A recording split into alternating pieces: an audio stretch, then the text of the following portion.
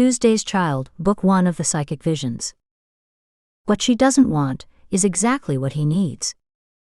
Shunned and ridiculed all her life for something she can't control, Samantha Blair has learned to hide her psychic abilities, forcing her to live on the fringes of society, where she can only ever be a lonely outsider.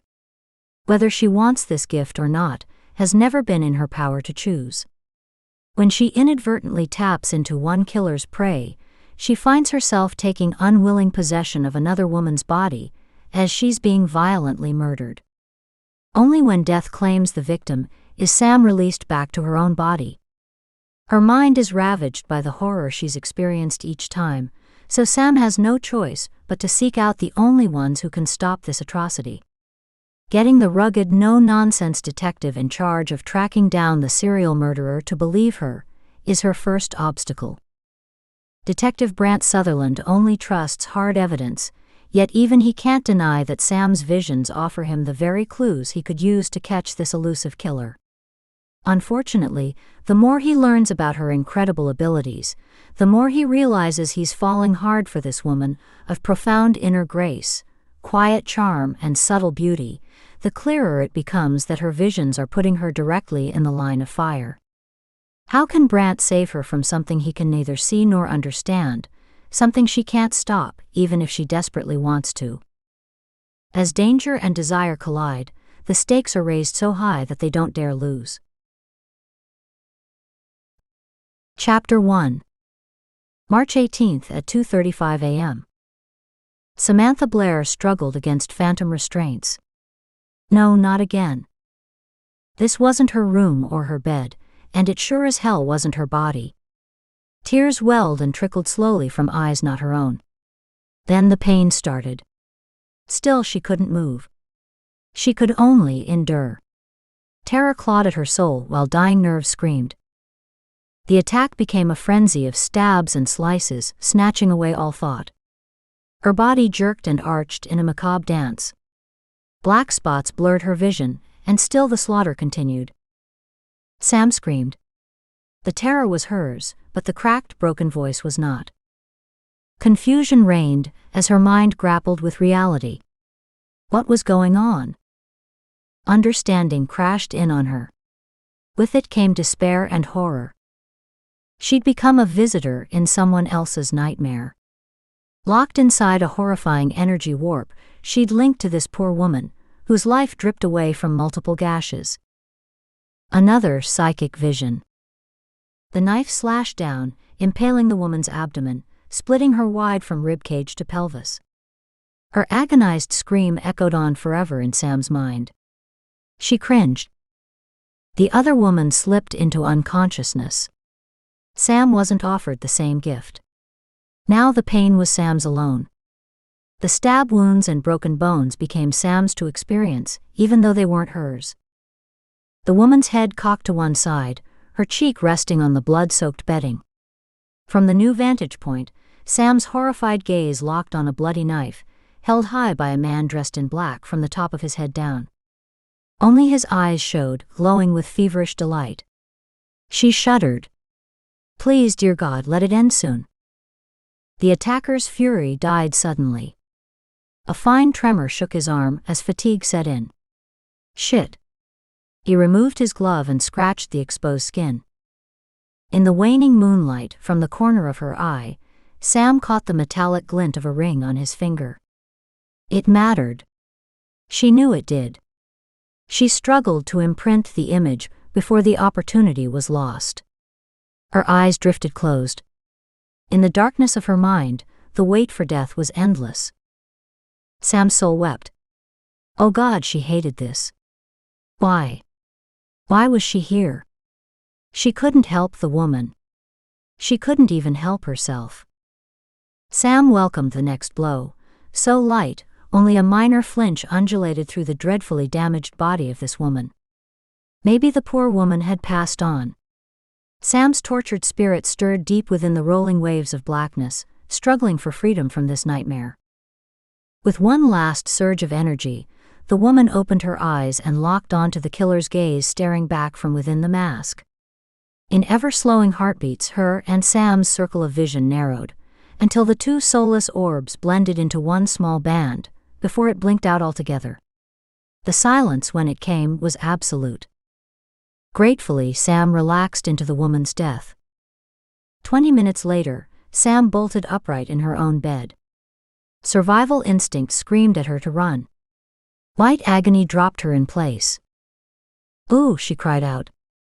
Fearing more pain, she slid her hands over her belly. Her fingers slipped along the raw edges of a deep slash. Searing pain made her gasp and twist away. Hot tears poured. Warm, sticky fluid coated her fingers. "Oh God! Oh God! Oh God!" she chanted.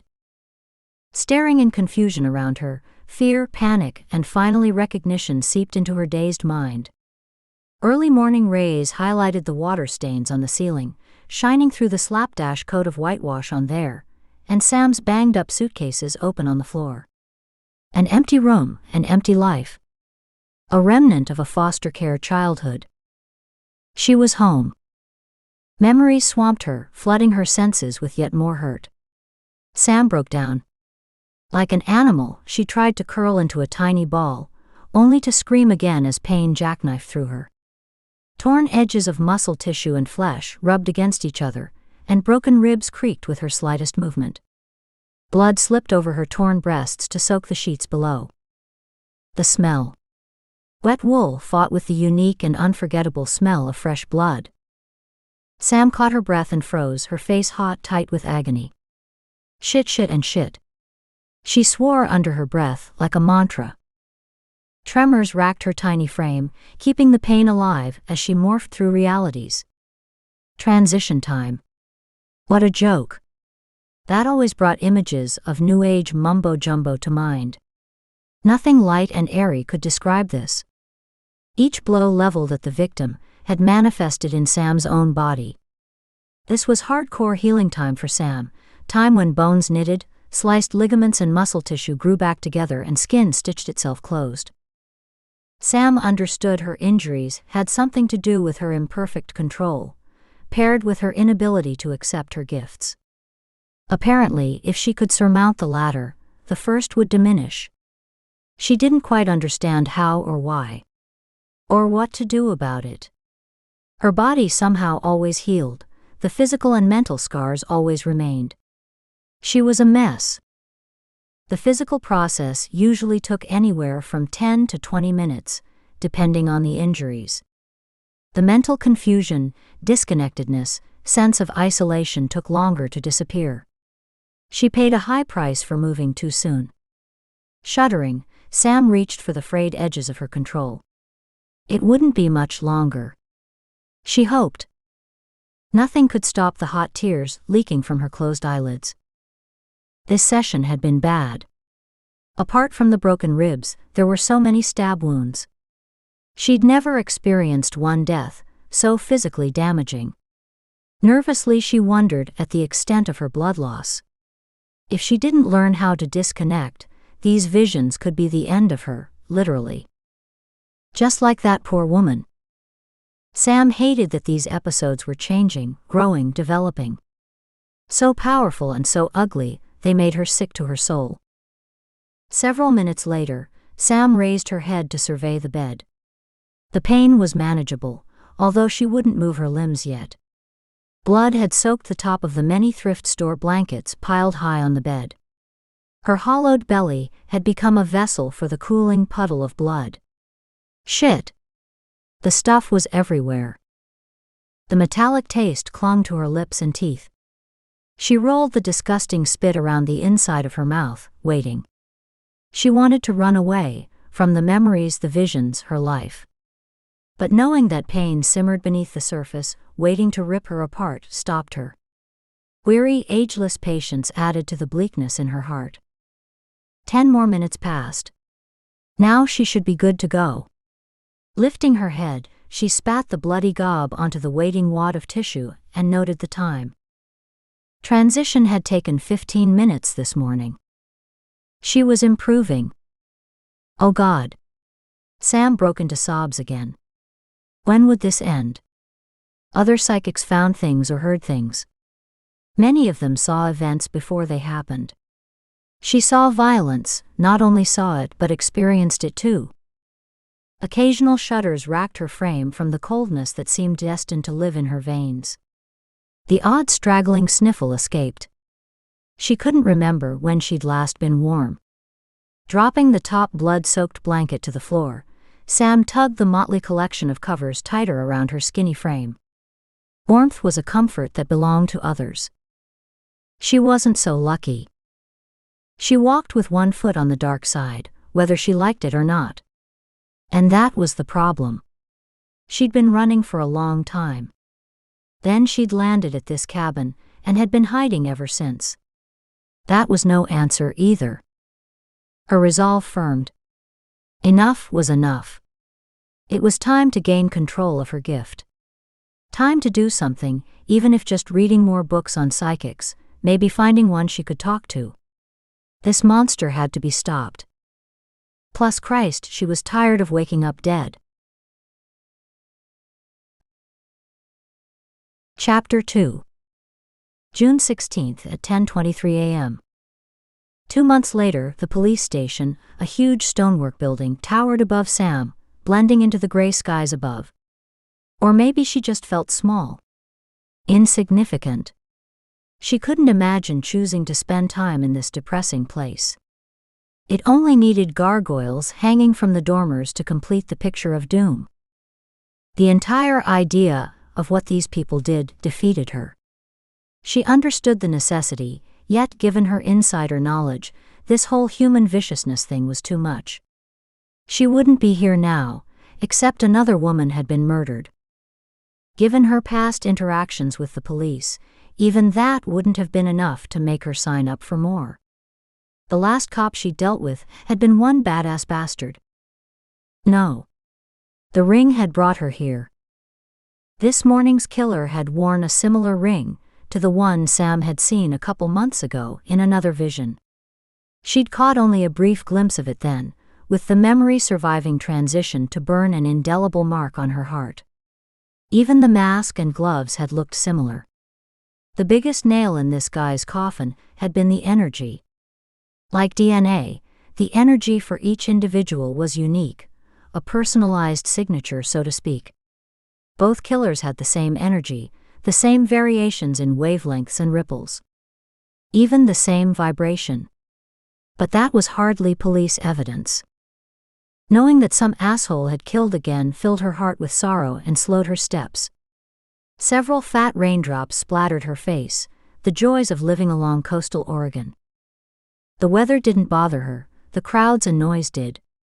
And the smell. Exhaust, sweat, and perfumes mixed to become something only a city dweller could love. No, the outlying community of Parksville suited her perfectly. The trip into Portland was only 20 minutes on a good day. Strangers with umbrellas shouldered past her. Would any of them believe her if she told them about the murders she'd witnessed, experienced? She'd faced distrust and skepticism with every foster family. As a precocious 6-year-old, she'd told her foster mother's coworker to look after her son better. She'd been punished at the time. But when the boy had drowned in his backyard pool, Sam had really suffered. She'd been dumped back into the system, and the label odd had been added to her file. Her gift scared people. Today she had no choice. She had to come here. She couldn't stand by and let this guy kill again. Still, it was a long shot to ask the police to believe her, when she couldn't supply a time frame, a name, or even the location of victim or killer. She just didn't know. She squared her shoulders, hitched up her faded jeans. No more. Disbelief or not, she had to do this. She ran up the last few steps. The interior of the station felt no less imposing. 20-foot-tall ceilings lined with dark wood created a doomsday atmosphere. Great. She lined up and waited. When her turn arrived, she stepped to the counter. The officer glanced at her. "Can I help you, miss?" Wiping her damp palms on the front of her jeans, she took a deep breath and muttered, "Yes?" She paused, eyeing him carefully. How could she tell the good cops from the bad ones? The older-looking officer, his expression encouraging and steadfast, helped calm her nerves. Except her ability to judge people had never been good. Sam hesitated a moment longer, before the words blurted out on their own accord. "I need to talk to someone about a murder." He raised his eyebrows. "2 murders." Even she recognized the apology in her voice. His eyes widened. Okay, she sounded like she had one screw loose. Still, there wasn't any delicate way to approach this. She dropped her gaze to her tattered sneakers, almost hidden beneath her overly long pants. "What murders, miss?" His voice, so kind and gentle, contrasted with the sharpness of his gaze. Shifting, she glanced around. She didn't want to talk about this, out in the open. The line of people started several feet behind her. Still, she leaned closer. "Please, I need to speak with someone in private." She twisted the ribbing of her forest green sweater around her fingers, a response to the intensity of his gaze. Catching herself, she stilled, as if locked in space and time. Not so her stomach, which roiled in defiance. This had to happen now, or she'd never force herself back again. When he nodded, she breathed a deep sigh of relief. "Thank you," she whispered. "Go take a seat. I'll contact someone." Sam spun away and stumbled into the next person in the line behind her. Flushing with embarrassment, she apologized and retreated to a chair against the far wall. She closed her eyes and rubbed her face as she calmed her breathing. She'd made it this far. The rest? Well, she could only hope it would be just as easy. It wasn't. "Okay. Let's go over this one more time." The no-nonsense officer sat across from her in the small office. His crew cut had just enough silver at the tips to make him distinguished-looking, accenting what she suspected would be a black-and-white attitude. He scratched on the notepad for a moment and frowned. He tossed his pen and opened a drawer to search for another one. "2 women have been murdered? You just don't know who." He glanced from his notes to her in inquiry. She shook her head. "No, I don't." "Right," he continued, staring at her. "You don't know by whom. You say one man killed both women, but you don't know that for sure. And you don't know where these women could be. Is that correct?" Sam nodded again. Her fingers clenched together on her lap. "Therefore these women, if they existed and if they were murdered, could have lived anywhere in the world, right?" He quirked an eyebrow at her. "Right, but..."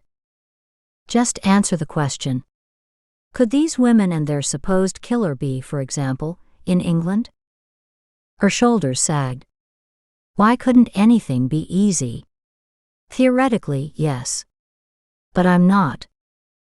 I have enough dead women right here in Portland to go after. Why would I waste time working on a possible 2 more, who could have happened anywhere? Not only that, but you're saying that one woman was strangled and then stabbed, and the other one was just stabbed. That's not normal. Killers tend to stick to the same method for all their kills. His annoyance pinned her in place. Prove that a crime has happened. The detective tilted his head back, his arms gestured widely. Show me a body, either here or somewhere else, and I'll be happy to contact law enforcement for that area. Until then, if you don't have anything else, why don't we call it a day?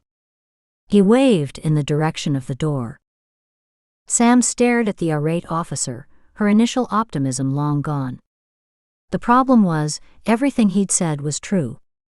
She didn't have anything concrete to tell him. She'd hoped the description of the ring would help validate her story. Frustration fueled her irritation. Both boiled over. It's because of my abilities that I know these murders occurred close by. Sam poked her finger toward the floor. I'm not strong enough to pick up images from so far away.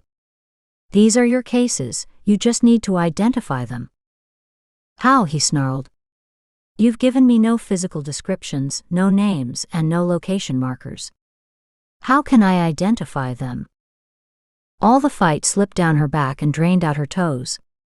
She studied him for a long moment. How could she get through to him? The first woman will be in your case files, and, for this morning's victim, chances are the murder hasn't been called in yet. I'd hoped that knowing there was more than one victim would make you take notice. She paused. Can't you use the ring to track down the killer? She leaned closer. He will kill again, you know. You will remember this conversation later. He shrugged, his eyes darting to the open doorway. He obviously wished she'd disappear, preferably forever. Sam assessed his face and found only disbelief.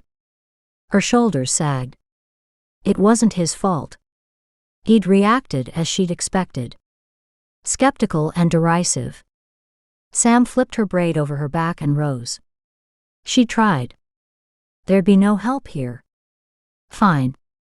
I don't have any proof and I didn't think you'd believe me, but, well, I had to try. She straightened her back, thanked the glowering officer, and escaped into the hallway. Ahead, the front window glinted with bouncing sunlight. Freedom beckoned. Her pace quickened. By the time she'd rounded the corner and caught sight of the front entrance, she'd broken into a half-run. 11:10 a.m. Detective Brant Sutherland smiled at the young rookie. Thanks, Jenny. I appreciate this. Pink bloomed across her features, accenting her age, as did the ponytail high on the back of her head. Did they still wear those in school? As a new recruit, her arrival last week had caused quite a stir, her fresh innocence a joy to the department full of jaded detectives. Sure, any time. She gave him a shy tilt of her lips at first, which then turned into a real grin, before she hurried back to her desk. Still in the hallway, Brant opened the file and glanced at the photos. His stomach dropped. His mood plummeted further, as he checked out the other pictures in the stack. Another one. Damn it. A commotion down the hall caught his attention. Glancing up, he frowned. What was that? A small bundle of moving clothing and flying hair bolted toward him. Brant jumped out of the way. His open file smashed against his chest, only to end up in her path anyway, as the tiny woman dodged sideways in a last-ditch attempt to miss him. As she stumbled, he reached out to steady her. Easy does it. Watch where you're going. His hand never quite connected, as she slipped away like thin air. Huge chocolate-colored eyes framed by long velvet lashes flashed. Excuse me, muttered the waif, before she continued her sprint to the front door, her long braids streaming behind her. Wait, he shouted, but she'd gone, leaving Brant with an impression of soft doe eyes, evocatively large yet filled with unfathomable pain. Brant felt like he'd just been kicked in the stomach, or lower. Mixed impressions from those eyes flooded his mind. Frustration. Defeat. Pleading for help, but no longer expecting to receive any. Yet he could have sworn he sensed steel running through her spine. Somewhere along the line, life had knocked her down but not out. Never out. He took several steps after her, only to watch her bolt out the front door. Who the hell was she? He shook his head in bemusement. 2 seconds, and he'd felt enough for a psychological profile. Yeah, right. Still, how could anyone have that much torment going on and still function? Staring after her, he wished she hadn't escaped quite so fast. He didn't know what she needed or why, but surely he could have helped somehow. His curiosity aroused, he walked into the office at the end of the hall and studied the lone occupant. Kevin, were you just talking to that young lady? What young lady? Detective Kevin Bresson looked up from his keyboard, his gray eyes confused and disoriented. Reaching up, he jerked on the knot of his tie. The tiny one who's all eyes. Kevin's brows beetled together, and then comprehension hit. Oh, the skinny one. He shook his head and grimaced. Jesus, I'd stay away from her if I were you. Brant stared toward the front entrance, unable to forget her haunting image. Or his inclination to follow her. A compulsion he had trouble explaining even to himself. Why? The moon must be full or close to it. The wackos are coming out of the woodwork. She's nuts? Brant pulled back slightly, jarred by Kevin's comment. No way.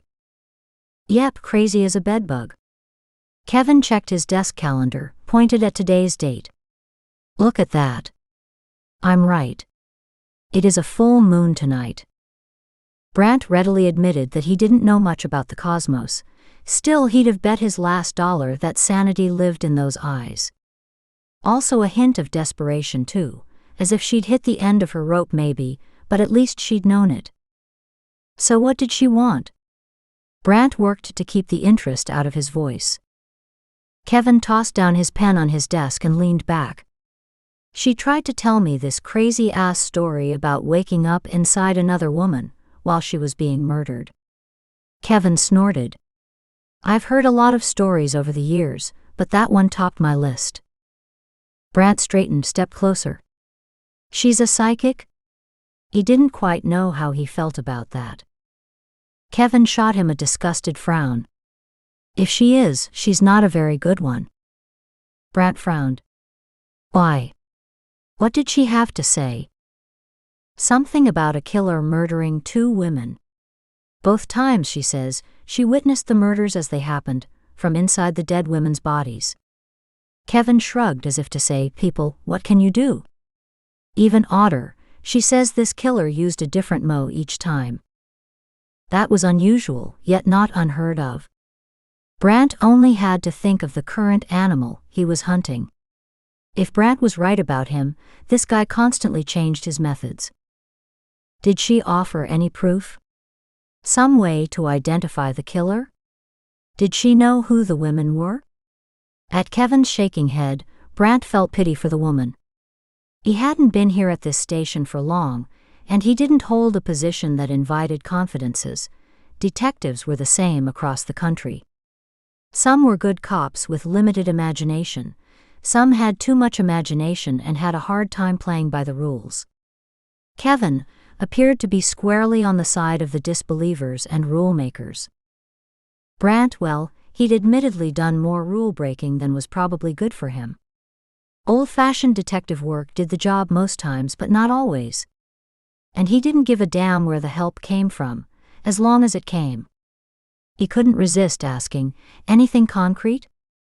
Nope, Kevin answered with a superior half-smile. I told you, lots of nothing. Brant stared out the hallway, teeming with people. It had to be lunchtime. Damn. Just before walking through the doorway, he turned back one last time. Nothing useful. Nope, nada. Disgusted, Brant walked away. At least that partly explained the panic in her eyes. Except the ring, Kevin called out, snickering. Brant spun around. Ring? What ring? He walked over and put his palms on the desk. You didn't mention a ring. Kevin leaned back in surprise, his hand stalled midair. Hey, easy. I didn't think anything she said mattered. Fair enough. Grappling for patience, Brant threw himself down in the chair. What did she say? Fine. Kevin shifted to the side and reached for his notepad. He flipped through the pages until he found what he wanted. She didn't say much, he said, frowning at his notes. She woke up twice, inside different women while they were being murdered. She sees what the women see, and when they die, she snaps back into her own body. Brant frowned, puzzled. Odd ability to have. Where does the ring fit in? She said that when staring out of the women's eyes, Kevin rolled his eyes at that, she couldn't see much of the attacker because he wore a full ski mask like a balaclava. You know, the ones with only holes for the eyes and mouth. She remembers his eyes being black and dead-looking. And he paused for effect. Brant glared at him in annoyance. Come on. Come on. Stop the melodrama. Geez, you're a pain in the ass today. What gives? Brant rolled his eyes. Camaraderie was slowly developing with Kevin. Brandt had joined the East Precinct 4 weeks ago, but on a temporary basis. His boss had arranged for Brandt to have an office and to have access to all files, current and cold, as he searched for information on a potential serial killer before heading up a task force if his findings warranted one. He'd come into contact with this killer years ago and had run him to ground in Portland a year ago. Then nothing. A year. He couldn't believe they still didn't have a lead. This killer had become his nemesis. His Waterloo. Most of the guys here had accepted Brandt. It would take time to develop more than that. Time he didn't have. Fine then. Quirking one eyebrow, Kevin continued to read. She mentioned seeing a ring during the one murder, and then she thought she recognized it again during the second one, he said in an exaggerated voice. Did she describe it? Kevin nodded and glanced down at his notes. Some sort of 4-leaf clover pattern with a diamond in each of the leaves. A snake or something similar coils between them. According to her, one of the stones was missing. Brandt sharpened his gaze. Color? Size? Gold? Silver? Kevin searched again through his notes and shook his head. Casting an eye at Brandt, he said, "She didn't say, and, honestly, I didn't ask. I thought she was off her rocker." He scrunched his shoulders. Jesus, her cases aren't even related, yet she says it feels like the same killer. Something about having the same energy signature. Whatever the hell that means. He dropped his gaze, a frown furrowing his brows as he doodled on the corner of his notepad. I gather you're not dismissing her story? Brandt considered that. He'd used psychics before. In fact, he'd been friends with Stefan Kronos for a long time.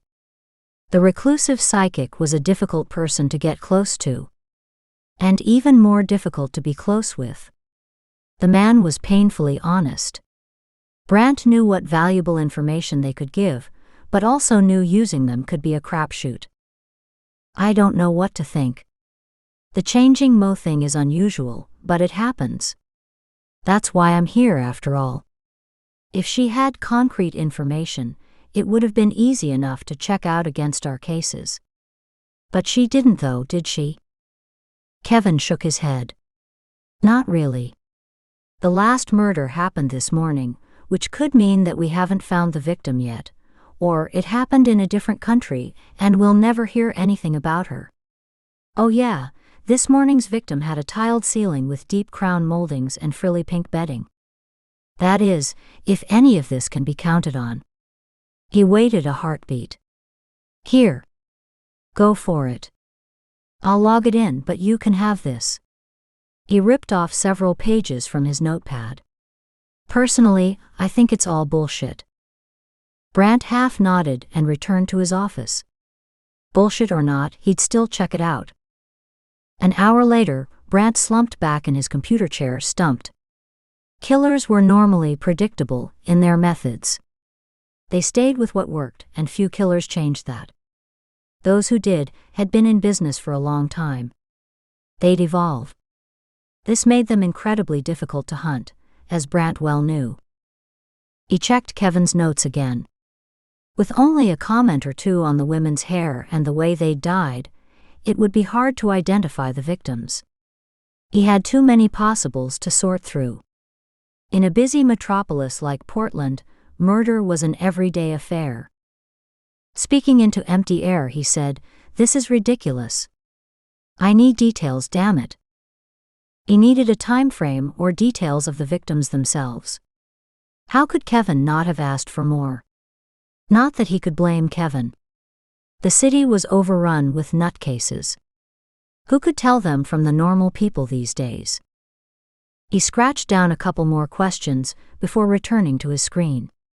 This particular nut had a name, Samantha Blair. He tried to fit the name to the image of the skinny, panicked woman from the hallway.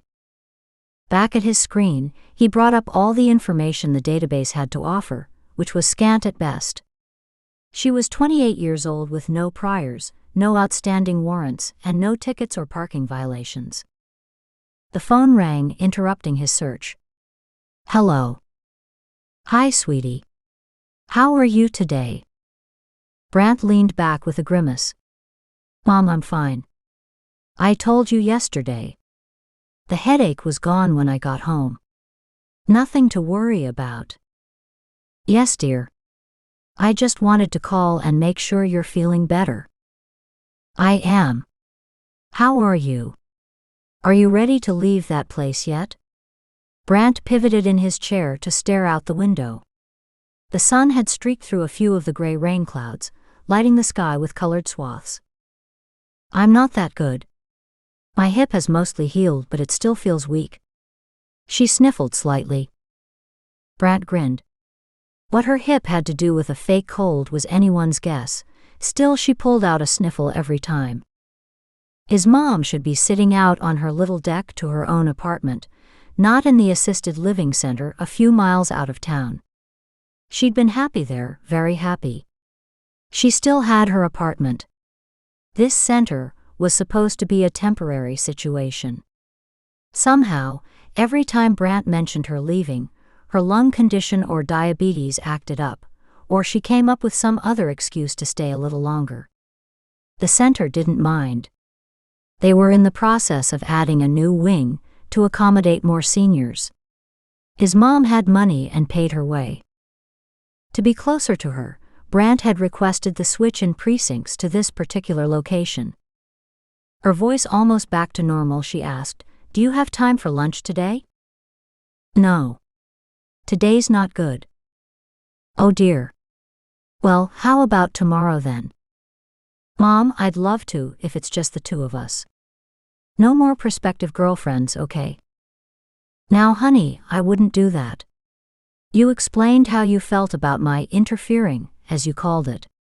But still, his mom said, her raspy voice dropping to a sad whisper, I do want to see you settled before I die. Oh hell, Brant muttered. The sweet, long-suffering tone somehow conveyed lost hopes and dire endings soon to come. Mom, you aren't dying. And I am in the hands of a good woman. Many good women, in fact. Her shocked gasp made him grin. Don't say that. You need a wife, not those, she spluttered. He couldn't help but chuckle at her outrage. She deserved it for her constant interfering in his private life. Her persistence came closer to smothering than loving. Brant groaned under his breath. He straightened, stretching his back. Enough about my girlfriends. Mom, is there anything else you need? Because I've got work to do. No, I'll save it for lunch tomorrow at the Rock Cafe. Be there at 1 o'clock like you promised. Brant's chair snapped forward, his feet hitting the floor hard. What? What's this? She'd hung up on him. Damn it. Irritated, he stared at the phone in his hand. His mother's machinations were legendary, and though he hated being outmaneuvered, it was his fault. He'd been letting her get away with this for years, so no changing the status quo now. Good humor restored, he returned to his computer screen. According to Kevin, Samantha lived in the nearby community of Parksville, where she worked at a local vet's office part-time. The sparse facts didn't begin to explain the haunted weariness that had so touched him. He'd seen a similar look in the families of victims and those at the bottom of their world. He forced his attention back to Kevin's notes. It appeared Samantha had said something about both women having long hair. The one from several months ago had been a blonde, who'd been strangled. So how many unsolved cases could he find with long-haired murdered victims? His fingers flew across the keyboard. 3 cases listed for the last year. One of them flagged as possible prey of the bastard, the serial killer he'd followed to Portland. A killer who had been active for decades, possibly all over the states, with no one connecting the dots, until Brant. This killer's victims were always young, beautiful women, either happily married or in strong, committed relationships. All had been raped. And that's where the similarities ended. Some women were strangled in their beds, some stabbed in their living rooms, while others tortured for hours. Portland was the geographical center of the most recent attacks. The police had an old DNA sample that had degraded over the years, and a couple hairs from very early cases, and no one to check them against. This asshole had started his career before the labs became so sophisticated. He'd adapted and learned well. To date, they had no fingerprints and no hits on any databases. That's why Brandt had trouble convincing his boss that they had a serial killer. Hence his job, pulling together everything he could find to get the backing for the task force to hunt down this asshole. A knock sounded on his door. "Move it, Brandt. We've got another one." Chapter 3. 11:27 a.m. Sam sat in her dilapidated Nissan truck at the stoplight. Who was that man she'd mowed down in the hallway? It might have been a fleeting contact, but he'd left a hell of an impression. Strong, determined, surprised, and even concerned. Sam wrapped her arms around her chest. Not likely. A honk from behind catapulted her forward. She drove down Main Street before pulling into the almost empty parking lot at the vet's office, her insides finally unfurling and relaxing after the tough morning. The animals always helped. It's not that she didn't like people, because she did. But the foster home mill didn't give her much opportunity to understand close relationships. Whenever she'd tried to get close to another child, either they or she'd ended up shipped out within a few months. Sam had grown up watching the various dynamics around her in bewilderment. From loving kindness to sibling fighting to lovers breaking up and making up, everyone appeared to understand some secret rules to making relationships work. Everyone but her. She'd tried several relationships, even had several short-lived affairs. In the last few years, they'd been non-existent. Sam locked her truck and walked through the rear door of the vet hospital, her kind of place. She had a kinship with animals. They'd become her saving grace in an increasingly dismal and lonely world. She stashed her purse in the farthest closet, peeled off her sweater and tossed it on top. Then she tucked in her t-shirt and got to work. Moving through the cages, Sam grinned at Casper, a tabby cat who'd lost his leg in a car accident. "Hey, buddy. How are you doing?" She opened the door and reached inside. Instantly, the cat's heavy guttural engine kicked in. She pulled the big softy out of the cage, careful of his new stump. The bandage had stayed dry at least. That had to be a good sign. She gave him a quick cuddle. "Okay, Casper, back you go. I'll get you fresh water. And how about a clean blanket?" Sam bustled about, taking comfort in the mundane and in the service of others, animal others. She hummed along until she came to the last cage. Inside, a heavily bandaged German shepherd glared at her. She halted at the hideous warning growl. She stretched out a hand to snag the chart hanging from the front of the cage. The growls increased in volume. Sam stepped back to give the injured animal more space. She'd intruded in his comfort zone, something she could respect. Bending to his level, she spoke in a soft voice. Without his trust, taking care of him wouldn't be pleasant for either of them. And this guy looked like he'd seen the worst humanity had to offer. The growl deepened but stayed low-key. A warning without heat. Sam could respect that too. She sat cross-legged at the edge of his space and continued to talk to him, until he calmed down. "Hey, Sam. I didn't hear you come in."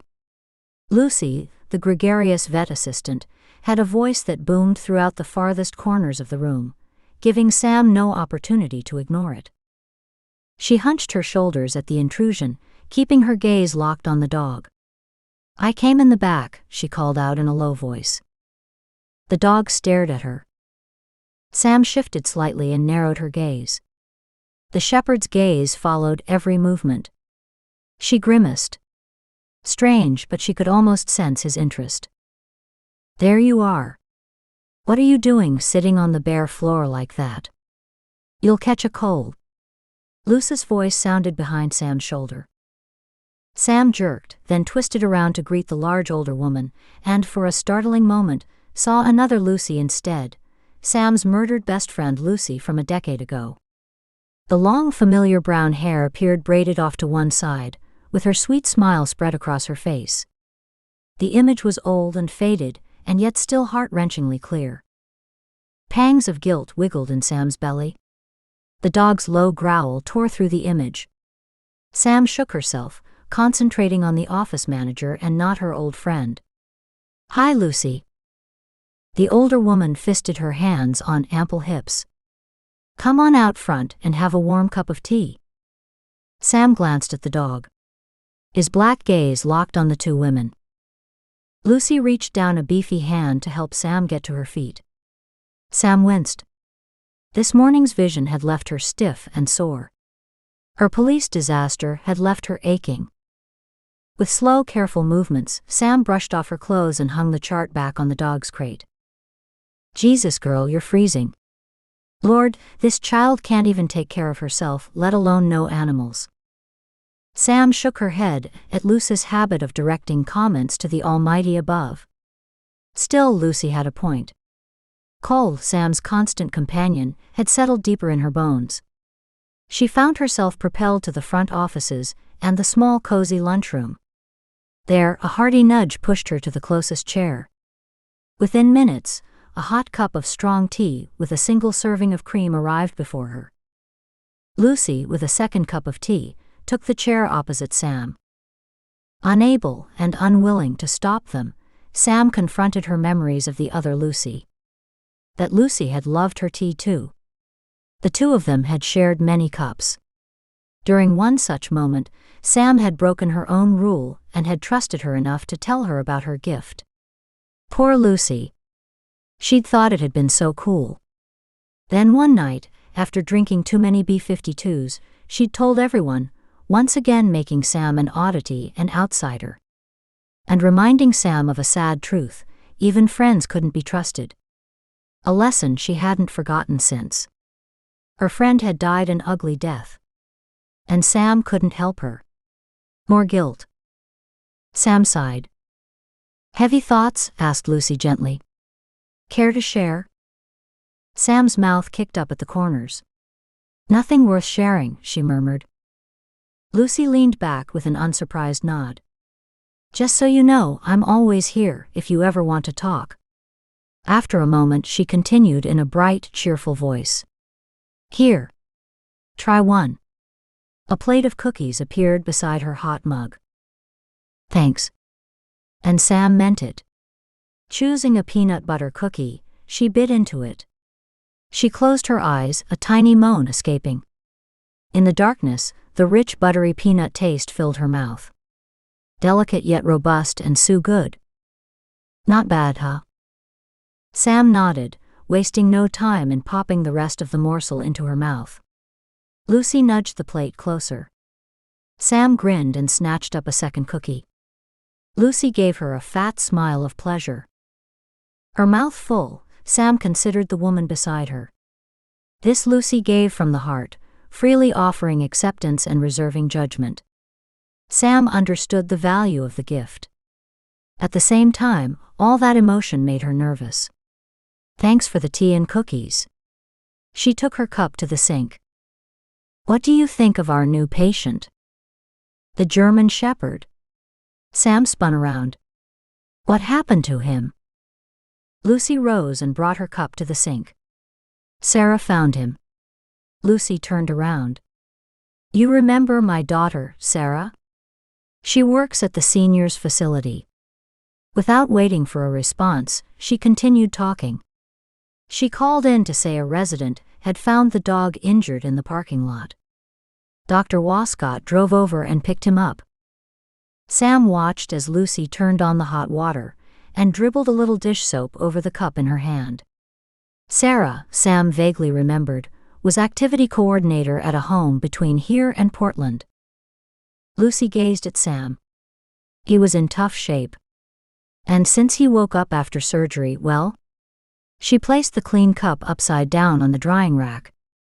He won't let any of us near him, unless he's sedated. Sam chewed on her bottom lip. Is he eating? Drinking? Through his IV, Lucy said with a small grim smile. We'll see what he's like when it comes time to check his wounds. Don't get too attached. His prognosis isn't good. Already halfway through the doorway leading to the back of the hospital, Sam stilled and glanced back, seeing only concern in the other woman's eyes.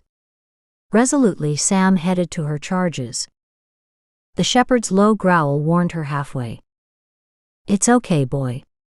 It's just me. I'll be taking care of you. Give you food, fresh water, and friendship. The things that help us get along in life. Although she kept her voice quiet, warm, and even-toned, the growl remained the same. She couldn't blame him. He might get along without friendships, but she wanted them. Except for her friendship with Lucy long ago, Sam had never had that elusive relationship that others took for granted. Sam approached the dog's cage with care. According to his chart, he'd had surgery to repair internal bleeding and to set a shattered leg. On top of that, he'd suffered several broken ribs, a dislocated shoulder bone, and was missing a huge patch of skin on both hindquarters. Written in red and circled were the words, aggressive and dangerous. The growling stopped. Sam squatted to stare into his eyes. The dog should have a name. He didn't give a damn. But a name gave the dog a presence, an existence, an identity. How about? She thought for a long moment. I know. How about we call you Major? The dog exploded into snarls and hideous barking, his ears flattened, and absolute hate filled his eyes. Jesus. Sam skittered to the far corner of the room, her hand to her chest, sure her heart would break free of its rib cage. Is everything okay back here? Sam turned in surprise to see one of the vets standing behind her, frowning. Sorry, she yelled over the din of the other animals that had picked up the shepherd's fear. She waited for the animals to calm down before continuing. I'd thought of a brilliant name for the shepherd, but from his reaction, I think he hates it. The vet walked over and bent down to assess his patient. It could have been your tone of voice, or the inflection in the way you said the name. He'd been abused, even before this accident. After a thoughtful pause, he added, I'm not sure, but it might have been kinder to have put him down. No. Sam stared at him in horror. Don't say that. He'll come around. At his doubtful look, she continued, I know he will. Give him a chance. That she seemed to be asking the vet to give her a chance hung heavy in the room, yet she didn't think he understood that. He stared at her, shrewdness and wisdom in his eyes. Then again, maybe she'd misjudged him. She shifted, uneasy under the intense gaze. We'll see. We'll have lots of opportunity to assess his progress as he recuperates. Sam had to be satisfied with that. She knew the dog was worth saving, and so damn it was she. Her salvation and that of the dog were tied together in some unfathomable way. She could sense it. She'd fight tooth and nail to keep him safe. In so doing, maybe she could save herself. 11:45 a.m. The bastard had been busy. Brant grimly surveyed the room. The woman lay sprawled across the bed, killed by multiple stab wounds, if the massive blood loss was anything to go by. Any number of perps could have done this, but Brant knew the scene would be clean. Squeaky clean, just like every other one he blamed on this asshole. And the woman would have drugs in her bloodstream, just enough so she wouldn't have been able to struggle, at least not much. A signature obvious from the more recent cases. Brant frowned. This case would move to the head of Brant's list. Ammunition for a task force to put this asshole behind bars. His fists clenched and unclenched. Christ, he wanted to kill the bastard himself. Blood spattered the walls, carpet, the trashed bedding, a few drops even going so far as to hit the ceiling. A large pool of black blood had congealed on the floor beside the night table. This woman hadn't been murdered, she'd been butchered. She must have been in a drugged sleep at the time of the attack. The only signs of struggle were on the bed, and not many of them at that. She also had long brown hair with a hint of a curl in it at the ends. Or would have had, if the stands weren't flattened by the weight of the dried blood. The bedding was some kind of ruffled rose paisley thing. 2 points to Samantha Blair. Deep crown moldings on the ceiling gave her a third. Brant, the young man who called this in, is waiting out back. Adam was the youngest member of the team, with only 6 months' experience behind him. Always pale, today his red hair and freckles stood out more than ever, giving his face a clownish appearance. He tried to look anywhere but at the body on the bed. Kevin said, "You can take the lead. He'll be here soon." Another test. Fine with him. Then let's go have a talk with the guy out back. Brant headed outside of the brick house to question the waiting man. Tall, slim, and overwrought, the mid-20s man sat on the brick step. His hair was brush-cut, his head cradled by his folded arms. His blue shirt was soaked with tears, and his shoulders heaved and shuddered even as Brant watched. Brant waited to give the young man a moment. "Jason Dean?" The younger man snapped to his feet, nodding in between the tears. "Yes, that's me." Is she being taken away now?" He wiped his eyes with his sleeve, like a young child. Brant glanced back inside the small dwelling, swollen with law enforcement and CSI. "Soon. The coroner isn't quite done yet." The man's face paled even further, and his bottom lip trembled.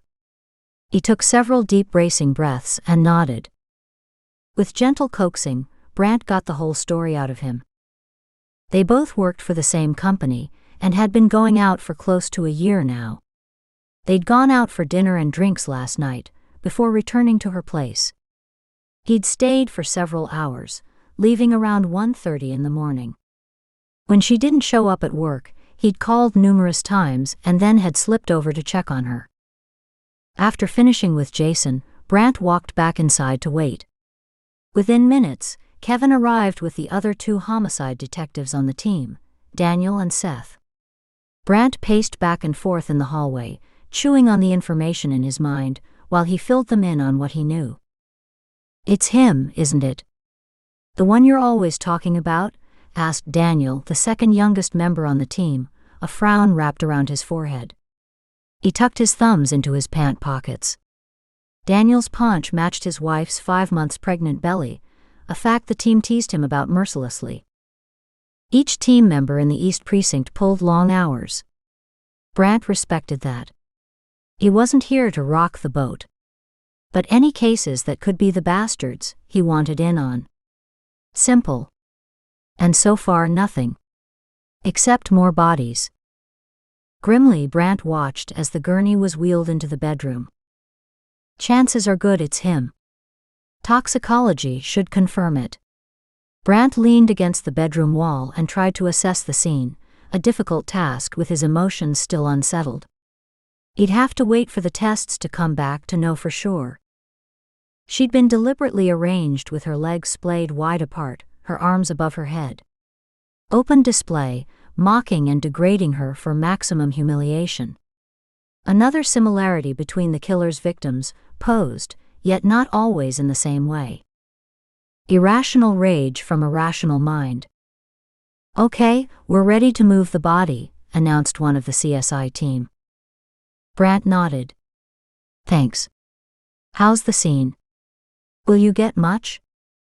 The investigator shook his head. "Not much. The scene is clean. We might find something when we run our tests, but I'm not counting on it." "Her name was Mandy Saxon," said Brant abruptly. Her purse sat on the kitchen table, unopened and undisturbed, along with a briefcase of work she'd brought home. She'd been an accountant, a 30-year-old junior member of a successful firm here in Portland, with her whole life ahead of her. Now it was all behind her. Stone-faced, the detectives watched 2 men bag and load the body onto the gurney, before wheeling it out the door. Brant would catch up with her at the morgue tomorrow. Turning back, he caught sight of the coroner leaving. "James, have you got a time of death?" the grizzled coroner answered. "The best I can do at the moment is between 2 and 5. James shook his head.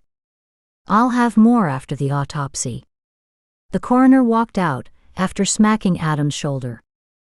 Turning back to the crime scene, Brant watched as one of the CSI officers picked a tiny object off the carpet with tweezers. He waited until the item had been bagged and tagged. "Stanley, what did you find?" The man stood, holding the bag aloft for Brant to see. "It appears to be a diamond, or a zirconium. Have to wait until I get it back to the lab to know for sure." Brant stared at the tiny twinkling object. Earring? It could be the right size. He turned toward the open doorway. The stretcher had long gone. He'd have to wait to check what jewelry the victim wore. He walked over to the open jewelry box on the dresser to rummage through the few quality items inside. All the settings appeared intact. None matched the stone. Stanley, who'd worked alongside Kevin and his team for over a decade, joined him. "I'll run it through some tests. It's pretty small, probably part of a design." "Like a 4-leaf clover design?" Brant couldn't remember the exact details of Ms. Blair's statement. Had the ring always been missing one jewel, or only the last time she'd seen it? Had she even mentioned that detail? He'd have to wait until he got back to the office to be sure, but it felt right. That waif's story sounded beyond wild, but that look in her eye had been real. Whatever demon drove her, she believed in it. Staring down at the tiny jewel, Brant realized he couldn't discount it either. "Okay, keep me posted." Stanley nodded and headed back to his kit with the evidence bag. It took another hour before the room emptied, leaving only the brutal evidence of death behind. Bloodstains perpetuated the smell of death. Vestiges of violence remained behind. Brant swore he could almost see and hear the play-by-play of her death from the scene laid out before him. He didn't have psychic abilities in the normal sense. Still, like many of his co-workers, he had a strong intuition. Whether it had developed through his years of police work or through his long friendship with Stefan didn't matter. He'd learned a long time ago to listen to it. And right now it was screaming at him. 2:20 p.m. Kevin Bresson pulled into the station parking lot. Lunch was over, and the place was packed as usual. Around the back of the building, he found a spot and parked. "Home sweet home," he said to Adam, who was sitting in the passenger seat beside him. "If you say so." Kevin glanced over at him. "Can't be cynical at your age. Come on. You haven't been on the force long enough for that. Give it a decade or two like me, then you've earned the right to be sour." Adam got out and closed the door of the black SUV. He waited while Kevin grabbed his evidence bag before walking to the rear entrance. "I'm not being cynical, exactly. But it's a little hard to stay positive when you come from scenes like that one." Kevin's normally stern face darkened. "I know what you mean." Adam held the door open for him. "Do you think Brant is right? That a serial killer is working here?" Kevin's pace never slowed, as he headed for the elevator that would take them to their third-floor offices. "I don't know. I've only seen some of the evidence. It would take more to convince me fully. Still, he has a couple valid arguments. Too many to discount his theory. He thinks this is another one. And that's possible. We'll work on it the same as every other case, and either he'll pull it for his list, or he won't. We have enough work to do without keeping tabs on what he's up to." "Right." Kevin entered the waiting elevator, with Adam on his heels. Kevin was tired and fed up. The last thing he wanted was for Brant to be correct about a serial killer operating under their noses for decades. Just as the door was about to shut, a yell went up. Kevin stopped the doors from closing long enough for Dylan Hathaway to get on. "Thanks, Kevin." Dylan grinned that affable smile that always pissed Kevin right off. I hear you caught another bad one this morning. Let me know if you need any of my expertise to close this for you. Kevin stiffened. Just because the kid had a couple college degrees didn't make him better than the veterans on the force. Now, if Dylan had some experience to go with that piece of paper, then people might be more inclined to listen. As it was, Dylan, in his late 20s, had only about 6 months of experience. Kevin wondered why he didn't go into business. He had that wheeling-dealing kind of attitude, and dressed the part too. He'd have done well. Covertly, he studied Dylan's designer suit and lavender shirt. No wonder the guys in the department laughed at him. Although it was his insufferable, know-it-all attitude that made everyone want to kick his ass. Adam wouldn't stay quiet. Kevin shot him a warning look, but it was too late. I think we can handle it. Other people beside you know how to do their jobs, you know. Grinning, Dylan put his hands out in front of him in exaggerated supplication. Hey, no problem, Adam. Just wanted to let you know that you can call on me any time. But I understand pride. So just trundle along in your usual way. Kevin clenched his jaw and rolled his eyes.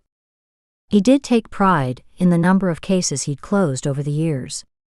But no matter how many he solved, or how many assholes he put behind bars, always a dozen more were ready to take their place.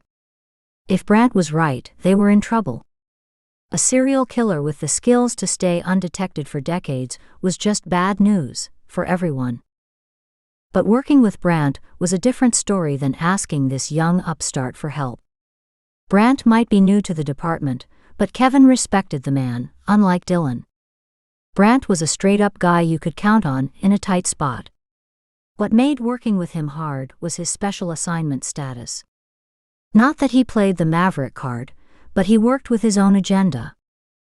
Kevin wasn't sure what Brant did all day exactly, only that he showed up for their meetings and any crime scenes that fit the parameters he was searching for. Cushy job if you could get it. As long as he stayed out of Kevin's way, then Brant could work on all the task force preparations he wanted to, no harm done. The elevator opened. Kevin, already focused on his job at hand, pushed all worries of Detective Brant Sutherland from his mind. Chapter 4. 3:45 p.m. Sam hit the next rut hard, bouncing across it, before she had a chance to maneuver her truck to the left. Her driveway had more potholes and grooves than drivable surface, a free bonus with the cheap rent. Her little pickup shook hard with the next hit, and never had a chance to stop trembling before it bounced again. Sam grimaced. She'd soon be black and blue just from the trip home. Great, more bruises. As if she needed more pain. Turning the last corner, she leaned forward to see her favorite view. The tree line opened to the full valley and lake. Glittering water glistened for miles. She lived for this moment. The hills and mountains in the horizon bled into wonderful shades of blue. And the trees. The greens and yellows, an oil canvas of joy. She smiled. This vista sustained her soul as food never could. Parking the truck, Sam stared at her home. Off to the left, she saw her small cabin nestled just far enough back from the shore to give a front yard. She realized once again how blessed she was to have been given a chance to live here. A perfect place to stop running. When she'd found it, the owners, an older couple, didn't want to rent it out. She'd been in dire straits, and once they'd sensed that, their attitude had changed. Sam appreciated their change of heart. Life had dished out a couple bad months. She winced. Who could talk in terms of months? Her life had been a cesspool for years. The sun twinkled overhead. She smiled at the sky. Opening the driver's door, she started to hop back in when pain lashed through her. Black tentacles reached inside her skull and clutched her brain, dropping her to her knees. She cried out, her hands cradling her temples. She doubled over, rocking back and forth, as darkness filled her mind. Her chest constricted. She struggled to breathe. Then she started to panic. Just before she lost control, the curtain of blackness ripped aside. Sam breathed hard, struggling with the new images. They weren't of her truck or of the woods around her. She stood outside a coffee shop in an area she didn't recognize. The only familiar thing came from behind her. A feeling, a gaze, an energy. Comprehension hit her slowly. "No," she cried out, her hands covering her eyes. Pain seared her heart as her mind finally understood. Nothing could stop the tears from welling up and tumbling down her cheeks. The killer had just found another victim. 3:55 p.m. Brant preferred to gain information in a less formal way, yet his badge did loosen tongues. Or it had until Parksville. The rotund postal clerk didn't recognize Sam's name until Brant gave her a description. She'd clammed up immediately, to stare at him suspiciously. When he brought out his badge, she became even more belligerent, if possible. "You can ask your questions over at the vet hospital, as she works there part-time." She turned away to speak with another customer. Dismissed, Brant left, his curiosity aroused. He walked across the street to the Parksville Veterinarian Hospital and asked his questions there. "Sorry, we don't give out personal information on our staff." The older woman was striking in her own way, except for the waves of protectiveness rolling off her. Odd, she too saw him as the enemy. Not an unusual reaction from the drug runners and hookers on the streets, but from someone who looked more at home dishing out apple pie and lemonade. Very strange. Brant turned his badge her way. She raised one eyebrow, yet didn't relax. Instead, she held out her hand. Brant passed over his badge and watched as she wrote down the information before passing it back. "Now, can you provide me with her address, please?" he said in his most official voice. She appeared to consider his words. What required consideration, he couldn't begin to understand. "Excuse me," he snapped. "Does she work here or not?" "Yes, that's true." "She does." The dragon smiled, as if happy to answer him. "Good. I need her address and her phone number." Using his well-honed eagle eye, he stared her down. To no effect. "I don't think she has a phone." She assessed him again, with that same calculating look of his mother. "Why the interest?" "It's personal, ma'am." Brant had been thinking to save Samantha unnecessary questions about the police looking for her. Then he saw the woman's knowing glance and groaned. Heat flooded his face. The older woman smiled. Brant shuffled his feet, as if still in high school himself. Her smile widened. "Shit." Brant couldn't believe it. He shook his head to clear his thoughts, and tried to regain control of the wayward conversation. "Police business," he clarified, hoping to get this conversation back on the right direction. After another long look, the dragon, as if realizing he couldn't be put off, walked to the nearby desk, wrote something on a small scratch pad, tore off the page, folded it, and held it out to him. "Here you go, her address. Now, if you'll excuse us, we have to take care of our customers." She motioned to several people waiting behind him. "Hello, Mrs. Carruthers. What's the problem with Prissy?" Brant snatched up the paper and strode through the front glass doors. Once outside, he glanced down at the address. Shit. She'd given him the same post office box address he already had. Technically, she'd done what he'd asked, while avoiding giving him what he needed. "Is there a problem, sir?" A competent-looking older man approached him. "I'm Dr. Wascott. This is my office. Maybe I can help you." Brant smiled, happy to find someone normal in town. "I'm Detective Sutherland." Brant once again reached into his pocket and pulled out his badge. "I'm looking for directions to Samantha Blair's place." "Oh." The older man smiled, his bushy brows giving him a Rip Van Winkle look. "That's easy. She's at the old Colson homestead." He turned and pointed out the direction. Head up the highway to the large gingerbread-looking house. Turn right onto the dirt road past the house and follow it all the way down to the lake. She's pretty isolated down there, but seems to enjoy it. He opened the front door of his office. There's no problem, I hope. He paused and looked back at Brant, one eyebrow raised.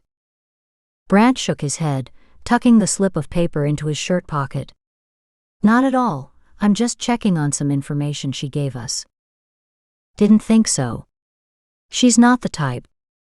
Smiling, the vet walked inside, the glass door shutting behind him. Brant stared up the road. A gingerbread house, that should be easy. 4:09 p.m. Sam dragged her sorry ass out of the truck and up the wooden steps. The vision had left her feeling as if she'd gained 100 pounds. Every shuffling step had become an effort. That insight into a killer's mind had been downright unpleasant. Knowing he'd found another woman, intent on hurting her.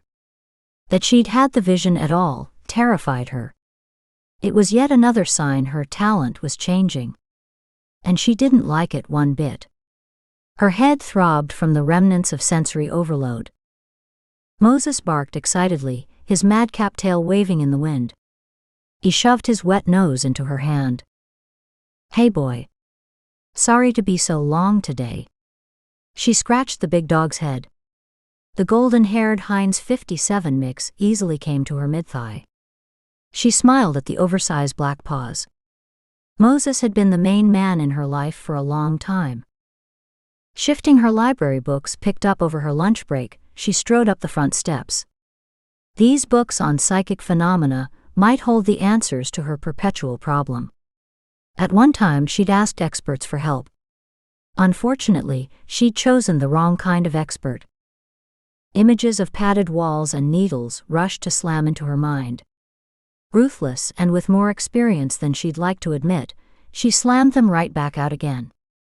As soon as they were both inside, Moses slumped to the floor in his usual jumble of muscle and sinew, thumped his tail once and fell back asleep. Good companion you are, Moses. His tail thumped again, but he couldn't be bothered raising his head. Sam bent down to stroke his back. Her fingers slipped in and out of the thick golden pelt, enjoying the silky contact.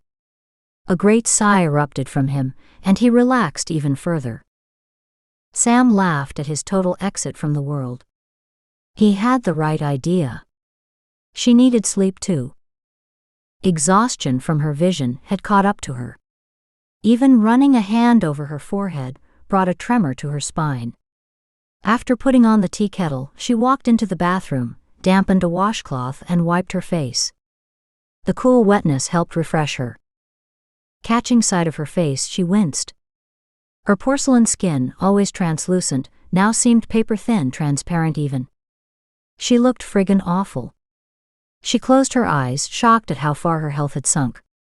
If she didn't find answers soon, her gifts would kill her. She was halfway there now. While she walked through the tiny cabin, loneliness crept in. She stared at the plain walls, her hip propped against the counter, and a hot cup of tea warming her hands.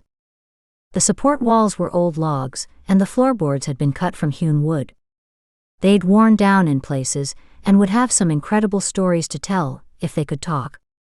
Unfortunately, in her case they could. Depending on the day and the strength of her energy as to what signals she picked up, the stories went from unsettling to downright nervy. Moses raised his bushy head and growled. Sam glanced around, puzzled. What's the matter, Moses? He growled again, staring at the place where the driveway drove out of the evergreens at the top of the ridge. Sam gazed out the living room window, but couldn't see anything. Living out here, wildlife often shared her space. She loved watching the deer make their way to the river for a drink. Thus far she'd also seen raccoons, coyotes, and once in the evening a bear. If the animals left her in peace, then she'd be happy to return the courtesy. A faint rumbling told her what she needed to know. A vehicle. She retreated behind the curtains, a leery eye on the driveway. It didn't take long before a black pickup bounced into view and rolled to a stop at the porch steps. A tall, rugged man got out, removed his sunglasses, and tossed them on the dash. He appeared vaguely familiar, yet she couldn't place him. Using the one gift that she'd come to accept, Sam assessed the waves of determination pouring from his shoulders. This man was nobody's fool. And he wanted something from her. Moses growled again. That face. The lock of brown hair falling down on one side, piercing eyes, and a take-no-prisoners attitude dressed in denim. He was a cop. Recognition flickered. He was the man she'd almost run into at the police station. Curiosity and fear mingled. What could he want? Her stomach acid bubbled as tension knotted her spine. She chewed her fingernail as his 6-foot frame climbed the porch steps. The heavy pounding on the other side of her door startled her. She cursed silently but with full force, let it bounce around inside her mind. She wiped her moist palms on her jeans and opened the door. Yes. His brows furrowed. Samantha Blair? She frowned. Maybe. Who's asking? An odd light shone deep in his Lake Tahoe blue eyes. Detective Brant Sutherland, at your service, ma'am. Your badge, please, she said. His eyebrows quirked, still he didn't say anything. He reached into a back pocket and withdrew it for her. Sam plucked it from his fingers. She read the number on it several times, committing it to memory. He reached for the badge. Satisfied? Sam handed it back to him. Maybe. What can I do for you? Tucking his badge away, he stared at her, an odd glint in his eye. You spoke with Detective Kevin Bresson at the station this morning, correct? Nerves knotted her stomach tighter, pulling down the corner of her mouth. Sam frowned at him. What was he up to? Yes. You saw me there. Her stomach heaved. What's this about? He shifted his weight. Why? He didn't seem the type to feel discomfort about much in life. May I come in? She considered his request for a long moment before opening the door wide. Moses followed her, staying close to her side, and nudged her leg. She dropped her hand to his head, reassured by his warm presence. Good boy, Moses. Big brown eyes laughed up at her, his tongue lolling to one side. Moses, is that his name? Sam nodded slowly, studying this lean, muscular male, hands fisted on his hips as he watched her. Raw sex appeal oozed naturally from his very presence. She frowned. He was too damn appealing. She didn't like that. Cops were not her favorite people. Sexy ones definitely didn't make her list. Glancing around the small living space, she realized she didn't know what to do. She'd never had any company here before. Did a police visit count as company? Did she sit down with him? Offer him a cup of tea, or what? Awkward and hating the uncertainty, she repeated abruptly, What do you want? He surveyed the simple living room, walked over to the closest of the two old sofas, and stopped. May I sit down? With a new perspective, Sam saw the threadbare furniture for what it was, shabby signs of dire poverty. It wouldn't have mattered any other time, after all, she lived it. She didn't understand why it mattered now. Sure. She sat on the other couch opposite him, trying to understand why he intrigued her. He glowed with life, with health. He had so much vitality that everything around him paled by comparison. His energy was a beacon she couldn't help but find attractive, the lure of warmth and strength, something she'd experienced little of in life. He dwarfed everything in the small open room. Sam felt tiny, insignificant against his more dynamic presence. He reached across and placed his huge hand over hers. Sam froze. His touch burned into her icy hands. Heat flared. So did confusion. Attraction. Hatred. Pain. Heat. Everything rolled together. Her gaze flew up to meet his. He squeezed her fingers. Only then did she notice she'd been twisting her fingers around and around in a nervous pattern. A habit she'd tried to break for years.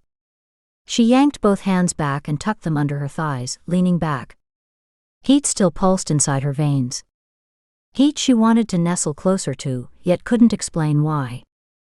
Or didn't dare try. Nervous energy bubbled up. She clamped down hard and forced her errant muscles into stillness.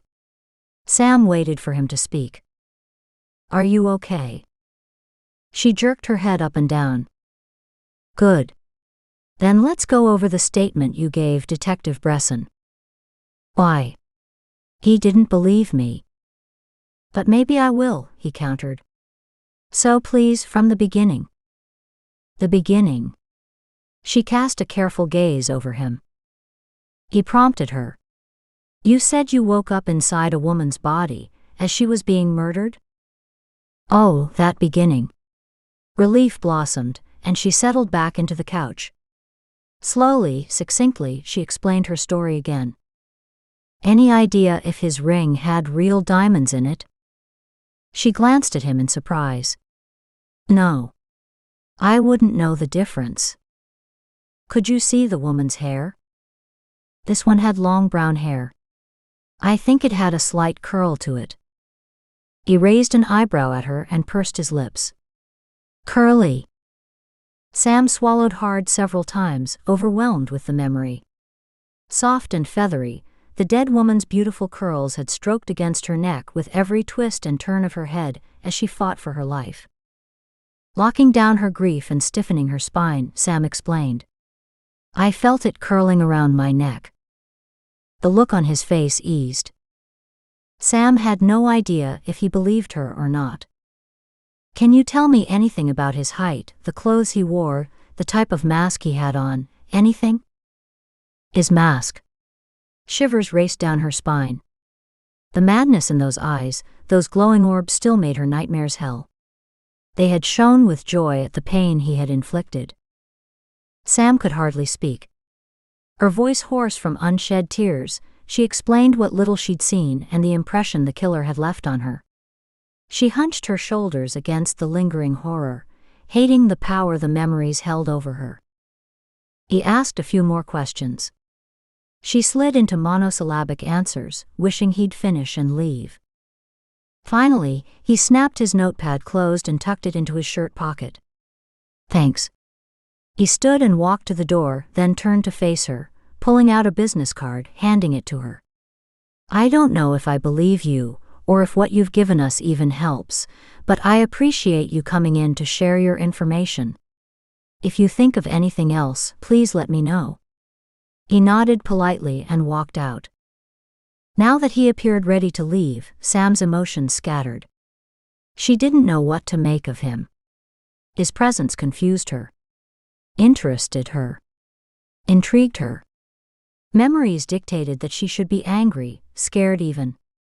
But she was none of those. Sam trailed him onto the porch. The detective hopped into his truck and drove off. He never looked back. Sam stayed bemused until his truck bounced and shuddered out of sight. For the first time in years, a faint hope came into being. Maybe something could be done after all. And just what the hell was that all about, Moses? His heavy tail brushed over the wooden planks. Not much or an answer, still it was the only one she would get. She headed back inside, Moses at her heels. A chill settled into the room, or maybe it was into her soul. She wandered around the now seemingly overlarge empty space, the lonely space. The ancient floors creaked under every step, in a rhythm that was almost comforting. The detective probably considered her a suspect by now, and if not, he would soon. That's how they work. The police were suspicious of anyone odd. She knew that. She'd come under their scrutiny more than once. But especially from one detective. Her thoughts blackened at the reminder. That man had been out to get her, and she'd only been trying to help. Damn him. Even if this new detective did put her on his suspect list, she had no one to blame but herself. She'd known it was likely to happen. Still, she'd had to do something. Those women had no one else. A shiver of apprehension raised goosebumps on her arms. The last thing Sam wanted was to have her life examined under a microscope. She avoided people because she couldn't stand their questions. And sooner or later, everyone asked questions. 5:19 p.m. Brant grinned at his mother's antics. He'd stopped in at her self-contained unit in the seniors' complex for coffee and to apologize for canceling out on lunch tomorrow. It didn't take more than a few minutes to realize that some things never change. A beautiful young woman, Lisa, knocked on the door not 5 minutes after he arrived. Maisie wasted no time inviting her in to meet Brant. An obvious setup, yet no different from what his mother put him through on a regular basis in her quest to see him married. Not that old age had crept into her bones, nor had her health deteriorated. Still, she sought grandkids in the worst way. And she had no compunction about using underhanded methods in achieving these goals. Studying Lisa more closely, he saw the classic beauty his mother would think appropriate. Baby blue eyes with a guileless innocence, long straight blonde hair, and a slim but curvy shape. And none of it mattered to him. All he saw were Sam's haunting eyes. He had no idea if Sam's body curved or bumped. He knew that she had a slight build, and that she didn't eat enough. With her oversized sweater on, not much else showed. He didn't quite know how he felt about this interest, but was willing to see where it went. He understood that his type was fluid and fluctuated on impulse. He considered that normal. That didn't mean he chose to go out with all the women who appeared on his radar. Brant. Brant? Brant focused on his mother and smiled sheepishly. Her knowing smirk immediately put him on his guard. With a sinking feeling, he realized he'd been staring at Lisa too long. He groaned softly. Maisie's smirk widened. Now, Brant, I know she's adorable. Do concentrate, dear. He rolled his eyes and stood. I'm sorry, ladies. You'll have to excuse me. It's time for me to head out. Oh no, Maisie cried out. You never stay for a real visit. Won't you stay for dinner at least? Trust her to ignore the fact that he'd been here for dinner just a couple days ago. Today he'd come straight from Samantha's hideaway, needing a touch of normalcy after seeing her. Only to realize that he preferred Sam to the Lises of the world. How contrary could he be? He excused himself from dinner and said his goodbyes. The sky had clouded over, giving an unusual darkness to the horizon. Once in his truck, his mind immediately returned to the tiny woman with a huge impact. Sam and that overgrown mutt, Moses, had chosen a singular existence out in the middle of nowhere. The dog had been protective when Brant first arrived. After a once-over, he'd gone and lain down. A guard dog would never have done that. Pulling off to the side of the road, he called into the office for updates. Then he tried calling Stefan, his difficult, contrary, and incredibly gifted psychic friend. And left another message. Given the lateness of the hour, he decided to go home and mull over the contrariness of human attraction. Chapter 5. 11:05 p.m. Lying in bed that night, Sam couldn't sleep. Her overwrought mind refused to let up. The tantalizing possibility that she was meant to do something with this gift worried at the frayed edges of her mind. Depressed and unsettled, she fell into a fitful sleep, her dreams dark and disjointed pieces of past visions. Screams jarred her from a deep sleep. Confusion turned to fear when Sam realized the horrific sounds were coming from her own mouth. Even worse, she had no idea where she was. Terror overwhelmed her. Her fingers spasmed in a death grip around a strange steering wheel as the car she drove careened farther out of control. Still trying to toss off the remnants of sleep, Sam yanked hard on the wheel in a futile attempt to turn it. The mid-size car plowed through a steel barricade to hang suspended in midair before plummeting to the rocks below. Screams ripped from her throat, and she tugged again on the useless steering wheel, helpless to stop the deadly impact. Her foot pounded on worthless brakes. The metal front grille of the car crumpled and buckled upward as the car slammed into the first of the rocks below, snapping her forward into the windshield. Agonizing pain radiated along her shattered spine.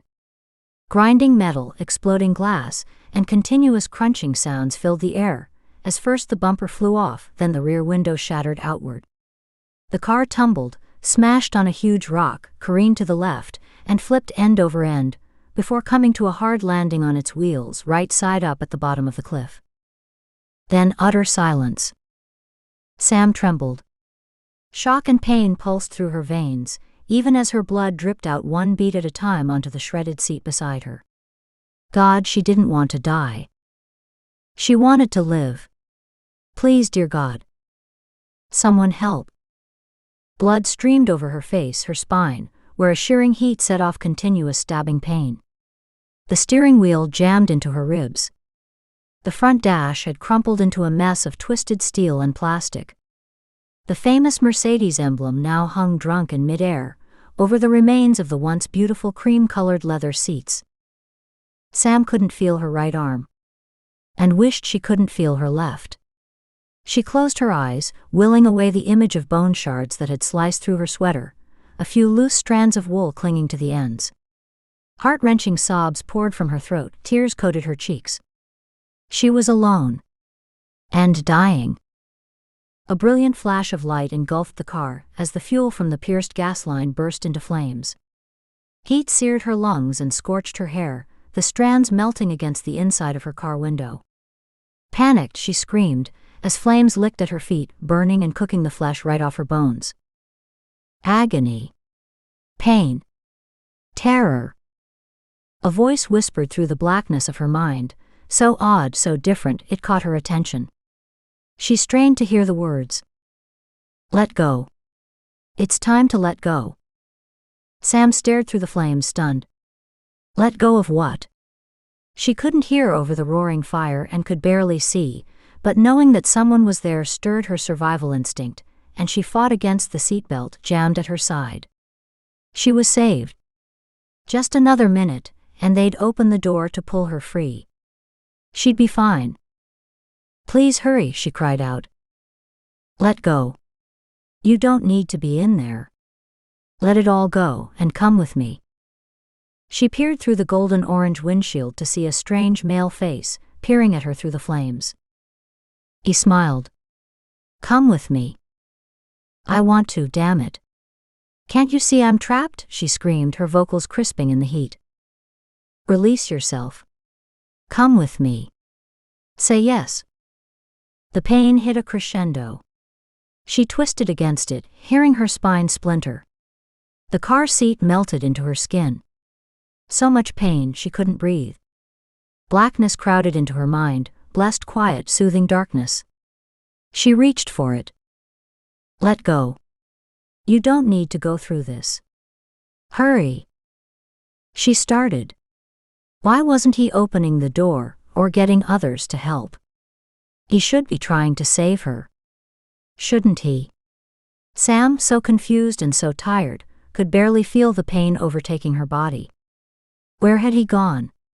She tried to concentrate.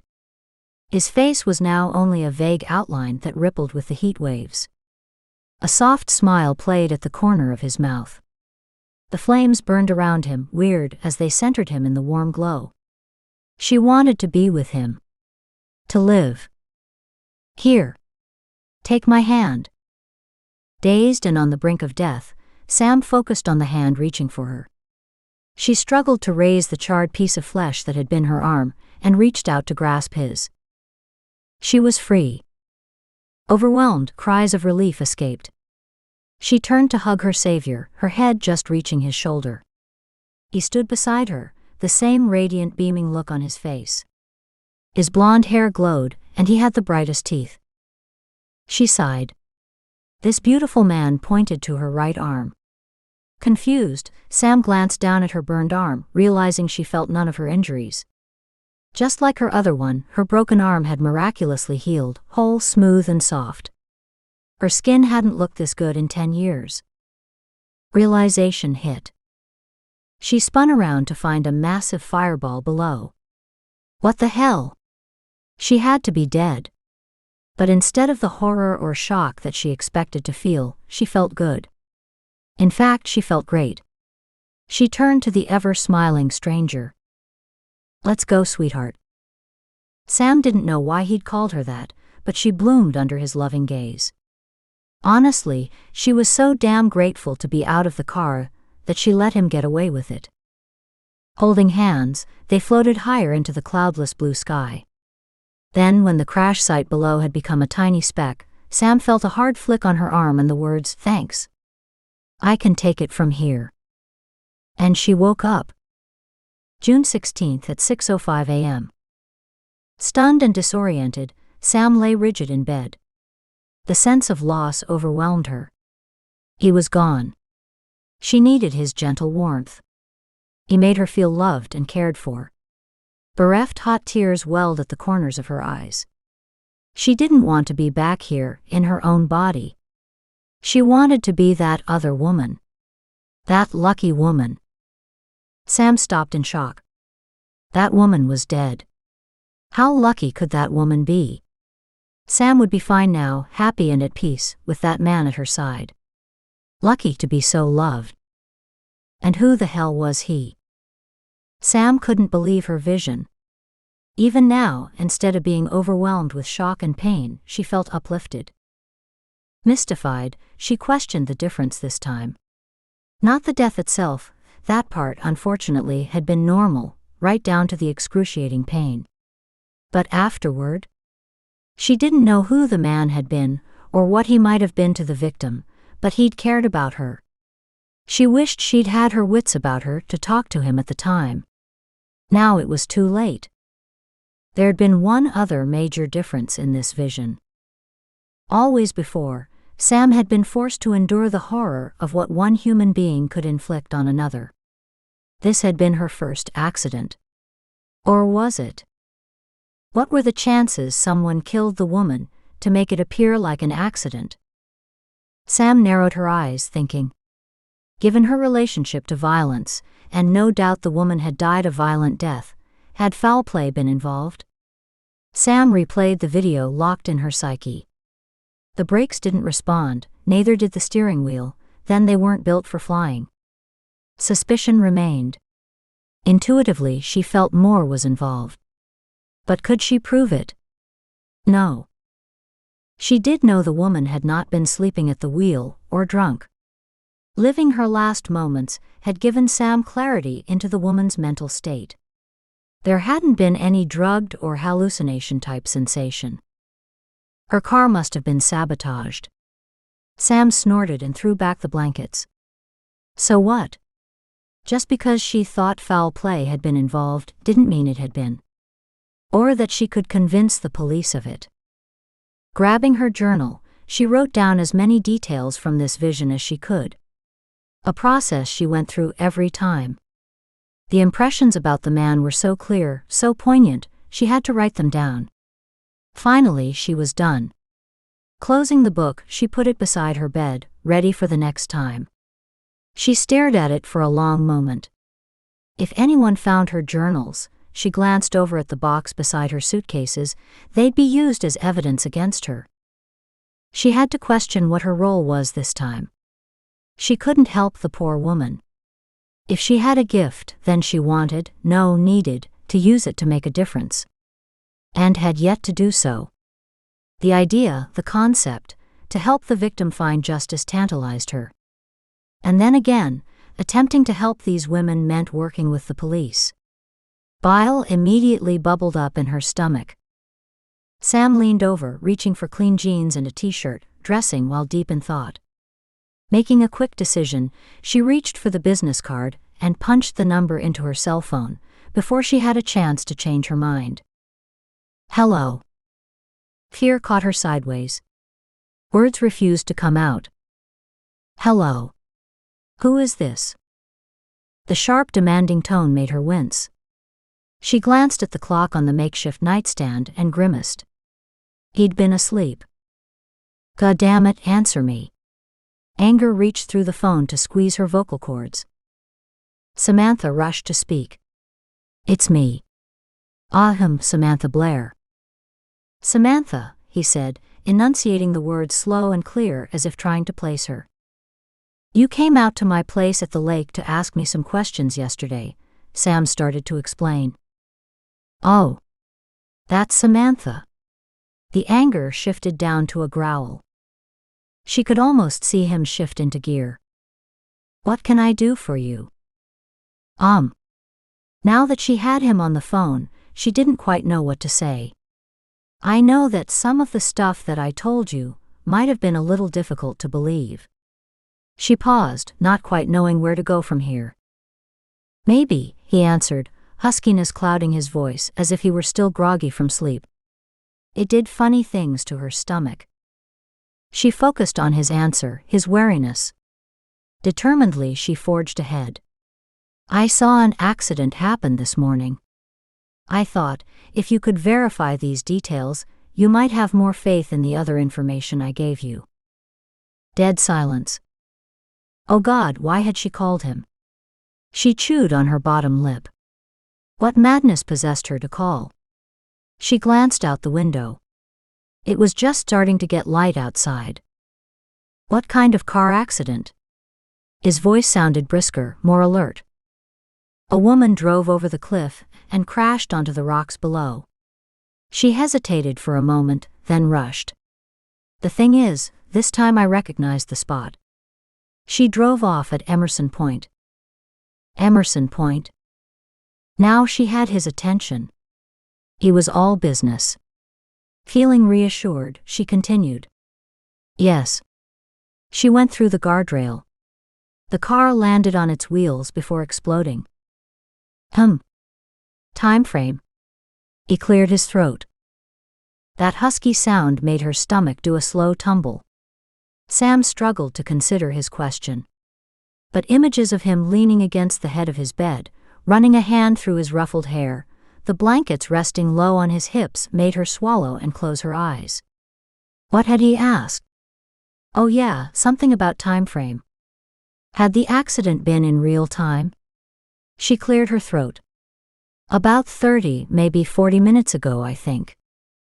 You think? She hated the apologetic tone in her voice. I woke as it happened. All I can say is that I think it played out in real time. More digestive silence. Right. Make of car, color, and license plate. Anything specific that you can tell me? I experienced her death the same as always. So I couldn't see the license plate because I was in effect driving the car. She drove a dark-colored Mercedes. I don't know the model. How did you know the type of car then? Because I saw the logo inside the car. Sam heard the scratching of pen on paper. She waited. Right. Anything else? Her name was Louise.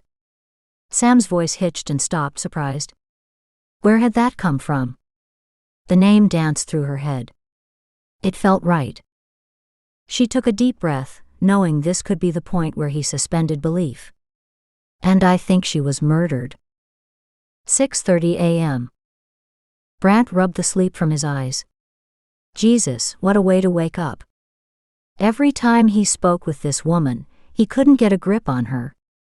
Was she for real? He threw back his duvet and headed for a shower. At least this time she'd given him something concrete. If it checked out. 2 hours later, at the station, he stood, frowning down at an accident report in his hands. Incomplete as yet, just chicken scratch, as the cop on the scene hadn't finished the paperwork. Jared, any sign of foul play? Brant glanced up from the paper, his piercing gaze nailing the young traffic cop. No sir, Jackson said, shifting his large weight from one foot to the other. Not that I saw. The younger man rubbed his face, fatigue pulling on his skin, giving him a much older appearance. The job did that to everyone after a while. There isn't much left.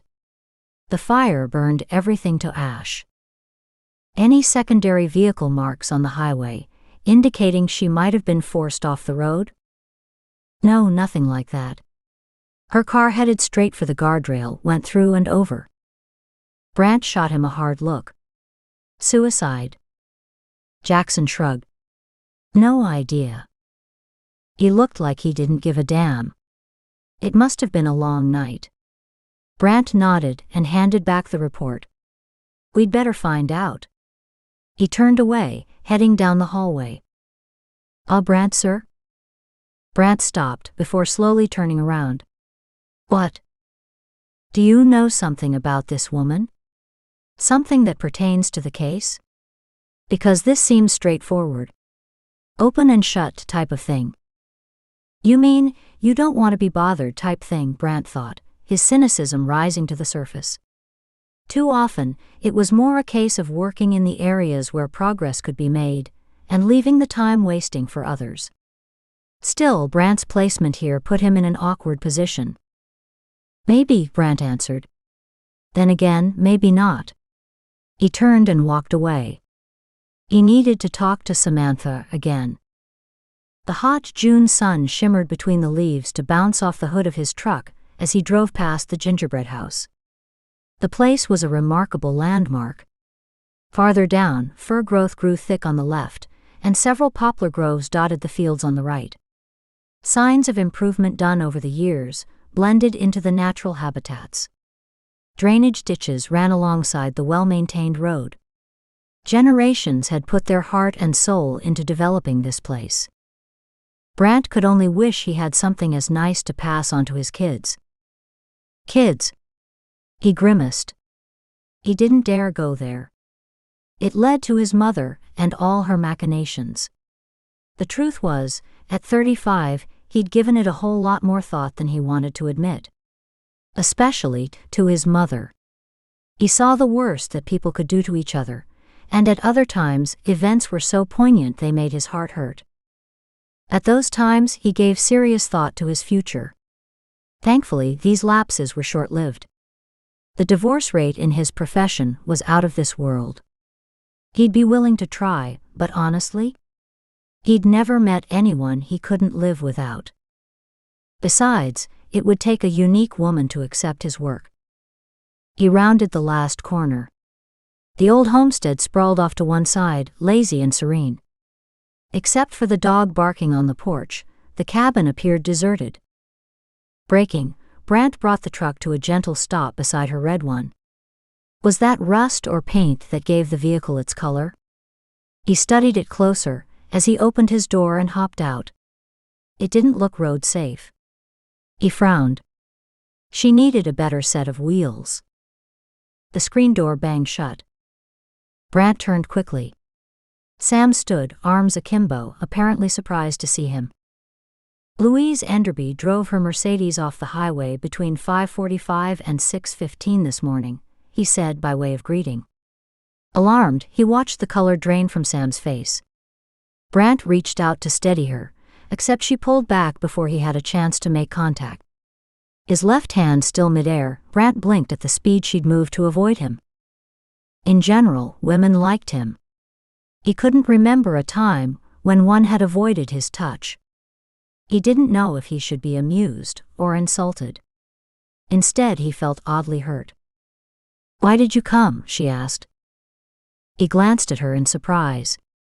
"I thought you'd like to know." She frowned. "You could have called me.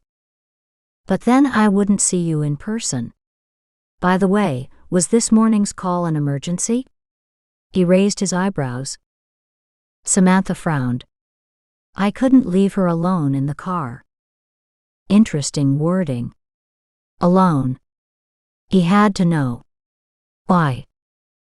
Her solemn gaze studied him for a long moment. She sidestepped the answer. "The bastard needs to be caught." Brant's heart stalled before starting again, double time. The bastard? Did she know about the serial killer he'd been chasing this last year? How could she know anything? Unless she was for real? God, could she help? Hope flared deep within. The killer. Oh, that bastard. Damn. His heart rate returned to normal. I'd like to ask you a few more questions. May I come in? She took a step back, paused, then stepped off to the side, giving him room to pass. Brant walked inside. It seemed as bleak as he remembered. The threadbare furniture, plank floors, everything clean yet old. Bare kitchen counters. Only one mug stood by the sink full of water. He stopped in the middle of the room and turned to stare at her. She hadn't moved from the door. What was wrong? He opened his mouth to ask, when she finally walked to the stove and put on a tea kettle. As usual, she had on a sweater several sizes too big that hung almost to her knees, only this one was a brown cable thing. Threadbare jeans and white cotton socks completed the picture. And the perpetual braid down her back. He eyed her outfit. She barely made 5'4", and her clothes accented her thin frame, but he saw hints of curves in all the right places. Do you want a cup of tea? He'd rather have a coffee, yet with no coffee maker in sight, there didn't appear to be much choice. And her offer could be deemed a definite step forward in the social game. Even for a prickly female like her. Thank you. I'd appreciate that. He watched as she pulled out a teapot and tea bags from the cupboard. She never made idle chit-chat or unnecessary movements. Economical all the way. She fascinated him. He couldn't think of another person like her. He walked over and sat on the same sofa, same as last time. This is a nice place. I like it. Have you been here long? She shot him a suspicious look. You mean you don't know already? His lips quirked. I'd like you to tell me. Samantha shrugged. I've been here close to 6 months now. And before that?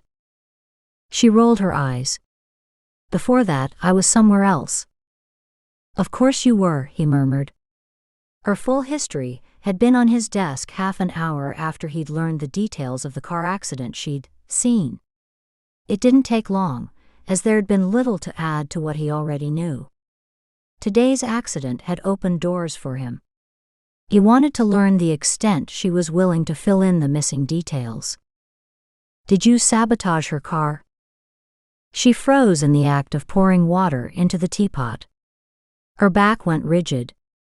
Fury visibly radiated through her bunched shoulders, rage like waves he could almost touch. Ever so slowly, she finished filling the pot and replaced the kettle on the stove. Just as slowly, she turned around. Brant prepared to be blasted, and found himself stunned at the pain evident in her eyes. Anger, yes, but he'd also hurt her. He grimaced. Damn, he'd misjudged that badly. He couldn't figure her out, and had automatically tried to shock her out of her silence. Instead, it appeared he'd locked her deeper inside. I'm sorry. I had to ask. She stared down at the kitchen floor, the muscles in her jaw twitching. She walked to the small fridge and pulled out a carton of milk. After a long moment, she shuddered once before answering. When I have these visions, I'm not on the outside looking in. I'm inside these people staring out. She shot him a look. Believe me. It would be much easier if it were the other way around. That was understandable. If what she said were true, she must experience what they experience. He didn't think that included the pain, no one could stand that. Still, being inside must forge a personal connection. And how hard would that be, given the eventual outcome? He waited until she'd brought his tea. Can you do this at will? No. Did that make it better or worse? Brant stayed silent. She didn't offer any more information. What about controlling it? I wish. So what can you do? Endure. She bit her lip afterward, but it was too late. The word had slipped out. God. Brant paused, cup midway to the table. So softly spoken, the word said so much. He stared at her. She didn't like her gift. She hadn't learned to live with it yet. or to control it. It controlled her. A rush of sympathy washed through him. Gifts like these, if real, were very unforgiving. Few people had strong psychic abilities. Of those, some went insane. Some survived, barely, and a select few learned to control them and lived quite well. From what he'd seen, she could be one of the stronger ones. Except without the control, she was dangerous. Very dangerous. Stefan had often extolled the dangers of psychic power without training. Brant narrowed his eyes. Maybe Stefan could help her. If she'd accept any help. He stared at her in consideration. Uncontrollable power was a disaster waiting to happen. He should get the hell out and not come back. Even as he thought it, he knew he wouldn't. He couldn't. He needed to learn more about her. To understand her. After confirming the details of this morning's accident, he was willing to buy into her story as a psychic. But his personal interest bothered him. Especially when his better judgment told him to leave her alone. She sipped her tea, apparently comfortable under the intensity of his gaze. She didn't fidget, move around, or make artificial conversation. "Well," she asked, "did you make up your mind?" He lowered his cup. "About what?" "Whether to believe me or not." "I'm willing to believe up to this point. Your information checked out on the car accident, and until I find out otherwise, I'll give you the benefit of the doubt." "Gee, thanks." She peered over the rim of her teacup, derision in her voice. Exasperated, he said, "You can't expect me to jump for joy over all this. I'm a cop. I like things to be cut, dried, and clear. I also know that it rarely happens. So, if you have information that can help me solve these cases, then I will listen and say thank you." She stared at him, a frown between her brows. He had no idea what she was thinking. Samantha had the odd distinction of being the only person to throw him off balance every time he saw her. She shrugged. "What questions did you come to ask me?" Damned if he could remember. He took another drink of tea while he racked his brain. "Oh yeah. I'm hunting a particular killer. I wondered." He leaned forward. "Can you find people?" She cocked her head to one side and narrowed her gaze. "I don't know. I've never tried." Almost apologetically, she added, "I don't have any formal training in this." He nodded. Stefan would have a heyday with her. He thought about it for a half second, then grabbed his notepad from his pocket and wrote down Stefan's phone number. He continued to ask several general questions about her abilities and the things she'd seen. Ripping the note off, he placed it on the coffee table between them. She could contact Stefan on her own if she wanted to. He asked one last question. "Is there any particular trigger for the visions?" That caught her off guard. She stared at him, her eyes flat. "Yes." "And that is?" he asked. "Violence." Chapter 6. 10:19 a.m. "You can't put him to sleep. He's been doing great." "I don't understand." Samantha blocked the cage containing Soldier, the name she'd settled on for the injured German Shepherd. The rest of the staff faced her as one group. "Samantha, we warned you about his lack of progress. He isn't adapting to people. No one will handle him. The shelter won't take him now." "Then why did you save his life?" Damn, she hated to beg, but someone needed to stick up for the dog. If he was worth saving then, he's worth saving now. Lucy stepped forward, placing a comforting arm around Sam's shoulder. "Honey, we tried to warn you. We hoped he'd get better, but he hasn't. He just needs a little more time." Samantha didn't know what tactic to try next. Her hand clenched again, fingernails sliding into half-moon impressions already there. She knew she had to keep trying.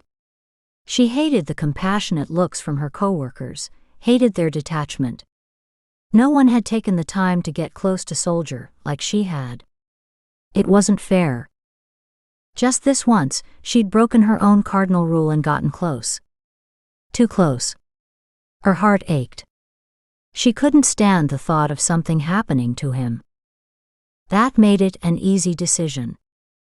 "I'll take him," she said abruptly. The room exploded. "No, Samantha, you can't do that.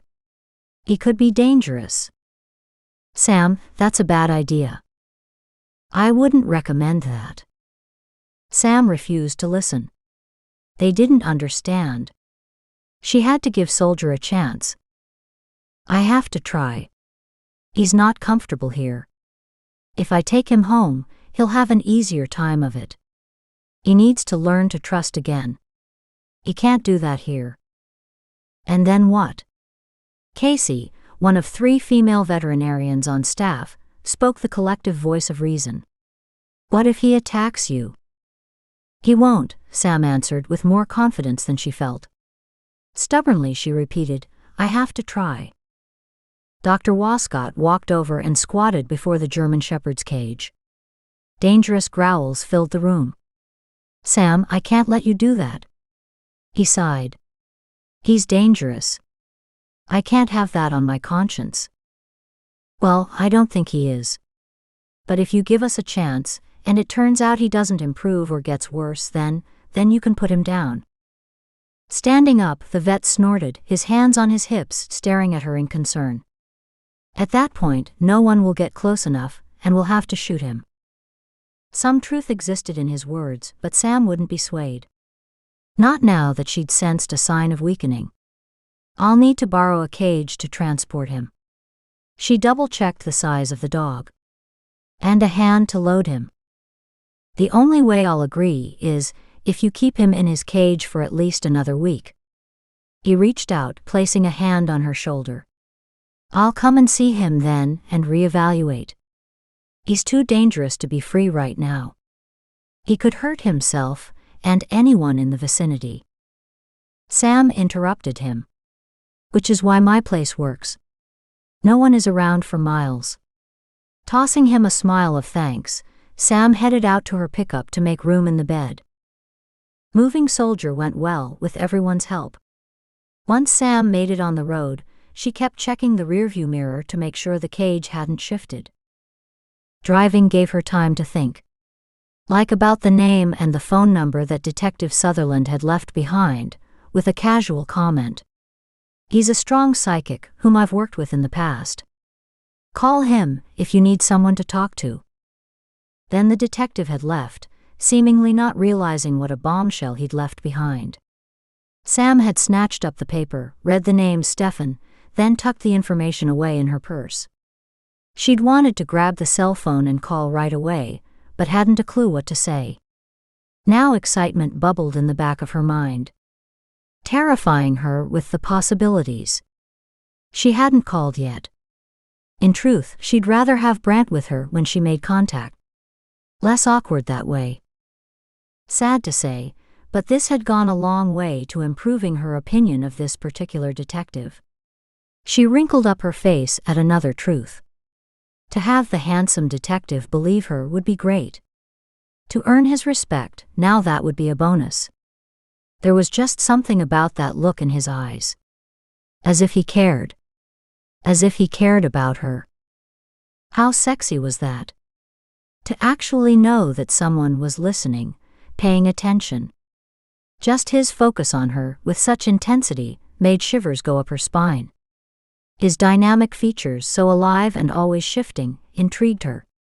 But then so did his lean muscles, cording up his neck and down his forearms. Goosebumps raised on her arms, even though she drove in the heat of the melting sun. For the first time that she could remember, she'd found a man who intrigued her. She grimaced. That a cop had been the one to bring her dormant sexuality back to life was beyond ironic. Women had been attracted to men in uniform since time began. Just not her. Too many bad memories. The trip had to be hurting the dog in the back, yet she hadn't heard him complain once. The cabin came into view, surprising her at the speed of today's trip. Once home, she backed the truck up to the porch. Moses waited, wagging his golden plume of a tail. She hopped out, gave him a swift hug, and went to open the tailgate. It stuck, as usual. She pounded it a couple times before it finally dropped. Moses bounded into the truck bed, eager to check out the new arrival. He loved other dogs. Most of the time, they loved him. Soldier curled a lip, but other than that, showed no reaction. Sam watched their interaction carefully. Except for a low warning, Soldier ignored the other dog. Sam, hands on her hips, spoke to the dogs. Now would be a good time for the detective to show up. We could use his help, or rather his muscles. The cage rested on an old blanket. She'd had plenty of help loading Soldier. Now she'd have to tug on the blanket to drag him off. Despite working alone, the blanket system worked well. Although, by the time Soldier had been safely moved to the porch and under the overhanging roof, Sam's limbs were shaking from the effort. Soldier never made a sound. Even now, he lay there and regarded her with his huge eyes blackened with pain. They locked on her, as if he understood. Her heart melted a little more. Sam collapsed beside his cage, her breathing ragged. There you go, boy. Life will be much nicer here. Using the bottom of her t-shirt, she wiped the rivers of moisture from her forehead. Moses and Soldier sniffed each other through the steel mesh as Sam rested and watched. The patient needed fresh water, clean blankets, medicine, and food. Lord, she needed food. And a shower. With full bowls of food and water, Sam returned to see Moses stretched out against the side of the cage, staring at her reproachfully. Don't look at me like that. I can't let him free. He might take off. Placing the bowl down, she unclipped the front door. Hi, Soldier. Soldier's dark pain-filled gaze locked on hers. He slumped lower. Shit. Are you hurt? Damn it. I knew we shouldn't have moved you. I'm so sorry, Soldier. I had to. They were determined to put you down. He closed his eyes, his mouth growing slack. Fear clutched her heart. She struggled to open the tight clasp on the cage door. The closure snapped open, and she stretched a hand toward him. He didn't growl, and only opened one eye.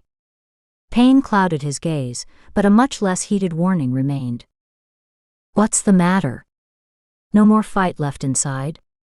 Or are you prepared to give me the benefit of the doubt, after rescuing you from there? She stroked the thick, lush fur. Dried blood decorated his dark coat. As her fingers worked deeper and deeper, she found sand and grime worked into skin level. Poor guy. It's been a long time since anyone cared about you, hasn't it? Sam's knees and back ached from the cramped position.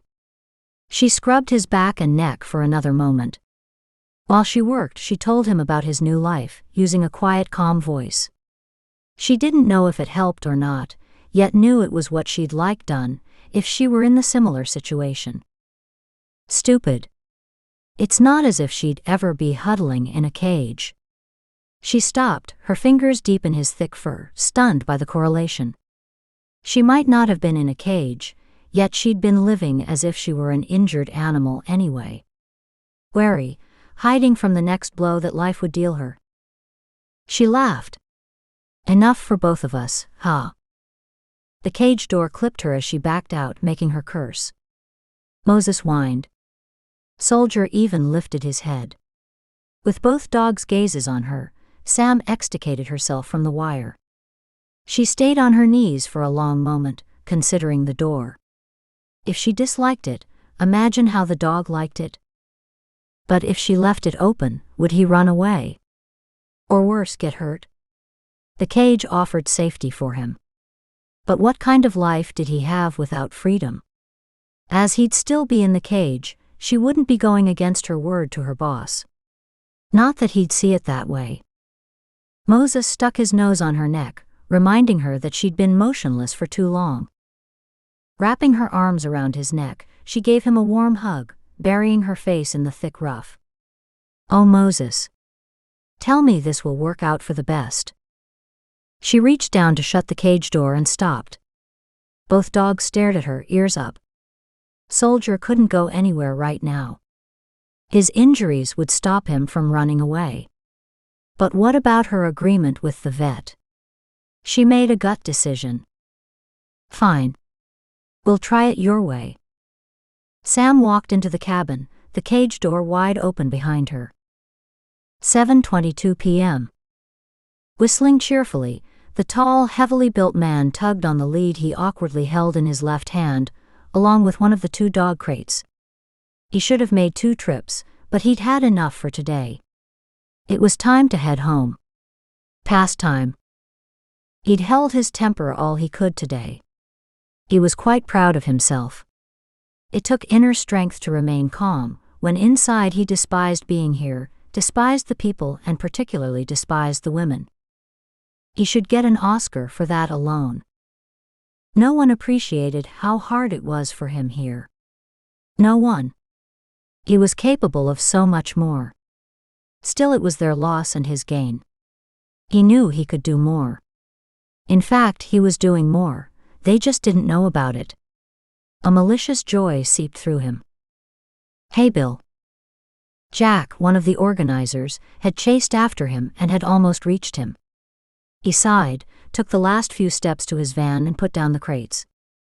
Damn, these dogs were getting heavier every time he had to take them anywhere. "Good class today." "Thanks, buddy. Did Dolly Seymour ask you about fitting in a new session next week?" "This would be another private session." Bill opened the back door to the van. "She mentioned something about it. I haven't confirmed availability yet. I'll have to call her in the morning." "No problem. This is the same group from last week. They want to work on individual training, so maybe you can see your way into accepting this one." Bill had a grin plastered on his face. On the inside, though, he was tired of smiling. He was tired of being nice all day, and he was fucking tired of the whole mess. Surely his luck would change soon, and he could split. "No problem. If I can, I will." "Good enough. We'll see you later then." Jack headed back into the clubhouse. As he opened the door, a slinky brunette in tight-ass capri pants and a shorty midriff top walked toward him, a tiny white Lhasa Apso sporting a big pink bow in her arms. Bill grinned at the beautiful woman walking toward him, and stopped loading his stuff into the back of the van to talk with her. "Hi, Caroline." A bright smile broke across her face. "Thanks for today's class, Bill. I'm just sorry Jared couldn't be here today. He'd have really enjoyed it." Bill smiled as expected. In truth, if he heard one more thing about her husband Jared, Bill was liable to scream. If there was one thing he couldn't stand, it was gushing females, particularly when gushing about their males. Still, he kept an eye on her nicely rounded ass as she walked past to her black Porsche several vehicles down. He just might have to do something about that, and her. June 17th at 2:30 a.m. Screams echoed in the darkness. Sam twisted and pulled, struggling to get away from whatever held her fast. She couldn't get free. In a blind panic, she realized her body no longer answered to her commands. Her eyes opened. She shuddered. Shearing pain melded with terror as she took in the blood dripping to the floor. It ran down the folds of the floral bedspread to soak into the cream-colored carpet waiting below. "Please don't no more." A voice not her own spoke the words in her head. A blow shattered her breastbone. Her screams poured into the small room. Sam barely flinched. Her attacker laughed. "Like I'll listen to you, bitch. You like this? You must. You let that useless husband of yours beat you all the time." His hideous laughter added to her horror. God, how could he laugh at her? He was an animal. She died a little more at his unexpected pleasure. Monster. Maybe it had something to do with his unseemly pleasure, or maybe it came from her absolute fury at yet another murder, but somewhere deep inside, Sam's consciousness attempted to reassert itself. In a weird way, she became aware of both worlds at once. Her awareness built, a small step at a time, allowing her to put a slight distance between her and the dying woman. A fog grew between the two realities, buffering her from the poor woman's pain and fear. Groggy and disoriented, Sam tried to snap out of the psychic episode fully, only to slam back inside the injured woman. Her body lurched uncontrollably. Sam tried to ward off the oncoming blow, but couldn't make the right arm move. Stupid woman. What good are those looks of yours now? It's far too late to run away. His fists lashed out once, twice, and then yet again. Muscles tore and internal organs bled under cracked bones. The poor woman arched her back, lifting high off the bed. Both women screamed. Cries echoed inside and outside of Sam's mind, building and blending into a crescendo of terror. Why are you doing this? Blood trickled down the corner of her mouth. Sam didn't know who spoke, her or the victim. It didn't matter, the words were the same. Because I can, bitch. Mocking laughter echoed through the small room. But, she gasped, fighting the vomit in the back of her throat. Why me? You're weak. You deserve killing. Staying with an asshole like that. Besides, I hate him. Maybe the cops will think he's good for this one. No, she gasped. Please don't. Too late. He raised his fist and landed a blow below her eye socket. Bone shattered, making little scrunching noises. No white knight was coming to the rescue. Ever. There was only Sam, and she didn't know how to help. Through the bloody haze, Sam, desperate to take something useful back with her, struggled to open her good eye. Swollen and bloody and not her own, made the job damn near impossible. Light slid painfully under her sore eyelids. She struggled to bring the scene in focus. The bastard was getting off her bed. Blood splatter covered his shirt and jeans. He wore unrelenting black with the blood standing out in dark wet spots. He wore gloves and a ski mask. Same height and same build. Same energy pattern. Damn him again. At least she thought it was him. Only one eye could see.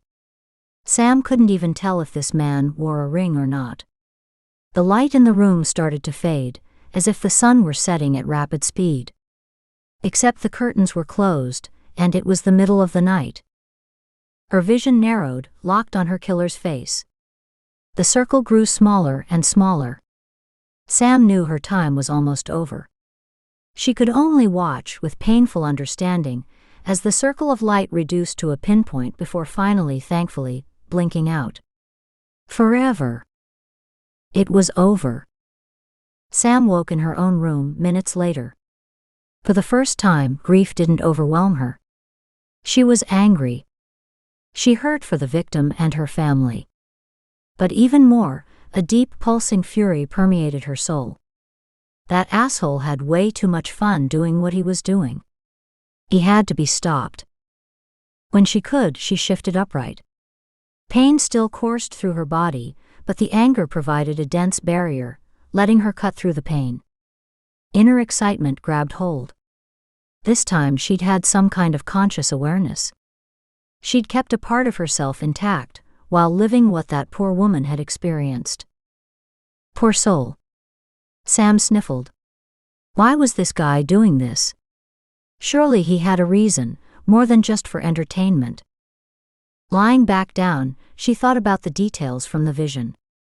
Once again, the killer had been fully hidden, so no face or ring showed. There'd been light-colored walls, a plain white ceiling, and a cheap floral bedspread. Again, nothing helpful. It was 6 a.m. now. Surely someone would find the woman today. Depression set in. Tucking the blankets around her, she reached for her phone. There was no answer at Detective Brandt's number. She hung up. Then, changing her mind, she redialed, and this time left a message. Afterward, she sat, undecided, before dialing the station. 5 minutes later, she sorely regretted that action. "I'm sorry, ma'am. Could you repeat that? Could you please have Detective Sutherland call me? I know this sounds bizarre, but I can't give you any more information. A woman has been murdered." Samantha tried to keep her voice from showing her frustration. Just going over the details hurt. Damn it. Why wouldn't anyone listen to her? She cleared her throat from the confused emotions clogging it. "Excuse me. Could you just pass the message on, please?" She shifted the phone to the other ear. "I'll see that he gets your message," replied the cold voice on the other end of the phone. "Thank you," she answered and hung up. Nothing else she could do. It took 25 minutes to hear from him. "Samantha?" "Yes," she answered, relief rushing through her. "It's me." "And?" he asked, concern in his voice. Sam took a deep breath, snuffling back tears. "He's killed again," she whispered. Dead silence. She scowled into the phone. She could almost hear the gears in his mind churning at lightning speed. "Did you see him?" "I saw him, not the ring. He kept his gloves on the whole time." She shivered at the memory, still fresh in her mind. He wore all black, including the ski mask. "Can you identify him in any way?" Sam shook her head, then realized Brant couldn't see her. "No. Not really. I might recognize him by size, carriage, maybe his way of moving." His gaze. Sam closed her eyes and swallowed hard, hating the fear clinging to her skin. Some of that fear belonged to the various victims, and to a certain extent, some of that fear was Sam's. The killer breathed evil. She got a grip again. "It won't stand up in court, but I would recognize his energy if I ever saw him again. At least I think so." "What does that mean?" His sharp voice cut through the lines. She stiffened.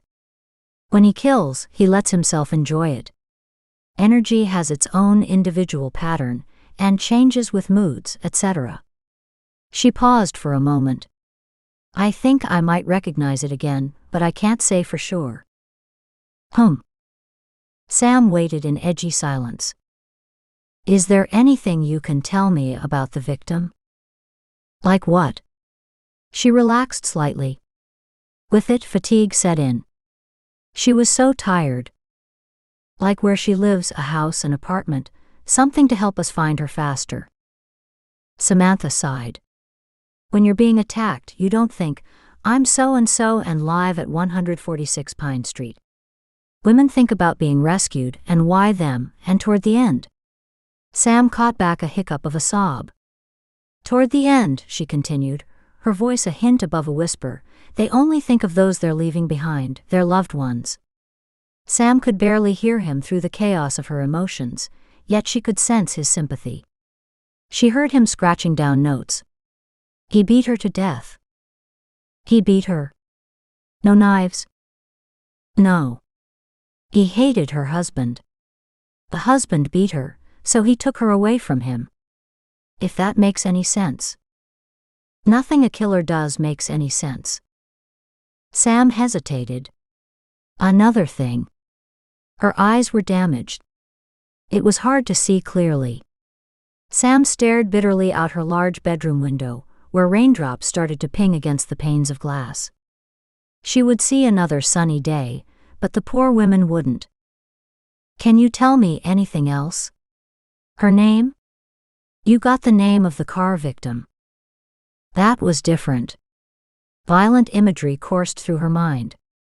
Was there gold to be mined in there somewhere? "Just a minute." Sam closed her eyes, letting the images flood her mind that she'd been forcing back. Maybe something useful was there. Fists. Blows. Blood. Screams. Red. Pain. Grief. Sam doubled over, gasping at the emotional onslaught. She fought to stay conscious, scared all over again as the pain and images took her back into the horror. There. What was that? A name. Sam fought to leash the demons in her mind, scrambling for the safety of her physical reality, desperately wanting to return to her small cabin by the lake. She shuddered and opened her eyes. A whitewashed ceiling stared back at her. She shivered. How could anything so bizarre happen in such a calm and normal setting? Sam, damn it, answer me. Brant's voice screamed through her phone, dragging her attention back to the task at hand. Are you there? God damn it. Brant. Sam's vocal cords sounded wrong to her own ears, hoarse and rough. She tried again. It's okay. I'm here. What the hell happened?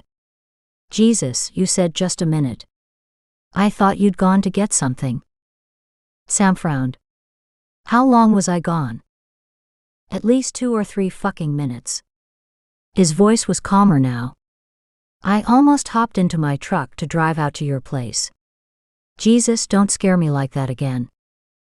Sam shook her head. That long? No, surely not. She stared uncertainly at the small plastic clock on the milk crate that passed for a nightstand. So what the hell was that all about? Brant blasted her, obviously pissed now that she'd returned. Sorry, I didn't mean to worry you. Her husband's name was Alex. Husband? Was he the killer? No. She rushed to explain. That's what the killer wants you to believe. So, the husband was a wife-beater? I think so. Silence reached through the phone as he digested that information. When he spoke again, he was all business. I've got to take another call. I'll need you to come to the station and give a statement. How about 11? I'll see you then. Sam stared down at the dead phone. Shit. That was so not what I wanted to happen. Chapter 7. 8:55 a.m. Approaching the same imposing building for a second time was no easier. She glanced at her cheap watch. Right on time. The station had called just over an hour ago, asking her to come in for 9 instead. 2 hours earlier meant 2 hours she didn't have to wait and worry. Taking a deep breath, she straightened her shoulders and walked in. Her reception this time was quite different. After letting the front desk know she was here for her appointment, she was taken to a small room and left alone. Sam shivered as she took in the square table and 2 chairs. No windows, no couch, nothing to indicate comfort. This appeared more like an interrogation room. Silently, she walked to the far side of the table and sat down. Sam didn't need any other cues to understand she could be in serious trouble. She just didn't know why. The door opened, admitting an older, grizzled cop. Miss Blair, thanks for coming in. I'm Detective Stan Robertson. Sam grimaced. Warily, she watched as the man pulled out the other chair and sat down, dropping a file folder on the table. So you're a psychic, are you? She replied, somewhat. He glanced over at her, his bristly eyebrows slightly raised. Explain. Sometimes I get visions, but I can't read tarot cards or anything like that. He opened his folder and started writing notes on his pad of paper. She tried to read his chicken scratch. It proved impossible. She waited until he'd finished writing, before asking a question of her own. Why did you call me in? You reported a murder. Calm, quiet, he gave no inkling of his reaction to her report. He could be writing out a grocery list for all the emotion he showed. Sourly, she realized he'd probably been on the force so long that nothing fazed him. Where's Detective Sutherland? He's off duty right now. He'll be in soon. I'd prefer to speak with him. Actually, she wanted to speak with only him, suddenly realizing she might not have the chance. What the hell was going on? We'll have him call you to follow up. His demeanor suddenly changed. So where were you when this murder happened? In bed, sleeping. His disbelief should have been an early warning. It wasn't. The same bed as this woman? Blindsided, she slumped in her chair. So that was it. She was a suspect. Wait a minute. She sat straight up. Did you find her? She asked. Why don't you tell me? He smirked at her and returned to note-taking. Sam didn't know what to think. Every time she stepped forward to help, she became a suspect. But stupid her, she kept coming back for more. When would she ever learn? So where were you at? The officer stopped to look at his notes. Between midnight and 4 this morning. At home, Sam answered, her shoulders slumping. And yes, I was alone. So you have no alibi. He jotted something down. If I'd known ahead of time that I'd need one, then I'd have made an effort to be with someone. But I didn't. Sam glared at the man sitting opposite her. She didn't want to be here. She should have told Brant that she couldn't come. I'd like to talk to Detective Sutherland, she repeated. Yeah, we'll get on that right away. He never moved. Sam snorted before subsiding into silence. She was past helping him. Let's get back to exactly what you were doing the evening leading up to the death of your friend. She wasn't my friend. I didn't know her. I don't even know where she lives. It took effort to keep the wobble from her voice. She didn't think she'd ever get used to the accusations or the mockery that often accompanied the disbelief. She eyed the officer writing extensive notes. What the hell could he write to fill 2 full pages? Without a word or a glance her way, he got up and left the room. Sam waited with mounting frustration, and an hour later, when she still sat here, the frustration morphed into an insidious fear.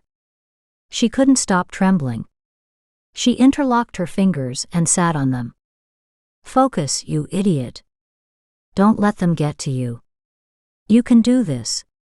No reason for them to hold you here much longer. Using a mantra that had helped her in the past, she mentally repeated, all will be well. Everything happens for a reason. All will be well. Shit happens. That was the other mantra of her life. And it sure as hell had. All will be well. All will be well. All will be well. The door opened suddenly. She forgot to breathe. The same detective she'd seen at the very first meeting walked in. She sighed in disgust. I'm Detective Bresson. I need to ask you some questions. Why? You didn't believe me when I walked in here the first time. What's changed? He ignored her. Sam listened in disbelief as the questioning started all over.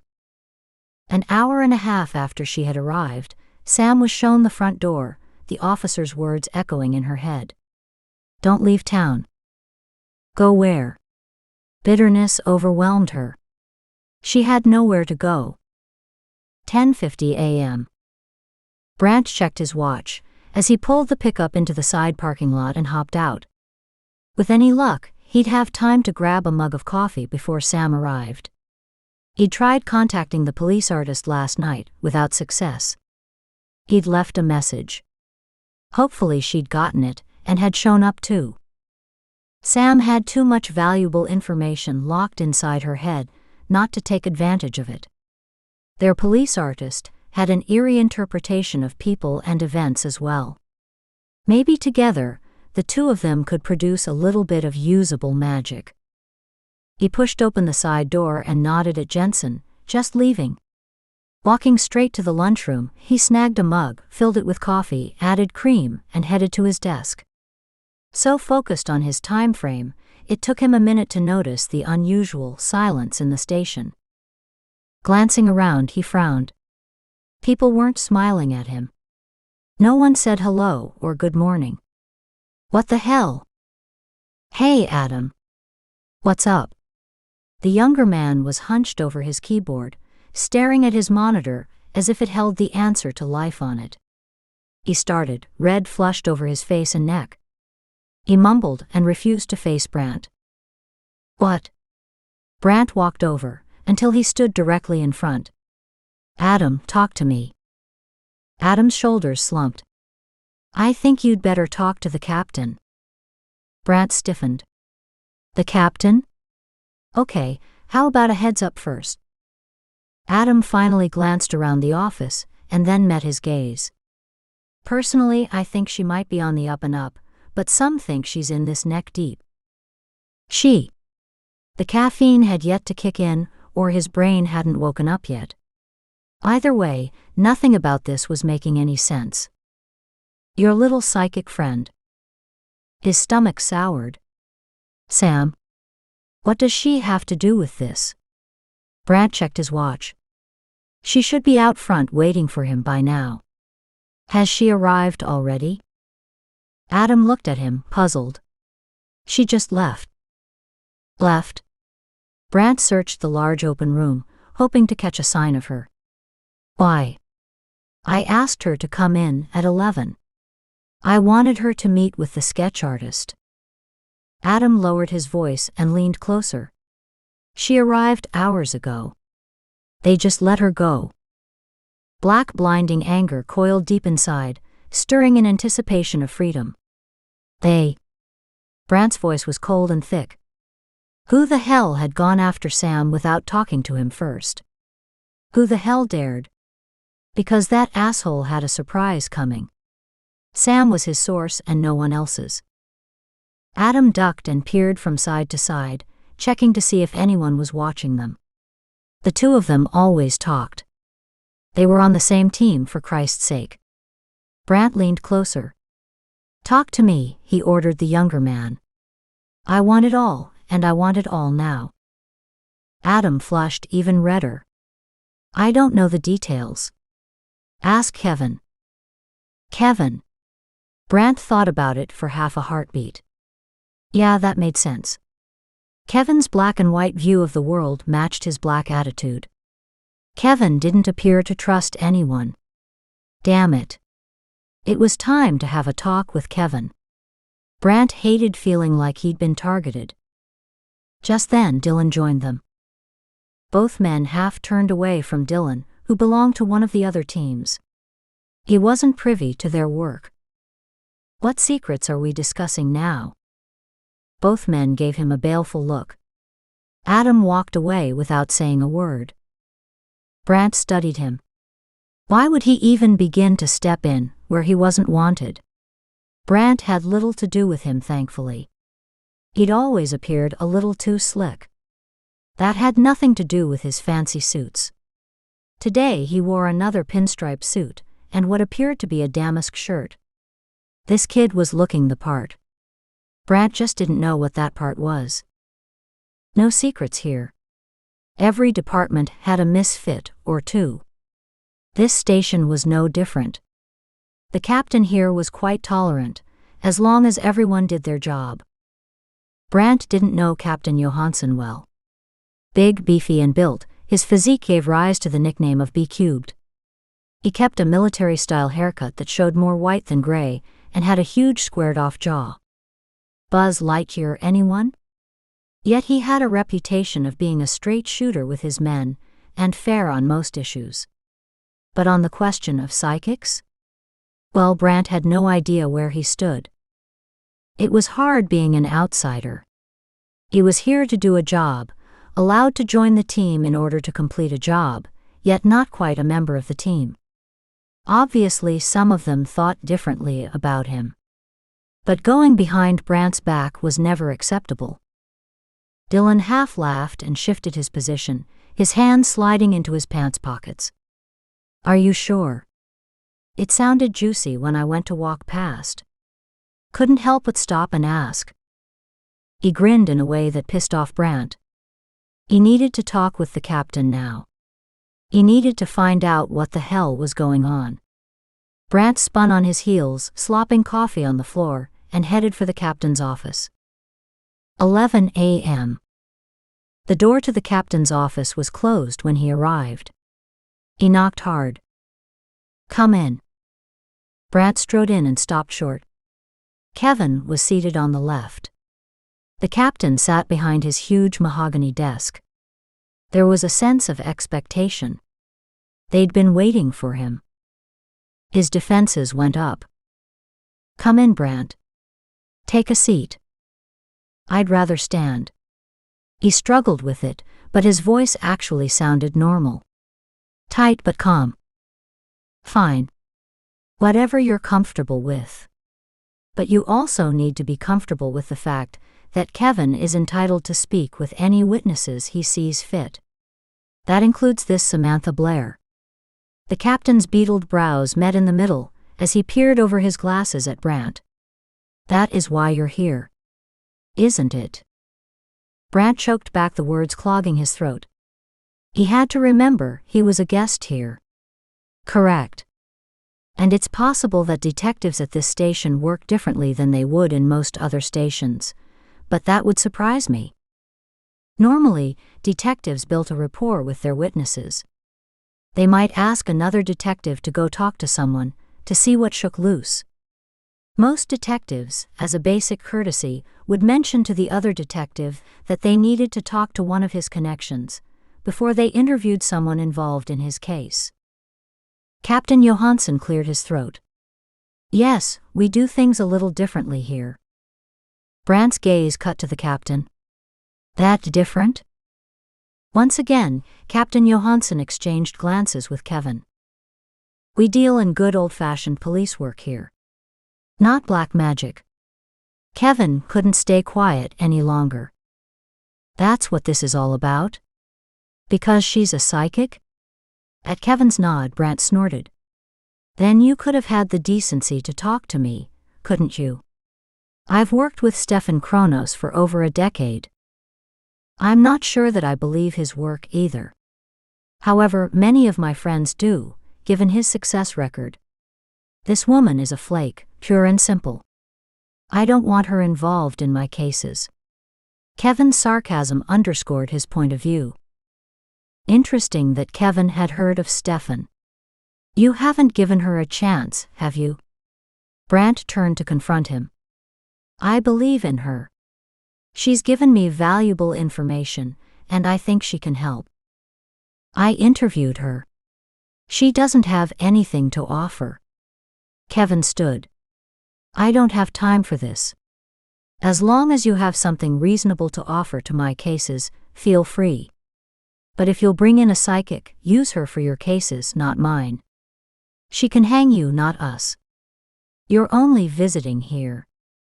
And you won't destroy our reputation with your fucked up ideas." Kevin strode out, leaving an uncomfortable silence behind. Brant looked back at Captain Johansson, who stared back. "Is that the official stand?" He pursed his lips, thinking. "For the moment. I'm certainly not a fan of using psychics.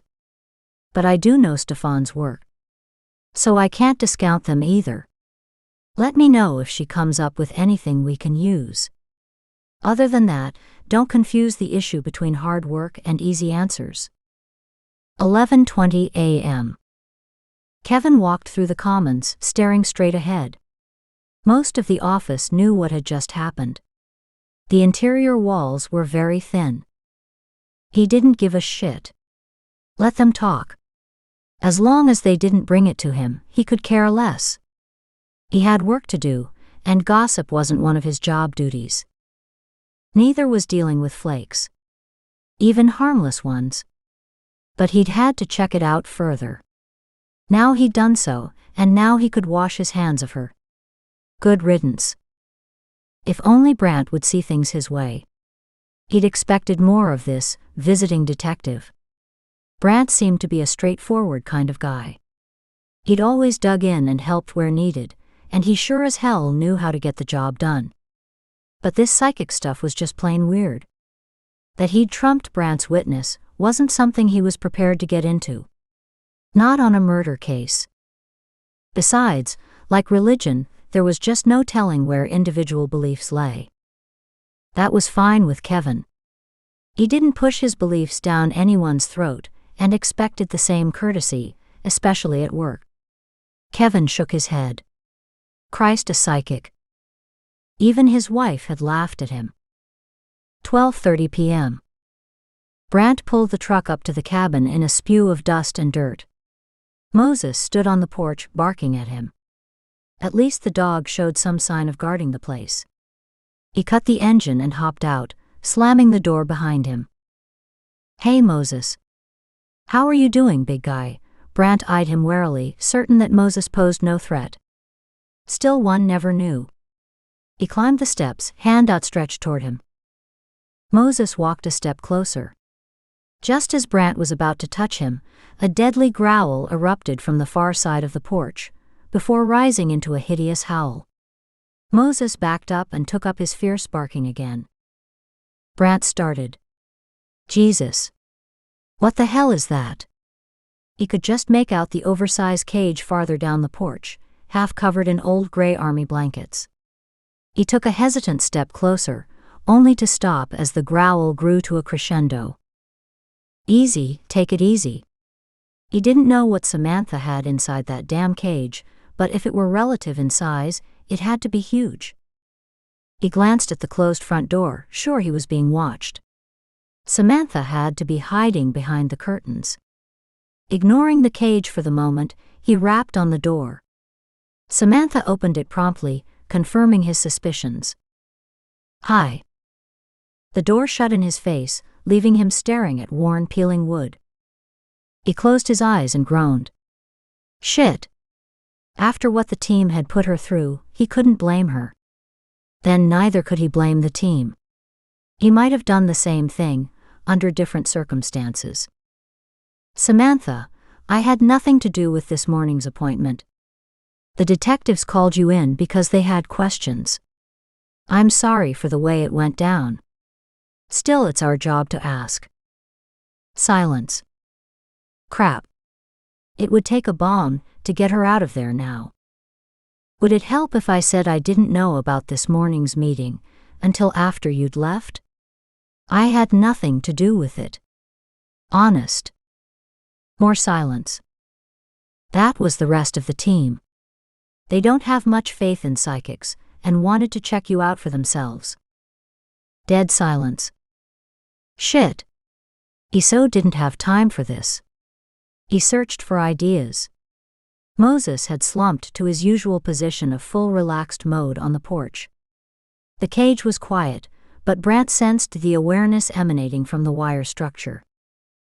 "Nice pet you've got here. Sounds dangerous. I may have to put him down as a danger to society." The front door crashed open. "Don't you touch him," she snarled as she raced toward the cage. He grinned. Like taking candy from a baby. As she caught sight of his grin, she stopped her headlong rush and changed direction to charge him instead. He laughed even as he deflected her blows. "You bastard. You did that on purpose." She took another swing at him, her knuckles grazing the top of his nose. Still laughing, he snagged her wrists.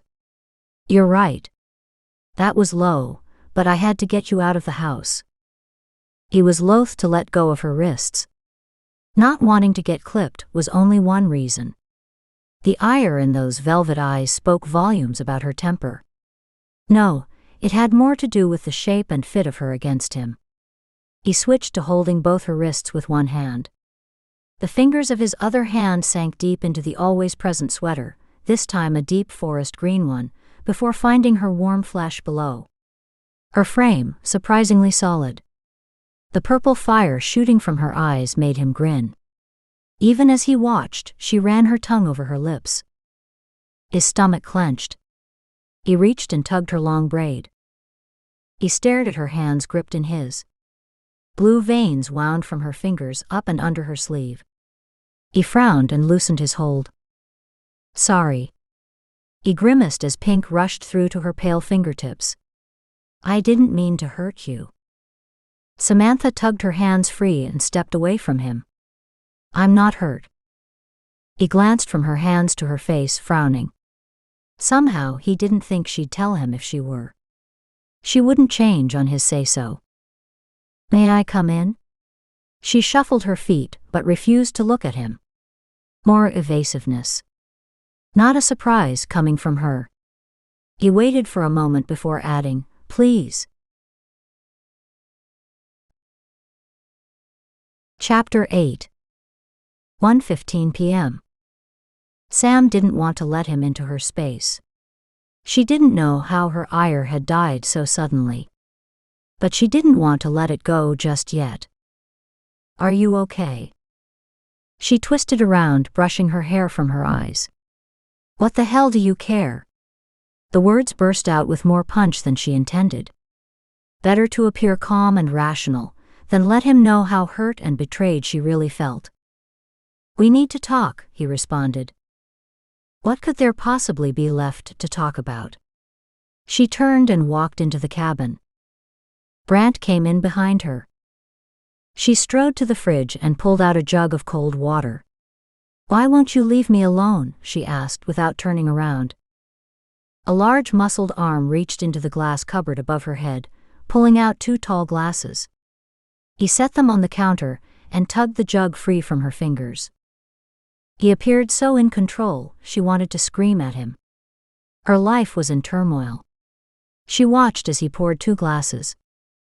Pissed at her reaction, she snatched one up and walked outside. Her nerves were rubbed raw. She could only take so much. "I can't." His answer hurt. She escaped toward Soldier. Her stocking feet whispered along the porch. Soldier still heard her. She couldn't see him, but she sensed his attention. "It's okay, boy. It's just me." The sensation of wariness coming from the cage never relaxed. She couldn't blame him, hers hadn't disappeared either. A low growl erupted in the far corner. "What's in there?" Brant asked from behind her. Sharper, higher-pitched growls had the 2 of them backing up a few paces. "That's some huge cage," Brant said, his voice carefully moderated. "He's a good-sized dog. And he obviously likes his space." Brant snorted and walked to the steps and sat down. "You think?" He took a big drink, still staring at the cage.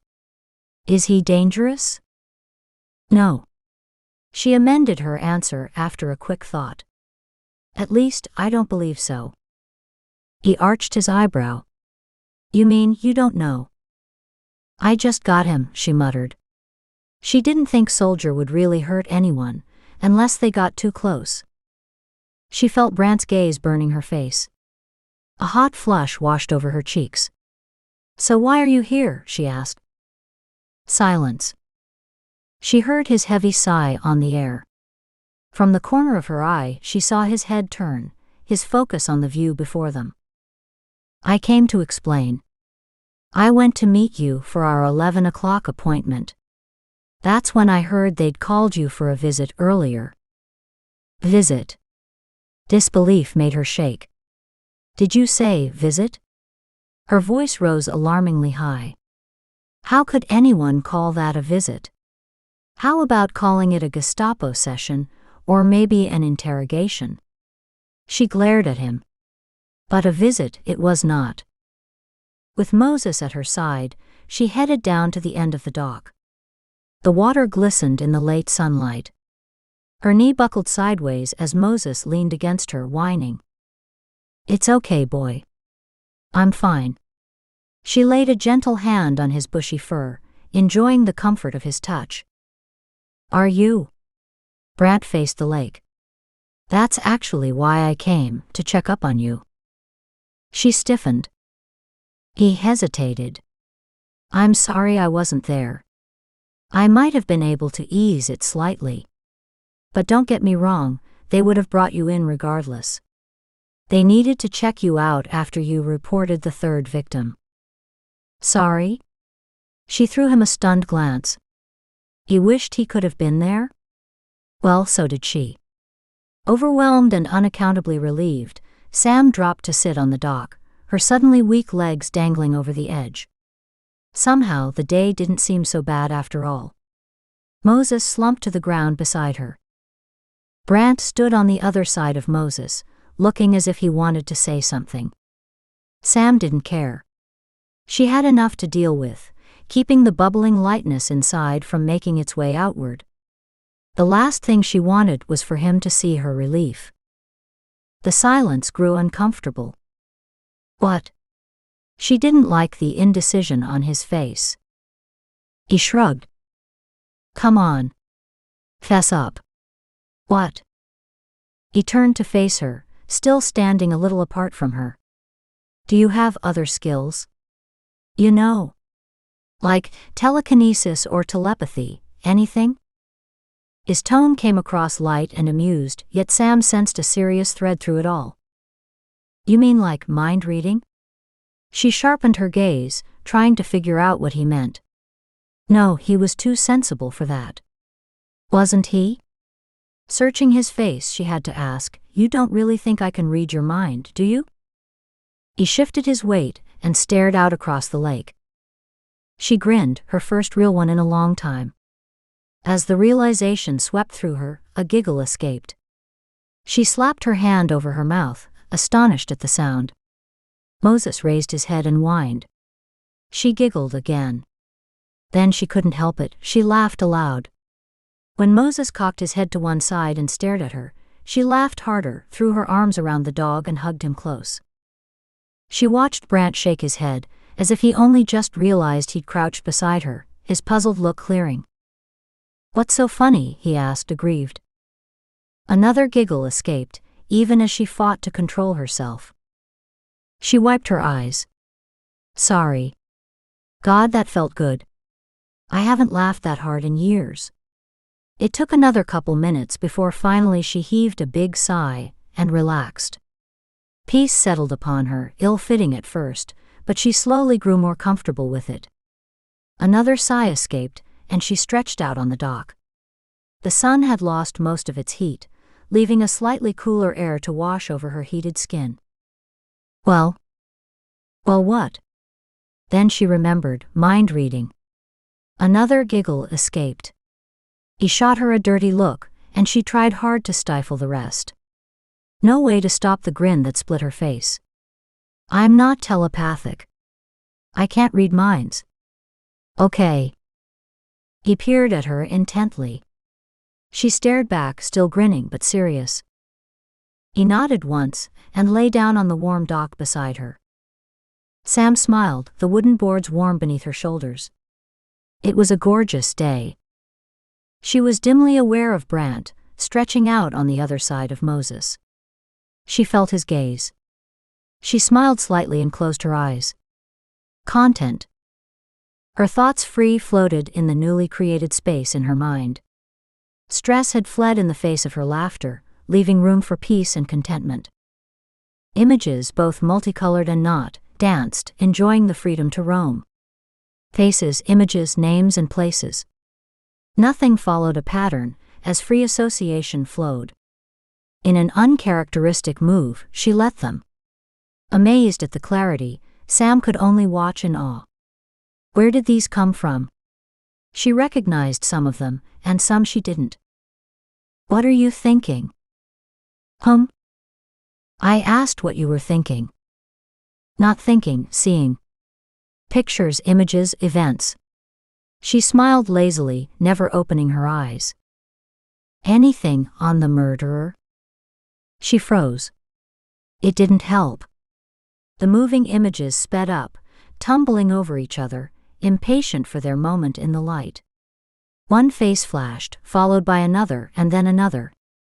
Without warning, the film stopped. A camera trained on one woman. But Sam was inside that woman, staring at the camera lens. The faint reflection on the camera lens showed the vague outline of a beautiful laughing brunette. The woman smiled into the camera, amused at something the photographer said. She turned her head. Sam caught glimpses of a huge green park, flowers in brilliant, vibrant beds. Several other people mingled. Someone called out a name. Her head twisted around. Her name. She was called Analia. Sam recognized her basic essence. Sam had connected to this same soul the other day. Analia. Who? She knew. That's her name. Sam opened her eyes to a slowly darkening sky. The murderer? He asked. His voice sounded stunned, his tone disbelieving. "No," she whispered, grief already clogging her heart, breaking up her voice. "He's stalking his next victim. Her name's Analia." 2:10 p.m. Even an hour ago, Sam would have said what she was doing was impossible. It defied logic. But here she was. She stood on the steps of the police station, staring up at the imposing front. What was even worse was that somehow she'd been convinced to do this willingly. Unfreaking believable. Problems? Sam started. Brant stood several steps above her, staring down at her, a questioning look on his face. She rubbed her damp palms on her faded jeans, glancing at her scuffed runners showing too much wear, then up at him. She wrapped her arms beneath her breasts, not quite knowing what to say. Her thick sweater was long, and didn't seem to make a bit of difference to the chill deep in her bones. She stared around at the busy street, before turning her gaze on him again. "Yeah, this isn't exactly my favorite place to visit." He grinned at her. "It will be different this time." Should she believe him? "I promise." Sam raised her face to the sun, took a deep breath, got a grip on her whacked-out emotions and strode the remaining few steps. Once inside, she kept her focus on Brant and followed his lead. Within minutes, she was sitting at a large table in a spacious lived-in room. This was much more pleasant. This looked like a meeting or a conference room. The sideboard held papers and books. One of the tables held used coffee cups and even a dirty plate. "Do you want a cup of coffee before we get started?" "I'm not sure we have any tea." Feeling as if she'd been caught snooping, Sam quickly nodded. "Thanks, coffee is fine." "Black, please." Brant flashed a quirky grin as he left. On her own, Sam glanced around at those passing through. She noted no windows were in this room. She'd have felt better if she could have seen the world outside, to have less of a caged-in feeling. She did much better in open air. She tilted her head. Maybe she should look at going into horticulture. That was outside, away from people. Yeah, she'd do well with plants. Too bad they didn't do well with her. "Here you go. Careful. It's hot." A cup of steaming coffee was placed before her. The heat drew her like a magnet. She wrapped her hands around the mug, almost moaning with joy. At that moment, she looked up to catch Brant's quizzical gaze. She flushed. "I'm a little cold, that's all." He raised one eyebrow and refrained from commenting. Sam returned her attention to her coffee, staring at it longingly. With the steam still rising, she tried a sip. She choked, hastily putting it down again. She coughed again, trying to clear her throat. Dear God, how could they call that coffee? She snuck a glance at Brant. He hadn't noticed. Sam didn't know what to say. Brant sat down across from her, sipping his own coffee. God, he actually seemed to enjoy it. He flipped through a file on the table. Every once in a while, he stopped and wrote a few notes on a pad of paper. You'll get used to it. Surprised, Sam asked, Get used to what? The coffee. He flashed a grin at her. The wicked glint in his eyes caught her sideways. Her heart stopped, before suddenly thundering on. Like hell, she said when she finally spoke. You're right. I lied. You never get used to it. A sudden commotion at the door caught their attention. An older woman, hauling a large case, bustled into the room. Sorry I'm late, Brant. No problem, Irena. Grab a seat. Irena banged the case down and shrugged out of her coat. The weather has gone to hell out there. Has it started raining? Not yet, but the sky is ready to explode at any minute. Irena opened her case. Sam gawked. Wow, what a kit. She watched as Irena pulled out an art pad and a small case of art pencils. Okay, so what are we doing today? Brant quietly explained. Sam listened, watching Irena's face intently. Her expression wrinkled once before settling into the same old cynical look. Whatever. Brant stood. Sam, I'll leave you in Irina's hands. He smiled at the two women.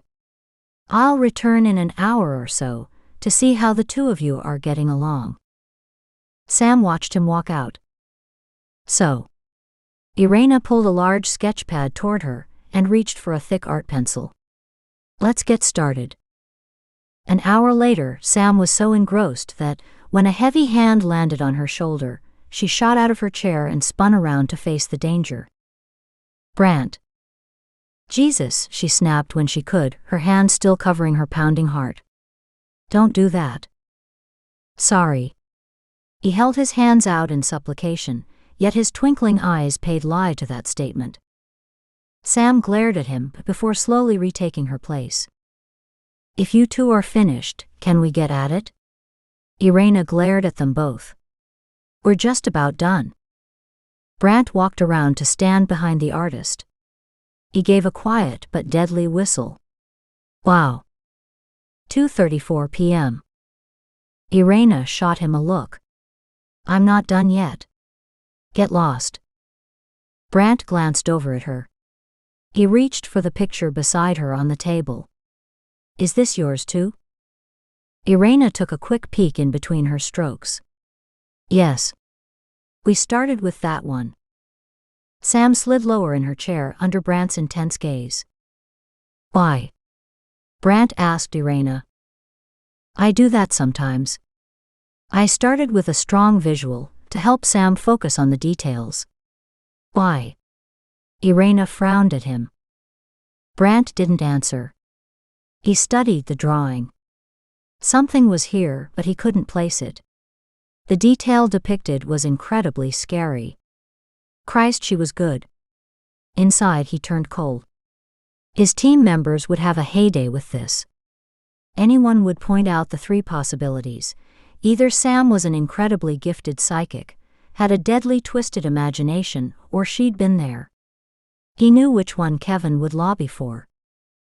He studied Sam, slouched in her chair. She lay with her eyes closed. Gray smudges underlined her eyes, accenting her translucent skin and her obvious fatigue. The picture disturbed him. Irina was good. In this piece of work, she'd been damn good. The eerie details made it come alive, or appear even deader. In fact, the picture was damn near perfect. Tossed bedclothes, half on and half off, portrayed the violence with uncanny accuracy. The pool of blood on the mattress, and the overturned lamp on the night table, added to the impression of a great wrong having been committed. She'd given a death scene a terrible sense of life. Softy, he questioned her further. Sam, this level of detail. He paused, shaking his head. Did you tell Irina about the blood dripping down on the mattress or the lamp overturned? Stretching her arms over her head, Sam shook her head. I knew the bedding had been tossed around and that there was massive blood loss. I thought the lamp had been dumped to the floor because the light came from that region. The layout details are all from Irina. You realize this level of detail is what will bother the other detectives? Sam bolted upright to stare at him. Bother them, how? Pulling a chair up beside her, Brant laid the sketch down. They'll say this picture has been envisioned from someone in the room, not from someone in the body, because if you were to see from her eyes only, you wouldn't have these details in your viewing area.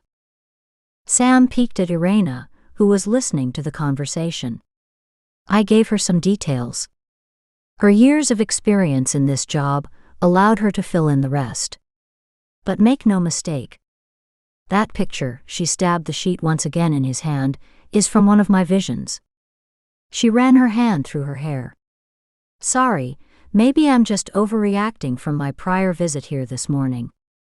She turned to Irina, who'd kept working, her pencil swiftly forming and pulling visions off the page. Silence ensued in the large room. Brant knew they were the center of attention. He cleared his throat and cast a glance in Irina's direction. She was studiously working on her drawing, keeping her head down. I didn't mean to imply anything. But for anyone who doesn't really understand how your abilities work, this stuff seems, well, I guess it's a little freaky, and they'll question it. She nodded, refusing to face him. Brant, Captain Johansson wants to see you. Damn. He glanced around at Adam, who tilted his head in the captain's direction. Brant shook his head and motioned toward Sam. Adam grimaced. That's why. Great. Cops preferred to work with what they could see, hear, and touch. That's why he'd brought Sam in today. For these pictures. That, and to hopefully shake loose more details from Sam's psyche. Now. And you're to take the picture with you. Brant glanced around the room, only to find everyone suddenly busy, heads down. He glanced at Sam's bent head. Don't panic. I'll talk to him. Everything'll be fine. I promise. Her gaze said she didn't believe him. Frustrated, picture in hand, he strode past the younger detective to Captain Johansson's office. It felt like walking a gauntlet, as everyone openly watched. He rapped hard on the closed door. Come in.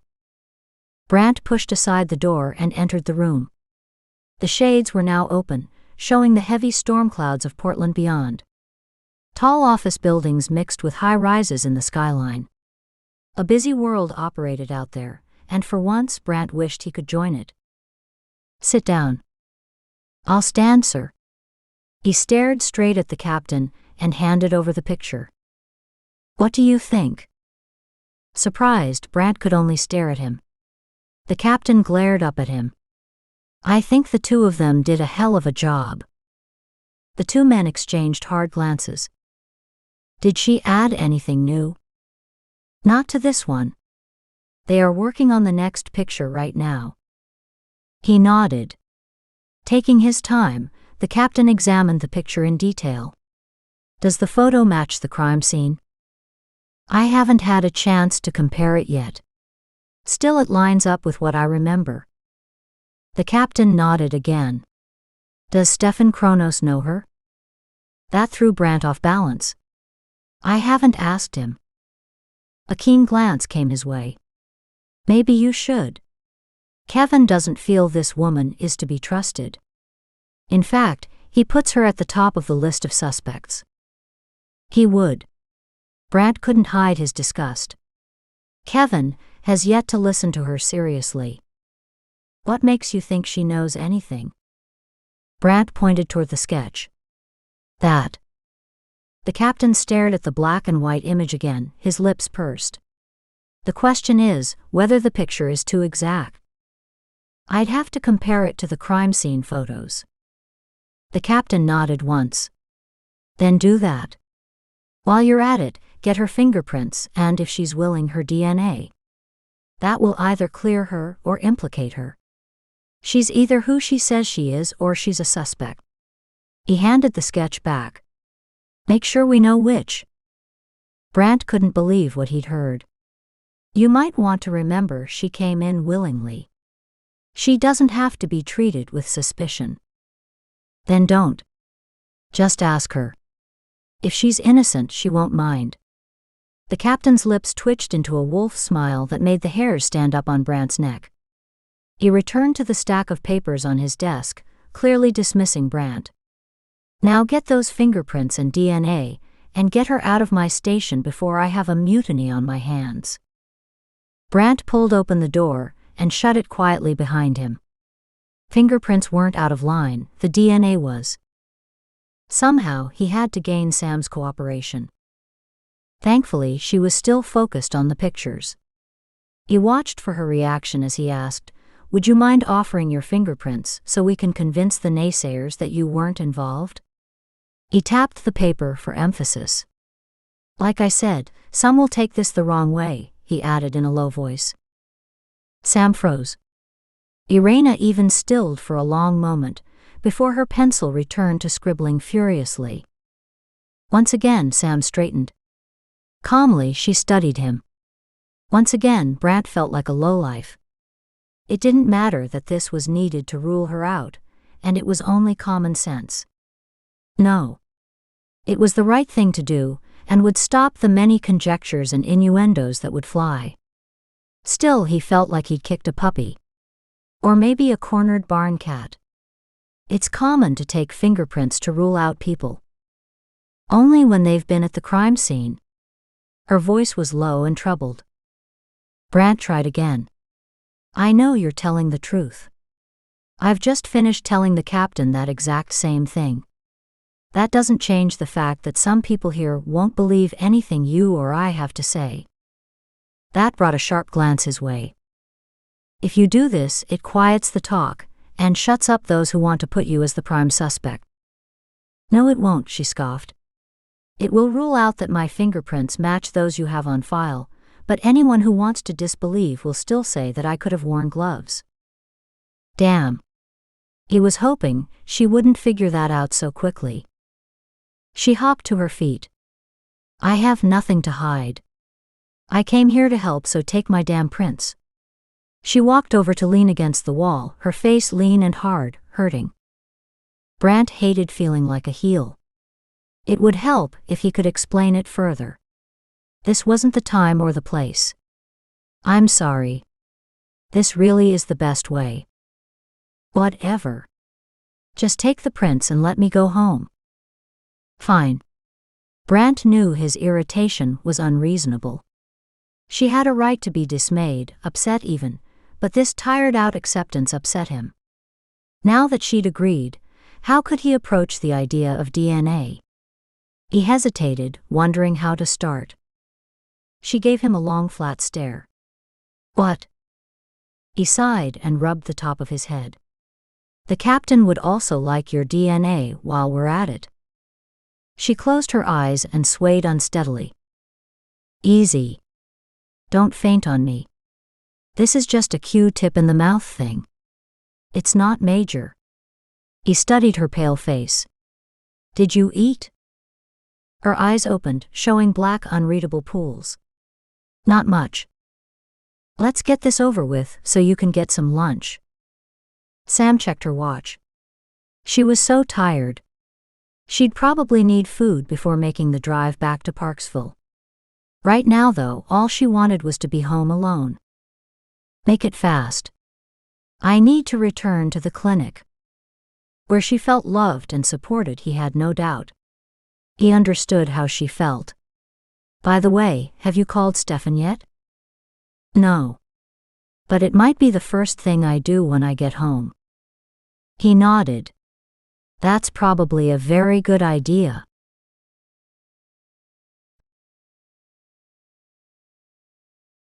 Chapter 9. 4:14 p.m. For about the 100th time, Sam wiped first one hand and then the other on her jeans. Her fingers clenched on the steering wheel.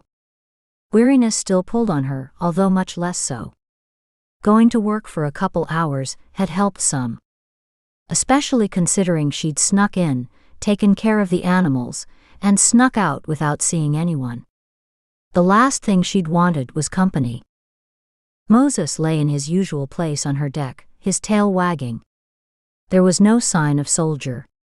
Sam parked and went inside. She scrubbed her fingers, up one side and down the other, then she washed them all over again. Using a tea towel, she dried her hands and inspected them again. That there'd been no fingerprint ink to wash off didn't change the fact she saw it every time she looked. She shivered and tugged her worn sweater around her tighter. Even though the sun shone high overhead, her bones were chilled. It had been a hell of a day. Sam could only guess at what Brant and the other detectives were learning about her now. She reached for the hot water and soap again. 4:25 p.m. Brant refused to feel guilty. He'd done his job. That's all. That picture of hers changed everything, and had cemented the captain's opinion. At least he'd agreed to make good use of what she had to offer, with the caveat to keep him in the loop. He pushed his chair away from his desk and reached behind his head, locking his fingers together. The captain was right. Brant needed to ask Stefan about Sam. He'd give Sam another day to contact Stefan on her own, then he'd bring the two of them together regardless. He'd worked successfully with Stefan for years. He knew good psychics could offer invaluable help unavailable through traditional police work. He also knew they were unusual people. They didn't see the world the same as the rest of the population. Their senses overloaded easier, and they retreated to spaces that soothed their raw souls. Sam had her home at the lake for a physical retreat. Did she have anything else? Stefan had a beautiful log house, yet his real solace was his art. His stunning but tortured paintings were known the world over. Brant frowned. He sighed inwardly. Kevin. What's up? He eyed the other detective warily.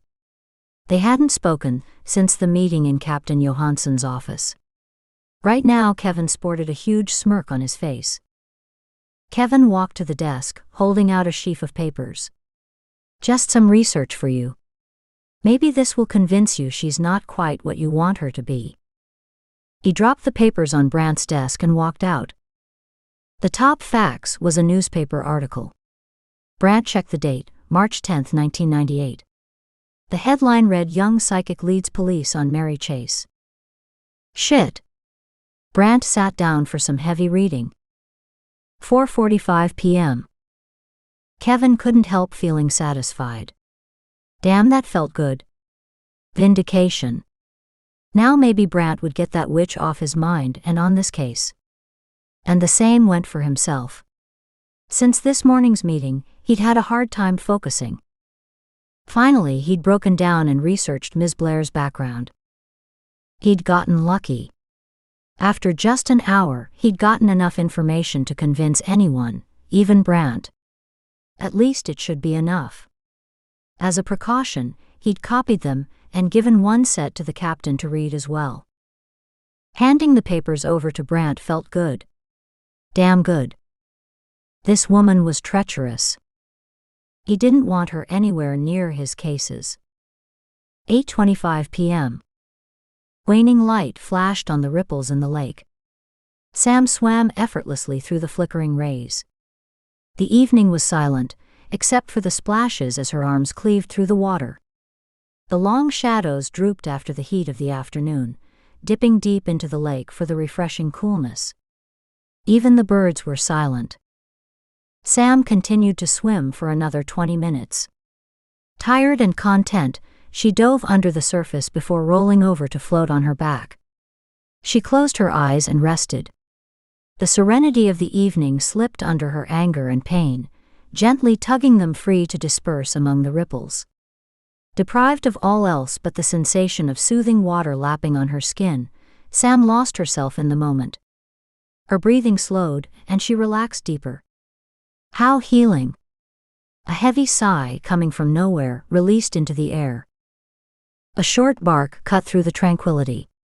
Sam rolled over to see Moses at the end of the dock, waiting for her. He barked again and jumped around, wagging his tail. Sam laughed, slowly swimming toward the dock. "I'm fine, Moses. Don't worry. I'm coming in." Moses barked once more, before lying down to watch her approach. She'd almost reached him when Moses sprang to his feet and turned to face the house. He barked once. Hugging the dock, Sam peered through the shadows. A shadow slowly separated from the tree line. Soldier. Sam watched in wonder as the big dog limped toward them.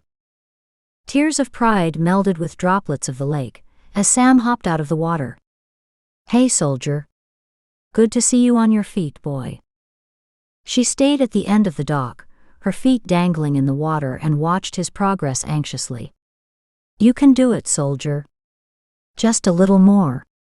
He seemed so weak. Head down, his spine hunched in pain as each foot touched down. Still he kept coming. He stopped at the end of the dock and lowered his haunches.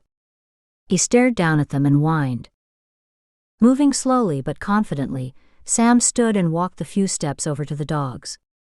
Soldier curled his lip, although he didn't growl. Sam bent over and patted him gently on his shoulder. His fur was stiff with dirt.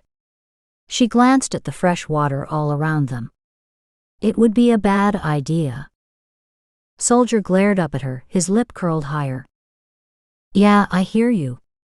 Not quite ready for a dip in the lake, are you?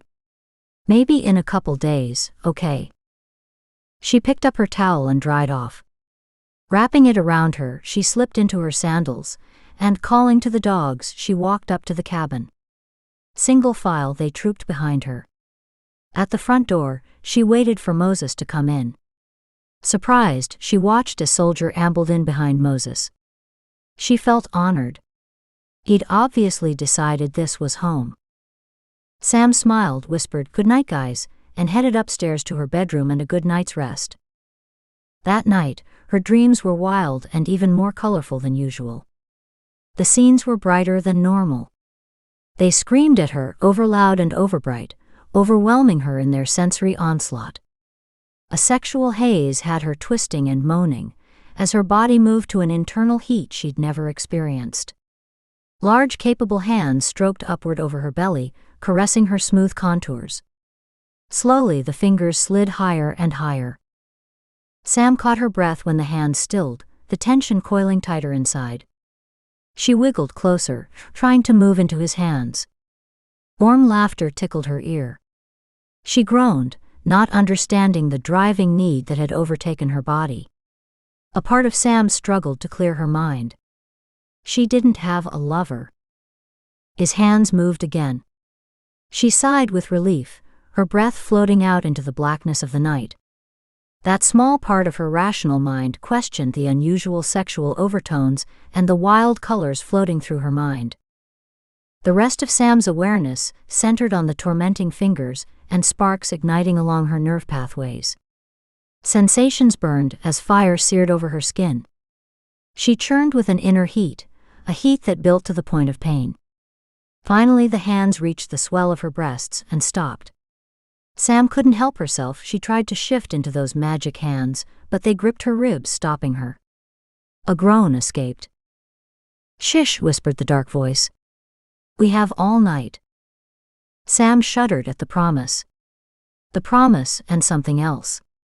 Something wrong, something off. It bothered her, except she was too caught up in the sexual tension to want to figure it out. She arched high off the bed as he cupped her full breasts and squeezed gently. They coaxed, then relaxed, then returned to torment her again. Sam cried out. Dark laughter wafted through the room. She shivered. There it was again. That nebulous feeling of something wrong. What was it? The hands returned to torment her again. "Please." She tried to reach for him, needing him closer. And found she couldn't. Just as the sensation of wrongness returned, Sam realized her arms were caught above her head. Caught and held by one of his hands. And the clouds in her mind blurred her clarity. He laughed again. Dark laughter became black as his other hand, the one that had so gently cradled her breast, squeezed hard and then harder again. Sam arched up, screaming in agony. And woke up.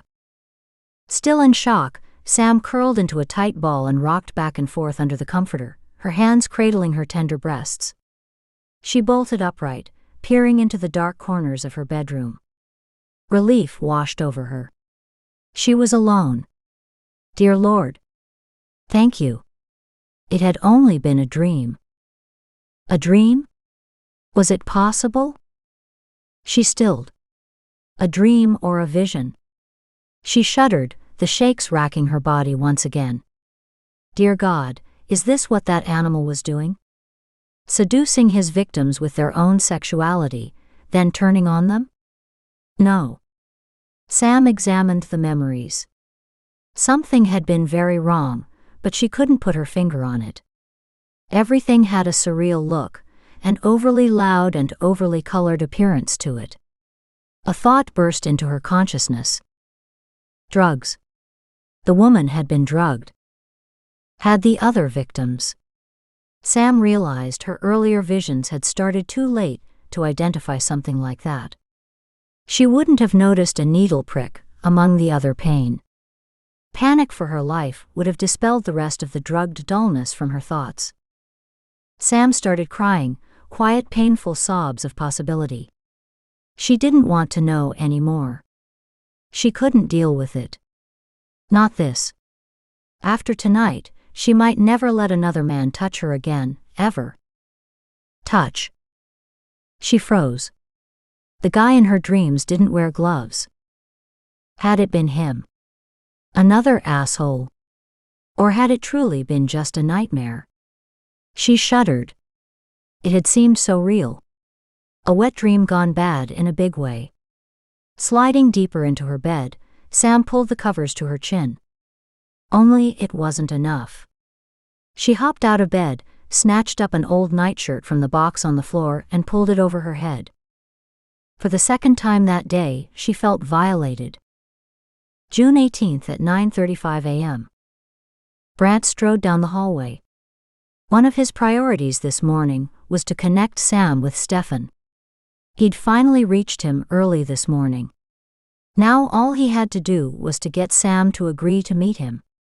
And he needed to talk to Sam about her past workings with the police. The research Kevin had brought him had been less than flattering. Still, Brant knew that Stefan had some less than stellar moments at the beginning of his career as well. The article didn't give her age and was years ago. She'd have been young and green. Not to mention untrained, which she still was. Hence his push to connect her to Stefan as soon as possible. Nothing he'd read had given him any reason to disbelieve her. He suspected Sam could be instrumental on his proposed task force.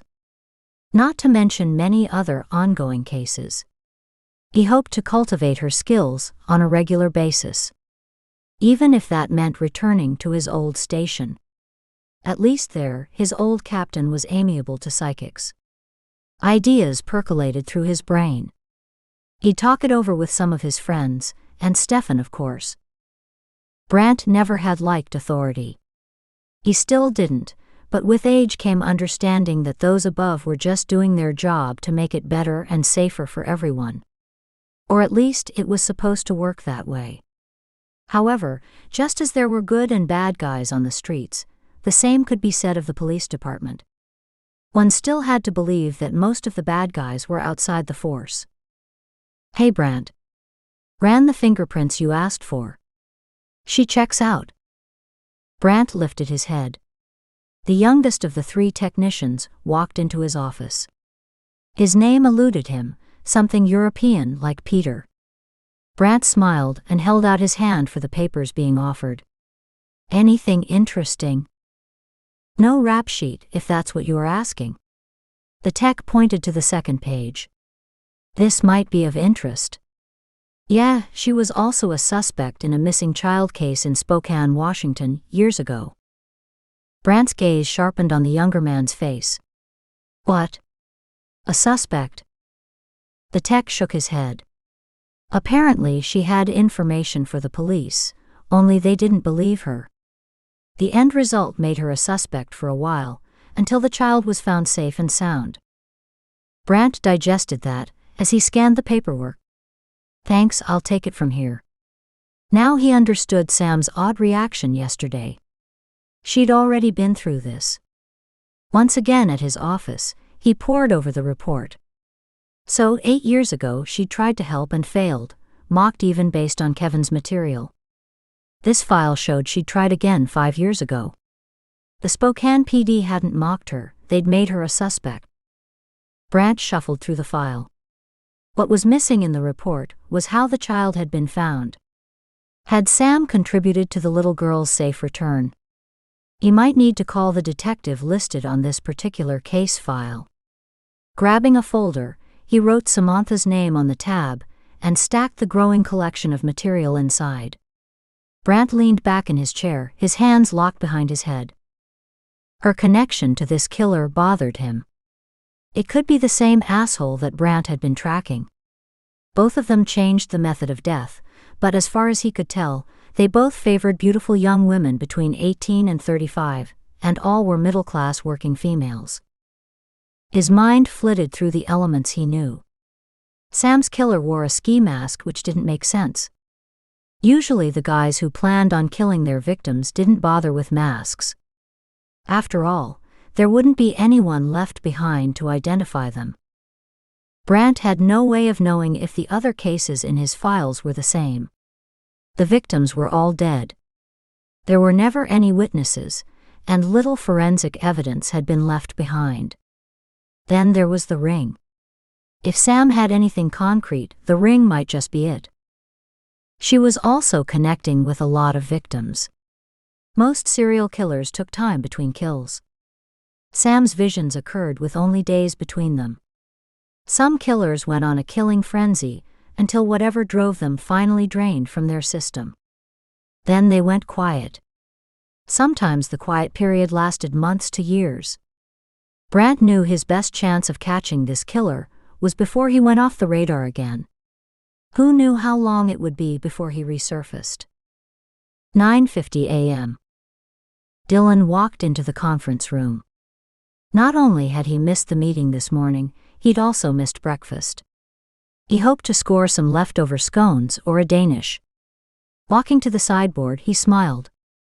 One huge blueberry muffin. Perfect. He snatched up his prize and walked toward the double doors.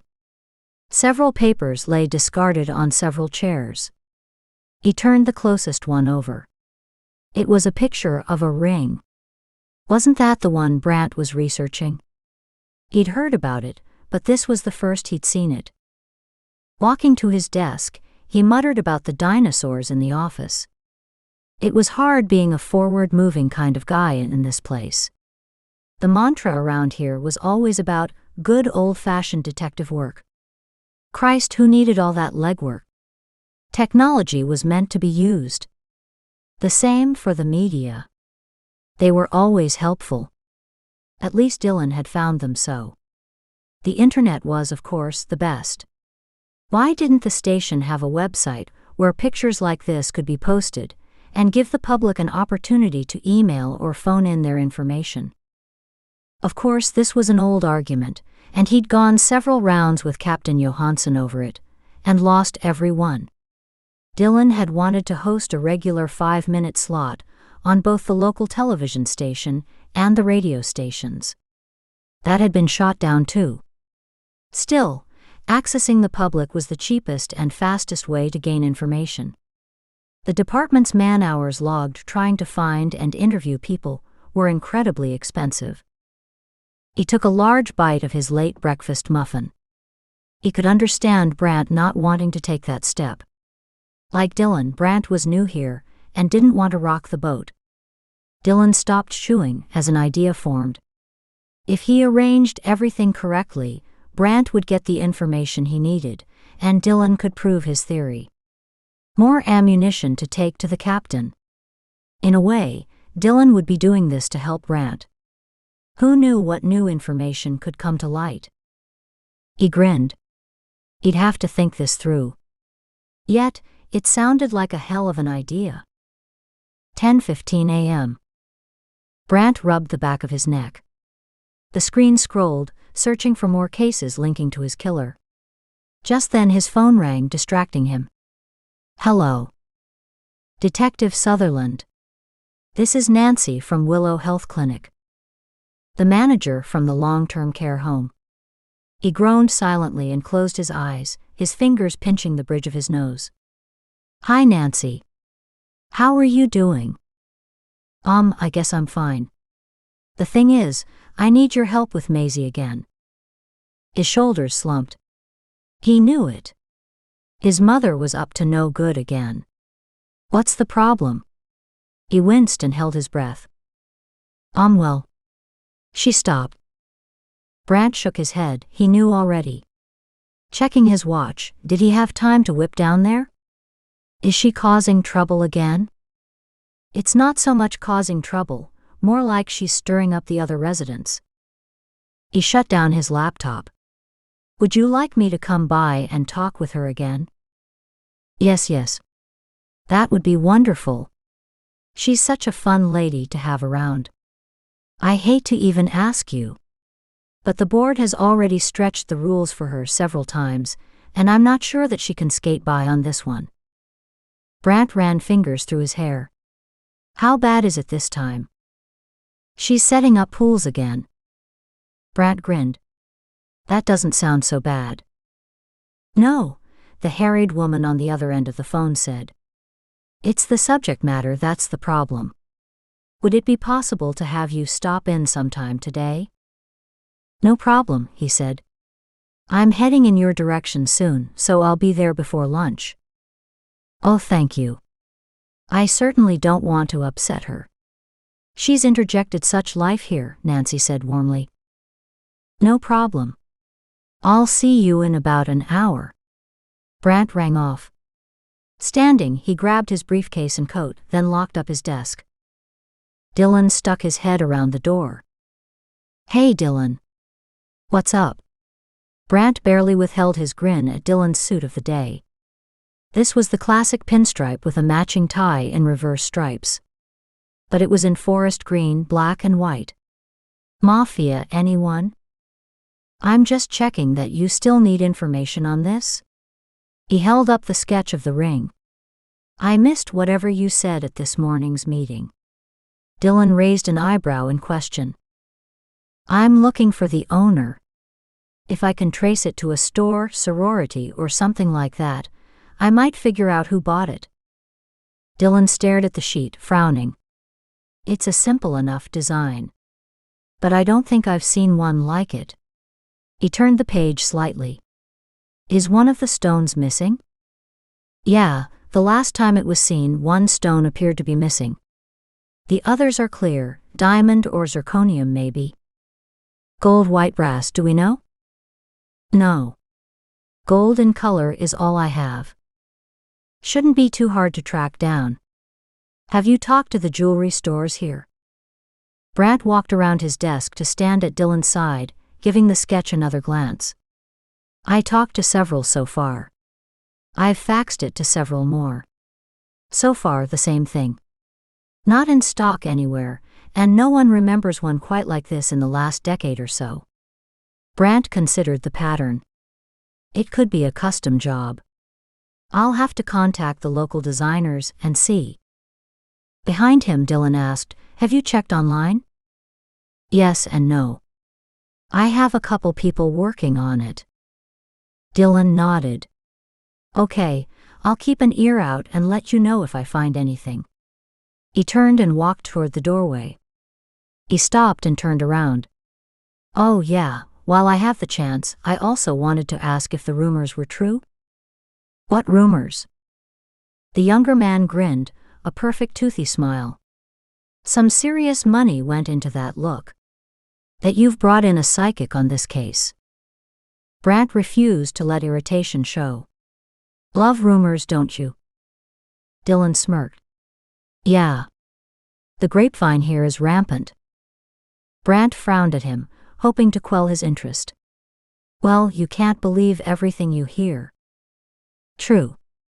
Dylan turned, as if to finally leave again. Let me know if you need any help with anything.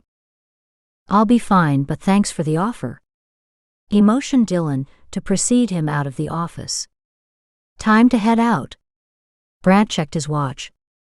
He was running late. Chapter 10. 10:45 a.m. Sam found it hard not to worry while she worked with the animals. It's not as if she lacked for topics. After last night's vision, she was now worried about not telling the police. Her instant reaction had been, no way. Not after yesterday. Today, in the light of day, she knew she needed to tell Brant. The worry about what information the police had dug up on her had nagged at her. What if Detective Sutherland contacted that deputy from Nicola County? A lot of ancient history was there, and none of it looked good for her. Chances of the detective believing her story over that rogue deputy's version were non-existent. She already knew that law enforcement protected their own. What were the chances the deputy had forgotten her? Not great. Sam, can you give me a hand? A woman called through the swinging double doors. Sam quickly closed the door to the rabbit cage she'd been cleaning and headed for surgery room 1. She pushed open the door. Jesus. She jumped forward to help. You could have called me earlier. She reached out to support the large sleeping Newfoundland dog, in danger of sliding off the small table. Time to get a larger table? The other two women laughed. Careful with the front legs. He's got stitches across the ribs on that side. The three women carefully maneuvered the large animal onto a second table. Then waited to receive him, and then move him into an even larger cage. Once inside, the dog's wounds were checked, his tubes adjusted for the cage walls, and the door closed. Sam stepped over to look at the injured animal. He had to be 150 pounds. What happened to him? Dr. Valerie Brown, the older of the two, smiled and said, "You don't need to whisper. He won't wake up." Sam's lip twitched. "I know. He's beautiful." The other woman, Dr. Brenda Torrance, stripped off her gloves. "Yep, he's gorgeous all right, only he needs to stop arguing with cars." Sam sent a sharp question her way. "What? Another car accident?" She glanced at the sleeping animal. "How horrible." "We'll move him to the back room, after he wakes up from his anesthesia." Sam narrowed her gaze. Funny lights played over the surface of the dog's thick fur coat. Weird. Shivers raised goosebumps on Sam's skin. A vision reached into her brain and took over her sight. The dog was hurt worse than the minor repair held together by the stitches. Images crowded her, the dog up in the air, tumbling before hitting his left hip on a fire hydrant. Did he get the cut from the car, or from the landing? She focused on the animal's body, searching for any clues as to what else could be wrong. The front grille of the truck ripped a strip of hide off him. "Why?" Valerie asked. Sam gazed at her vaguely. "What?" "Oh, his left hip doesn't look right. But I'm sure you took x-rays, so that hip must be just bruised and not broken." Deliberately, Sam left, as if to return to the cages to finish her job. In the other room, she stopped outside the door and listened.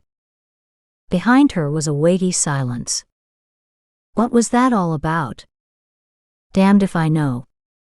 Were x-rays done? A rustle of papers.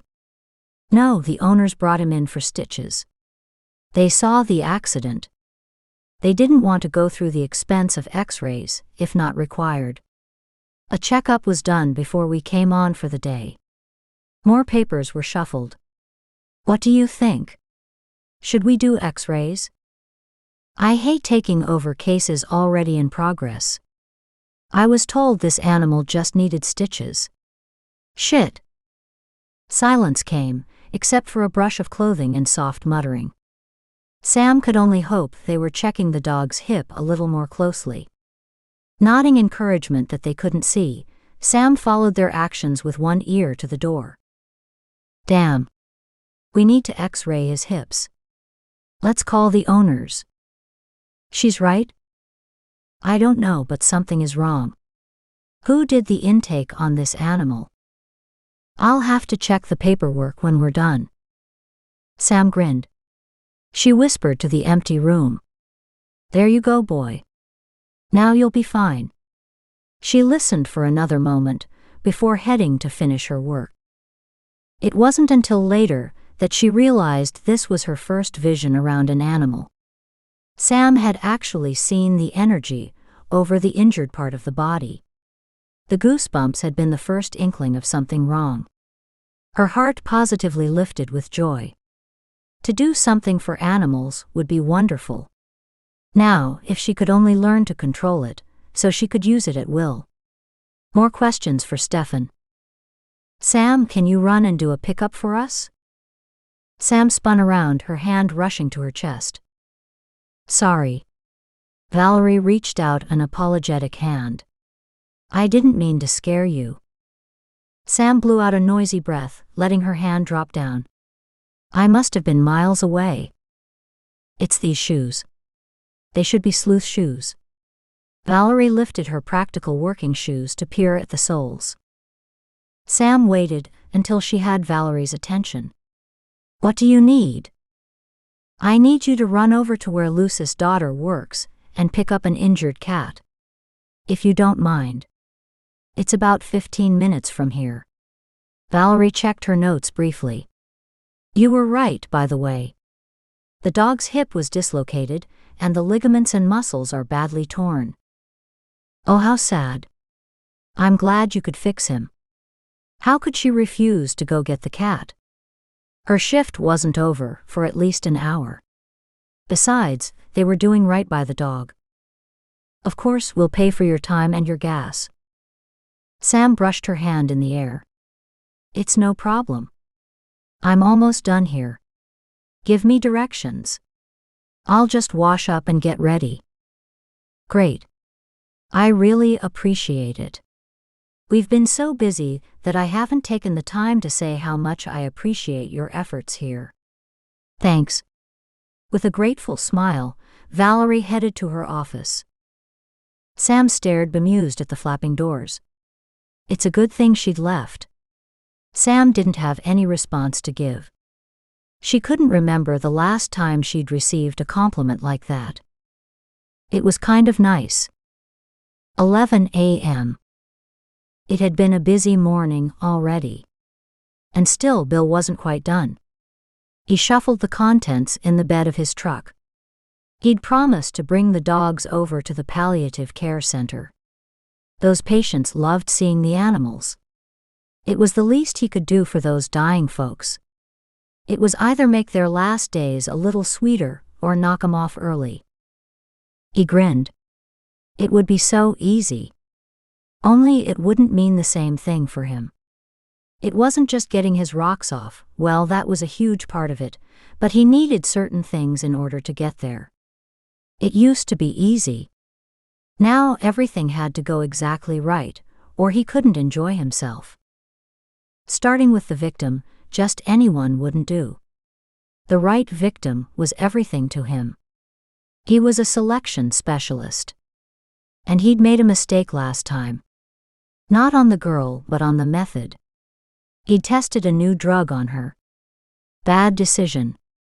She'd reacted terribly, slipping into unconsciousness before he could really enjoy her. He'd left beyond pissed. Now he'd need a fix again, and soon because of that. He'd expected to hear about her on the news, but so far, nothing. Stupid cops. They'd probably written her off as a suicide. He grinned. That worked for him. Fooling the cops kept things challenging. Over the years, even he had wondered what drove him, but had come to the conclusion that it didn't matter, as he was past the point of stopping. He refused to dwell on it. He also didn't like the mask thing. The bloody wool itched.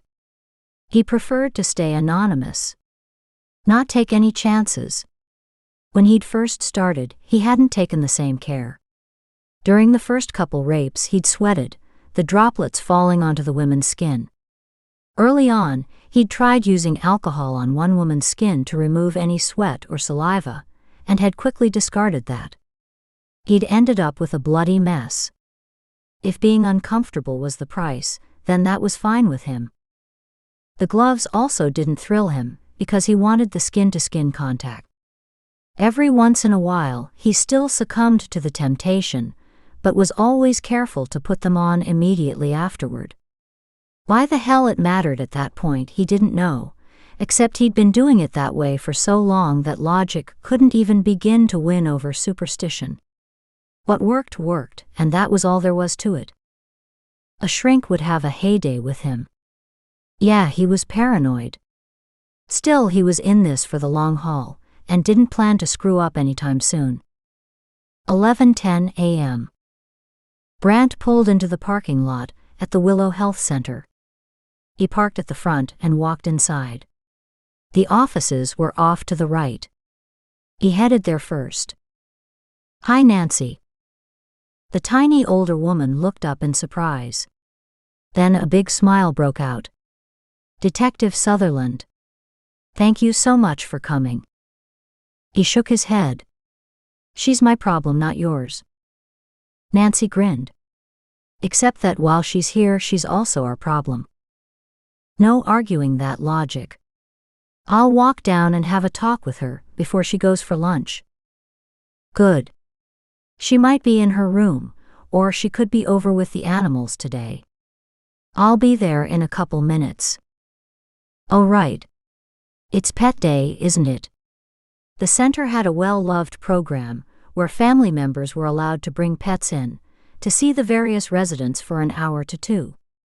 Sometimes special dogs and cats came in to keep the people company or to put on small shows. The older people loved it. It was a highlight for them. Brant walked to his mother's room. Mom? He knocked gently. Come in. Brant pushed the door open to find several other people in there. A hushed silence descended when they recognized their visitor. He heaved a sigh. Yes, the cops have been called. Mom, what the hell are you up to now?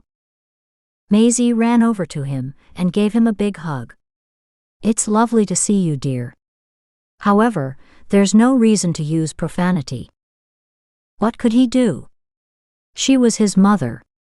He rolled his eyes and wrapped his arms around her frail body in a gentle hug. He grasped her shoulders gently and held her at arm's length. Mom, we need to talk. 11:20 a.m. Here it is. Sam slowed, pulled into the long driveway and parked. A familiar truck was parked to the right. She frowned. No reason it should be Brant's truck. Had to be hundreds of those here in town. Her pulse jumped, and she couldn't help searching the area for him. She didn't want to see him, not really, yet couldn't hold back the pulsing excitement at the thought of it. Traitorous hormones. She walked inside. Large and open with multiple comfy couches, the lobby had a friendly atmosphere. Sam could see people feeling welcome here. Bright yellows and moderate oranges blended with the lush palms and overgrown Dieffenbachia plants filling each corner. The front counter stood empty. Sam pursed her lips. There didn't appear to be a bell to ring for service either. Sam frowned. She checked her watch. Surely it was early for lunch. Not knowing how a place like this worked, Sam found herself choosing between two corridors and took the left one. Various doorways along the hallway were identified by numbers. They appeared to be apartments or self-contained suites of some kind. They didn't look like the hospital rooms she'd assumed they would be. Having never known anyone living permanently or temporarily in a place like this, she found herself wondering at the circumstances that would leave them here. Did these people not have family, or were they alone like Sam was? Were they happy here? Or did they pine away, always wishing for a better life? Living alone for so long in a place like this could seem like a prison. Did some of these people have families to live with? Laughter drifted toward her. Curious, Sam followed the sound. Glancing back, she saw the reception desk remained empty. The hallway opened up into another large sitting area, with many tables surrounded by people. Some played cards, others were engrossed in chess, and still others petted several dogs. Animals. Now that was a nice touch. Sam smiled at a particularly large feline that strolled regally between several legs, her leash getting caught up, to everyone's enjoyment. Sam looked around for someone in charge. Everyone appeared to be in the same age category. One younger man was with a basset hound on a leash. The dog appeared comfortable, sprawled in place, showing no interest in being dragged across the room. Sam smiled. The dog was gorgeous. Evidently, several of the residents thought so too. Several bent to pat the dog's long ears and rotund belly.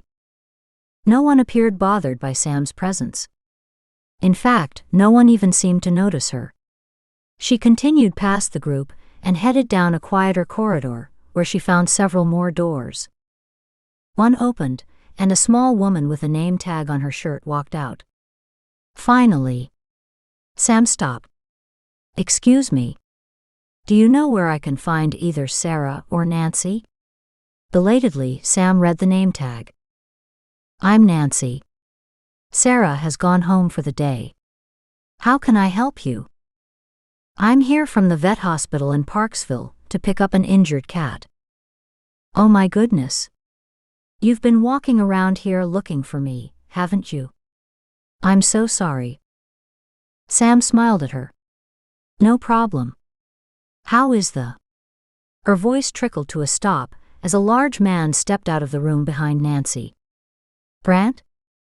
She blushed and quickly corrected herself. Detective Sutherland, I mean. What are you doing here? Nancy jumped in. Oh, do you two know each other? That's wonderful. Why don't you stay here for a moment while I locate the poor cat? With a bright smile, the cheerful woman hastened down the way Sam had come. No, I'll come. But Nancy was already gone. Too late. Nancy can move very quickly when she wants to. Brant, who are you talking to? A spry lady with bottle blue hair came to the door. Oh. She smiled, a little too brightly. How nice. Brant, invite your friend inside. She turned to Sam. Hi, I'm Maisie, and Brant is my son. Sam smiled weakly. Hi. Of course this was Brant's mother. Come in, child. Sam found herself maneuvered into the small suite, where several curious seniors instantly surrounded her. Behind her, she heard Maisie whispering loudly to Brant. Now I know why the others wouldn't do. All you had to do was tell me about her. This is wonderful. Maisie beamed. Sam closed her eyes. Uh-oh. Mom, don't start with me. Of course not. I'm too happy to argue with you. She bustled over to regard Sam, like a unique species under a microscope. Move, everyone. Give the child some space. She snagged Sam's arm and led her to the couch. My goodness, there's not much to you, is there? There's enough. I'm actually quite healthy. Sam tried to defend herself, while allowing Maisie to shove her gently onto a flowery couch that probably had many stories to tell. For all the gentleness behind this woman's gestures, Sam sensed a steel core. She might be Brant's mother, but Sam doubted she had let him get away with much. A warm cup of tea was placed in her hand, followed by a small plate heaped high with cookies. Oh no. The tea is just fine, thank you. Nonsense. You need to eat more. A polite way of saying she was too skinny. Another silver blue head popped around the corner. So your son is here, is he? Now you'll get it, Maisie. Nonsense. He can solve this. This came from one of the people who had been in the small room the whole time. Brant interrupted. Let's return to why I'm here. Mom, what are you up to now? She rose with a gentle smile on her face. Surely they didn't call you over this little bit of fun we're having, did they? Multiple voices chimed in, with their take on the situation. Mom, this is the third time this month. What's gotten into you? Why, nothing. Besides, this isn't my fault. This time it's your fault. Brant shook his head, clearly confused. Sam couldn't believe it. She watched in bemusement, drinking her tea, as 15 elderly people in the room crowded around Brant, all of them talking at once. Okay, one at a time. Come on, everyone. Calm down. Jackson, you take it easy, I don't want you having a heart attack again. Colonel, good to see you. Do you know what Maisie is up to this time? The Colonel laughed a deep Santa laugh that charmed Sam. Of course. She's acting as a bookie again. Mom? Brant spun around to see his mother calmly counting a column of figures. What are you doing? Nothing much. Just taking bets on Joshua's love life. She snickered. Or lack of it. Several giggles and guffaws filled the room. Joshua. Yeah, the sourpuss that runs this place. He has a new girlfriend, so we're betting on how long before it all goes south. Personally, I don't see it making it to the end of the month. More laughter came, as several other people boasted what time they'd bet on. Brant groaned. As always, his mother had fired up her social circle. Brant just stood, his mouth working, only no words came out. Sam giggled. Everyone spun to stare at her. Maisie hopped to her feet and walked around her son. A delighted smile lit up her face. "Oh, my child, that sounded a little rusty." Sam's eyes widened at that comment. She knew she didn't laugh often, but surely calling it rusty was a little extreme. "Brant, I like her. Except she's all skin and bones." She turned to Sam. "Surely you're not one of those hung up on all those fad diets, are you?" Disapproval swept the room. "No, ma'am.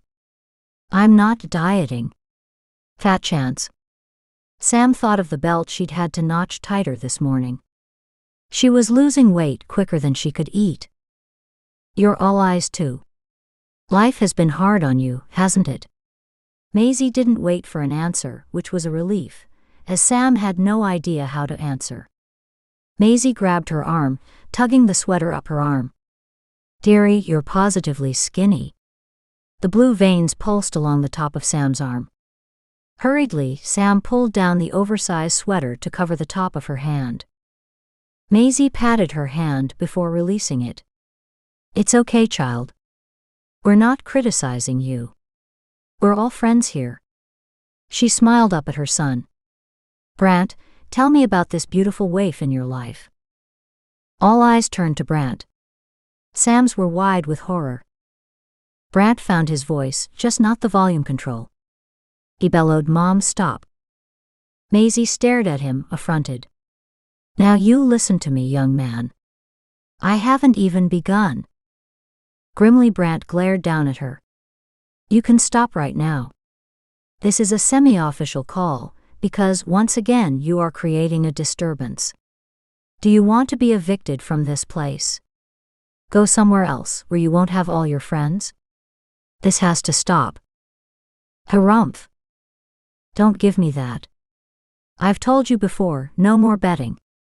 Taking a simple wager between two people is one thing, Mom. Setting up a betting book on something like the administrator's love life goes too far." Again. Brant was adamant. Sam sat bemused as chaos erupted around her. It went on for at least 10 minutes before Brant calmed down the outrage. Watching him, Sam realized that several of the elderly people were staring at her openly. She probably wasn't the norm for Brant's women. Her lips quirked in a tentative smile at several of them. They all smiled big fat grins back at her. "What's your name, dear?" Turning to look at Maisie, Sam replied, "My name is Samantha." "That's a beautiful name." Maisie beamed at her, apparently having no trouble ignoring her son, glaring down at the two of them. Sam wasn't having the same success. Her glance darted between Brant and Maisie.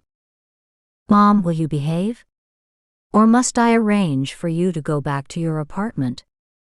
"Should I ask Samantha if you're behaving?" Maisie asked archly, to the amusement of the audience. She stared up innocently at her towering son. The twinkle in her eye couldn't be missed. The Colonel interrupted. "How about we change the subject? When will you guys catch that killer? I heard about them finding that poor woman the other day." That started the seniors all over again. Brant threw up one hand in a classic stop gesture. Silence. As Sam watched, Brant's gaze slid over the seniors, his mother, and finally rested on Sam. He frowned. The room quieted, except Sam didn't think he'd intimidated anyone but her. Maisie's cronies were obviously used to him. They treated him like one of their own. Maisie looked like hell on wheels, ready to stir things up. "I don't know what case you're talking about. We're after several killers. You know I can't talk about any specifics. But the police are following up several leads. We're doing everything we can. So if you know anything that can help us, great. Otherwise, let us do our job." He sent a cutting look to his oblivious mother.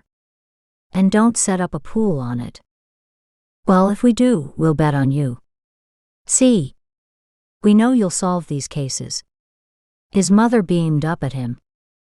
Brant shook his head. Is it safe to leave, Mom? Do you think you can behave for a while? Of course she can. Several of the seniors glared at him. Brant rolled his eyes.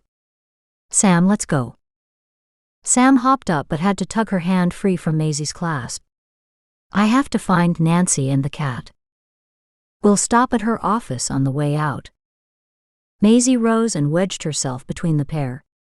Sam, please come for lunch next week. Brant, when can you bring her? Oh no, I couldn't do that. Sam shook her head. Why not? Sam didn't know how to answer. She slid a sideways glance at Brant. Their eyes met. She shrugged, not knowing how to answer the question. Mom, Sam and I will discuss it and I'll get back to you. He tugged Sam farther away from his mother. Now we're leaving. Not without a kiss. Official visit or not, I'm still your mother. Brant obediently bent to give his mother a quick peck on the cheek, before snagging Sam's arm and pulling her down the hallway. Sam felt dozens of gazes following their progress out the door. What was that? Sam glanced behind, sure she was being watched. A line of curious faces watched every step they took. Maisie stood in the doorway, a satisfied smile on her face. The other side of my life, he muttered. Sam easily read the adoration for his mother in his eyes.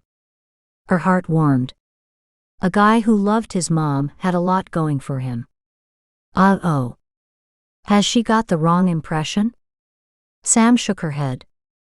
I don't know what just happened. I came to pick up an injured cat. What happened? My mother happened, he said wryly. She's a force to be reckoned with. Sam motioned behind her with her hand. Is she always like that? Yes. Unfortunately. She's lovely. You're very lucky. Sam couldn't help but wish she had had someone so lively and bright in her world. She felt, more than saw, Brant's gaze upon her. She refused to face him.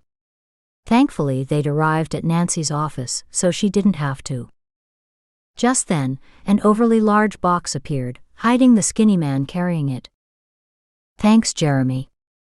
Brant, can you carry the cat out to the ladies' car? No problem. We're both leaving. Thank you, Nancy. The hospital will fix this guy right up. Sam tried to peek under a corner flap of the box. An unholy howl erupted, warning against going any farther. She grimaced. I'll definitely be leaving him in the box. She smiled at the other woman. Thanks again. Sam held the door as Brant carried the box outside. Sam rushed to unlock the passenger side of her truck. Brant gently laid the box inside on the seat. It was a tight fit, which would help stop it from sliding around. There you go. He straightened and studied her. Sorry about my mother. What could she say? I thought she was sweet. Thank you for carrying the cat. She unlocked the driver's door and got in, anxious to avoid awkward goodbyes. See you around. She cranked the engine and backed out of her spot. After turning the vehicle around, she was ready to head onto the highway, but Sam was forced to hit the brakes. Brant stood in front of the truck, stopping her from going anywhere. Chapter 11. 11:50 a.m. Puzzled, Sam lowered her window. What's the matter?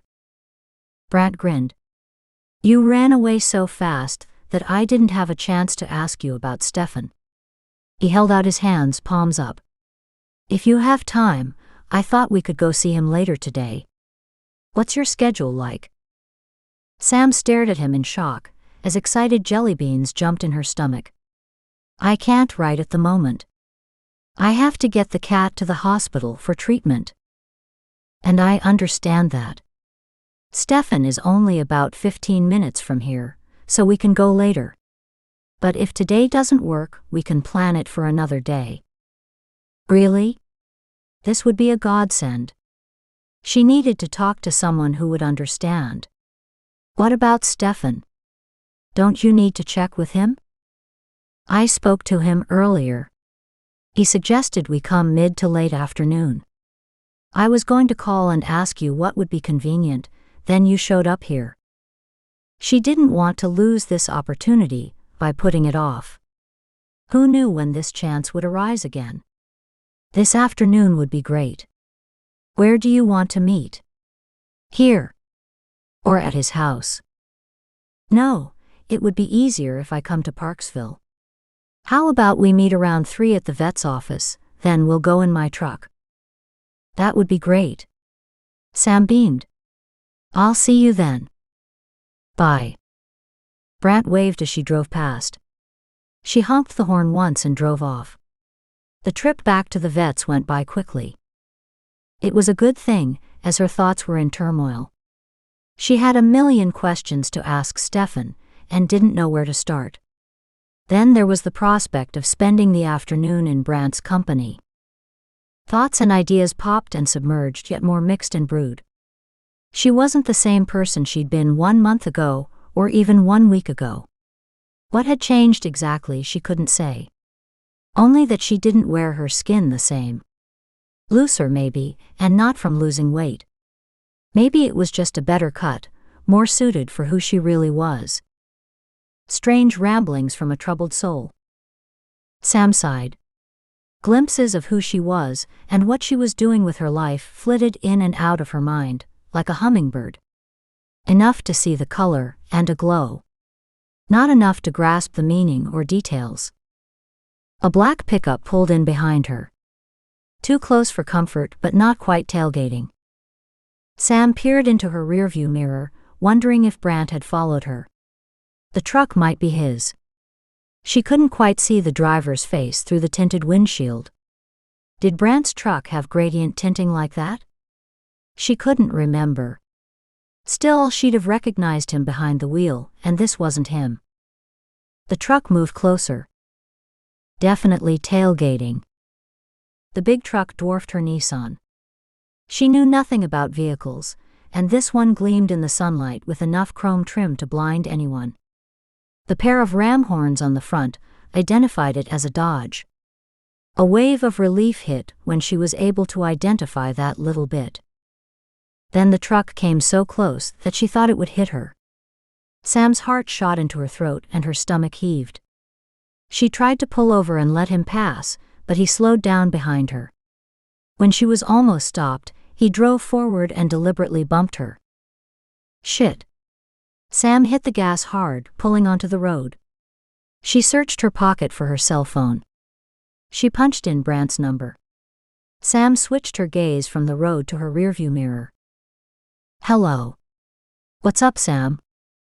Some asshole is trying to run me off the road, she yelled, as the truck zoomed closer. The driver grinned down at her. His features were little more than a white blur, vaguely familiar, only too far away to be placed. What? What are you talking about? This truck pulled in behind me just after I left you. He started tailgating me, so I slowed down to pull over, then he deliberately hit my truck. I couldn't help it. I panicked and hit the gas. Now he's on my ass and grinning like a madman. What kind of truck? Like yours. Exactly like yours. This time he was all business. How far from Parksville are you? Sam searched for landmarks. I think about 7 or 8 miles. Anyone else on the road? There's been the odd vehicle. Right now the highway is deserted. I'm on my way. Keep driving. Don't pull over if you can avoid it. You don't know what this asshole wants. Shivers worked down her spine. Great. I feel so much better now. Hang in there. Then you'd better drive like hell, because I'm doing 30 over the speed limit, and this guy is still on my tail. He snorted. Don't you worry about that. I'm not that far behind you. You focus on staying alive. I'll be there in a couple minutes. Sam turned off the cell phone, keeping a wary eye on the truck staying on her tail. The highway was flat and wide. It was also deserted. There'd be little danger of an accident if she did go off the road. Yet the idea of having this guy stop while she was stranded out here alone kept her foot on the gas. Her little truck rattled and shook at the high speed. Alternately scanning the rear view and side mirrors and staring out the windshield, Sam increased her speed again. A double lane opened up. She surged ahead into the slow lane, hoping the truck would take off. Nerves locked down as tight as her fingers on the steering wheel. As she watched the truck speed up, he pulled into the fast lane to drive neck and neck at her side. Sam felt the first stirring of anger. It helped to check the fear bubbling through her blood. The asshole was playing with her. From her position, she saw the lower portion of the passenger side panel and huge monster wheels flashing silver lights. Anger fueled her next move. It might not have been the smartest. Still, a compulsion unlike any other took hold. Sam hit the brakes hard. The black truck raced past her. Sam whipped her small truck in behind the black one. It had no license plate. Crap. Sam's fear shot skyward. Everyone honest and open had license plates. She let the distance between her and the truck widen. She watched anxiously to see if he would slow down to torment her more, or if he'd had enough. She wasn't looking for a confrontation. The truck pulled ahead, gaining speed before racing around a corner ahead of her. Thank God. Sam settled into her seat, a little more comfortably. And breathed. It had probably been a punk kid playing power games. The band of tension around her temple loosened. She called Brant. He just took off. Sam saw flashing lights up ahead. Did you see the license plate? There wasn't one. Another reason for my panic. Did he go straight ahead? Sam checked all her mirrors, even though she knew the black truck was nowhere to be found. Yeah. He's long gone by now. And where are you now? Almost at the first intersection in town. I'm just a couple minutes from the vet hospital. Okay, I should be in the parking lot by the time you're done in there. Sam shut down the phone and proceeded at a sedate pace. The poor cat. She glanced over at the box, but it hadn't moved. Not a sound came from it either. She made a face. It had damn well better be in there. She didn't want to have to go back. Sam kept a wary eye on her surroundings, but never saw the truck again. Once in the parking lot, she struggled to free the large box from the seat. The cat howled. Moving slowly, she carried the cat into the first examining room and on to one of the small patient rooms. Valerie joined her almost immediately. I really appreciate you stopping to pick this guy up for me. She glanced at her in surprise. It was no problem. I was glad to help. Good. Now let's see what we've got here. She smiled at her. Would you mind asking one of the girls to join me? I'll need another set of hands for this job. Sam nodded. Yes, you will. That cat is pissed. The vet grinned at her. And with good reason. Not to worry, we'll put him to rights if we can. 5 minutes later, Sam stepped outside, not noticing the black truck until she was halfway across the lot. She stopped, her hand going to her throat. Sam? Oh, thank God, it was Brant. She blew out her pent-up breath and walked toward him, relieved and comforted that he'd raced after her. Hi. Hey. How are you now? Good question. Sam tried to take stock but found her mind shrinking away from what had almost happened. I'm fine. Part of me thinks I might have overreacted. Yet another part says I didn't react fast enough. She shrugged. I don't know what that was all about. Could you see the driver? Brant stood, hands fisted on his hips, his gaze penetrating. She frowned. Not really, the truck was so much higher than mine. I only saw a vague blur. She hesitated, then figured what the hell. I caught a glimpse of his face in his rearview mirror, and although I couldn't get a close enough look, there was something. I don't know how to describe it. There was something familiar about him. Was he tall? Short? Could you see his shoulders above the dashboard? Was his head close to the top of the cab? Hairy? Bald? He fired the questions at her so fast, Sam stopped and blinked. Tall, his shoulders were above the dash, and his head did come close to the top of the truck, or it looked like that from where I sat. He had hair, some.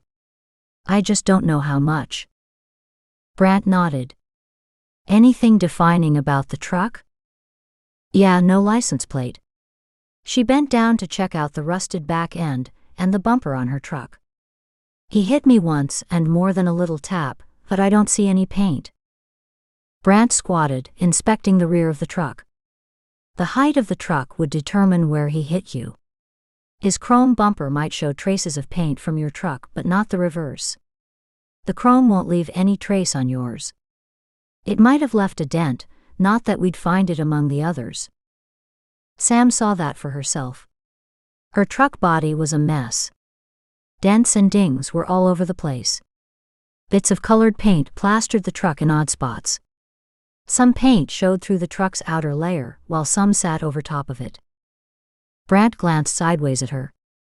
The techs might lift something off it, but chances are good that the bump shook your paint loose, confusing the issue entirely. Great. So no proof again. Sam stood. That's the story of my life. It's tough. These assholes know that cops follow a set pattern of evidence, and when that's not present. Makes sense. I suppose that the killers of the world learn police techniques to stay one jump ahead. She pointed to the tailgate.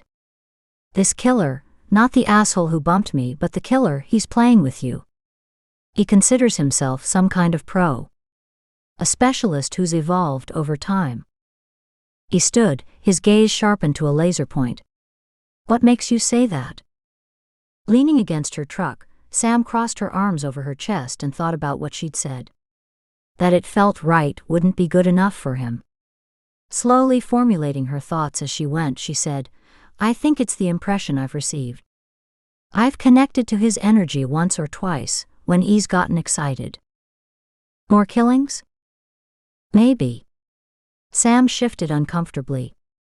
She hadn't told him about last night's victim. I don't know if it's the same guy or not, but I woke up inside a woman who was being seduced. His eyebrows jumped straight up. Is that normal for you? She flushed, heat creeping up her neck. No. I don't normally wake up in other people's sexual fantasies. She hesitated. What? The thing is, this woman was drugged. Some kind of hallucinogenic. Everything looked bizarre and felt over the top. But it was consensual? Sam couldn't help the grimace. That's the thing. I don't think it was. He hurt her. Oh, not at the beginning. No, in the beginning he made her feel a lot, but some sort of resistance was going on in her mind that was hard to sort out. I think it was the drugs. I don't think she'd invited him in. I still can't identify him because the drugs distorted her vision and therefore my senses and view. Sadness tinged her voice. It's almost like he's trying out new things. Like a new drug. Then he might try this again? No. Not the same anyway. He didn't like what it did to her. I couldn't stay until the end because she faded into some kind of drugged unconsciousness. Sam shifted uneasily at the reminder. I don't quite know what happened. If she died at that point in time, she didn't know it. She just went comatose. Brant stiffened. Can you describe her? Describe her? Not really. Just as my vision saw really weird things, her thoughts were the same. A nagging memory touched her again. Something was off about this. From her impression, I got the feeling she knew him. Which could help a lot, if we knew who she was. I don't have many details. She could be considered a suicide. Or a drug overdose. It was just last night, so would she even have been found yet? Sam studied her memories. It's possible she didn't die, but was taken to the emergency room. She shifted slightly, dismay wrinkling her face. Even worse, she could be slowly dying in her bedroom right now. Horrible thought. I'll follow up with the morgue and the hospitals. He eyed her carefully. She frowned. What? I'm concerned about you. He shifted closer, peering into her face. That was a traumatic drive home for you. I want to know that you're okay. He reached out to grasp her gently by the shoulders. Are you sure? Sam gently rubbed her face, feeling the weight of the full day pull on her. I'm fine. I still can't decide if I overreacted, or if he really was toying with me. It's a busy highway. To be empty for any length of time would have been abnormal. That meant the attack had been spur of the moment. Someone had taken advantage of the opportunity presented. But why? Brant studied her carefully. Who would want you dead? Have you pissed off anyone recently? Not so recently. Or this could be just some crazy asshole and not a targeted hit, but on the off chance. Sam heard his words, but they stopped making any sense after his suggestion someone might be trying to kill her. She felt the blood draining from her face. There was one person. Only one person who had reason to wish her dead. But why would he be after her now? She stared at Brant, horror dawning. The police had checked into her history. Could that have triggered this? What are the chances that Brant had spoken to him? Nightmarish possibilities swirled through her mind. Did she dare tell Brant? Did she dare trust him? Brant frowned. You need to tell me the truth here. We've already got a crazed killer running around. If there is a second asshole, then I need to know about him. Sam sighed. Do you have time? This could take a while. 12:15 p.m. Hey Maisie, I hear your son came today on official business. Bert, a retired plumber, yelled at her from the far side of the room. There might be something wrong with his hearing, but nothing was wrong with his voice. Raucous, good-hearted laughter broke throughout the large dining room. Maisie smiled at everyone. He did indeed. And did you also hear he brought his girlfriend? Oohs and ahs from the group of seniors filled the room. Maybe he'll finally settle down now, huh? Maisie made her way slowly to her table and took her place. I sure hope so. You should see her. Rosie, a retired yoga instructor seated at the table behind her, asked, Is she pretty? Maisie thought about that for a moment, then shook her head. No, not in the sense that a little girl running through a bed of flowers is pretty. She's... Lost for words, Maisie glanced over at the Colonel for help. He nodded. She's unique. Ah, said the collective voice of everyone listening in. Maisie nodded. Fine-boned, long hair past her waist and eyes that make you want to cry. She's got my boy tied up in knots. He wants to protect her and to devour her at the same time. Knowing grins broke out on the other faces. So it's serious then? Maisie couldn't see who'd spoken. She thought it was Jim, a permanent resident. You know what? I think it might be. Silence reigned as the first course of hot soup and fresh bread was eaten. The Colonel, with a twinkle in his eyes, spoke up. I can't believe I'll be the one to say this, but how come you haven't set up a betting pool for when he asks her to marry him? A gentle chuckle rose around the room. Maisie, acting as if insulted, said, Brant was just here telling me that I'm not allowed to do that anymore. The chuckles grew louder. And since when do you listen to him? The colonel beetled his heavy brows in a leer. She grinned. Never. She pulled her notebook from her pocket and opened it to a clean page. Okay, who's placing the first bet? The room erupted with voices, clamoring to get their dates of choice before they were taken by another person. With a big grin and a fat wink at the colonel, Maisie set up a pool on her son's love life. Chapter 12. 2:30 p.m. Sam and Brant left their trucks behind the vet's office and stopped at the crosswalk. A cafe was across the street, with an outside patio. Traffic zoomed past until the lights changed. It had already been a hell of a day. So it was no surprise that the thought of answering the upcoming questions made Sam nervous. Questions always made her nervous. They grabbed a table slightly away from the others.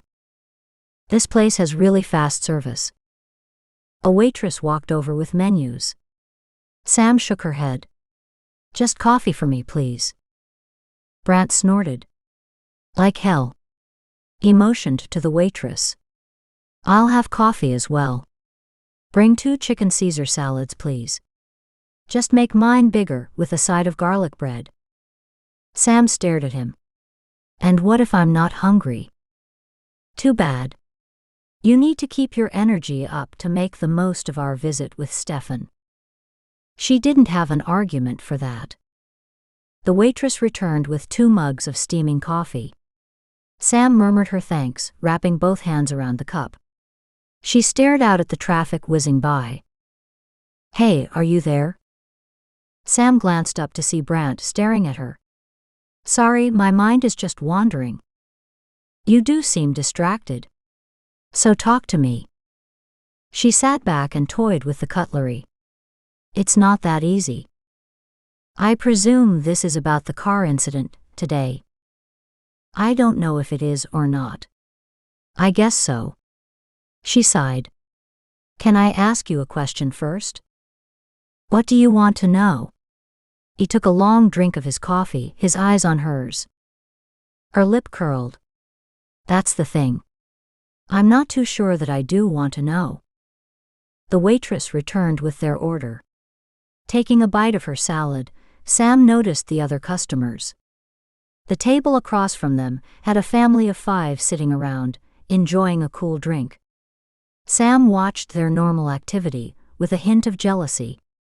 She'd never had that type of experience. And she never would, unless she could put this behind her. She pursed her lips before lifting her own cup for a sip. How much of my history have you dug up? I had a surface history on my desk the first day you walked into the station. After taking your fingerprints and DNA, I learned a bit more. He toyed with the sugar packets. I know you were in a bad car accident several years ago. I know you spent time in a mental hospital. She closed her eyes, letting her head drop. I know you've helped the police in the past, and at times your help appeared to be more of a hindrance. He reached across the table, his hand covering hers. I know you went to college where your best friend was murdered. You went to the police to offer your help, and together you caught the killer. Lucy, she whispered. Memories flooded her mind. Lucy smiling, with her wild and crazy coffee cups. She'd haunted curio shops for her next best mug. She'd been so open, so caring, and now she was so dead, just like the other victims. You have it wrong. I went to the police to see if I could help. I thought I was getting somewhere, and then Lucy was murdered. You see? She was murdered because of me. The killer, after finding out I was helping the police, came after me. He got her instead. Guilt tore at her. Her head bowed even more, under the weight of the memories. She sniffled. I couldn't save her. I couldn't save any of them. So you ran away.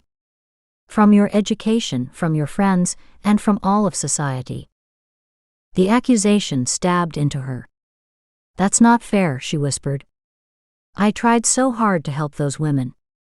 It broke my heart when I couldn't. Brant squeezed her hand gently, his thumb stroking the soft skin of her palm. Sam watched the slow movement, mesmerized by his gentleness. He said, "Do you realize that's what I do day in and day out? There are so many people I haven't been able to help. And some who I have. I can't quit just because I don't always succeed. It's important we just keep trying to save the ones we can." She glanced up, caught by the strength of his gaze.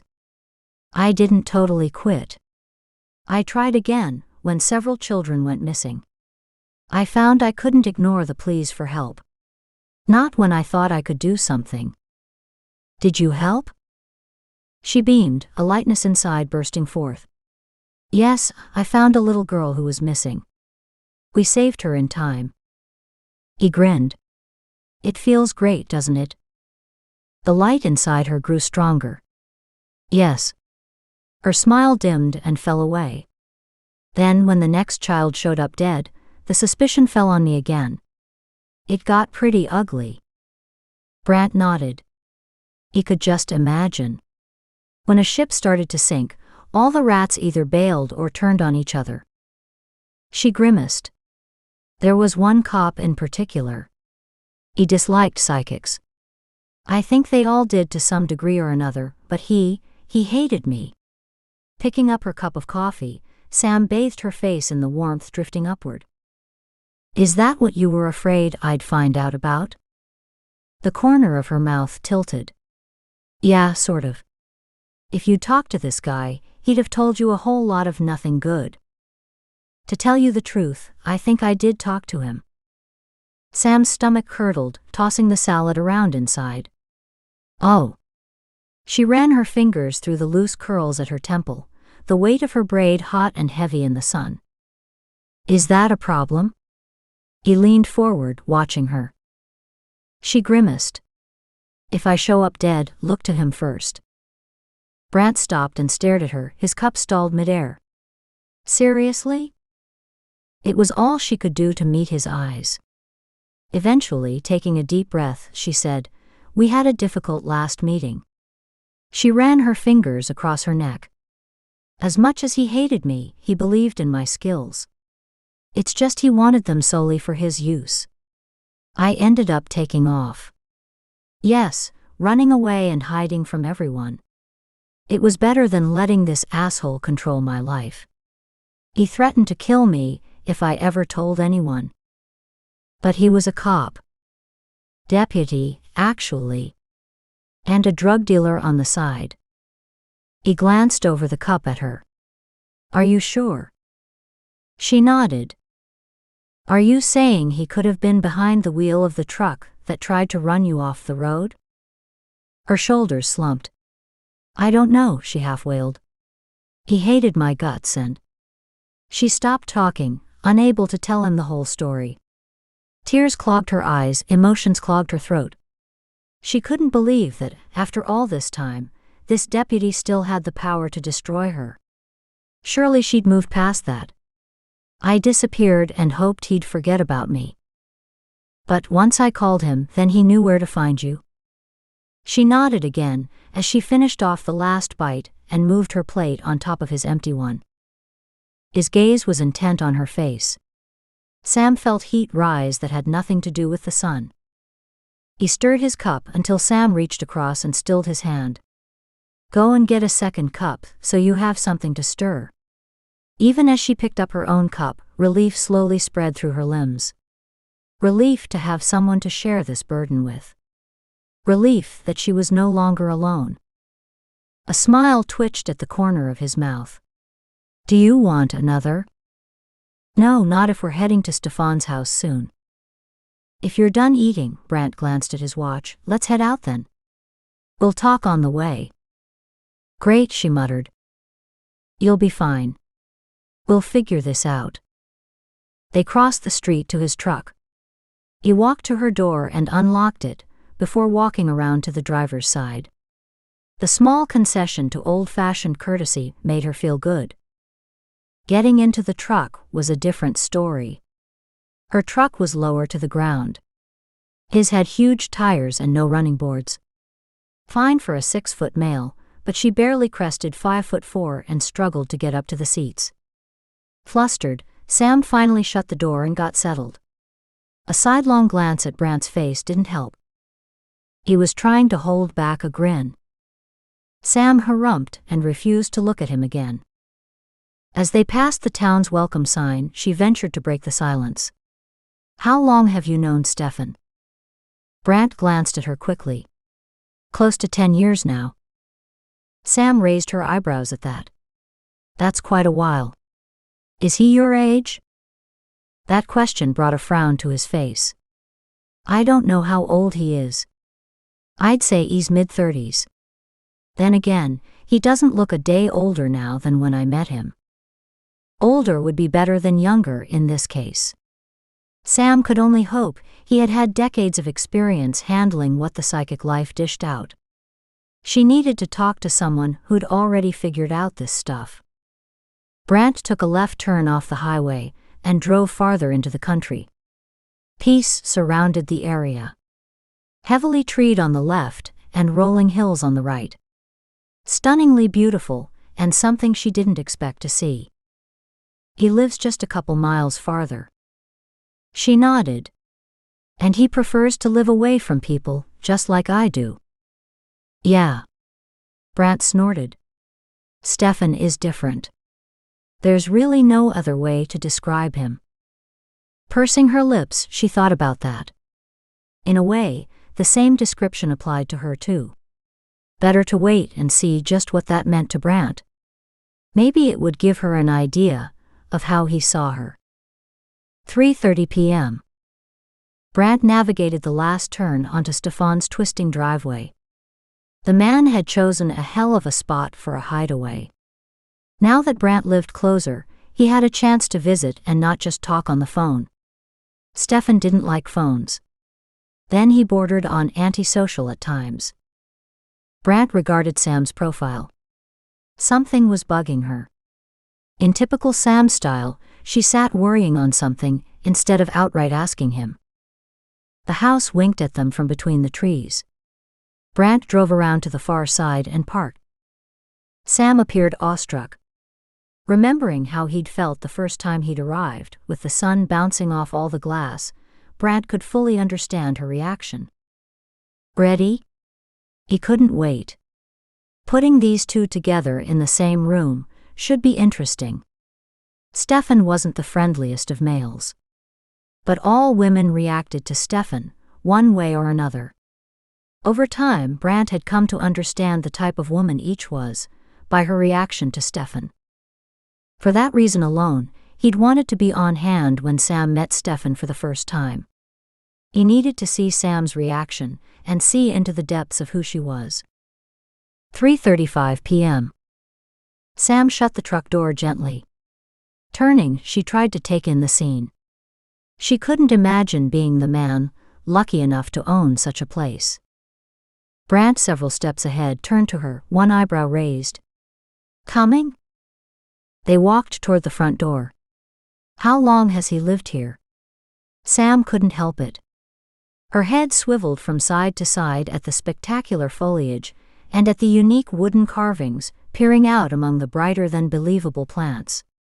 The strong scents blended and fused into a fresh woodsy smell.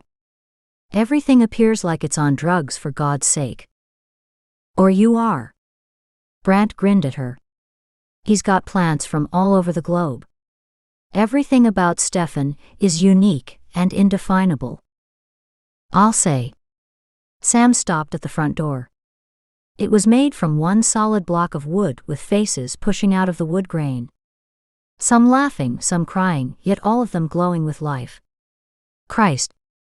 She didn't know if she were praying or swearing, but there was no way not to react. Everything she'd seen so far came under the heading of stunning. Maybe not comfortable, yet undeniably thought-provoking. "Quite the place he's got, huh?" "That's an understatement. I can't wait to meet our host." Sam barely caught Brant's sidelong glance.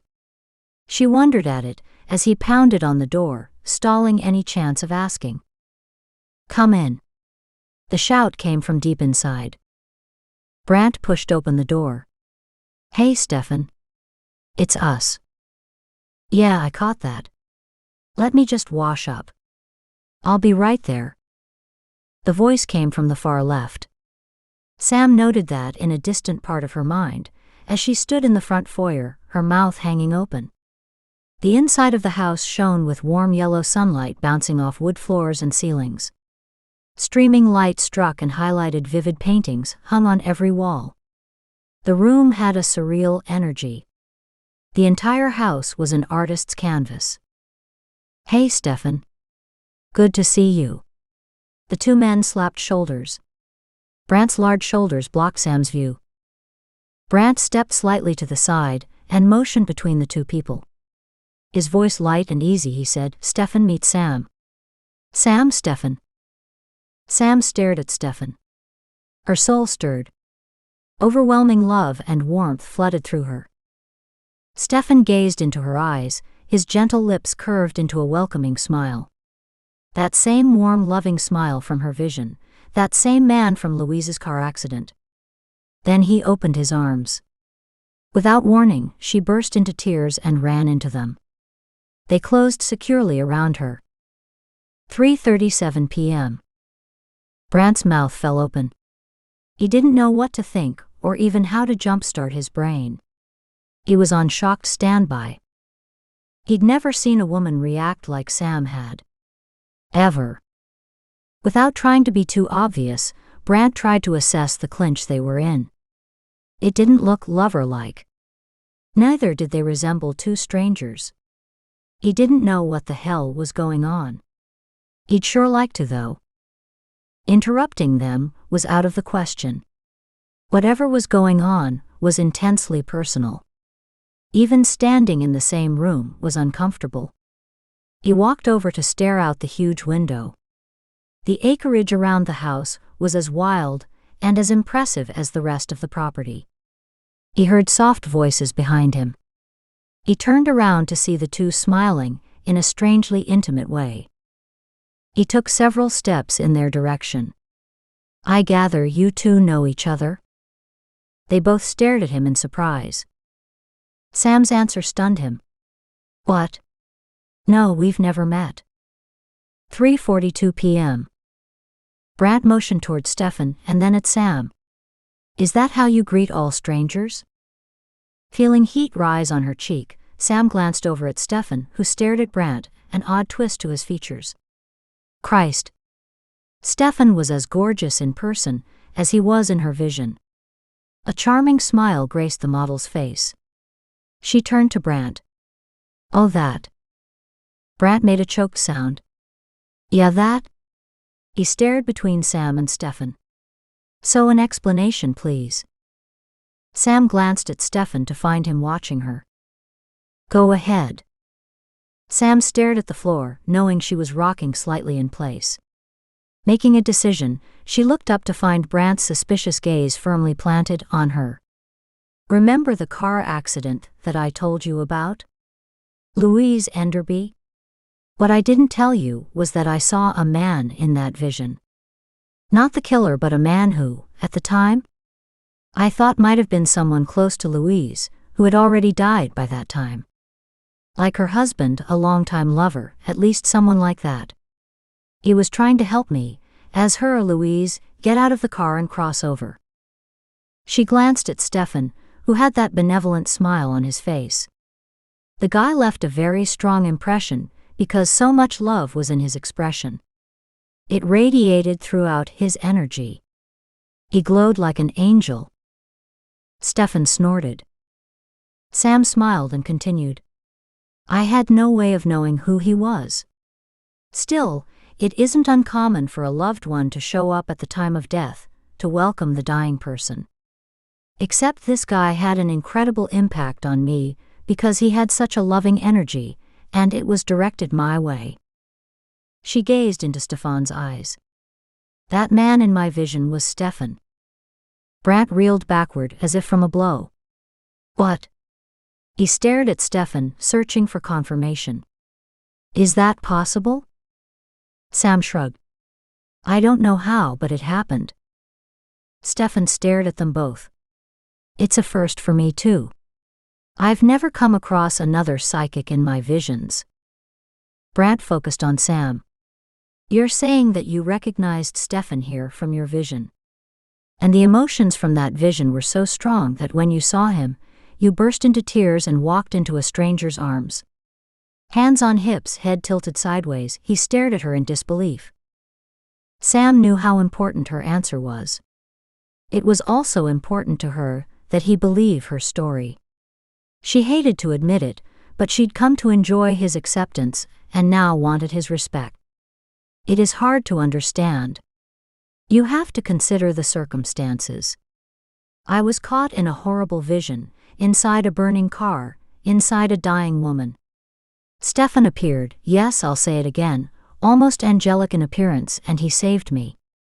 The emotions that existed at the time were overwhelming. This man cared about Louise. I don't understand that part. She glanced sidelong at Stefan, who listened casually. But for me, it was as if he loved me, cared about me, and was trying to save me. She implored Brant to understand. It was pure instinct to cry when I saw him again. I thought he didn't exist, that he wasn't real. Then suddenly he's here, in front of me.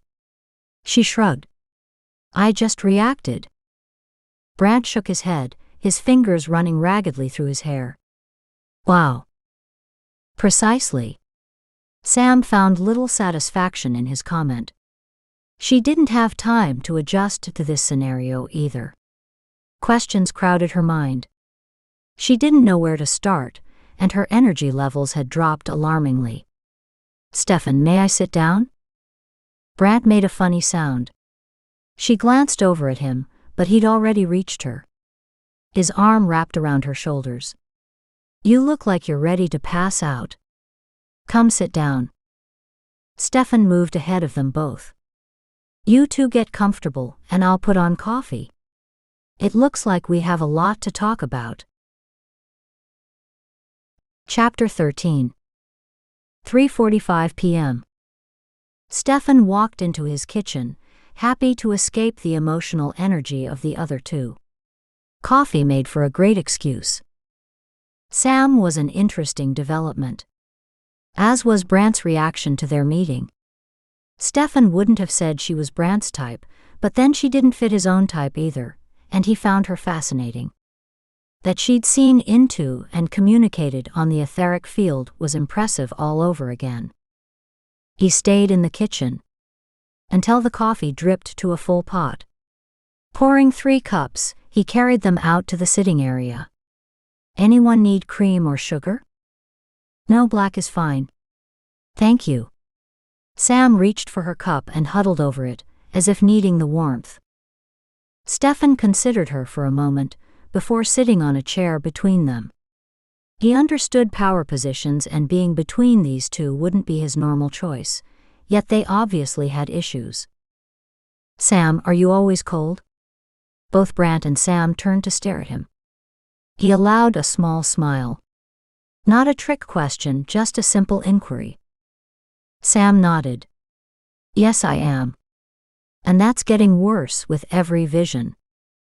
Is there any particular time when you are colder than others? Her head cocked to one side, Stefan studied the fleeting expressions washing over her face as she considered his questions. She had no guile, this girl. She was a newborn babe in the world of ageless freaks. He sighed inwardly. She needed a lot from him.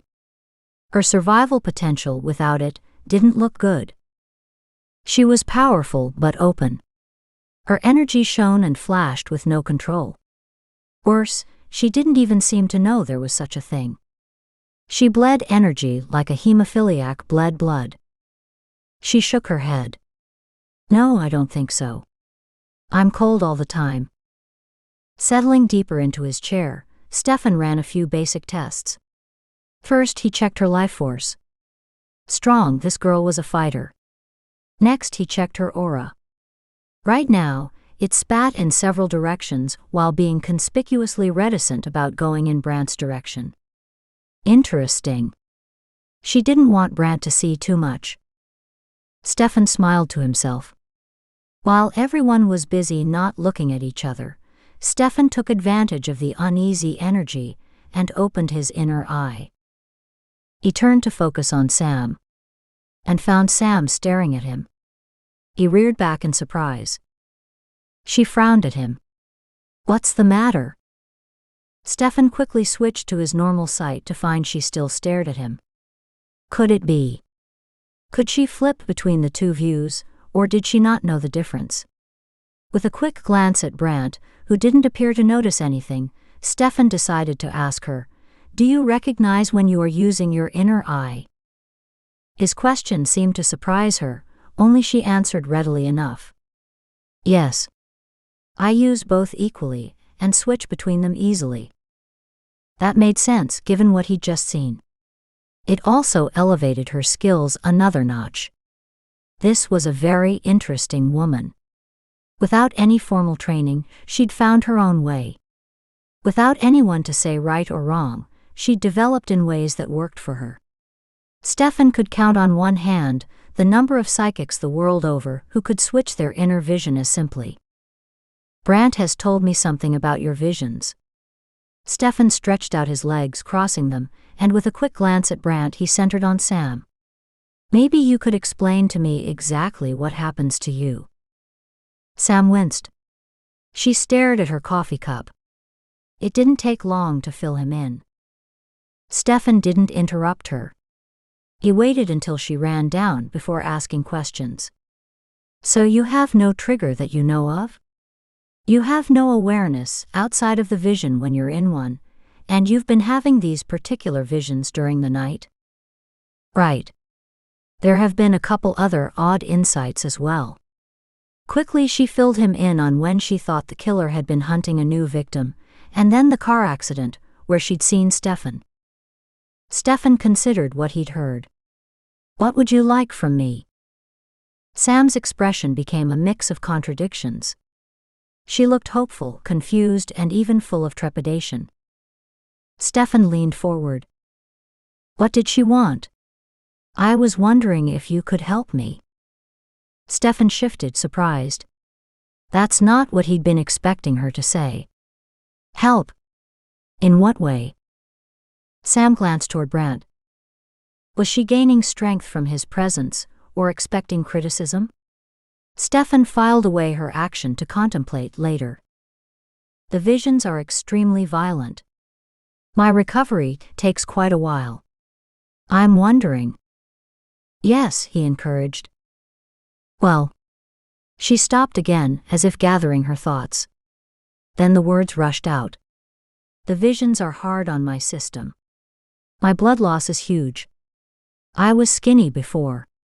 Now the pounds are falling off. I can hardly sleep." Her stream of chatter slowed down. "I'm scared these visions will kill me," she admitted softly. Stefan didn't know what to say. She was right to be concerned.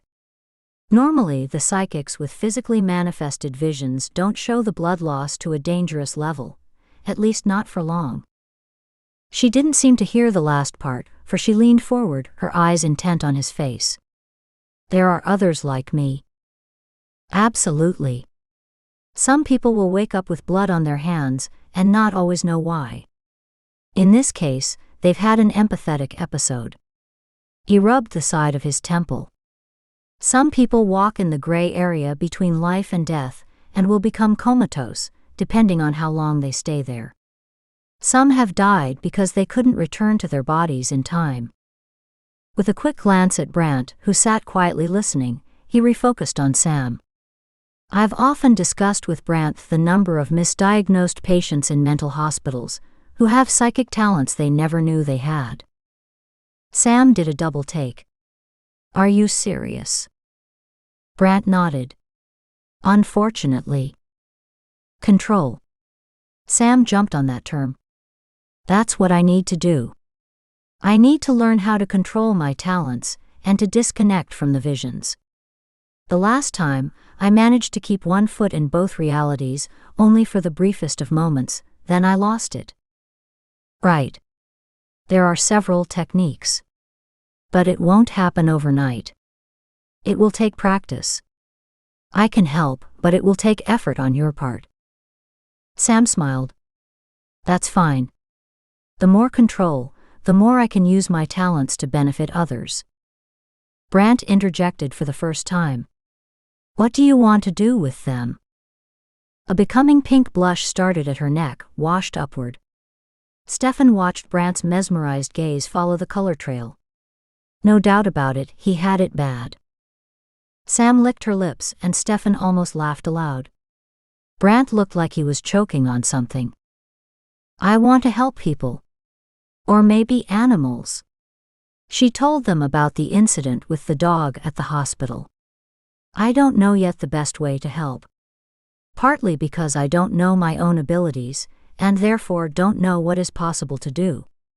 I just know that I don't want to hide, and that I don't want to be helpless. Interesting. First, let's set up time to work on your control. We'll sort out what your talents are, which are strongest and which need developing. You can go from there. Both Brant and Sam nodded. That makes good sense. Brant glanced at his watch. We'll need to go soon. Stefan took note of the color surrounding the two. Their energy danced around each other, close enough to blend, yet staying separate, at least for now. Long fingers of sunshine touched and warmed the atmosphere. Stefan watched the sunlight dance with their energies. Sam spoke again, interrupting his musings. Stefan, can I ask you about the vision where I saw you? What were you doing there with Louise? Stefan smiled. I knew her years ago, before she married. By the time I arrived, it was too late for her. All I could do to help was escort her to the other side. Escort? Brant's curiosity jumped out.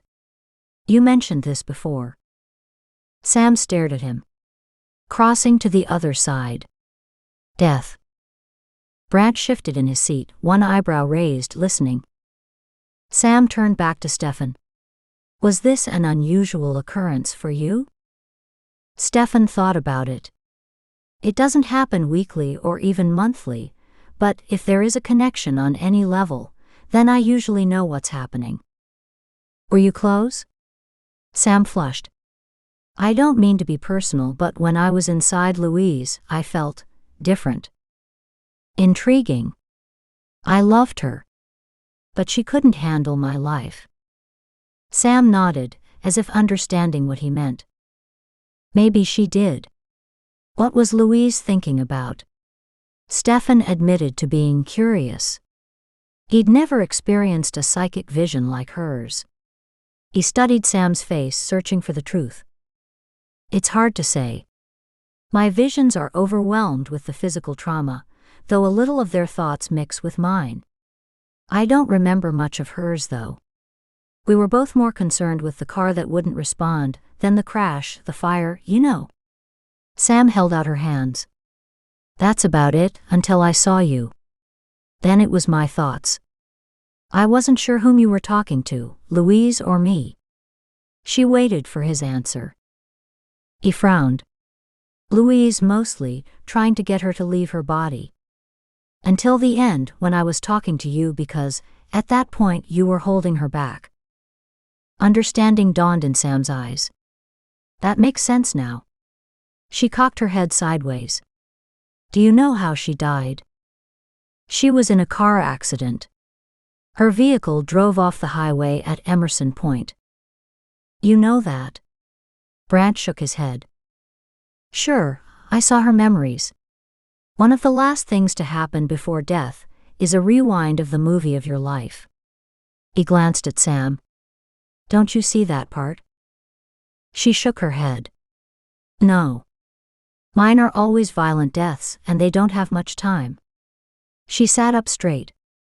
Could you see why her car went over the cliff? Stefan stared at Sam. She almost vibrated with energy. No, I came in later. What about you? Only that her brakes weren't working. She pumped them hard. She shrugged. Then she went off the road. What connects you to your visions? Sam shifted uneasily. Usually violence. Lately it's been murder. Stefan studied her. You think Louise was murdered? I think so, yes. He frowned. Did you connect with the same killer in her case? I don't know. I think so. It's his energy on the car. At the time of her death. Just before. Sam rubbed her hands together to warm them up. No. As we went over the cliff, I thought I saw his signature. Once we crashed and burned, I wasn't looking at anything but the flames and then you. What does that mean to you? Brandt interjected, sitting on the edge of his seat. I don't understand this energy signature stuff. Stefan explained. When you touch something, it leaves a bit of energy behind. This energy can dissipate quickly or hang around, depending on the energy of the person touching it and depending on how long the contact lasted. Brandt jerked his head, urging them to continue. That still doesn't mean much to me. Are you saying this guy owned or drove the car? Or did he just work on it for a little bit? Both Sam and Stefan shook their heads. Stefan said, It's not that easy. No, Sam said. I'm not sure I can say very much about his energy in this case. I only saw it long enough to recognize it. For me, that means he's responsible for Louise's death. She wrinkled her nose at Brandt. The how and whys, well, I thought that was your job. Except there's nothing left to investigate. The car burned to a crisp. 4:45 p.m. Brandt and Sam drove to Parksville in almost total silence.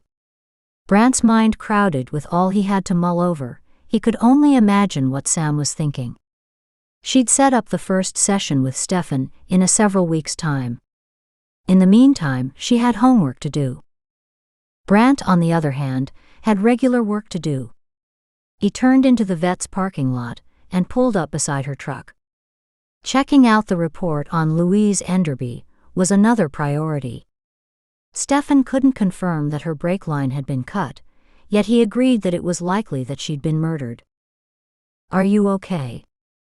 She nodded. Yes, I'm good. Better than I have been in a long time. She collected her purse. In fact, I should go home and review everything I've learned. She shifted to leave. Thanks for taking me. She opened the door and hopped out. I'll talk to you later. Thanks again. He walked around the truck to stand beside her. Are you hungry? Do you want to go someplace to eat? Sam stopped and considered his offer.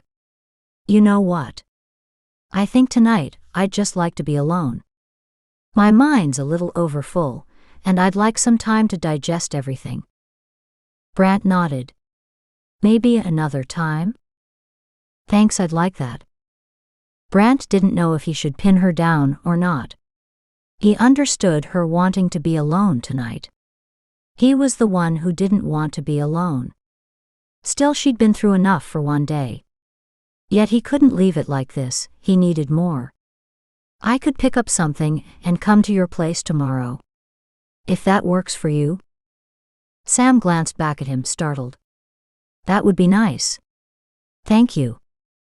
Good. I'll call you with a time when I see how the day is going. He walked to his truck. Remember, he said, frowning. Be smart and stay alert. The killer is still trawling for victims. How could I forget? She frowned at him. I'm the one with the insider knowledge. Remember? Speaking of which, let me know if anything new pops up. Okay. All right. Sam reversed her truck and pulled out of the parking lot in the direction of her home. Brandt watched for a few minutes, then headed back home. He could retrieve his messages from there just as well as from the office. The house sounded hollow as he shut the front door behind him. Today was perfect for a cold beer and a medium-rare steak. Too bad he didn't have either in the house. By the time he'd showered, the coffee had finished dripping, and he'd decided on a hefty ham and cheese omelet with hash browns. Easy, doable, and fast. With a plate of hot steaming food, Brant clicked on the television. His stomach growled with hunger pangs. He dug in while listening to the local news. The police have issued a press release requesting the public's help in identifying the owner of this ring. The television screen flashed to a sketch of a ring with a four-leaf clover pattern and missing one stone. Brant bolted to his feet. What the hell? He circled around the coffee table to get a closer look. No doubt about it. It was his sketch. His stomach warred with his nerves. How had the media gotten this picture? The announcer had said something about the police asking for help. The picture must have come from his department. From his office. Only not from him. Trying to be fair, Brant ran through those who knew about the ring. Basically everyone. He'd brought it out at the meeting, after explaining it could be connected to the killer he was hunting. He'd been trying to identify the owner, for Christ's sake. God damn it. He paced around the living room, his mind working furiously. He couldn't believe someone had jumped him on this. Surely that could only have been the captain, or someone on his team. But why? This wasn't even an official case. Sam's information was a tip, yet that's all it was. The others didn't even believe her. Damn it. This could blow up in the department's face. And put him into hot water. Few people were willing to own up to having a psychic help out. If the information wasn't any good, many people would be up for crucifying the idiots who brought in the psychic. And the psychic. Jesus, what about Samantha? His heart stopped beating. No. Sanity swept in. No, there was no way she could be identified by this. Relief sent his heart racing again. There could be serious repercussions. If Sam were right, and the killer saw this newscast, he'd be seriously wondering how the police knew about it. The killer could just laugh it off, or it might drive him into a killing fury. There was just no way to know. 8:05 p.m. The evening news rippled outward to another man, enjoying an evening alone in his apartment. Life is good. Bill walked to his refrigerator and pulled out a cold beer. Raising the bottle to the sky, he took a long swallow. The television blared from the other room. He heard something about the police asking for help, and walked to where he could see the broadcast. What the hell? The tall, slight man leaned forward, slamming the bottle down on the hewn wooden table beside the World War II airport model he was building. He stared at the picture on the screen. No way. No fucking way. How the hell did they know about his ring? He glared at the item still on his left hand. It had been his lucky ring for so long that he'd forgotten he still wore it. Pissed, he tore off the offending thing and threw it against the far wall. Why would anyone be searching for his ring? He wiped his mouth with the back of his hand. What did they know? Could they have connected the ring to his women? No. He thought about it. No way anyone could connect the ring to his victims. The cops would be pounding on his door if they were that close. So who else? They couldn't have captured a picture from a camera, as he always wore gloves. Disturbed, he slouched into the couch. The newscaster's voice washed over him in a continuous drone. What had Bill missed? What could he possibly have forgotten? God damn it. No, there's no way anyone could know. He didn't make mistakes. In a dour mood, he drank his beer and went over every move he'd recently made. He shook his head, feeling better. He didn't miss anything. Unless the last woman had survived. He shot to his feet, disturbed. Not possible. Surely not. She'd been cold when he'd left her. She had to be dead. Except her death hadn't been reported. The problem was, anyone could have seen the ring. He'd worn it as long as he could remember. Someone was sure to have noticed it somewhere along the way. He pondered the implications. First, he needed to make sure that woman had indeed died. Then he needed to find a similar ring, and wear it to fool anyone who may have thought he'd had on the ring the police were asking about. That way, when anyone double-checked, it would seem like they'd made a mistake. And last, he needed to never, ever leave a victim until he was sure she was dead. June 19th at 9:35 a.m. Sam finally slept through the night. No nightmares, no visions, just sleep. Stefan's homework had helped. Lying in bed, feeling rested for the first time in several days, she rolled over and curled deeper into her blankets. Relaxation rolled through her. If it weren't for the animals waiting for her, she wouldn't bother getting out of bed. Then room service was a little lacking when you lived alone. Moving easily through her morning routine, Sam made it to the kitchen and fed her canine family before they had a chance to get upset at the wait. Soldier ate, then stood at the front door. Sam opened it and stepped out on the porch. He moved stiffly under her watchful gaze as he managed the steps and the few feet to a clump of trees. While she relaxed inside with her morning tea, the two dogs started a ruckus. Sam frowned. Soldier's bark was hoarse, almost a cross between a growl and a bark. Like one long unused. She walked toward the door and heard the vehicle. Instantly her nerves reacted. She rarely had visitors, but it was only recently that the sound of an approaching vehicle brought out a sense of dread. Her tension eased when she recognized Price Coulson's car. The rent wasn't due for another couple weeks, and her landlord came about once a month to check up on her. "Good morning. How are you today?" She opened the door wider to let him in. She did it every time he came, and every time he refused to step inside. A married man in a single woman's house wasn't proper, according to his generational rules. "The wife sent over a loaf of bread and some cookies for you." His face creased into well-worn wrinkles. "Also wanted to make sure you're doing okay." "Of course I'm fine." Sam leaned easily against the doorway. God, she was becoming a good liar. How sad was that?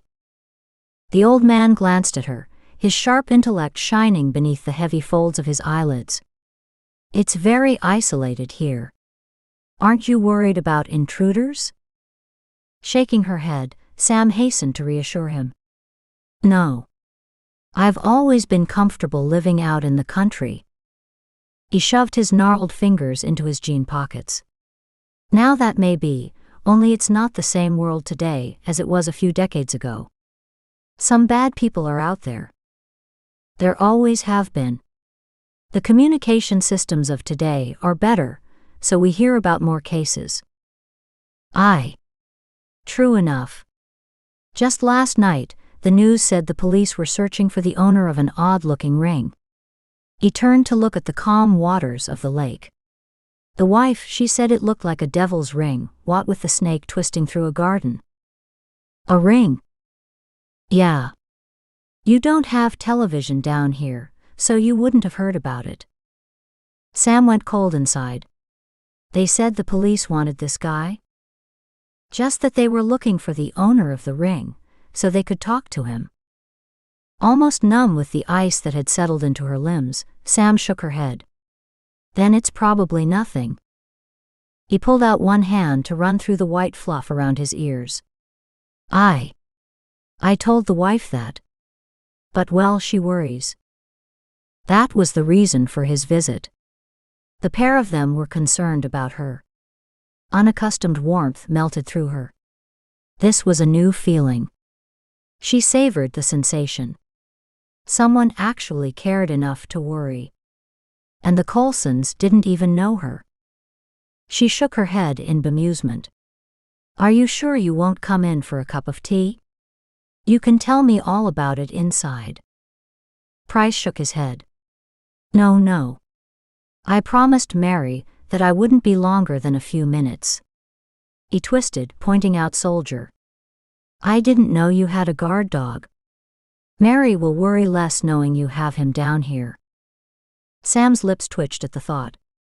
I don't know how much help he'll be. He's with me because he's recovering from surgery and needed a home to heal and to be rehabilitated. The old man's gaze sharpened. Is he dangerous?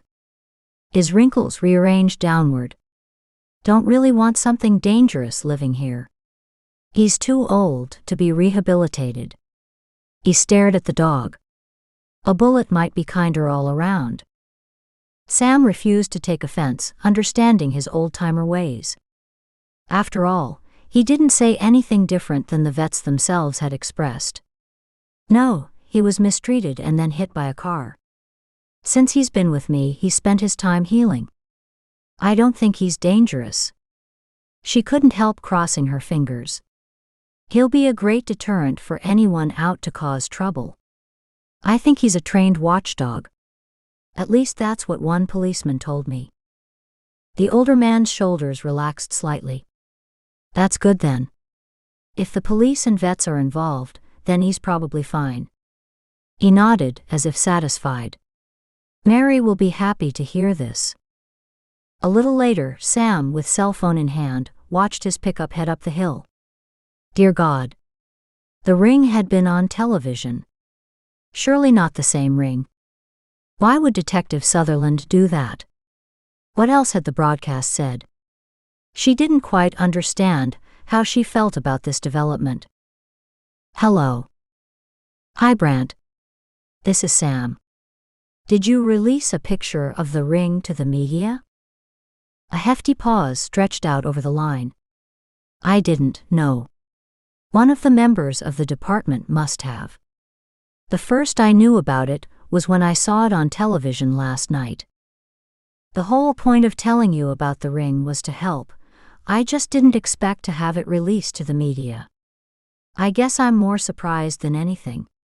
She took a deep breath. The thing is, I'd really like to keep my name out of this.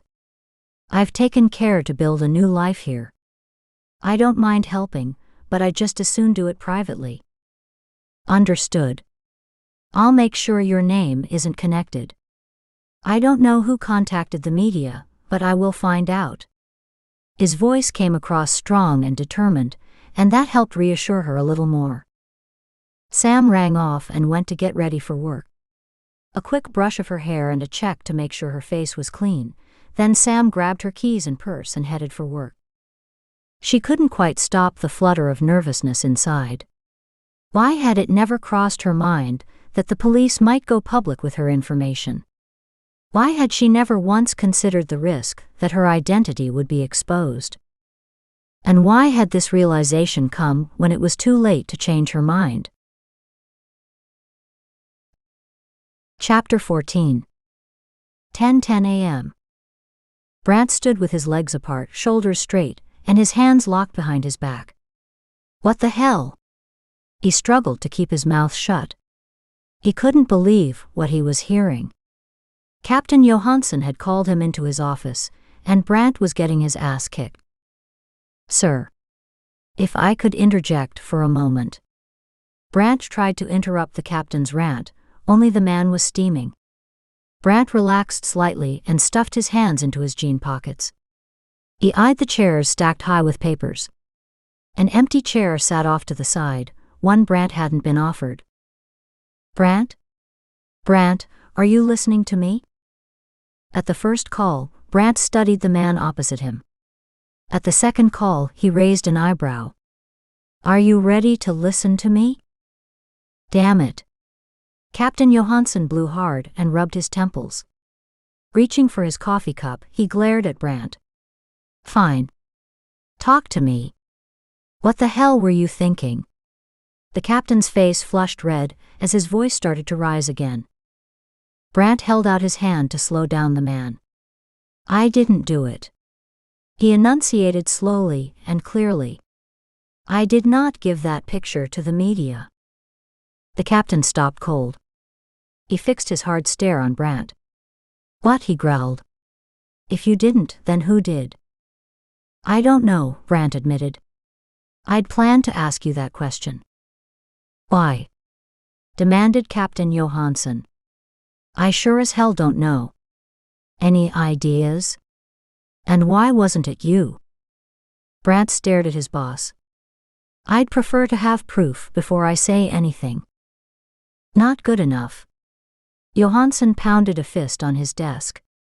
I want to know what you know, and now. What could he say? Brandt shrugged his shoulders. I don't know anything, sir. I showed the picture at the debriefing meeting yesterday, so anyone who'd been there knew. As would anyone they might have shown the picture to. And yet a couple names on the force came to your mind. The captain glared at him, waiting. Brandt avoided answering. It's the why that bothers me. If someone wanted to help, you'd think they would have included me in the plan. Which means someone may be out to discredit me instead. The captain glanced at his desk, a frown furrowing his brows. Brandt added one other point. Or the department. He paused for a moment, considering his next words carefully. I'll tell you this. Kevin doesn't appreciate me having Sam on board, except he appears to hold the department in high regard. And Dylan barely speaks to me. Except yesterday, he came to talk to me about the ring. If he did this, he may have thought he was doing me a favor. He shrugged again. In both cases, it could mean nothing. Did you give Dylan the picture? He walked into my office with a copy, Brandt clarified. All I know is, I didn't give it to the media. Therefore, someone else did. Captain Johansson played with his pen, thinking hard. And because so many people had access to the sketch, anyone could have leaked it. I did fax it to 2 jewelry stores yesterday, asking if they recognized the pattern. It's possible the media may have found out from them. The more he thought about it, the more possible that sounded. Except the news said the police were asking for help. The captain picked up the phone. Dylan, come into my office, please. Brandt straightened up. Sir, I'd like to call these jewelry stores before we accuse anyone. And so you should, but I want to know what his take is on this mess. Then I'd like to leave, so he doesn't suspect me of pointing a finger. Brandt turned and walked to the door. In fact, it might not be a bad idea to question everyone, he suggested thoughtfully. I know how to do my job, thank you. A knock sounded on the open door. Brandt turned to see Dylan standing there, waiting. He smiled. Hey, Dylan. Your turn. He nodded at Captain Johansson and walked out. I'll get to work if there's nothing else, sir. Without waiting for a response, Brandt walked out. Feeling like he'd just barely escaped, he headed to his desk. Once there, Brandt sorted through the sizable stack of files on his desk and pulled out 2. He tried to focus on them, only his thoughts refused to organize. They kept returning to the news broadcast and the person responsible. Who could have done that? Still of bigger concern was the case itself. Picking up the phone, he continued to work down his list of jewelry stores. 10:30 a.m. That was close. How the hell had his name come up, and so fast? Self-consciously, he glanced around to see who might be watching. No one appeared to notice, as he poured a cup of coffee and walked to his desk. Captain Johansson didn't know much, so maybe he was doing a check on everyone. Dylan grinned. Good thing he had such an honest face. Besides, what was the big deal? So what if anyone saw the stupid sketch? After all, the whole point was to learn more about the ring. Who cared if the media asked the public for information? It was more or less a problem regarding chain of command. The captain was pissed because he hadn't known about it. Dylan smirked. Damn well time someone shook up the goat. The old man was a control freak. What had the department come to? A psychic, for God's sake. She was a joke. A pair of anorexic eyeballs. Talk about someone who should have been shown the door the minute she walked in. He had to admit that he had an opportunity to cement his reputation here. He didn't know what form it would manifest, but he wanted to make the most of it. Then there was Brandt. As far as anyone knew, he was here only temporarily. Dylan didn't think so. Brant had plans that he kept close to his chest. Dylan could respect that. He did the same thing. Yet he wondered what was brewing. Brant had managed several private meetings with Captain Johansson. Plans could involve the psychic. Whatever she had going for her, Brant seemed interested. And that was just as ludicrous.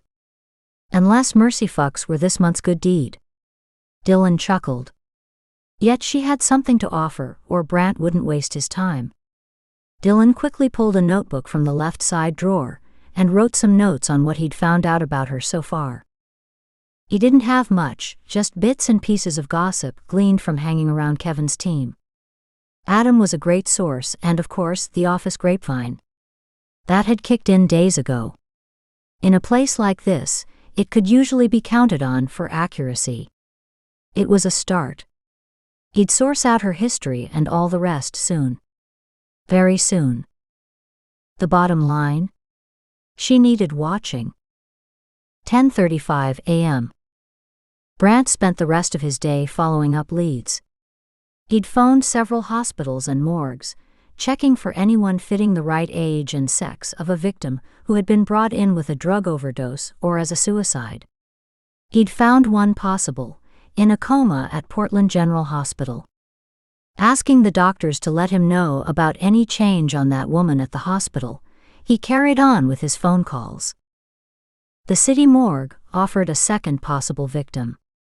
This one had little to no paperwork at this point, as she'd just been brought in, and would still need to be autopsied for cause of death. Brant asked to be notified as soon as they knew anything. Brant frowned. Thanks to Sam, he had a very good idea of a time frame. Sam. He had trouble explaining his interest. She pulled at his heart, his mind, his emotions. He felt a dull pain in areas he didn't know existed. She made him ache for better times, for happiness, for a life filled with joy. Spending time with her was like a drug. He liked the effect while under, and hated the sensation when it wore off. After his head cleared, he wondered why the hell he kept going back. Except he knew. He'd been intrigued since the beginning. Sex had never been his goal. He'd long since outgrown his adolescent hormones. He certainly wasn't searching for a mate to have the little White House with a picket fence, and the customary 2.5 kids, like so many of his friends. When attraction slapped him up the side of the head, normally he ran with it. This time, the way forward held a few roadblocks. Still, he didn't think they'd stop him. Sitting at his computer, Brant checked his watch. He had a few minutes before his 5 o'clock appointment at the university. 5:25 p.m. The sun dipped behind the mountain, casting golden beams rippling across the lake. Sam tilted her head sideways, wincing as the pounding inside her head increased. The sun's rays twinkled and disappeared under the water. Mother Nature had outdone herself.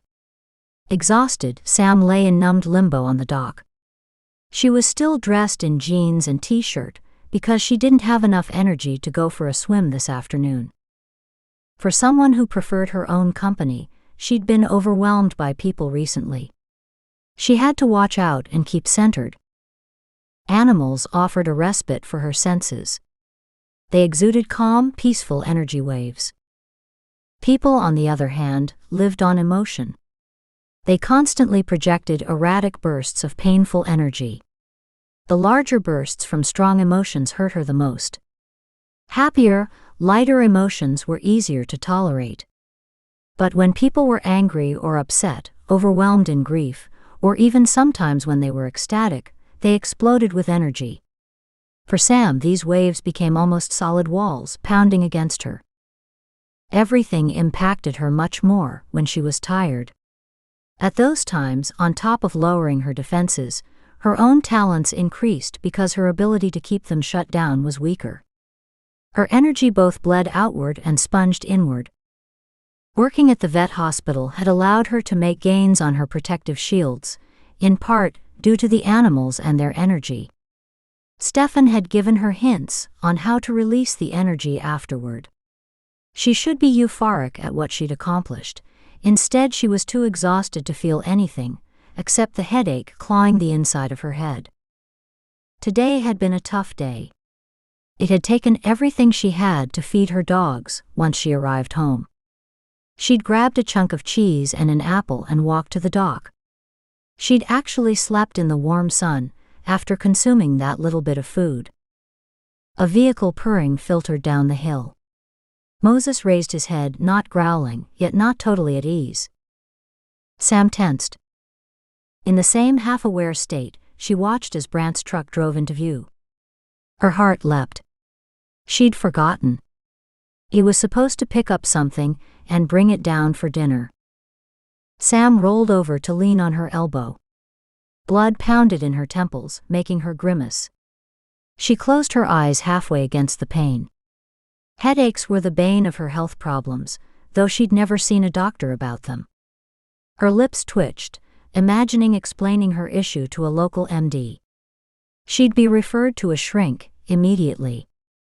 Groaning as she stood, Sam had to stop and breathe deeply as the hammer in her head was put down and a sledgehammer took over. "Oh God," she whispered to the empty air. "I so don't need this right now." Walking very slowly, Sam made her way up to the cabin. "Good evening." Brant walked toward her with a large brown bag. Sam nodded and immediately wished she hadn't, as pain stabbed her right temple. Detecting Chinese food, her stomach gurgled. The apple and cheese hadn't gone far, and the food smelled delicious. Now if only the pain would go away. "Are you all right?" A wan smile slipped out. "Just a headache. I'll be fine." She eyed the bag he carried. "Is that Chinese food I'm smelling?" Brant's eyes narrowed as he searched her face. "I found a new restaurant to try.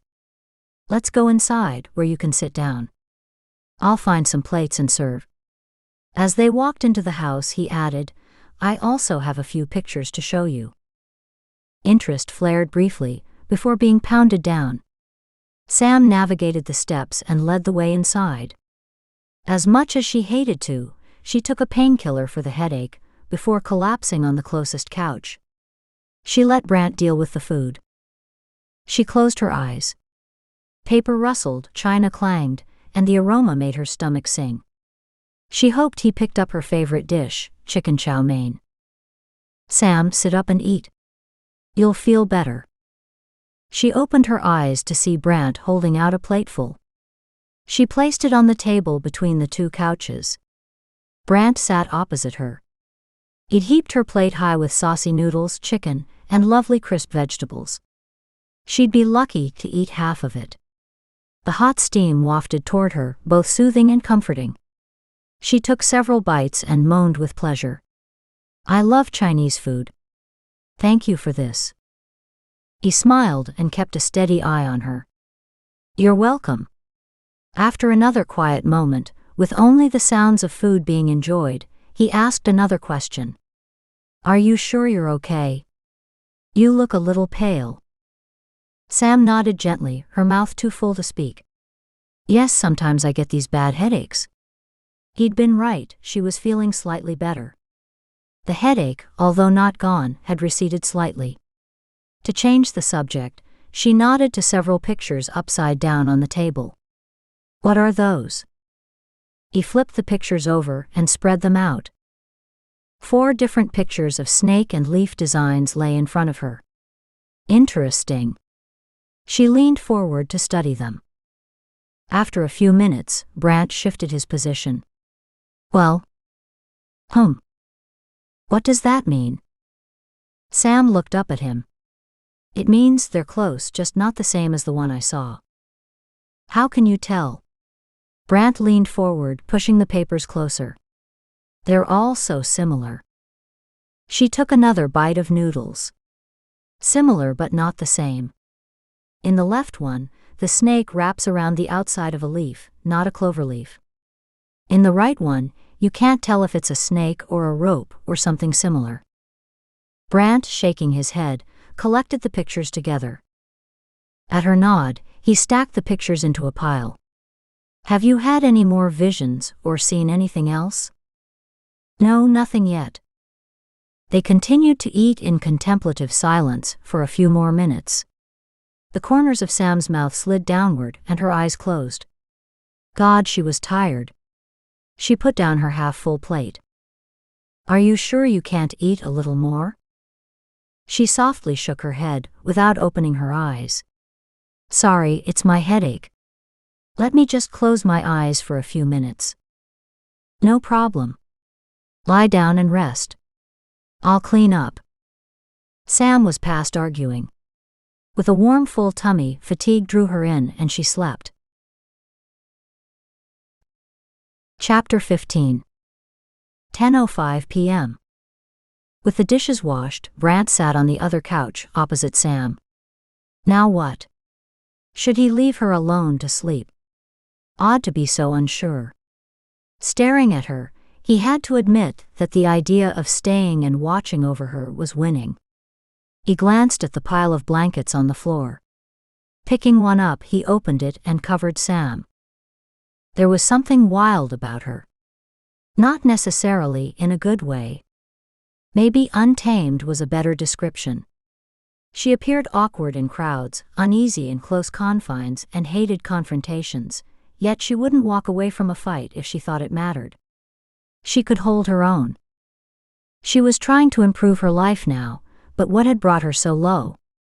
Had it been the last incident with the deputy? He frowned. Had that car accident long ago wiped out her savings, or had she been unable to work afterward because of her injuries? He surveyed the small room. He doubted she'd had insurance. No sign of money here. In fact, poverty had moved right in. She dressed in oversized thrift store clothes that would fit any large man. She needed a keeper. Someone to make sure she ate and rested. If no one else was in her life, then maybe, just maybe, the job fell to him. That he'd even had that thought showed how far he'd come. A few weeks ago, he'd have run at the thought of caring for someone like her. This was stupid. He needed a decent night's sleep himself. He should be home in his own bed, not here keeping an eye on her. Still, it was early yet, and she'd looked wiped when he'd arrived. Staying a while wouldn't be a hardship. Moses slept on the floor in front of Sam on her couch, and Soldier sat on guard at the end of the other couch, watching Brant. Brant peered into the blackness outside the window. Moments later, he closed his eyes, too tired himself to muddle through his confusing array of reasons for staying there. An odd muffled noise woke him. Brant turned his head, groaning as pain exploded through his neck. God, what did I do? Rolling his head from side to side, he leaned forward, trying to remember where he was. A muffled cry from the other couch had him bolting upright, now wide awake. Sam jerked her legs out straight and arched her back. Her mouth opened, the muscles on her face and neck clenched into long cords, straining with effort. She screamed silently. The hairs on Brant's neck stood straight up. Sam jerked, her back bowed even tighter. Brant reached out to wake her from the nightmare, then hesitated, his hands inches from her shoulder. How many times had Stefan told him not to touch someone in a trance? But how did he know whether she was in a trance or a nightmare? Sam collapsed, her legs sprawling at awkward angles. Her breathing stabilized, returning to a more even pace, slowly picking up a normal rhythm again. Just when he thought she was fine, Sam's face twisted, her eyes opened wide with an opaque, glassy look. Brant bent over and stared directly into her eyes. Sam, he whispered. Sam, wake up. Sam arched again, then jerked spasmodically as if struck by invisible blows. Jesus. Brant backed up a step and stared at her. Ice raced through his body. What the hell was going on? He searched her face, watching every nuance, every tiny expression. It was easy to see she wasn't really here. She was seeing something, experiencing something that Brant couldn't. Brant had never seen any nightmare like this one. He wasn't sure he'd ever want to either. He glanced at his watch, 2:30 a.m. He must have fallen asleep. He could have sworn he'd been out for only a couple minutes. Sam made a gurgling sound, arched once then twice before collapsing into a shuddering tremble. Then she fell silent. Brant stared in horror. Cuts appeared in the blanket. He reached out, the raspy wool scratched his fingers. When he'd covered her up, the blanket had been tatty but whole. He couldn't see it completely from the awkward way it lay over her, but he saw several slices in the thick fabric. His jaw dropped. More cuts appeared even as he watched. He leaned forward, shock making his hands tremble. This could not be happening. This was not possible. His rational mind knew that, yet his eyes wouldn't stop receiving the images. There, another cut over her abdomen appeared. No way. He leaned closer and sat again as bile rose in his throat. Blood seeped slowly from the last cut. Impossible. Brant sat in horror, as blood slowly oozed from the dozen cuts, soaking the blanket covering Sam. Was she hurt? She couldn't be, the cuts had just appeared. Only nothing here had caused those injuries. Soldier arrived at the couch where Sam lay, a high whine sounding from deep inside him. Easy, boy. I don't know what's going on either. Brant studied his hands, not surprised to see them shaking, shudders even now moving up his arms. Christ, no one would believe this. Hell, he could hardly believe it himself, and it was happening right before his eyes. His gaze dropped to a second blanket on the floor. Reaching down, he shook the folds loose and went to fling it across her form, when Stefan's repeated warning surfaced again, as had been drilled over the years into Brant. Never touch a medium when they are in a trance. The blanket dropped to the floor. He didn't know if a blanket counted as a touch, and decided he didn't dare take the chance. A sudden thought jolted him. No one would believe him, just like no one believed Sam. Oh God. His stomach knotted, and bile seared his throat, threatening to make him sick. Is this how she felt? He watched in fearful fascination, as the blood oozed from the cuts and seeped into the blanket atop her, then dripped to the blanket on the floor beside her. Her face paled to a milky white, making his nerves jump again. Shit. He wanted to call for an ambulance. But what could he tell them? He knew logically there was no rational explanation. And he could be killing her by leaving her alone to bleed. Shit. Doubt paralyzed him. Soldier stuck his nose closer to Sam, sniffing the blood. He whimpered. Brant grabbed his cell phone. Stefan, goddammit, please be home. Hello. A thick sleep-filled voice growled at him. Oh, thank God. Stefan, this is Brant. Brant. A thick throat-clearing cough bounced through the phone. What's the matter? It's Sam. Sam. What's wrong? His voice turned businesslike. I'm in trouble. What else is new? No, I'm here with her now, and she appears to be caught in a vision. And Stefan. I've seen a lot of things in my life, but I've never come across anything like this. It's happening right now. Brant took a deep breath and willed some stability into his voice. Cuts have appeared in the blanket covering her, and there's blood. Oh my God, there's so much blood. It's dripping on the floor. Brant drew a shaky breath. There's no weapon or anyone, just the slashes without reason. But she's still in the vision? That's what I'm saying. It's like she's experiencing someone else's attack. As I'm watching, she arches and reacts as if being stabbed, then slashes appear in the blankets around her. Within seconds, blood appears and drips to the floor. Christ, Stefan. Brant bent, dipping his fingers in a pool of blood. He rubbed his fingers together. The blood is real. It smells real and it feels real. There was silence for a moment. How can she survive something like this? Brant needed Stefan's reassurance. That it wasn't forthcoming made him more nervous. Is she breathing? Brant, his heart racing at the thought, bent over Sam. Christ, she'd better be. He checked her chest for the telltale rise and fall movement. There. Ever so faint. He placed his hand to hover above her mouth. Yes. A faint waft of air. Yes, she's alive. But not by much. That's okay. The deeper her trance, the more her body vitals slow down. Brant checked her over again. The blood had settled in, staining the gray material of the blanket to rust.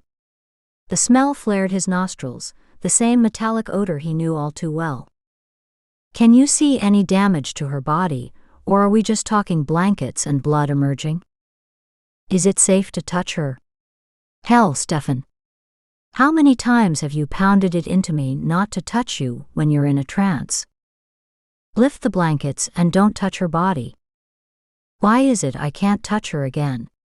Brant stared at Sam, trying to figure out a safe corner of the blanket to lift without touching her body. You'll snap her connection to whatever energy she's attached to. She could stay over there, snap back here, or get caught somewhere in between. Brant winced. Right. Working carefully, he shifted a corner of the blanket away from her shoulder to peer at her slight body below. A slice deep into her abdomen made his gut clench. He groaned softly, sadly. She was dying, and he'd done nothing to help her. Christ, her abdomen is split open. Stefan's voice remained calm and patient. That's fine. Is she still experiencing new injuries? That's fine. What the hell, Stefan? She's dying. No, she's not. In about 20 minutes, she should be almost as good as new. Check again. Are new injuries still appearing? Brant stared at Sam, trying to check all of her at once. After a moment he answered, I don't think so. I think that part is over. Good, the blood should stop seeping too. It will. Brant studied the welling blood. Relief washed over him. Actually, it appears to be slowing. Good. She should wake up soon. Should. I need her to wake up now. Don't touch her. Stefan's voice was sharp, leaving no room for arguing. When she wakes, she could be groggy, disoriented, and possibly scared. Give her both time and space. Try not to startle her. Just watch as she recovers. Right. I guess that makes sense. Brant moved over and sat across from Sam. I'll call you in the morning. Or in a few minutes, if she doesn't wake up. She'll wake up. Trust a little more. Stefan hung up. Brant tucked away his cell phone, Stefan's final words ringing in his ears, time to recover and heal. The heal part blew him away. If she experienced the same physical damage as these women, then no wonder she looked like she could use a good square meal. Her body had to burn calories at a horrific rate, going through something like this. Sam stirred. Brant rushed to her side. She rolled her head from one side to the next before coming to a stop. A deep, heavy sigh worked its way up from her chest. She opened her eyes, ones that widened in shock when they landed on him. It's okay, Sam. It's just me. Take it easy. Take your time. Understanding seeped into those beautiful eyes before she closed them again, drifting off into a light resting state. She licked her lips and whispered in a voice so low that he had to bend to her lips to hear it. I'll be fine in a couple minutes. Soldier whined and flumped down at her feet protectively. Brant ran a hand through his hair, relieved to hear her talking, but having trouble with the concept that she would be okay that fast. Was that possible? He wouldn't be. How could she? He watched her carefully. Could she recover from something like this on her own, without a doctor? How? Did Stefan go through this as well? In amazement, Brant watched, as the blood thinned and actually appeared to be less. He leaned forward. The droplets on the floor remained. The slices in the blankets remained. What about her? Getting up, he gently lifted the corner of the blanket and checked her abdomen. Even as he watched, the wound shrank. Only a couple inches long now. He shook his head. He'd never have believed it. And he was open-minded about this stuff. He couldn't imagine Kevin's reaction. "Brant? I'm here, Sam. Take it easy. I'm almost there. Just another minute, and I'll be good." "Right. Like I'll believe that." He snorted and sat on the coffee table across from her, accidentally nudging Soldier, who lay protectively in front of Sam. Soldier lifted his head, his lip curling at Brant. Brant glared down at him. Soldier glared back. "No, I'm almost there. Wait. Let me check." She lifted her head to look at him. And cried out in agony, her body curling into itself. Instantly Brant was at her side. "Jesus, Sam. What the hell?" Sam gasped for breath, her face slowly gaining color with the effort. "It's okay. Honest." Frustrated, he fisted his hands on his hips. How? How can this be okay?" He crouched beside her, reaching out a hesitant hand. He desperately wanted to give comfort, yet was scared of hurting her further. She opened her eyes to stare at him again. "Oh God, Sam." Brant breathed her name almost in prayer. The depth of her suffering and pain hurt his soul. Her eyes had gone black, witnessing her agony. Helpless, he could only watch. "I'm so sorry, honey. What can I do to help?" A tiny smile peeped out. "Wait." He didn't think he could do it. "Sweetheart, blood is everywhere." The smile disappeared as she shuddered once, then twice. "Always is." Brant sank into a crouch beside her.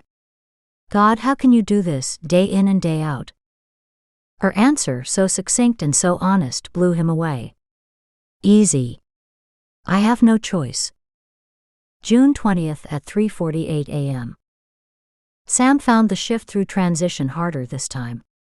Having someone watch while she healed and returned to normal reality wasn't exactly fun. Self-conscious or not, she couldn't move before it was time. Shifting her glance to catch Brant's expression, she winced and stared up at the ceiling. Barely concealed horror still rippled across his face. She closed her eyes. She couldn't help him deal with this. It took everything she had to deal with it herself. The research she'd done said that blood rarely manifested in visions. But in special cases, people woke up with their hands or bodies stained with the stuff. For her, the blood appeared wherever the injuries manifested, but less blood than if she'd truly been the one attacked. Apparently, the amount of physical manifestations should decrease, as she learned to control her gifts. She could only hope. Gently, Sam swung her legs over the side of her couch and sat up.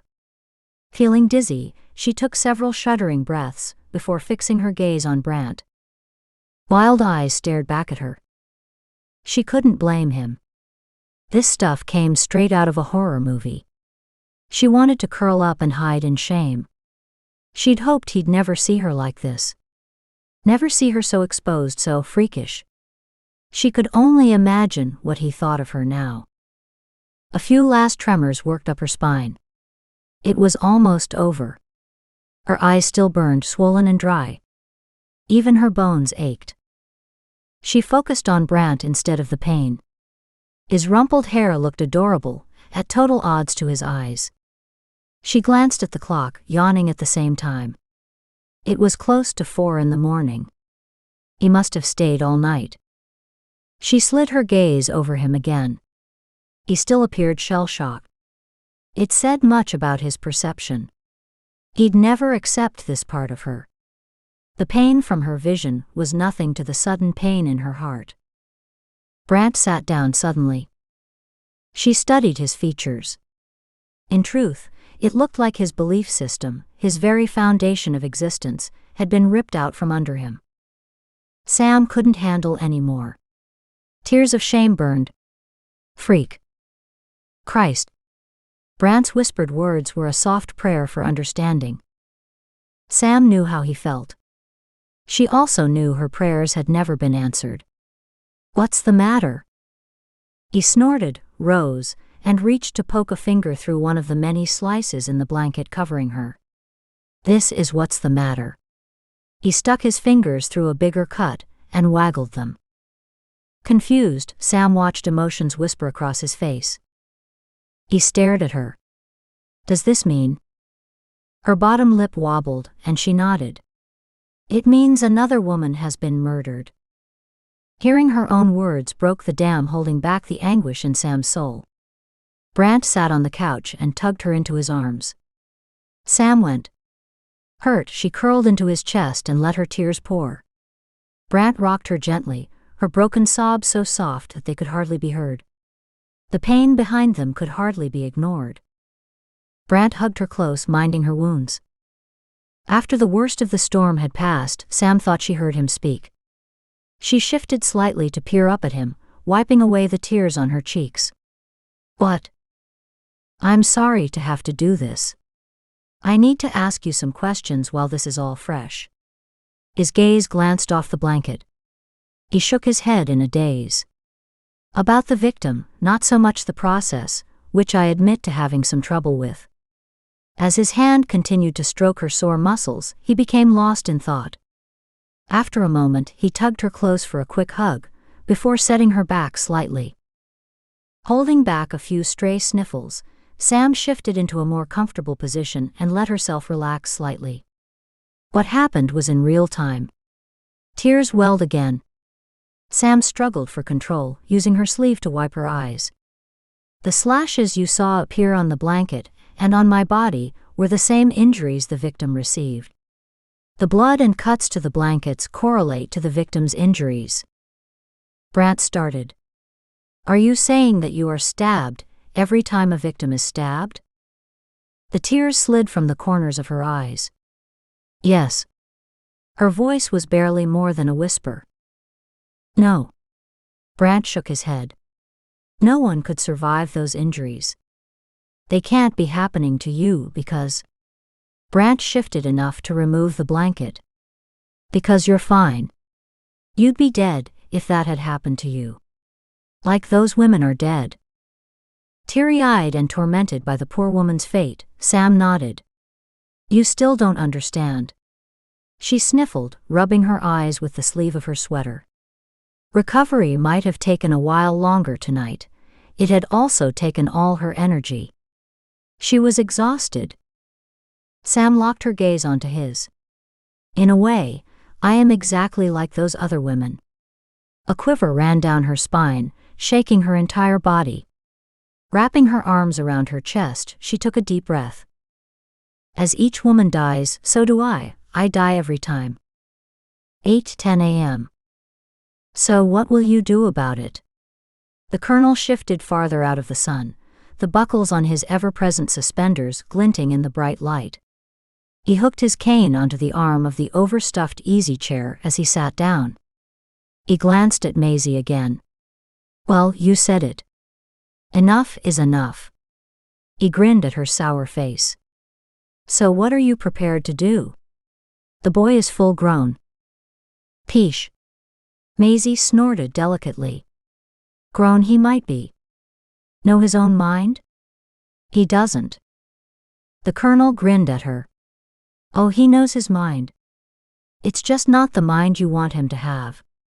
You don't like that he's choosing to live his life the way he wants to." He reached for his cup of tea. "Admit it. You want him to do it your way. Behave yourself, or you can go somewhere else for your tea." She harumphed and busied herself, straightening her sunflower yellow skirts. The colonel chuckled and relaxed farther into his chair. "The boy should be married and have a family by now. That's all I'm saying." She tilted her face more into the sun. The heat from the sun's rays was wonderfully strong for this hour of the morning. It did her old bones good to soak up the healing warmth. "Besides, I like this one." "Which one?" "You know perfectly well which one. The skinny one who's all eyes." "I don't think they're really going out. That boy wouldn't recognize staying power, even when it's there right under his nose. He's after other qualities. The Colonel waggled his thick white eyebrows at her. He's a normal male. Maisie grinned at the Colonel. He probably doesn't even know what staying power is. Too bad. A girl like that. Well, she's a keeper. She looks like she survived hell on earth. The two sat in comfort, enjoying the simple things of life that had taken them decades to appreciate. The Colonel spoke up again. Did you hear about that case the police are working on? Maisie glanced at him. Which one? He waved his hand at the television. The one they talked about last night. The police are trying to identify the owner of a ring with a 4-leaf clover pattern and some sort of snake wrapped through the leaves. Apparently, 1 diamond is missing from the ring.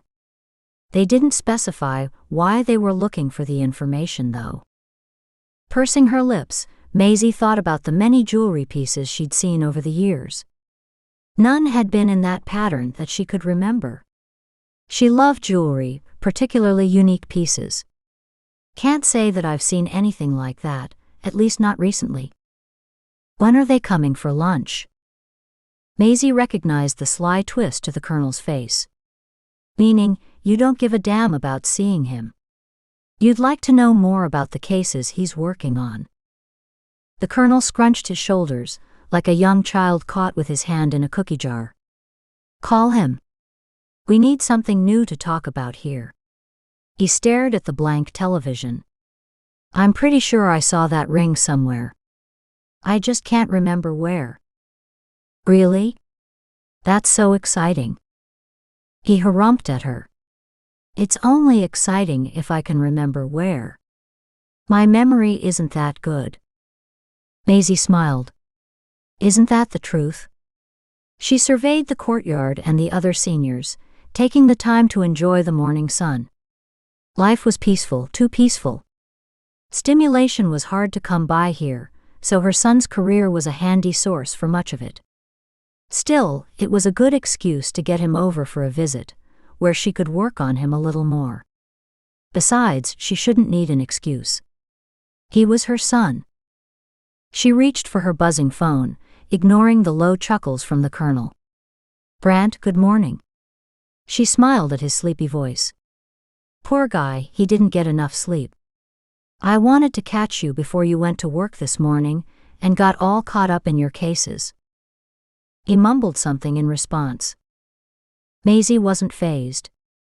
He was always like that. The Colonel and I have been talking. He saw that bit of news on the TV about a ring the other night. It triggered something for him. What does he remember? That's the thing. He can't quite remember, and he's getting really upset about it. She sniffled. Then she frowned. Brant cleared his throat. We don't want him doing that. He'll remember better when he's calm anyway. Well, I know that. But try telling him that. Maisie caught a second sniffle halfway. She glared at the grinning Colonel. I'm really worried about him, Brant. Tell him to relax about it, and if he remembers anything, to give me a call. I will. I won't stop by today. She hesitated. Brant, don't forget to bring Sam by for lunch one day soon. I know. It won't likely be this week, though. Things are busy at work. Voices sounded in the background. Maisie widened her eyes. Brant, where are you? Silence. Why? He cleared his throat. Another voice came through the phone, faintly recognizable. Maisie strained her hearing. Something about tea. Brant and tea. She gasped. Brant, you're with Sam. She squealed in joy. Brant groaned. Ouch, my ears. And it's not what you think, Mom. Maisie bounced on her chair. I'm sure it isn't, honey. She grinned at the Colonel, her thumb in the air. When are you bringing her for lunch? Not today. The Colonel poked Maisie. Tell him I want some advice. She glanced over, frowning at him. But the colonel kept nodding his head. She shrugged. Brant, I don't know if this changes anything, but the colonel says he wants your advice on something. You know how he is. He'll worry himself into another heart attack until he gets the information he needs. The colonel blustered at her side. She grinned unrepentantly. Okay, I'll stop by later today, alone. If I can't, I'll give him a call tonight or tomorrow morning. I can't promise any more than that. Oh, that's wonderful, dear. We both appreciate you making the effort. I said try. I may not make it. She smirked at the colonel, her cohort in fun. No, honey.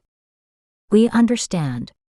Your job has to come first over things like this. That's fine. It would be nice if you brought Sam, though. After saying goodbye, Maisie hung up the phone and turned to grin at her companion. He said he'll get here later this afternoon, or he'll call you later today. She leaned forward slightly as she squeezed the phone to her chest. He spent the night with Sam. The colonel nodded. Good. We should have a few hours to ourselves, too. She plumped her blue-white hair and smiled teasingly. What did you have in mind? Chapter 16. 8:25 a.m. Brant found his mind wandering. After what he'd witnessed last night, technically earlier this morning, it amazed him that he could function at all. Sam had been fully recovered this morning. He checked his email, hoping for leads of some kind. He needed progress. He already knew that the stone found in the bedroom of the one victim was a diamond. So the news broadcaster had gotten it right. The police had nothing to go on, no semen or DNA was ever present. The cold cases he'd collected under his serial killer project were similar in that they also lacked forensic evidence. That alone made him wonder if Sam's killer could be the same killer Brant was chasing. It also reminded him that, according to Sam, another woman lay dead waiting to be found. It could be days before this one was called in. He tossed his pen on his desk and glared at the stack of papers waiting his attention. Maybe he should go talk to the colonel instead. See if he could shake loose some details. Shutting down the multiple open tabs on paranormal research on his desktop, he rubbed the bridge of his nose. He'd hardly slept. He'd stayed and tried to doze on either of Sam's couches, both uncomfortable, until it was time to leave for the office. Now fatigue made it hard for him to focus.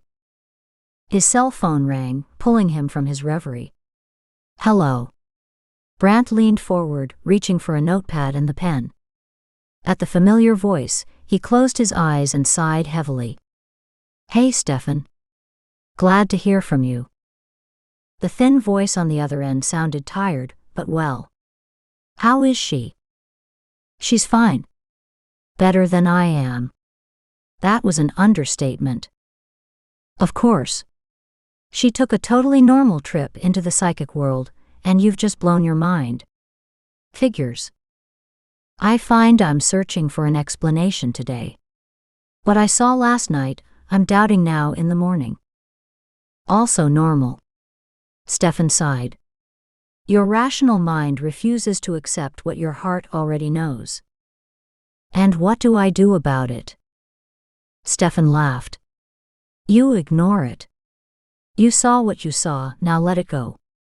The irony in his voice was hard to miss. If you stay with her, it won't be the last time you get to experience something on the wild side. Brant's mouth widened. It's been a little nuts already. I have to admit. She's an interesting woman. Is that all you can say? Interesting? Absolutely. A heavy, amused pause filled the air. What would you call her? Brant shifted uncomfortably in his computer chair. He didn't know what to call her at this point. Unfortunately, his friend had insider knowledge that gave him an advantage. Brant winced, knowing what was coming. Warm laughter filled the air. You haven't figured it out, have you? Any woman who can twist you up like this is, well, definitely interesting. Stefan, he started hesitantly. I was way out of my element last night. She scared the hell out of me. Stefan paused. I have never met anyone with these abilities, so it's new for me too. To have the cuts and the blood is an interesting twist. Wrinkles appeared in Brant's forehead, along with his confusion. Why? Probably less than 1 person in 10 million has her abilities. Maybe even 1 in a billion. Because of that, we don't know much about them. She has more than one gift, by the way. She's incredibly talented. As she learns control, these physical symptoms may change. Could disappear entirely. Brant shook his head. Well, the whole thing left quite an impression. Does it change the way you view her? Stefan's voice reeked with curiosity but not surprise. Brant shifted uncomfortably. I'd like to say no, but I'm not sure that I can. A heavy silence filled the phone line. Take some time and think about this.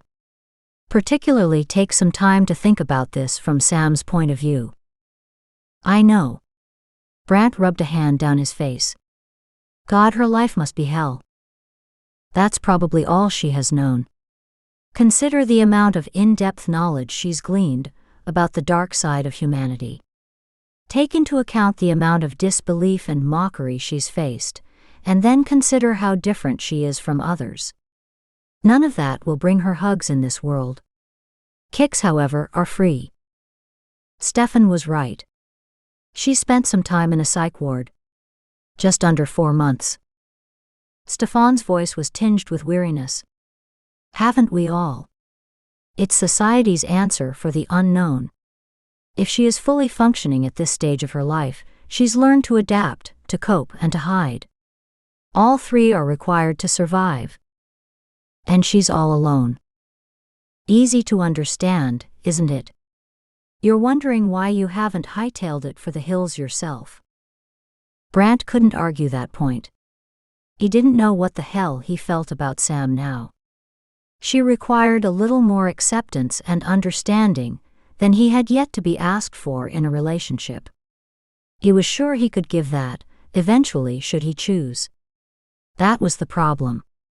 He just hadn't worked it out in his head yet. Stefan read his mind. If you care at all, watch what you say and do right now. She spent a lifetime under suspicion, receiving disapproval. If you want to be accepted by her, she needs to know that you can handle her gifts. Stefan coughed a couple times. If you decide that you can't handle them, then don't let her know right away. The worst thing you can do today is to walk away. You'd be reinforcing what she's had a lifetime to learn, that she's unacceptable in the eyes of the rest of the world. But that's not true, Brant protested. Maybe not, but you'd have a hard time convincing her of that. Stefan tried again. Look to her history. It's all there. Fear, distrust, hatred even. No acceptance is handed out for people like her and me. You're different. No, I'm not. It took you time to trust me, as it took me time to trust you. This is the same position you're in with Sam, learning to trust. Remember, it takes time. Brant was silent. Can someone really live a life like hers? She is. Bald and clear, there was no arguing with the logic. What if I can't? There it was, his secret fear. The fear that had kept him awake all night, as Brant lay on his couch as she lay opposite on hers. That fear sat stewing in his mind all morning, keeping him from focusing on his job. What if he couldn't accept Sam, couldn't accept the life she led? Stefan's heavy sigh came through the phone. If you can't, you can't. It would surprise me, though. I've certainly pushed the envelope of your beliefs. So what's different this time?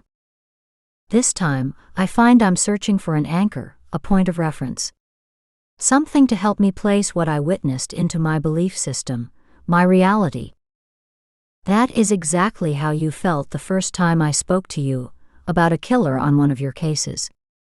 I even told you something similar at the time." Brant vaguely remembered that time in his life. "Was I that bad?" "Absolutely. You might also remember something you've said to me in the past. You told me that you'd never married because you couldn't see anyone accepting your life. Now you're thinking about rejecting her because you can't accept her life." "I'm not rejecting her." And he wasn't. He was rejecting her gift. God, he was an ass. But Stefan continued to talk. "Good. Think about this. See how you feel about it all tomorrow. Call me if you need to talk." Stefan hung up after that, leaving Brant alone with his thoughts. Brant had seen a lot of things in his life. Police work often demanded finding a way through lies and deceit to arrive at the truth. In this case, the truth stared him in the face. He could no longer doubt what he'd seen. He'd need some time to accept that something so impossible broke all the laws of life as he knew them, and had happened, whether he liked it or not. 11:45 a.m. Not working a normal 9-to-5 Monday to Friday job made for a great week, but damn it, she hated to work on weekends. Peering into the mirror, Sam curled her lip. It's a good thing Brant had left early this morning. She resembled the homeless woman everyone thought she was. Her hair hung lank around her shoulders. If there were any highlights, then they were hidden in the shadows. Pulling a brush through her hair, she didn't have time to wash it, and she ran. She was 10 minutes late. 2 other staff members worked at opening the front office, while Sam started feeding the animals. It must have been a busy day yesterday. She saw several new animals, and Sam's heart bled for each and every one. It took hours to make them comfortable. The hospital was short-handed. Twice she was called away to help the front staff, once with an unruly canine, and the second time with a tomcat not interested in having his wayward ways changed. Working with the animals out front helped Sam to see other aspects of the business. Working with the injured animals in the cages gave her a lopsided view. She loved seeing them before they ended up in her care. "Good morning, Sam." Lost in thought, she spun around, almost falling to the floor from her crouching position. "Good morning, Dr. Wascott. How is Soldier doing?" A big grin split her face. The vet stopped, a stunned expression emblazoned on his normally peaceful face. "Soldier is doing wonderfully. He's walking around more and slowly gaining strength. He had his last medicine this morning, and he should be fine now." The doctor moved his head from side to side. "Honestly, Sam, I don't think I've ever seen you this happy. I'm glad the dog is bringing some life into your world." Heat bloomed on her cheeks as she realized she'd been babbling. "Sorry," she muttered. The older man sported a boyish grin. "No problem. It's quite a nice change, actually." Still, she couldn't help a sheepish grin, feeling a little more of her normal reserve drop off. She felt more comfortable with him than she ever had before. "There's a phone call for you, Dr. Wascott." One of the vet assistants walked into the room, smiling. "Good morning, Samantha. How are you today?" Feeling unnaturally peaceful, Sam nodded to the other woman. "I'm fine, thank you." "Good. There's fresh bread, a new grainy recipe from the corner bakery in the lunchroom. Lucy also brought in some fresh creamed honey. Make sure you have some before your shift is over." The idea of fresh baked bread made her mouth water. "Thanks, I'd like to try it." "You're done now. A fresh pot of tea is in there too. Go enjoy." Dr. Wascott nudged Sam's arm before walking out of the room. The treat sounded too irresistible to ignore. Sam slipped into the lunchroom, slightly disappointed to find it empty. With a frown, she considered that. How long had it been since she'd relished company? The bread smelled luscious. A fresh yeasty aroma wafted free as Sam cut off a thick slice. An open canning jar, full of creamy honey, sat on the counter. In the light, the honey had a deep, opaque milkiness to it. Lifting the jar, Sam sniffed the contents.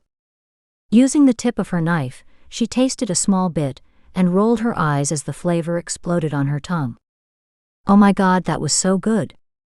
Quickly, Sam slathered the top of her bread with a thick layer, before sitting at the small table with her tea.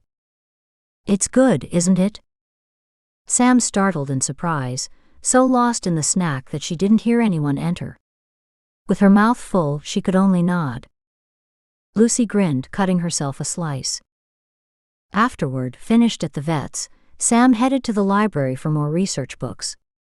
From there, it was a quick hop to the grocery store for a couple items.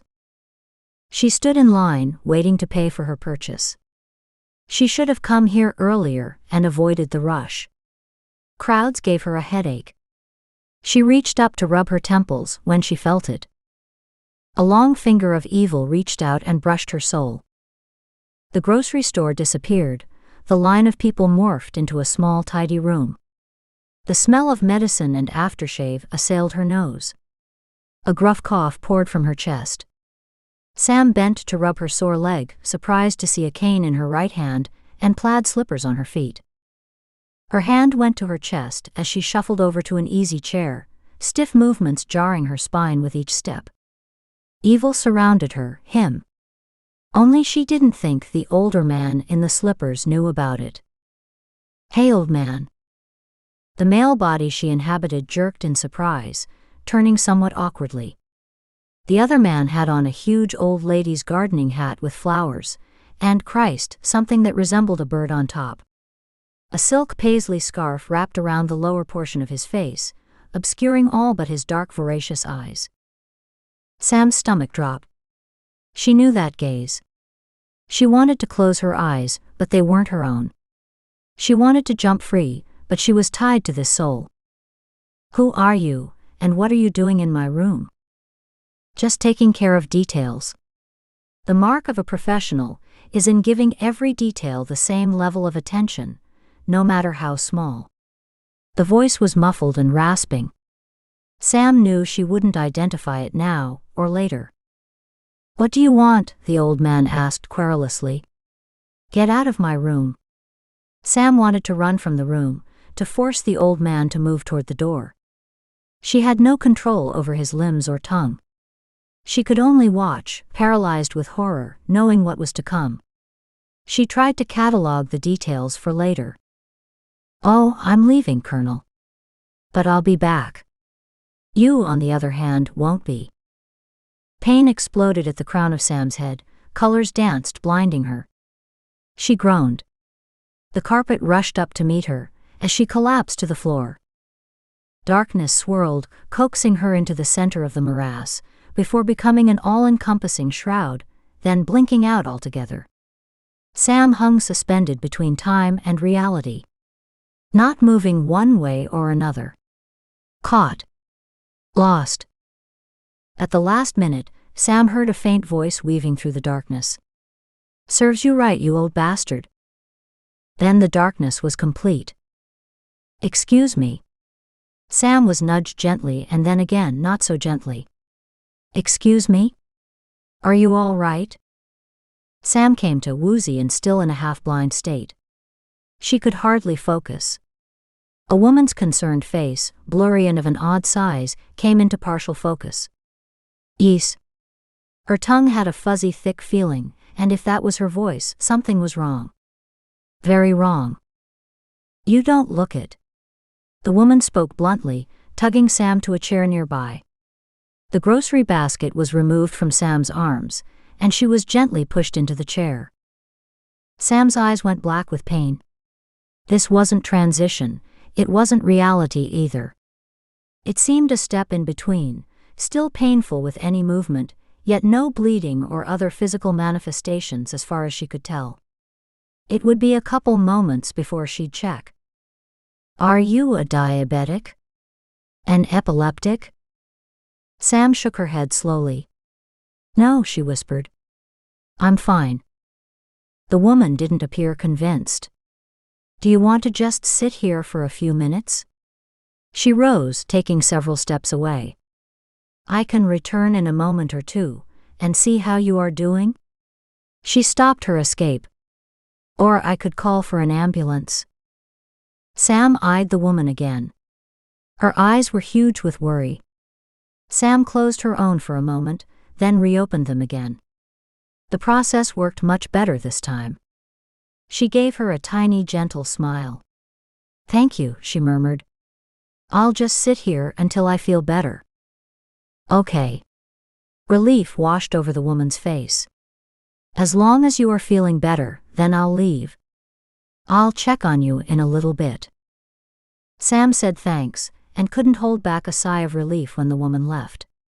Sam really didn't feel well. Yet neither could she say that she felt really bad. She couldn't explain in a way anyone would understand.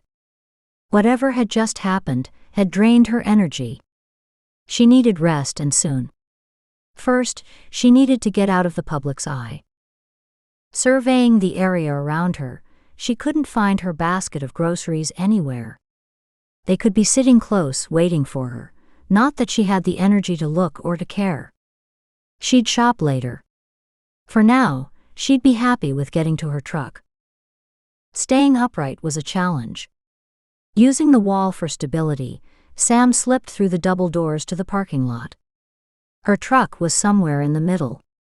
She closed her eyes and leaned against the outside wall. The fresh air helped. Several deep breaths later, her eyesight had returned to normal. If she waited just one more minute, she might be able to walk there like a normal person. Once at her truck, she struggled inside, shutting the door with more force than necessary. She took another deep breath and evaluated her state of health. Most functions had returned to normal. She didn't know about her speech. But the pain was gone. Achiness remained, yet that was livable. Her motor functions had returned to normal. She pulled out her cell phone and dialed Brant.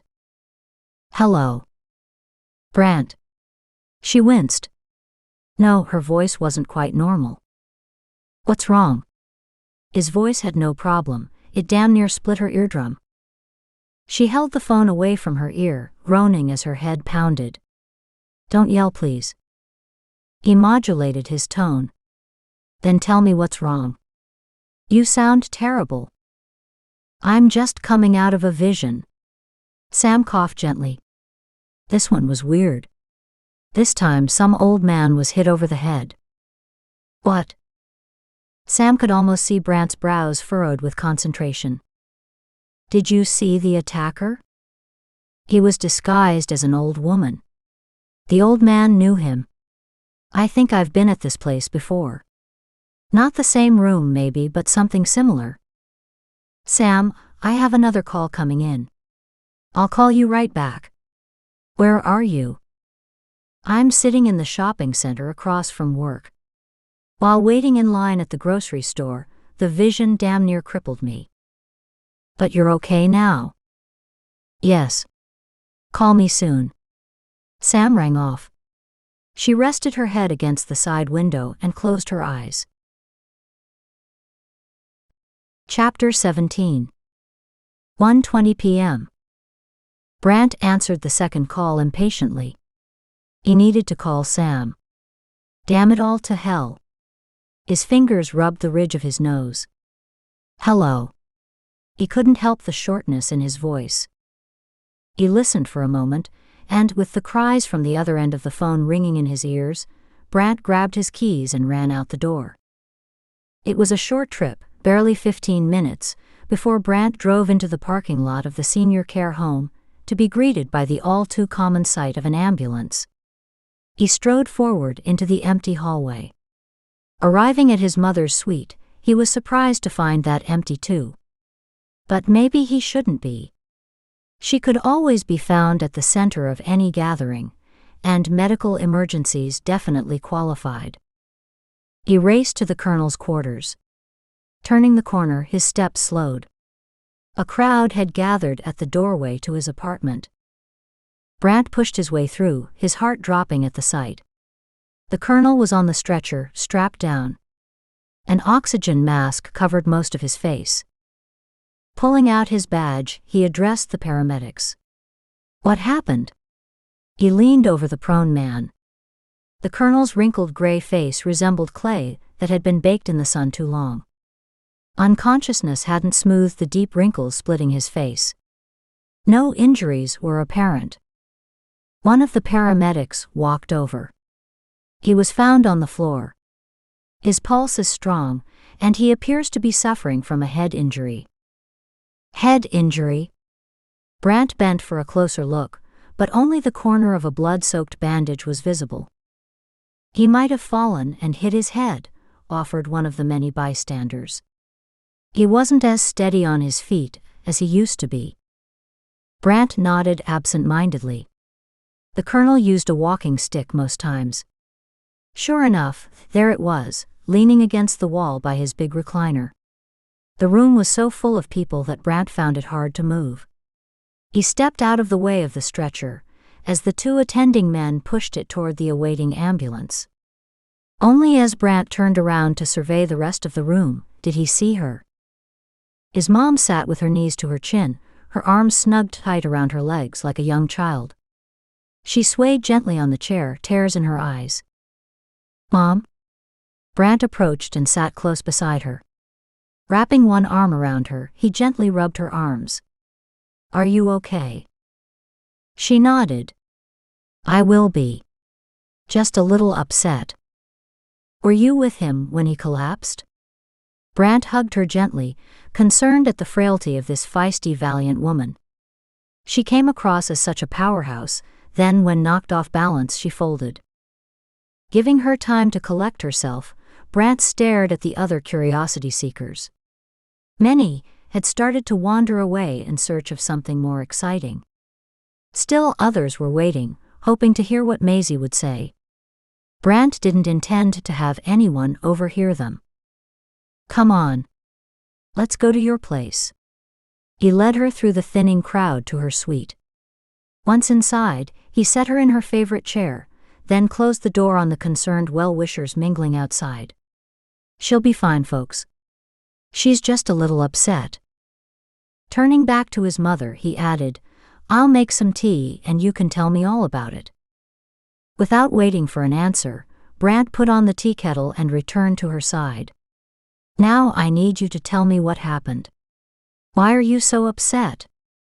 She lifted her head to peer at him. Torment and guilt gleamed through. "Did you have something to do with his collapse?" asked Brant, confused. "I don't know." Maisie's eyes welled. "The dogs came today." So everyone was in the meeting rooms, enjoying their visit. Everyone talked about everything, but the colonel was center stage because of the ring the police are trying to find, and what the colonel was trying to remember. Maisie chewed her bottom lip and didn't continue. "Then," prompted Brant. "We walked to his apartment where I left him while I went for lunch. After lunch I came home to lie down." She glanced up at her son, her bottom lip curling downward. "When I woke up, I called him, except there was no answer. So I knocked on his door." She shifted uneasily. "He didn't answer, so I used my key, and that's when I found him." Brant raised his brows at the mention of his mother having keys to the colonel's apartment, but that was the least of his worries now. "So you feel guilty for falling asleep and leaving him," he deduced. "If I'd stayed with him, he wouldn't have been left to lie there unconscious for so long." Brant frowned. How long is so long? He'd received the impression that the injury was recent. "Probably half an hour." Half an hour is nothing to feel guilty about. Brant reached over and brushed his fingers over her cheek. "He probably fell just before you arrived." Her eyes begged him to be right. She suddenly blurted out, "The thing is, I locked the door when I left, and it wasn't locked when I returned." Brant shook his head. "Didn't you say you used your key to get in?" "Yes, I did, only I didn't need to because it wasn't locked." "So why did you use your key?" I took it out, expecting to use it, only I didn't need to, she said, exasperation adding life to her eyes and fire to her voice. Pay attention, dear. Right. At least she was returning to normal. Speaking of not normal, he had to call Sam. Surreptitiously, he checked his watch. The call would have to wait. Ignoring the key for the moment, he asked his mother, "Why are you concerned about whether the door was locked or not?" "I don't think he fell." Brant sat up straighter. What? What do you think happened?" He studied her face. She didn't appear to be in shock. "You think he was attacked?" Maisie nodded. "Why would anyone do that?" He said he'd remembered the significance of the ring and wanted to think on it a bit, figure the pieces out first. "Then I fell asleep, and now he's injured." Even if he did remember, it's unlikely someone would have attacked him over it. Maisie leaned toward him. "They would if they were involved." "True. I doubt anyone here is involved. They aren't strong enough for one thing," he said, grinning. She sniffed, such a haughty sound that Brant had to laugh. "Not everyone is ancient, you know? We all have families who come to visit, and several members of the staff are certainly young enough to have committed murder." Brant had to concede her point. Still, it was unlikely. But how would anyone know what the colonel was trying to remember? Maisie's cheeks flushed pink, then paled to pure white. She didn't say anything. Curious, Brant pushed. "Mom, how would anyone know?" She straightened her legs out in front of her and studied her bright red toenails. "I may have had something to do with that." Brant pinched the bridge of his nose with his fingers and closed his eyes. "You didn't set up a betting pool on it, did you?" He opened one eye to look at her carefully. She reddened again. Guilty in pink. Damn. So, in other words, everyone in the building knew, and probably a dozen more besides. All because you wouldn't listen to me. She opened her mouth as if to protest, then slowly closed it again. She nodded, her eyes full of remorse. "I didn't think it would be dangerous." She shrugged her shoulders in a dainty movement. "We just like to have fun here. You know that. So we were all taking bets as to when the colonel would remember. Some people even bet that he'd never remember, given his age and all that." She sniffed in disgust at that suggestion. "He did remember, though, and we were all cheering the winner of the pool. Then someone struck him down before he could tell us what he'd remembered.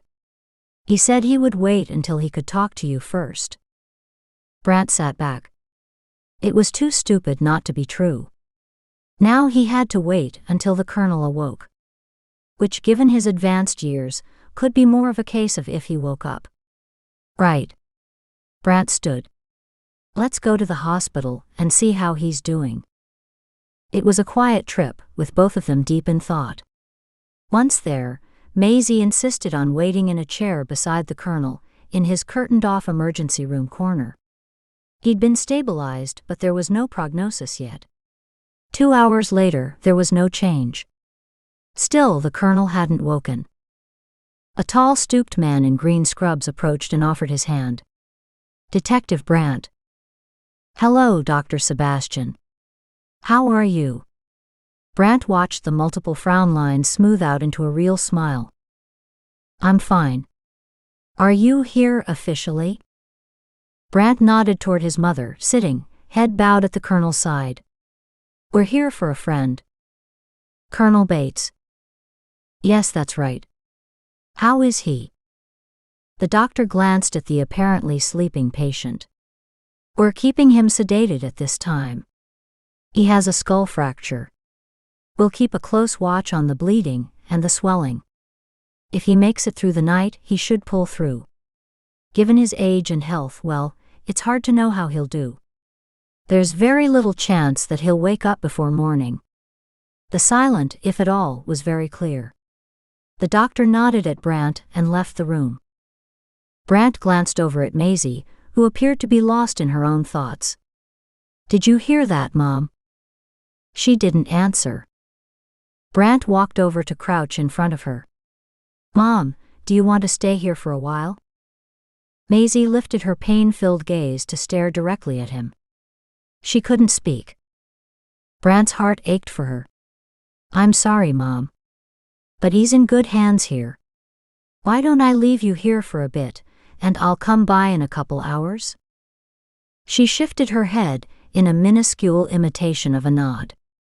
Find out who did this, she said, her voice thin and reedy. Brant frowned. She didn't sound very good. Mom, I'll look into it, but that doesn't mean there is a who to find. Her gaze turned fierce. This was no accident. Someone hit this dear old man over the head. Find him, she demanded. Then her shoulders sagged as she stared at her friend. Find him, Brant. Brant stilled, his thoughts returning to the phone call he'd cut short. Maisie's words a mirror of Sam's. Maisie reached for the Colonel's hand. Leave. I'll be fine. Brant couldn't help but feel dismissed. 2:15 p.m. Sam opened her eyes, surprised to find herself sitting inside her truck, still parked outside the grocery store. Almost an hour had passed. She felt better physically. Mentally, she had a sense of uneasiness that wouldn't listen to reason. She wanted to be home where she felt safe. She started the truck, remembering that Brant didn't call her again. He'd probably been called out on yet another emergency. Or she'd missed him. Yet no messages were on her phone. Disappointed, she sat for a few moments to get her bearings. Brant had somehow taken up residence in her life, in her heart even. She shook her head, surprised as the speed her feelings had developed. Her hormones had gone into overdrive too. From dormant to wanting to jump his bones. She laughed lightly. As if. Just because she might be willing to go a little further, didn't mean he was that interested. She frowned. Odd to think that she could know someone for such a short time, and already be at this point. She didn't do one-night stands. So what was different this time? Trust. As she mulled it over, she realized she trusted Brant. Probably for the first time, she could honestly say she trusted a man. Love. Now that was a different thing altogether. That she was interested was obvious. That she might go out of her comfort zone and have an affair was also a possibility. But the permanent ever-after thing? She didn't think it would ever happen. It would take a very special man to accept her gifts. Then there was the teensy-weensy problem of living with them. Not every man would want to wake up to find her in the middle of a vision. A family walked beside her in the parking lot, laughing noisily, their laughter shaking her out of her reverie. Time to go home. Not sure of her reaction time, she drove slowly and carefully down the highway. Her mind twirled around the various tidbits, trying to find a solution. Surely the killer had better targets than an old man. The traffic light turned yellow. She slowed before coming to a complete stop at the red light. A black truck pulled up beside her. Sam glanced at it, then away before zipping back again. Her heart jumped. She glanced around at the truck. She couldn't see the driver as the truck was on the left of her, and much higher up. Her gut clenched at the sight. It was identical to the truck from a couple days ago. The opposite traffic moved sluggishly through the intersection. Sam stole another glance up at the truck. A man stared at her. Shit. She glanced away and back again, just to make sure. And swore again. That face. Surely it couldn't be. Was it really him? That one person she'd hoped to never see again. Her gut clenched. Her fingers flexed on the steering wheel. Trapped in traffic, panic clutched at her insides. Always she felt so damn trapped. The cars ahead lurched forward. She punched the gas, made a quick right at the corner, whipping into a break in the traffic. She glanced in her rearview mirror and couldn't see the truck. Oh God. Get a grip, Sam. She checked to see if she were being followed. Theoretically, he shouldn't have been able to, as the car behind her had moved up and taken her spot.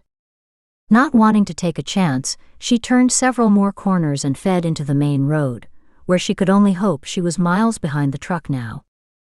Prying her right hand off the steering wheel, she wiped it on her jeans. The trip couldn't end fast enough. She hit a bad pothole, reminding her to pay attention.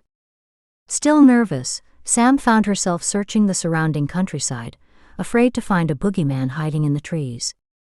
She still couldn't determine if it had been him. She'd thought so at the time, but now? Brant hadn't called her back yet. She wanted to call again, yet hated to. He'd bolted so fast out of the house this morning that she wondered if he'd ever come back. It had been a lot for him to deal with last night. But she'd love the comfort of hearing his voice right now. 3:45 p.m. Dylan straightened his charcoal tie to a perfect line. He liked to stay professional at all times, even mid-afternoon. One never knew when opportunity might knock. He had plans, and he'd be damned if he'd let anyone get in the way. That included Brant. Earlier he'd seen Brant bolt from the office. Very curious. Dylan wanted badly to know what was up, and whether it involved the little psychic chick. After lunch, Dylan walked naturally into Brant's empty office. He grinned, then wiped off his smile, just in case anyone saw him and wondered. Better not to stir suspicions. Not that anyone would see him. Brant's office was at the end of a long line of offices. Besides, the station was dead. Only a couple guys manned the phones, and the standard group would hang around the coffee machine, only Dylan wasn't planning on talking to them yet. Even if someone saw him, he had a good excuse. He was looking for a specific file. It should be in Brant's office. If he happened to find something at the same time, something that furthered Dylan's own career, that would be good. If it helped him to put a finger on what made Brant tick, even better. He didn't know if Brant would be a problem or not, and Dylan would much rather be prepared just in case. Quickly he rounded the desk. The computer was still on. Perfect. He smirked and rubbed his hands in anticipation. Then he got to work. 4:15 p.m. Brant left Maisie visiting with the colonel. He quickly punched in Sam's number on his cell phone. Sam, let's go over that vision again. It only took a couple minutes, just enough for him to clear his head, then connect the dots between the colonel's attack and Sam's vision. If he trusted Sam's abilities, then it followed that the colonel had been the old man she saw attack. The only reasonable explanation for such an attack was if someone needed to silence the colonel, particularly when the attack was undertaken in complete daylight in a home full of people. Brant? Sorry, honey. I'm here. Shaking his head, Brant returned to the conversation and filled Sam in on why the room felt familiar. After giving her an update on the colonel's condition, Brant headed to the station. Unfortunately, the incident was likely to be classified as an unfortunate accident, until the colonel woke up. Without more information, Brant had no reason to ask Kevin to open an investigation. A list of who had been at the center during that period was mandatory. Maisie was compiling hers, and Nancy should have a partial list of visitors, repairmen, and staff. Once back at the station, Brant grabbed a mug, poured coffee, and headed to the privacy of his office. Hey Brant. Did you ever find out who gave that information to the station? Adam called out from the common room. Brant didn't even turn around. No, not yet. He had one hand on his office doorknob before realizing it was already open. Frowning, he pushed the door open and stepped inside. The room looked the same. Brant hated the suspicion coursing through him. He spun around to his desk. Where was his file on Samantha? It wasn't there. Right, he'd started locking it up in his desk. Pulling out his keyring, Brant unlocked the drawer on the left. There was the file as he'd left it. Opening it, he found the latest information on Sam, lying on the top, and frowned. Had he left it there? Normally, he had those papers buried in the middle of the file. Uneasily, he replaced the material, taking care as to how he sequenced the information in the file. Relocking the drawer, he searched around the office for anything out of place. It appeared to be the same. It didn't feel that way. His chair. He frowned. He'd rushed out of the office and couldn't remember how he'd left it. He didn't think he'd have pushed it in that far. His monitor flashed for his login information. Brant hesitated. His keyboard sat off-center and farther to the front than he normally had it. His hands didn't automatically rest on the keys properly. Suspicion nudged the back of his mind. He had no way to know if someone had snooped through his office. His work wasn't exactly a secret. Logging onto his computer, Brant quickly checked his files. Everything seemed normal. The knots in his spine eased. He rolled his shoulders, pushed up his sleeves, and started in on his emails. Communication was the mainstay of his network these days. However, he didn't share everything, and made good use of security passwords to keep some information private. He'd planned on putting in a couple hours, then heading to the hospital to pick up his mom. He opened a file where he typed in his notes from Samantha's call and the Colonel incident. He saved the material with a different code. He admitted to a heightened sense of paranoia, but still. Chapter 18. June 21st at 8:20 a.m. Hey Brant. Someone's here to see you. Adam stood at the open door of his office the next day. Brant raised one eyebrow. He wasn't expecting anyone. Who is it? Adam shrugged. Deputy Brooker of Nicola County. What the hell? Brant's stomach twisted. He lurched partway out of his chair. Adam grinned. You don't look so happy. Very odd, he murmured to himself. No, I'm happy, he corrected Adam. I'd like to talk with the little piss-ass. Oh, there's nothing little about this guy. Brant, in the process of clearing off the top of his desk and locking up sensitive files, scowled. Big.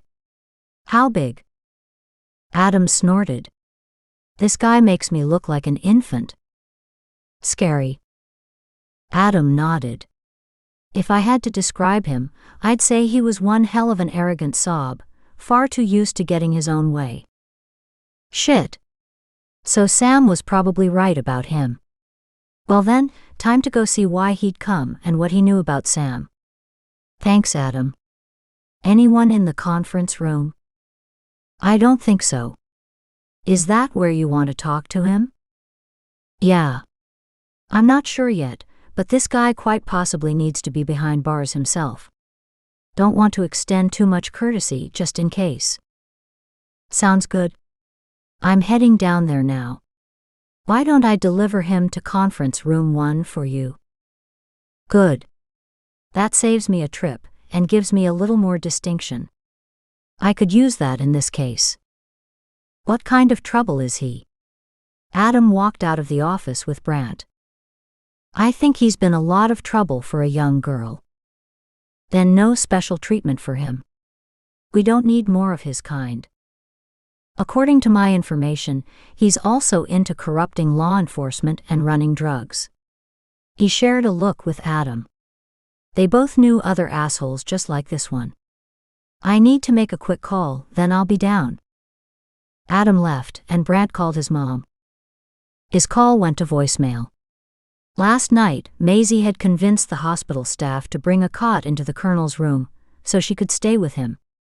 Brant's protests had been shot down immediately. Chances were she was still there, but he'd feel better if he'd reached her. A second call to the hospital confirmed that his mom had spent the night, and that the Colonel hadn't woken up. As luck would have it, His mom was at the nurse's station, speaking with the nurse too. He spoke with Mom briefly, confirming that she'd gotten some sleep. She sounded more chipper this morning.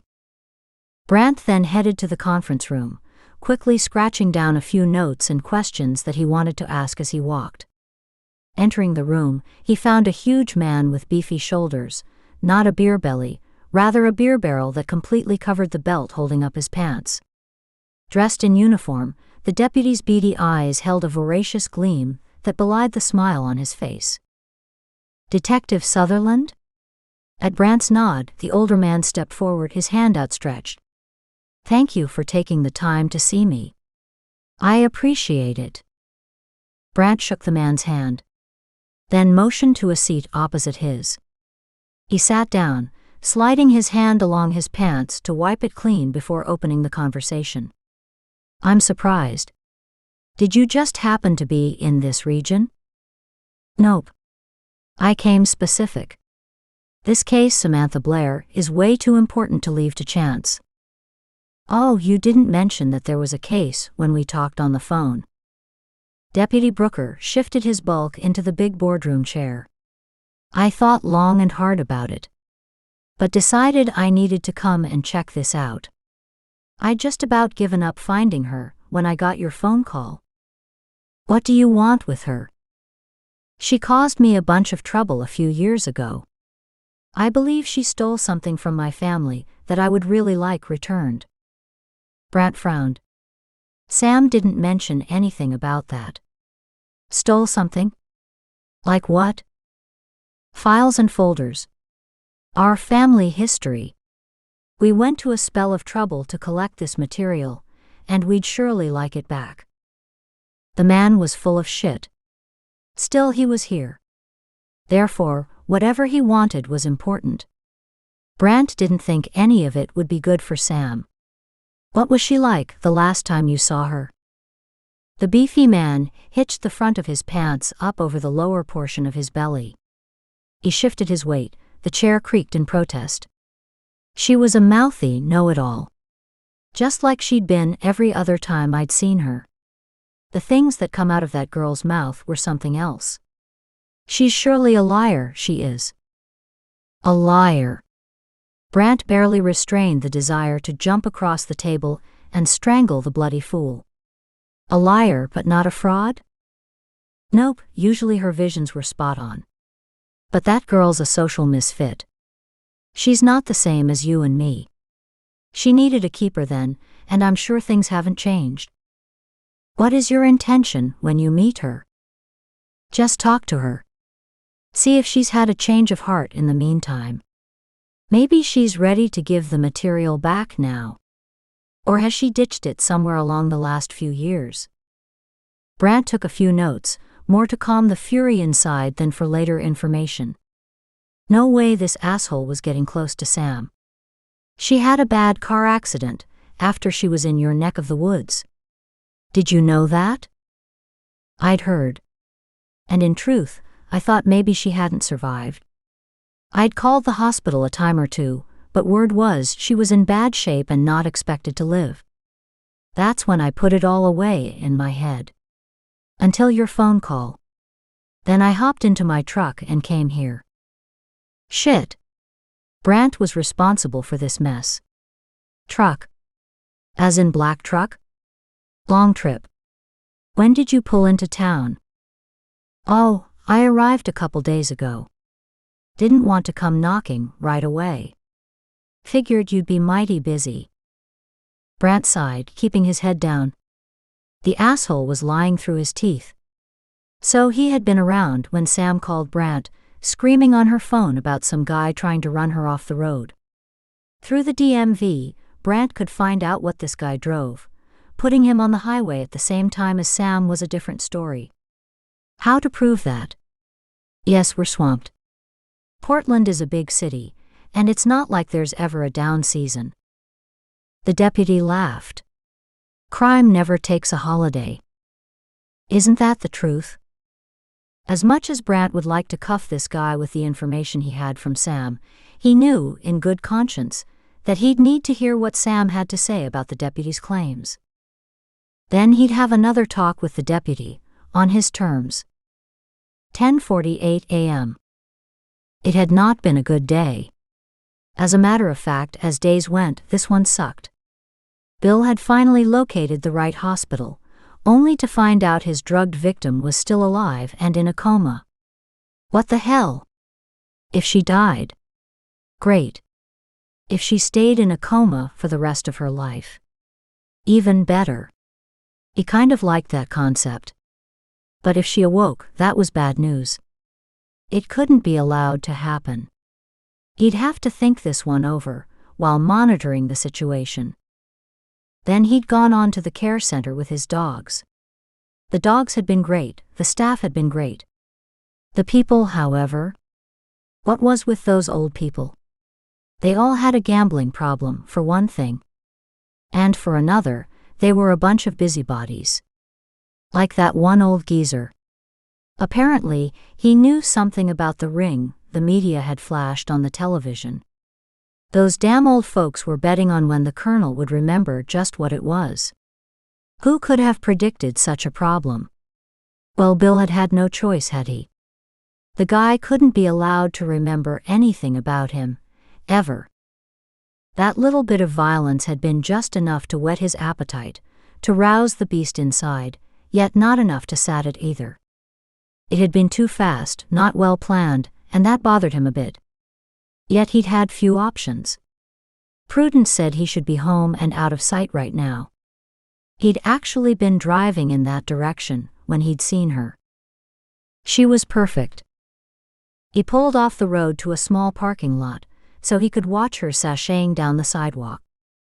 The glare shining through the windshield irritated him. It limited his view. Rummaging in the glove box, he finally came up with a scratched pair of sunglasses. Better than nothing. Putting them on, he quickly searched the area in front of the drugstore that she'd walked into a few minutes earlier. There.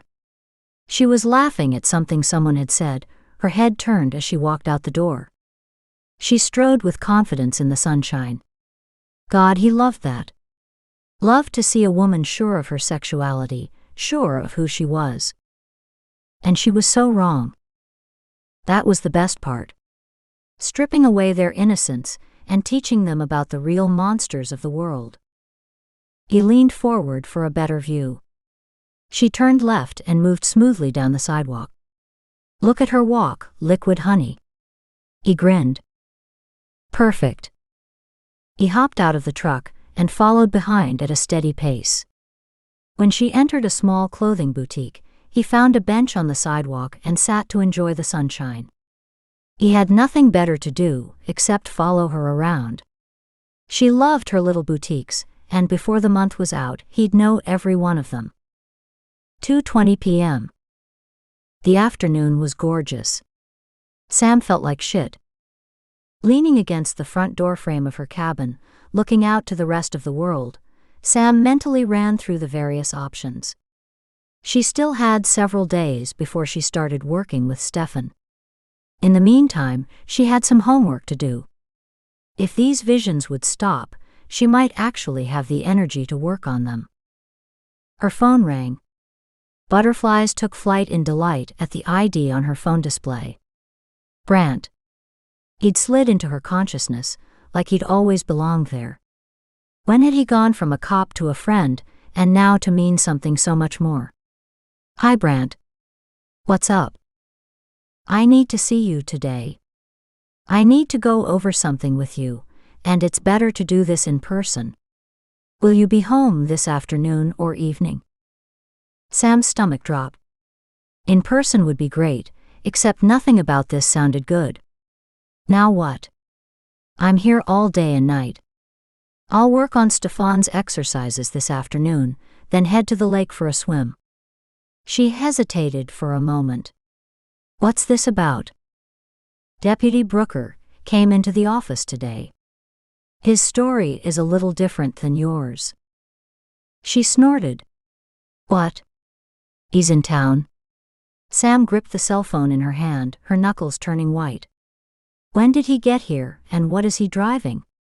I think I saw that same black truck yesterday. What? Why didn't you say something? I didn't know if it was the same vehicle or not. I was still in town, so took off around the corner. I never saw him again. He owns a black Dodge truck, but that doesn't mean it was him driving or even his vehicle. We're running a check on him now. You stay there and just be careful. If anyone shows up but me, hide unless you know them. I'll get there in a couple hours, earlier if I can.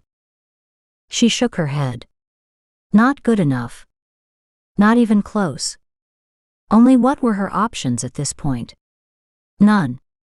Then you damn well better show up soon, or I'll be coming after you. Her phone closed with a snap. Sam let out a shaky breath. Okay. Another problem. She was good at those. She snorted. Like hell. In the past she'd run. So what would she do now? Stick around and fight. Chapter 19. 5:45 p.m. The late afternoon sun danced on top of the glassy lake. Sam studied the inviting landscape. Yeah. That's exactly what she needed.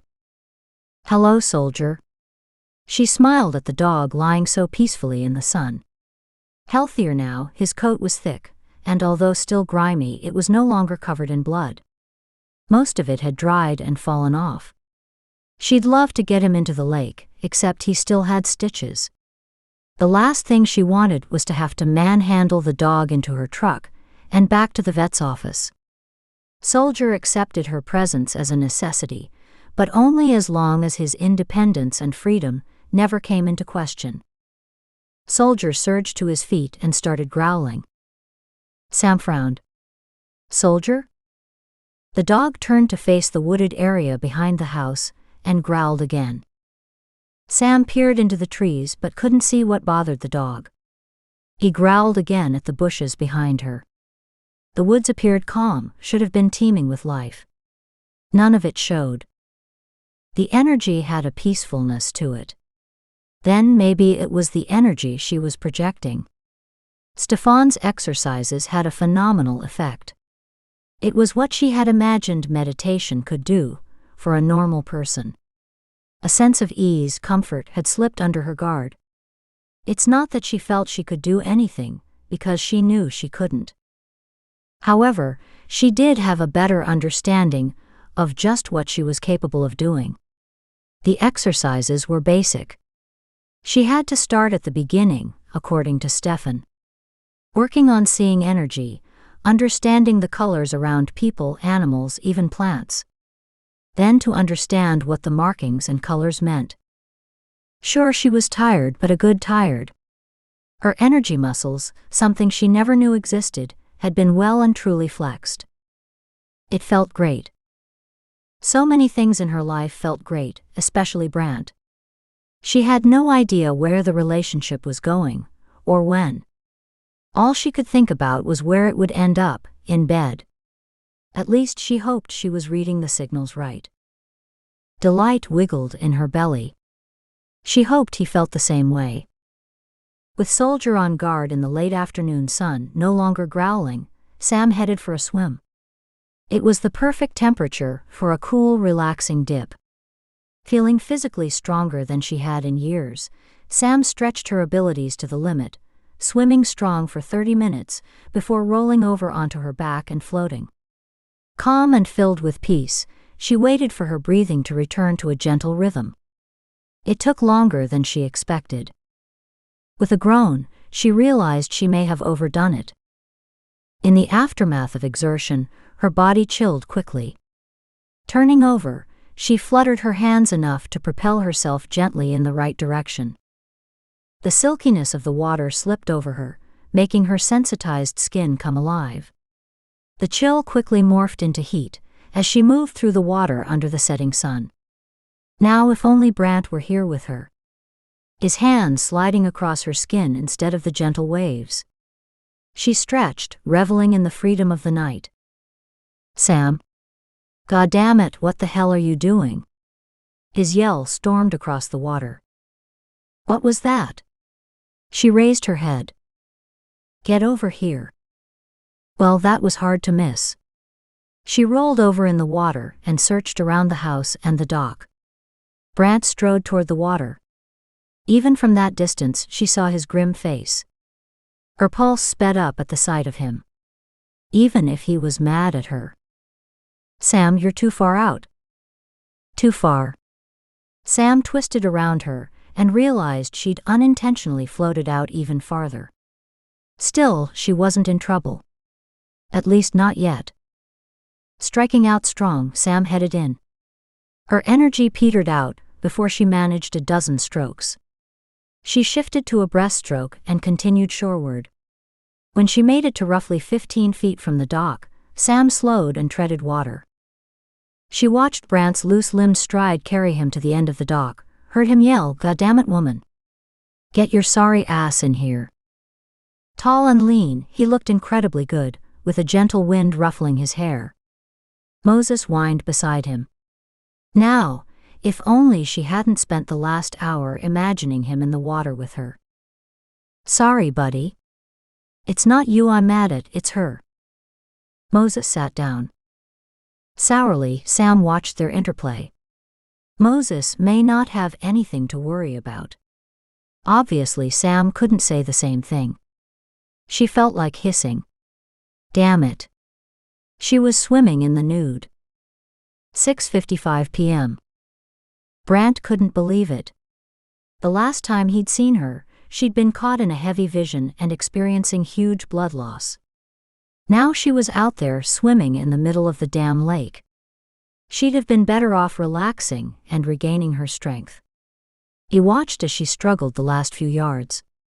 She was worn out, but if he jumped in to help her, she'd be royally pissed. Go figure. He scowled at the dog at his feet. Even Moses knew better than to swim right now. Jesus. She needed a babysitter. She was as bad as his mother. Watching Sam swim closer, he realized he'd probably overreacted here. Swimming would help rebuild Sam's strength and endurance. Exercise had many benefits, and as long as she didn't overdo it, then swimming was a good way to go. Somehow that logic didn't matter because he was still pissed. Scared. He stopped suddenly, hands fisted on his hips. And all because he was worried about her. He blew his breath out in a gust. Oh God, this was getting bad. The balmy evening breeze wrinkled the water before smoothing it flat again. He frowned. The cabin was a long way from everything. Not only that, if she were to run into trouble, no one would know for days. Not until she didn't show at work. Damn it. His frown deepened. The bushes rustled behind him. Instinctively he dropped and spun around. Deep yellow eyes glowed in the darkness. That damn watchdog. Hello there, soldier. How are you feeling? I see you're moving better. Keeping his voice even and calm, he kept a wary eye on the dog's reactions. He wasn't exactly growling. On the other hand, neither was he wagging his tail with joy. The two males glowered at each other. Both silent and watchful. Both waiting for the other to move. Brant knew better than to break his gaze first. The alpha male was the one who held the gaze the longest. If Brant were to ever get close to Sam, then the watchdog had to accept Brant's presence. Splashes alerted him to Sam's approach. Keeping his eyes trained on the dog, he called out, "Are you okay, Sam?" She coughed gently, then again a bit stronger. "I'm fine." Her voice was reedy and thin. "I'm just getting out now." Brant stared at the dog, relieved. "You sound exhausted. You should never have gone for a swim. Or at least not for so long," he admonished. "Like I'll listen to you," she scoffed.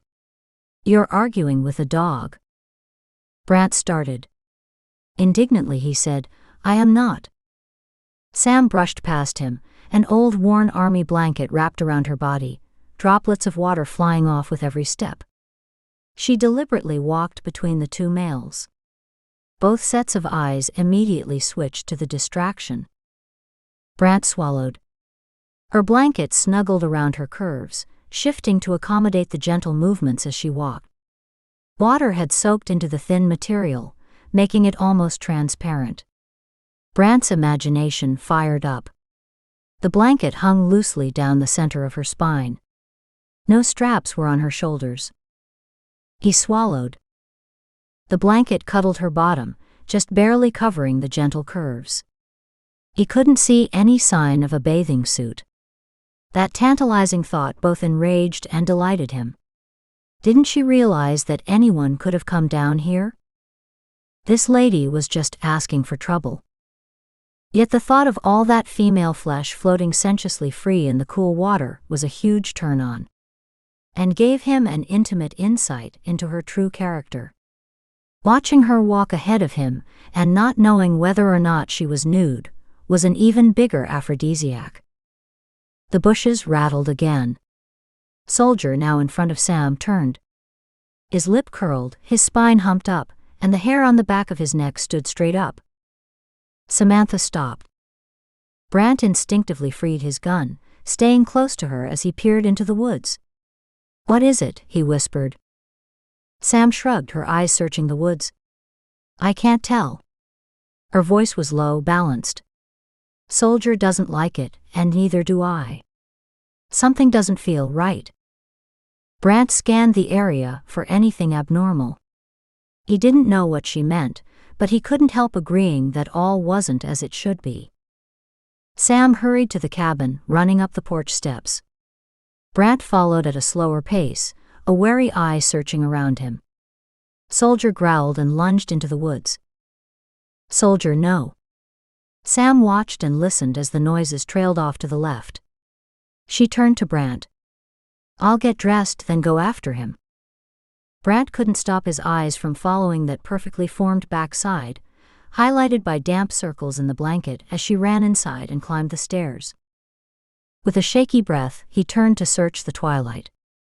The evening sun was setting, throwing long shadows across the yard. Brant saw no sign of Soldier. Moses sat on the top porch step, staring off in the same direction. He wasn't growling, but his tail wasn't wagging either. Sam came running down the porch steps, still tucking her shirt inside the waistband of her old blue jeans. Over her arm was the inevitable oversized sweater. Her skin sported a blue tinge.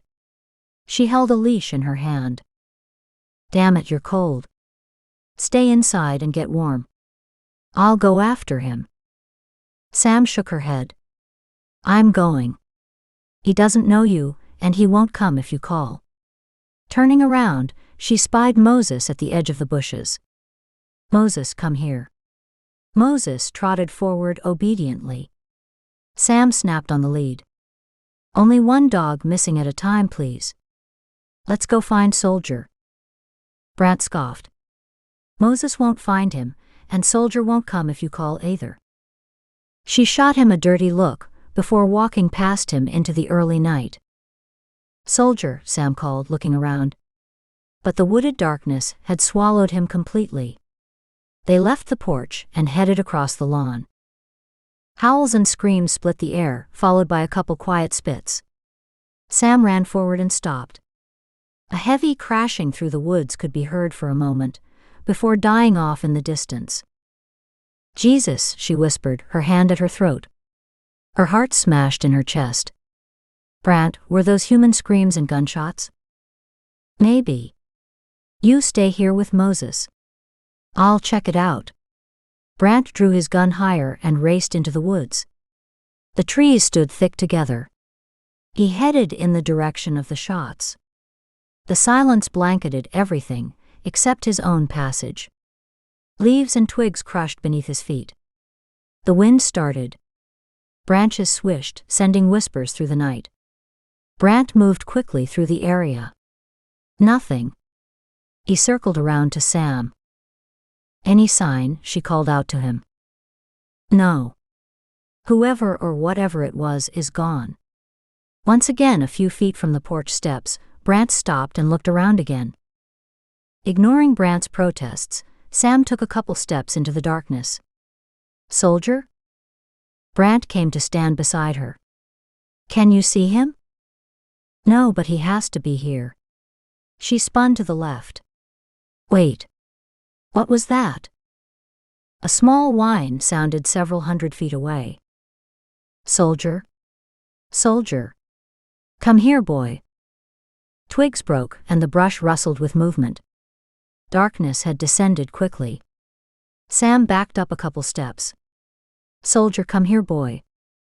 Peering through the darkness, she thought she saw something move. Soldier, she whispered, is that you? Soldier limped toward her. Sam ran and put her arms around him in a quick hug. She coaxed him forward. Come on, boy. Time to go home. Is he hurt? Brant surveyed the large animal. The damn thing had to weigh at least 120 pounds. Uninjured and cooperative, Brant might be able to move him. Injured and cranky? No way. I don't know. Sam gently ran her hands over the dog's limbs, ignoring the warning growls. Come on, soldier. Let's get you inside. Once on the porch, they saw fresh blood on his side. Damn it, soldier. Sam checked his wound, accidentally touching a sore spot. Soldier spun around, his lip curled, an ungodly howl erupting from his throat. Brant trained his gun on the injured animal. Sam, get back.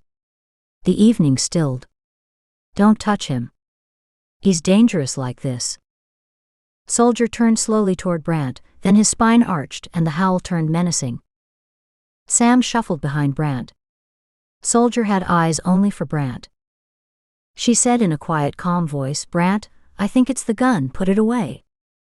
Are you nuts? He could attack. The gun's upsetting him. It's easy to check my theory. Just put the gun away. Brant snorted. I've seen too many aggressive animals to do that. He kept his eyes on the dog, sparing a quick glance at Sam. Let's just try it, please. He stared at the dog for a long moment, then slowly lowered the firearm and slipped it behind him. Out of sight but not away. The dog watched every movement. The growling lessened ever so slightly. I wonder. A sudden impulse rolled around inside Brant's head. Using hand signals, he ordered the dog to sit. Soldier howled. Brant repeated the command. Soldier howled louder. Brant made the command sharper, harder. Silence. Then, in a shuffling movement, Soldier slowly lowered his haunches. Brant shook his head, then gave the command to heel. Wanting the dog to walk at his side was safer than having Sam coax him up to the house. This time, Soldier obeyed on the first go-around, the movement slow and awkward, but he did it. Brant? He's been well trained. I don't know to what extent, though.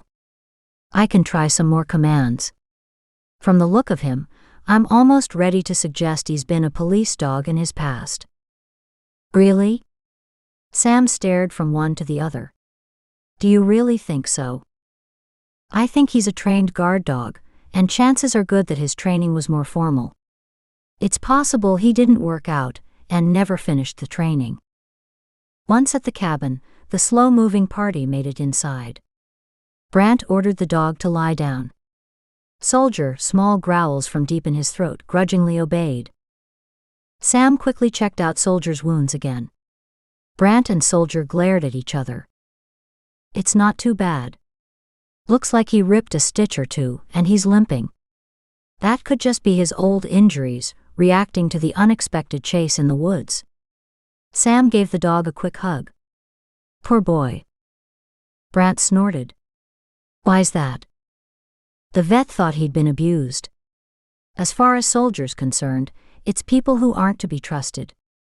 Sam paused for a moment, sniffed the air, bent closer to Soldier's back, then raised her head. Did someone just shoot my dog? 7:18 p.m. Brant sat on the porch steps, speaking with his mother. Sam studied him for a long moment, waiting for his call to end. Not too long afterward, he said goodbye to her and joined Sam in the kitchen. "I just poured you a cup of tea." Sam handed the cup to Brant. "How are the Colonel and your mother?" He glanced at her in surprise. "No change." "So can we talk then?" At his confused look, she added, "Deputy Brooker. Remember?" "What?" "Oh, right. He's here. As I told you earlier, your Deputy Brooker came to see me today." "Oh God." Sam sat down on the kitchen chair, hard. She didn't need to look in a mirror to know that all the color had leached from her face. "He's been in town for a couple days already." Brant sat opposite her. "I know it's easy to jump to conclusions, but we don't know any more than that yet." It was too much. Sam had hoped to hide her history, had hoped that past events wouldn't be dragged into her future. Damn it. "Keep in mind he doesn't know where you live." Hope unfurled deep inside, then she focused on what had just happened. She searched Brant's face. "You're dreaming," she scoffed. "He was probably the one doing the shooting out there tonight." She added, "I have no illusions. He'd kill me any time he had a chance." Brant studied her face. She stared calmly back. If there was one thing he needed to believe, it was that Brooker was slime, dangerous slime. "All right, I can see you believe that. He said you stole something from his family. Information of some kind. Any idea what that's all about?" Brant's supportive gaze gave her strength. She laughed, a broken sound that made him wince. "I didn't steal anything. Don't you see? The information he thinks I have is what I picked up from him. My psychic abilities told me a lot. That's what he's afraid of. That I know too much." Pain knotted at the base of her spine, shooting up through her temple. She shivered. "And he's right. I do." Brant mulled this over. She stared blindly out the dark kitchen window. "Remember my car accident? The one where you were injured, or the one where you saw Louise Enderby die?" "No, the first one, where I almost died. That was him. He caused my accident, he tried to kill me." Chapter 20. 8 p.m. Sam bent her head. Brant stared at the delicate tendrils of hair curled around her neck. The rest hung in long locks down to her waist. "Really?" He mentally drew up the deputy's countenance and conceded that, yeah, just maybe it was possible. That guy had an agenda. One that had nothing to do with his supposed visit to Brant's station. Staring at her bent head, he needed to ask at least once, "Are you sure?" Lifting her head, Sam stared straight at him. Her eyes shone with tears. "I don't have any proof, if that's what you mean. But I saw him." "You saw him?" Brant leaned forward to search her face. "Are you sure?" Sam got up and walked to where she could stare out the window easier, her hair dangling down her back. "After the crash, I couldn't move. The flames had just started to reach the windshield. The seatbelt buckle had locked. My leg was broken, and my collarbone had been dislocated." She closed her eyes and leaned her head against the cool glass. Tremors started at the base of her spine and moved up. "He walked up while I was wrestling with the straps." She paused, her breath coming out in shaky gusts. "I pounded on the window and screamed for help. He laughed at me." Sam swallowed. There I was, in total panic, thinking that help had arrived, and he? She turned to face Brant. "And he pulled out his gun and pointed it at me through the window." Brant swore. Then swore again. "Bastard. That he is." She stared at him, a tiny smile on her face. "Thanks for believing me. That helps a lot." He snorted. "So what happened? Did he actually shoot you?" Sam shook her head. "No, or I wouldn't be here. He just walked away." As he drove off, another man, a retired firefighter, arrived. He shattered the glass on the driver's door, unlocked it, cut my seatbelt strap and dragged me free. She walked over to Brant and sat down again. So yeah, to answer your question, I am sure. He watched her shorts ride higher on her thighs, wishing she'd sit closer. His senses were awash in what-ifs. With a shudder, he stared off in the distance. Clearing his throat, he asked, "Did you tell anyone?" "No." She snorted. "Who would I tell?" "He was the police." "Right." Brant groaned and leaned back. "God. What a mess." He ran his fingers through his hair. "The bottom line is that this asshole is here now, and he's searching for you." "Right. Hence my question. Did bullets score soldiers' backside?" "Christ." He stared at her, seeing past the old fears and the tough memories. She was a fighter, but against a stacked deck she'd run, until now. There'd be no running now. She wasn't alone anymore. "Let me make some phone calls, see if we've got anything on him yet. One of my team is running his background." Sam frowned. "That means we can track him down and have another talk with him." Adam did confirm that Brooker drives a 2004 Dodge truck, a black one. She shuddered. So it could have been him on the highway. After a moment of contemplation, she shrugged. "Not that it matters. He won't admit to anything." "Why would he?" "You'd need proof, like bullets or casing from tonight to match to his gun." "True, but if you recognized his black truck," he said, waiting and watching for her comprehension to kick in. Her eyes opened wide, as understanding filtered in. She frowned. "Yes, only how would he know what vehicle I'm driving?" "The same way we can find out about his truck.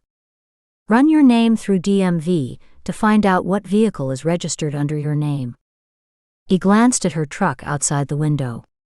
That thing should have been deep-sixed a long time ago. Surely it wouldn't pass a safety inspection. But he couldn't have known that it was me on the road until he came right up to me. Brant considered that. It's not out of the realm of possibility that that's exactly what happened. And then he took advantage of an unexpected opportunity. Sam wrinkled her face. "That's horrible." She grimaced. "At least he didn't follow me home." She chewed on her lower lip, her arms wrapped tightly around her chest. "Then again, it wouldn't be that hard to find out where I live, with his connections, would it?" Brant tried not to watch as her breasts plumped with her arms crossed like that. "As much as I hate to even suggest it, it's possible that he could have followed you, or even me." Sam's eyes opened wide. "That's a horrible thought." She tilted her head, carefully considering him. "He couldn't have followed me. I haven't been anywhere today." "No." "Are you sure you lost the black truck yesterday?" Her eyes widened in horror. "Oh God." He leaned forward, gently patting her on the knee. "Don't panic. We're working on it. As soon as we have more information, I'll bring him in for a second and more informative talk." Brant had to make the phone calls that would put things in motion. This needed to be dealt with now. As did something else. Just as he excused himself, about to walk out onto the porch, he called out, "Oh yeah? I'll also be sleeping here tonight." 8:22 p.m. You want what? God, the last thing Sam wanted to remember were other victims. She shook her head, hair flying widely about. No. No way. Please. It might help. She stared at him. He didn't know what he asked. He couldn't. He'd gone outside to make his phone calls after dropping his first bomb. Then he'd come inside and had dropped a second one. The last remnants of her control fractured, splintering apart. He'd asked for details on other visions. She shook her head. This isn't how she'd imagined the evening. I suppose this could be difficult for you. She half laughed, half cried. You think, she said, her voice rising. You have no idea. She spun away from him, her whole body shaking. Brant winced. I'm sorry. If it's that hard, then we won't discuss this. I didn't mean to upset you. He walked over, one arm outstretched to touch her gently, hesitant, before dropping it down to his side. I thought it might help to give the victims a voice. This time, he placed an arm around her shoulders. She stiffened but didn't move away. In truth, she wanted to snuggle in deeper, only couldn't trust her emotions. All victims or just those from this same killer? She reached up gently to massage the nape of her neck. She hated her immediate defensiveness. There was no reason not to. After all, she wanted to make a difference. Although it might be a lot easier if she had a chance to talk to Stefan first. Maybe he knew how to help her through the process without the damage she knew would happen. She needed to ask him at the first opportunity. Surprise lit his voice. I didn't know you could choose. He mulled over the concept. If given a choice, and if there is the possibility of this killer having other victims, then that's where I'd like to start. He paused for a moment. Although, if you have information on other cases, that would be a help too. We have an incredible load of unsolved cases. I don't know. I suppose I can try, she said. Her voice so soft and so sad, he thought his heart would break. It might be easier on me if we do this after I work with Stefan a few times. Maybe he'll have a few techniques so I can protect myself. Sam watched the puzzlement wash over his face. Protect yourself? I don't understand. He wouldn't like her answer. During recall, a lot of the same energy returns. I tend to slip between the visions and this reality. Whoa. Come again? A wry smile played around her lips. Sometimes, the same method the person died from will manifest again, although to a much lesser degree. She rushed to add this last bit because she saw the horror overtaking his face. So you're liable to start bleeding again? He shook his head. Allah. No way are we going there. Sam couldn't help it. She laughed aloud. The bleeding can be the easy symptoms. He glanced at her in disbelief. Don't forget. One woman burned alive in a car accident. But we don't know that it wasn't an accident. No, you don't know. I do. Not only that, I know it was the same killer. I don't understand how or why, just that there was some connection. Brant shook his head as he pulled out a small notebook. You're certain that these are all victims of the same killer? Sure enough, that you should do a search and link everyone they knew, and every activity they participated in. The killer is there somewhere in the mess. Personally, I'd add in Louise Enderby there. She's the exception that could show you the rule. Sam wondered, as Brant spent the next 5 minutes writing down something in his notebook. Then she realized she had something that might help while not hurting her. I'll be right back. She strode upstairs into her bedroom. They were here somewhere in one of the boxes. She rummaged through the first and then the second stacked box, before finding what she was searching for at the bottom. Sorting through the books, she grabbed the one she wanted. Brant was on his cell phone when she returned. Not wanting to bother him, she refilled their cups with hot tea, then sat down to wait. Right. Graph it out. I know it's far-fetched, but we haven't got anything else to go on, so let's give this a try. He glanced at her and smiled. Let's pull all the data and cross-reference it with these other cases. If the information isn't there, then let's get it. Brant jotted down several notes in his notepad. No. I'll come in early tomorrow. We can map out what we have then. The conversation carried on a little longer, and Sam blanked out. She flipped through the notebook in her hand, wincing at the notes. Very graphic and way too painful to read again, she wondered at her compulsion to write all this down in the first place. What have you got there? Surprised, Sam looked up. What? He put away his phone. So what's that you've got? She took a deep breath. Then, as if making a decision, she handed the cheap, worn notebook to him. Here. Brant accepted it, glancing from her to the book and back again. What is it? My journal. It will have some dates and some details. Brant thumbed through the lined pages, daunted by the sheer outpouring of her soul. Is this about your visions? He stopped, read a note, then turned the page. How far back does this go? It's close to being the first half of this year. This year? Shock threaded through his voice. I have one I'm currently working on.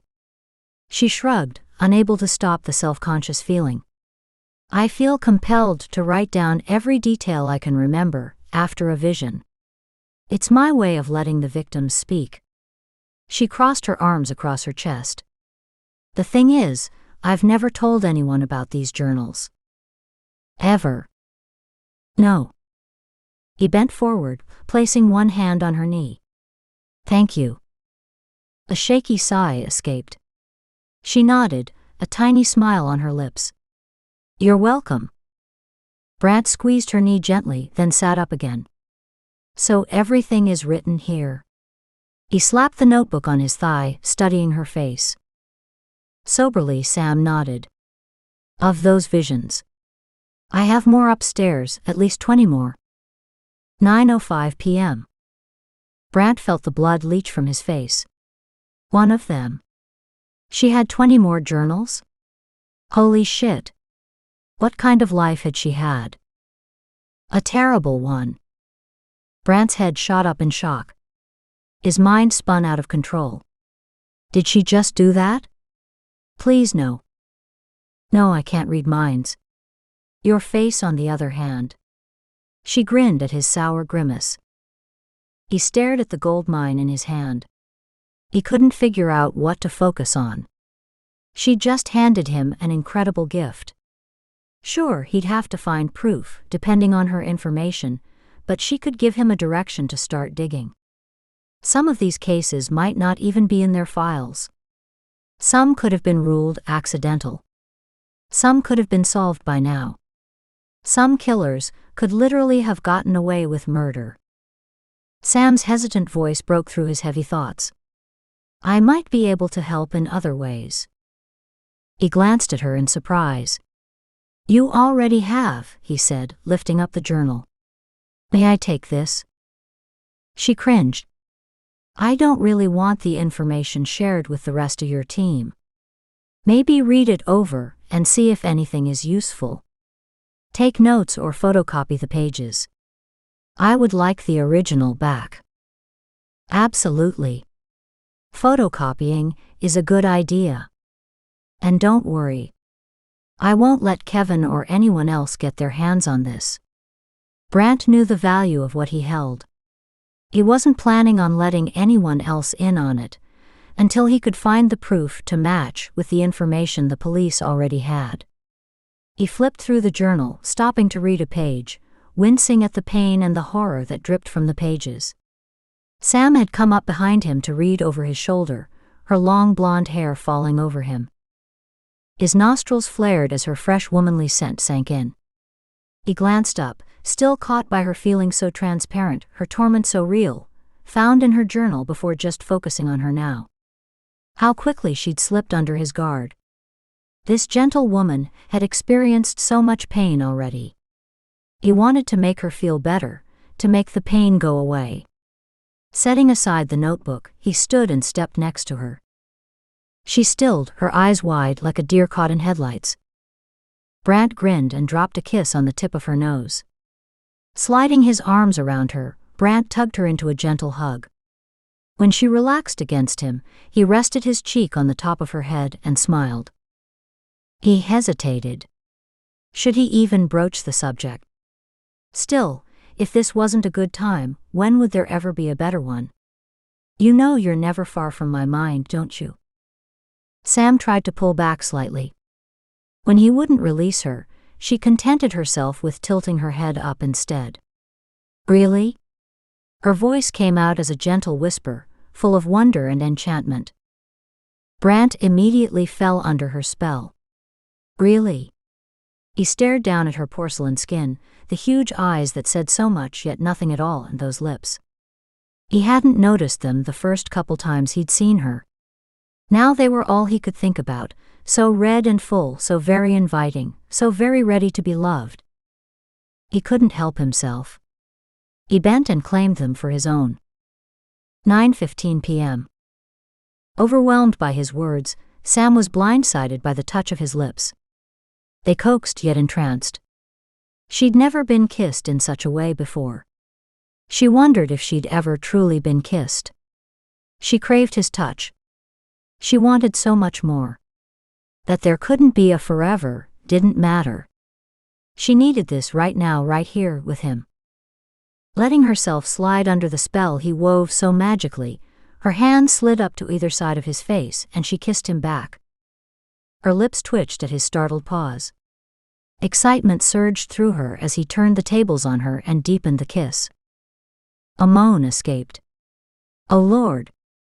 Her legs had turned to jelly, she'd never felt so weak. He tightened his arms, supporting her against him. He lifted his head. Sam? She opened her eyes. God, he was beautiful. Inside and out. She wanted what he offered. She wanted not to be alone, at least for one night. Yes. Yes. Are you sure? Her smile turned to a full-blown laugh. Yes, I'm sure. Her answer darkened his eyes to an almost jet black. She smiled, stroking the side of his face. Yes, yes, and yes. She snagged his ear and tugged him toward her. So what are you waiting for? For you. For a very long time. Sam's heart swelled. She knew exactly what he meant. She felt the same. She'd waited so long, and she'd become so accustomed to the sensation that she'd forgotten what it actually meant. Now she knew. She'd been waiting for him. For this. Still, she couldn't promise much. She frowned, not knowing how to let him know. He placed a finger against her lips. Don't think about tomorrow. Don't think about any of the many what-ifs. Just think about us tonight. She closed her eyes, the tension draining from her shoulders, and relaxed against him. You're right. I know. That wasn't so hard, was it? He grinned at her, even as he scooped her up in his arms and carried her upstairs to the bedroom. Always got to be right, don't you? She couldn't resist teasing him. He set her on the bed, only she bounced to her knees and started opening the buttons on his shirt. Nope. Like right now. I think you're right. His grin blew her away. She couldn't help but respond to the lightness of his tone. She never knew lovemaking could be so much fun. She quickened her pace, pulling his shirt tail out of his jeans and down his arms. Whoa, take it easy. We've got all night. He shrugged out of his shirt, dropping it to the floor. Sam snorted. Like hell. She reached for his belt buckle when the tantalizing bulge just below sidetracked her. She lowered the zipper, and her fingers wandered, caressing with exploratory strokes, before finally wrapping around and gently squeezing. Jesus Christ, he yelped, trying to put some distance between them. This will be over before we ever get started if you don't stop that. Sam grinned, feeling a lightness to her soul she'd never experienced before. I don't care. What? He responded, outraged. Oh, you don't, huh? Well, two can play that game. In a smooth move she didn't even see coming, her sweater and t-shirt were pulled over her head and wrapped around her arms, holding them above her head. He applied gentle pressure, and Sam found herself lying on her back. Using only one hand, Brant easily held her there, while undoing her jeans and tugging them down her hips to send them flying across the bed. He grinned, his smile sensuous and teasing. Now it's my turn. Sam's eyes widened. Expecting to be ravished, his slow sensual assault slid under her defenses. Ever so gently, his tongue stroked around her nipple. First one breast, then the other. Tiny nibbles followed the moist path, close but not quite, touching her nipples. She sighed and moaned, twisting closer, then moving sensuously away. When he did finally take her nipple into his mouth, she arched her back. "Oh God," she whispered, almost in prayer. "You don't need his help tonight. This is nothing you can't handle." She groaned as he teased the other breast, his lips nibbling and nudging but never quite taking. She struggled to free her arms, but he'd have none of it. "Please, I want to touch you. I need to touch you." Her arms, instantly set free, wrapped around him, pulling him down on top of her. He groaned as his bare chest slid across her heated skin. Sam slid her hands down to his belt, only to find it, and the jeans they'd held up were missing. Her hand stalled, then slid down to his smooth muscled buttocks. His skin was so soft. She couldn't get enough of the silky expanse. He willingly offered her every part of himself, for her pleasure. Sam took full advantage. Pushing up on his shoulders, he rolled over onto his back, swinging her on top of him. Sam laughed joyously and accepted the invitation. Using her fingers, her lips, and her tongue, she traced, teased, and tormented Brant until he could stand it no more. Without warning, Sam found herself flipped over, tucked under him, her legs hooked over his hips. Brant waited until Sam gazed into his eyes. Then, dropping his forehead to hers, he plunged deep. Sam cried out. Her back arched, sending him deeper. The sensations roiled through her. Her head dropped to the side, her eyes drooped slightly. She was overwhelmed by sensations. Brant moved once slowly, then a second time. Need twisted through her, sending her higher and higher. Fragile and yet edged in steel, Sam twisted against the tension whipping through her. "Brant," she cried out, almost afraid. "I'm here, sweetheart. Let's go together." He hooked her legs higher and seated himself at her very center. Sam's senses exploded. Dimly in the background, she heard Brant cry out, as he found his own release. A long moment later, he collapsed beside her and tucked her firmly against him. Well-being and satisfaction permeated the air. Sam curled against him and closed her eyes. June 22nd at 2:10 a.m. The phone rang. Brant opened his eyes, struggling to orient himself to the unfamiliar lack of space. He raised his head to find Sam splayed out, fast asleep on his chest. Her bed wasn't intended for someone his size. The phone rang again. Shit. Carefully, he extricated himself from her arms, reaching for his discarded pants and the cell phone in the pocket. "Hello." Brant's heart dropped at the voice on the other end. "Right, I'm about a half hour out." Standing, he put away his phone and searched for his briefs. He didn't want to wake her. Neither did he want her to wake up alone. Putting on the briefs, he grabbed his jeans next. While closing the buckle, he glanced over at Sam. She stared at him. He immediately went to her. "I'm sorry, sweetheart." He bent down and kissed her. "I have to go. We have a new victim."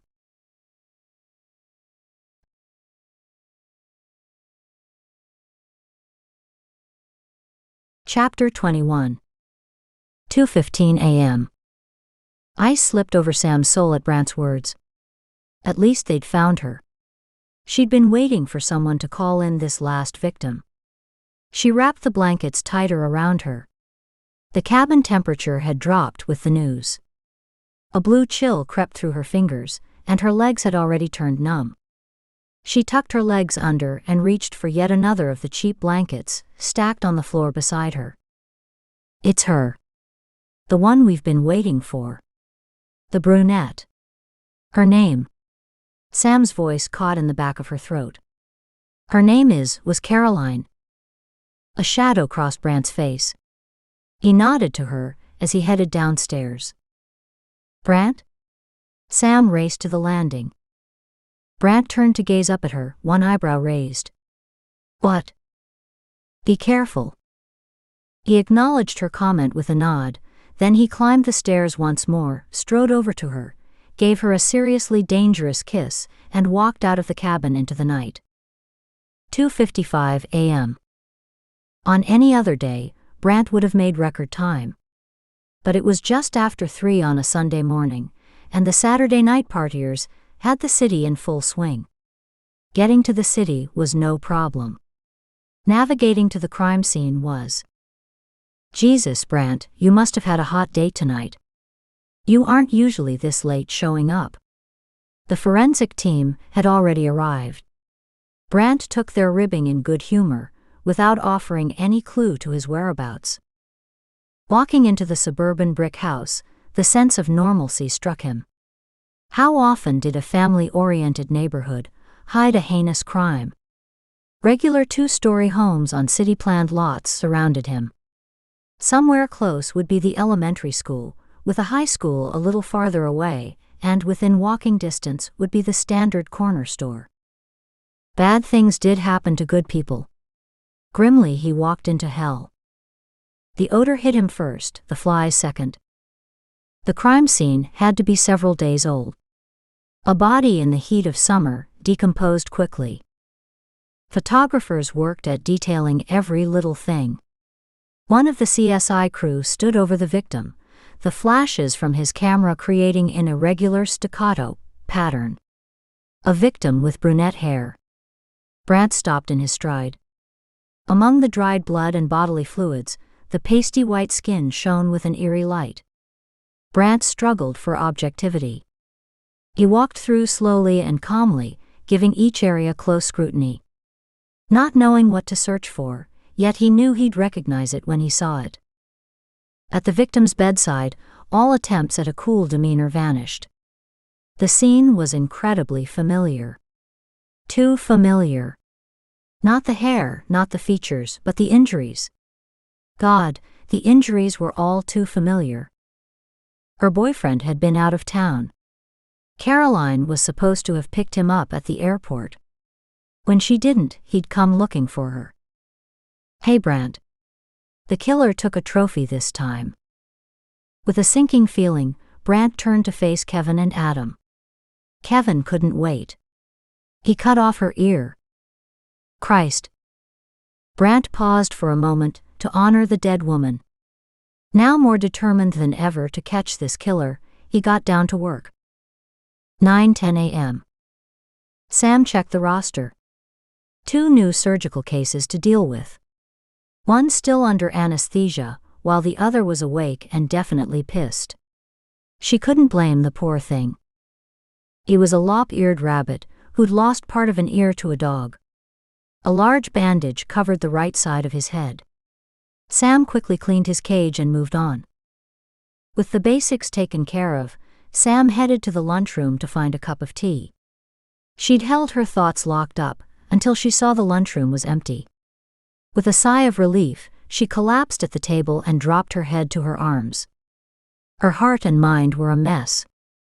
She couldn't help being worried about the Colonel's fate. Maisie was such a warm, loving character, whom Sam hated to see suffering the pain of waiting and not knowing. Brant had been on her mind all morning, then that was to be expected after last night. Her heart smiled as the memories flooded her. Only to be shut down as Deputy Brooker slammed into her thoughts.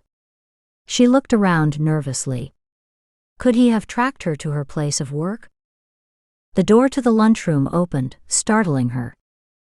Good morning, Sam. A chorus of greetings startled her. She smiled at the group of noisy women collecting around her.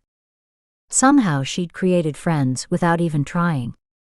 She didn't know how or why, but found gratitude welling up inside. It helped not to be so alone. Their chatter swelled and receded and swelled again. Sam rode the waves of utterly bewildering topics, from the latest color trend in shoes to the murder victim reported on the morning news. She stayed quiet, not wanting to listen, and yet found it hard not to. The last thing she wanted to do was relive the experience. The thoughts turmoiled around, keeping her off balance and struggling to focus. She worked on keeping her emotions under control. The very name of the victim hurt her deeply. That poor woman.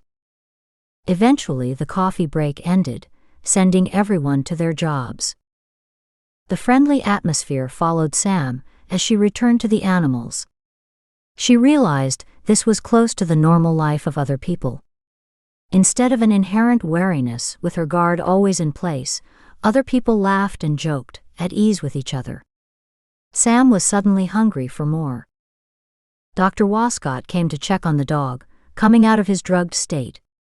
Sam waited a few minutes, watching the dedicated caring so evident in his actions. When he was done, she brought up the one subject she'd been waiting to discuss. "Sir," she said diffidently, "Soldier has re-injured himself." The vet frowned.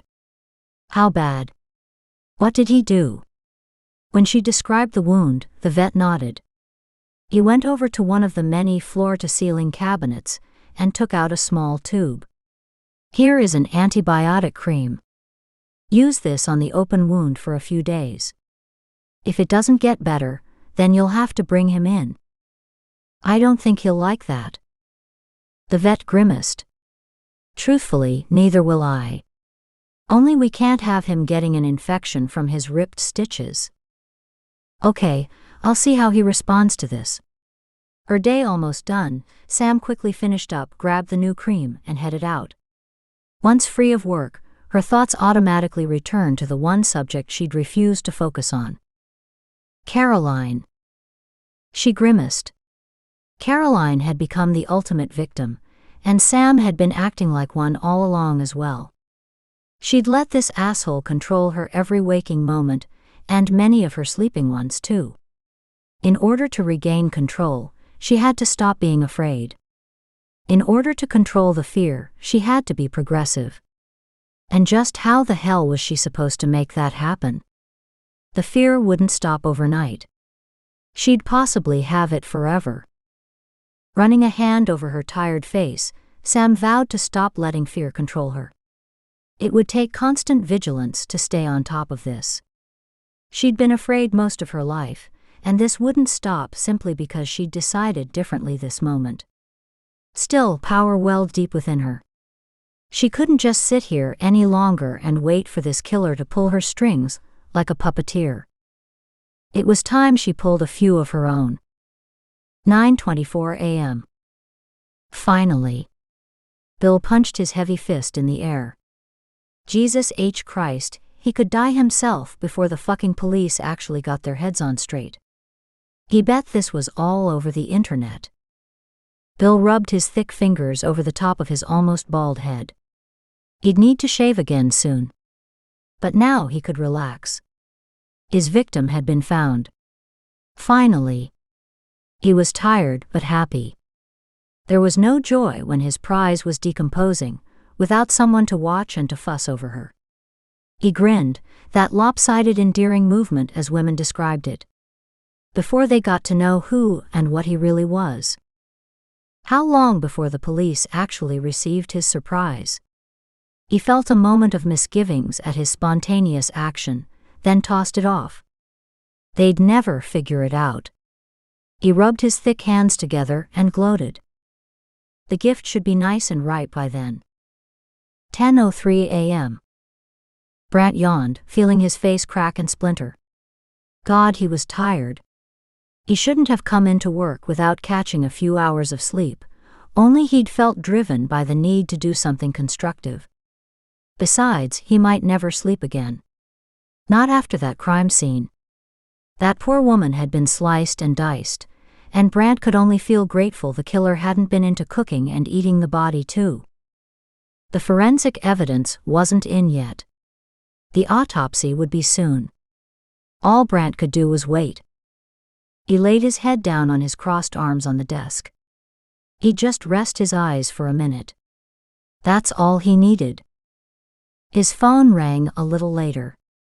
Bleary-eyed, he stared, uncomprehending the noisy black machine. Sam. Rubbing his hand over his face, he reached for the receiver. "Hello," he mumbled in a grainy voice. Reaching for his coffee cup, he took a drink to ease his throat. He choked and spluttered on the clammy cold drink, grimaced and drank another sip. Caffeine was caffeine.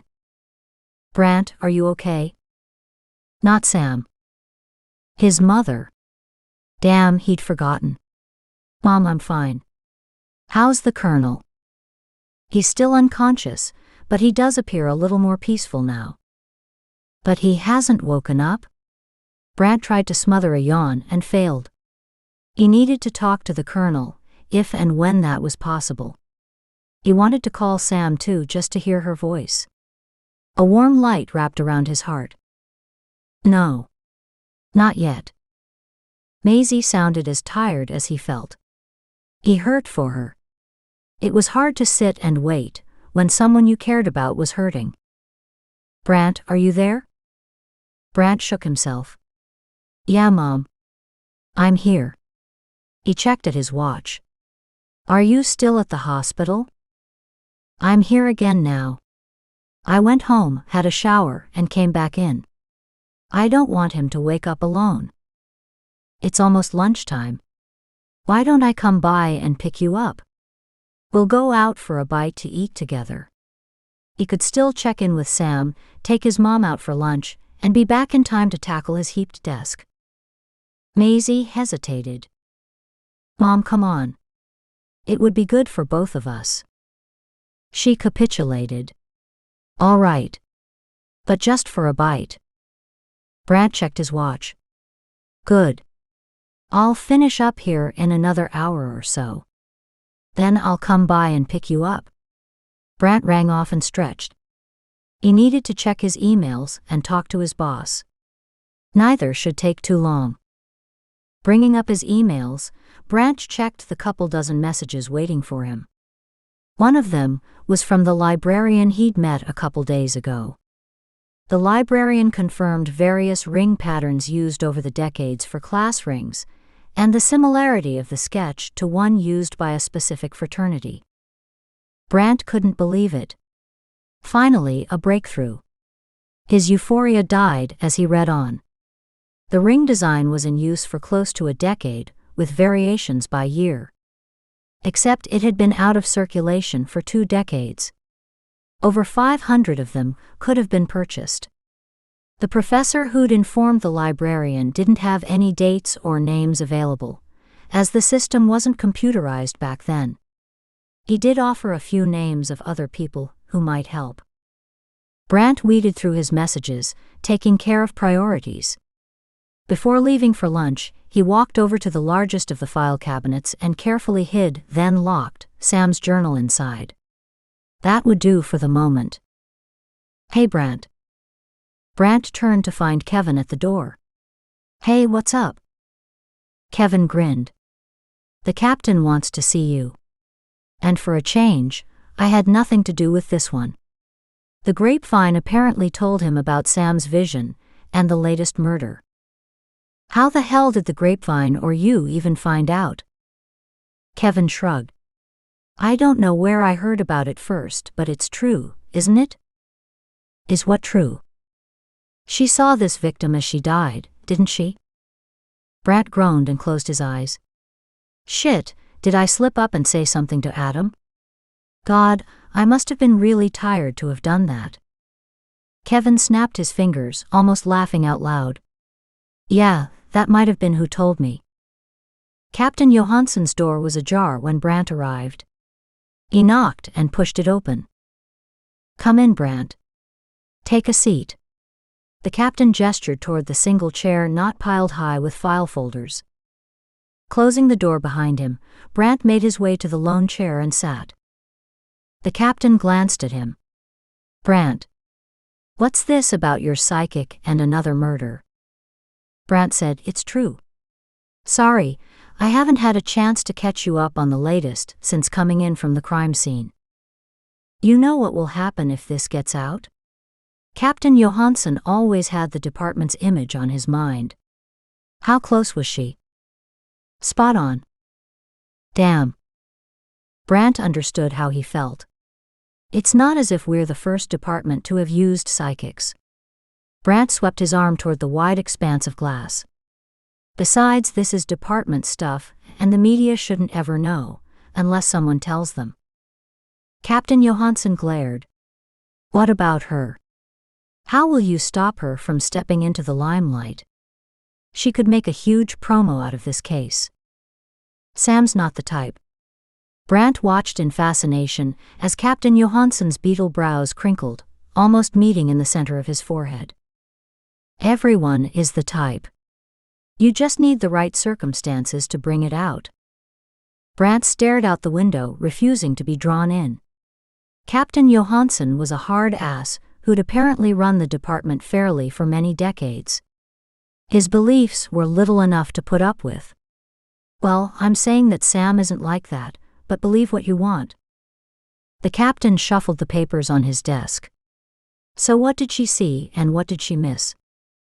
It took a few minutes to give him the rundown. Brandt finished with the one thing Sam didn't see. She didn't mention the trophy. And we don't know why her ear was cut off or where it is. That's how it works with psychics. They get some of the information right, and they get a lot wrong. Captain Johansson doodled on a notepad in front of him, obviously deep in thought. True enough. Brandt leaned forward. This isn't for discussion with anyone else, but I actually saw her go through a vision. He gave a brief version of what he'd seen at Sam's cabin that night. The memories of the cuts appearing on Sam's fragile body haunted him. You saw these cuts appear and disappear, and you weren't drunk? Brandt stared into Captain Johansson's eyes. God's truth. I swear I watched the cuts appear and then disappear. Blood was everywhere. Jesus, I panicked.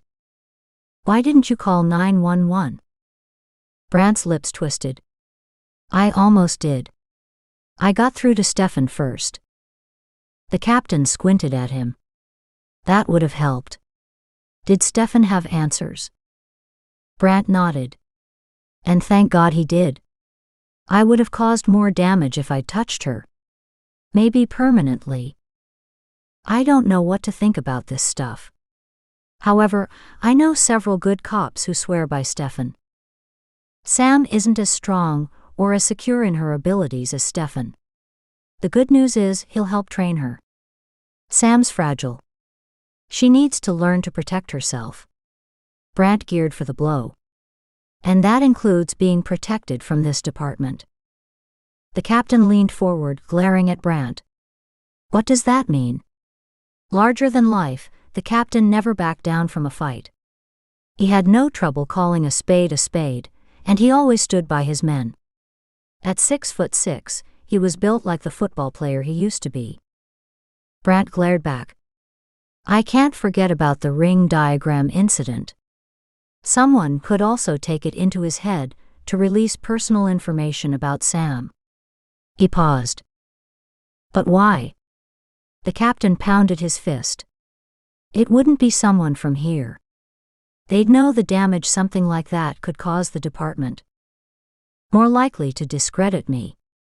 He waited a beat. There's another possible complication. The captain leaned forward. Let's hear it. Brandt quickly related what he knew about Deputy Brooker and what had been done to Sam years ago. And the couple incidents in the last few days. The captain very clearly, very succinctly said one word, shit. He shifted his great bulk deeper into his chair. It took another few minutes before Captain Johansson spoke again. Bring her in. I think it is time I met this person. And how will I do that? I don't know. That's for you to figure out. Just do it. 10 minutes later, Brandt reached Sam by phone. When? Her tone somehow conveyed weary acceptance. Damn, she sounded tired. Today. Now would be good. Now that she'd agreed, he didn't really care. Just the faster, the better. I'm at work. I have roughly another 90 minutes before I'm done. Say about 1:30 p.m. Does that work for you? That would be great. He hung up the phone and then remembered. Crap. His mother. He glanced at his watch. He would be late. Ah, hell. Grabbing his keys, he locked his office and ran. Chapter 22. 1:07 p.m. Sam sat stiffly in her chair in Brant's office. As soon as she'd arrived, Brant had excused himself. What the hell was up with that? He'd mentioned something about the captain wanting to speak with her. Hearing a noise, she turned to watch as one of the clerks walked in, smiled, and dropped a stack of mail onto Brant's desk. Of course there was no Brant. Just when she'd determined to go searching for him, Brant walked in, followed by a huge man who dominated the small office. Sam shifted to the side, slightly intimidated at the outright bulk of the two males. She tucked her fingers under her thighs, hoping to still her nervous rapping on the chair. Sam, this is my boss, Captain Johansson. Surprised, Sam could only smile and nod. She shifted to the one side of her chair again. The captain gave her a gentle smile that was at odds with his size. It's nice to meet you, miss. He sat down on the chair beside her. Sam felt her eyes grow wider. She struggled against the nervousness threatening to overwhelm her. The captain smiled again. It didn't make her feel any better. What can I do for you, Captain? I've spoken to Detective Sutherland here. Captain Johansson glanced at Brant. And he's told me a lot about you. Sam whipped around to stare at Brant. Did he now? Her eyes bored a question into her hapless target. When he nodded slowly, she slumped into her chair and closed her eyes, just barely holding back a groan. Great, she whispered barely above an audible tone. Now I'm not saying that I agree with all this stuff, but I'm willing to trust Brant. He says you have some impressive data. The problem is, I don't really want the public to know that you've been helping us. That made sense, sort of. Good. Neither do I. He pursed his lips, gave a decisive nod, and continued. Then we agree on that. The captain fell silent, Brant stayed quiet, and Sam didn't know what to say. Why are you telling me this? She felt suspiciously under attack again. The captain gazed at Brant, one eyebrow raised. Stop it. No silent conversations between you two. Talk to me, she snapped. She glared at the two men. Brant hid his smile. Captain Johansson opened the discussion. We'd like to use any information that you have for us. Like the ring. You know about the ring sketch on the news, right? At her nod, he continued. That wasn't supposed to happen. Still, it is bringing in tips on our hotline. There is a slight possibility that other information was accessed at the same time, but only a very slim chance. She didn't know what to say. Am I in danger? Again, the two men exchanged glances. I don't think so, the captain said. Your address is a P.O. box and not a house address, so that would slow down anyone searching for you. He stared at her intently. I just need you to be careful until we get to the bottom of this. That's a little hard when you don't know what the threat is or where it's coming from. Captain Johansson nodded. The killer doesn't know about you, does he? That was a horrible thought. No, I don't think so. Unless someone told him, or he's psychic too. The chances of that aren't great. Right. So just be careful, the captain repeated. Paper rustled as Brant casually sorted the stack of mail on his desk. He picked up a small padded envelope in the stack. Grabbing scissors, he cut the tape. Sam watched him. An early Christmas present? Brant snorted. Not likely. The paper came off, and the top of the box followed. Oh God. What is that? Sam cried out, as a nasty odor permeated the room. The captain damn near pounced on the parcel. Bits of paper went flying. The lid was slapped down, and both men donned gloves from a box sitting on the filing cabinet. As Brant reached for the box again, the captain held out his hand for the package while nodding in Sam's direction. Brant, realization dawning, nodded and walked around the side of his desk. He put an arm around Sam's shoulders and urged her out the door. "Sam, come sit in the hallway. I'll get you a coffee. There might even be a fresh pot, if you're lucky." Before she had time to register the offer, she'd been seated outside, and he'd already returned with a hot cup of coffee and a stack of magazines. "I'll be right back. Sit tight." Sam, her hands burning from the heat of the disposable cup, sat in numb silence. For all their efforts, there was no way to hide the smell or the fast glimpse she'd seen.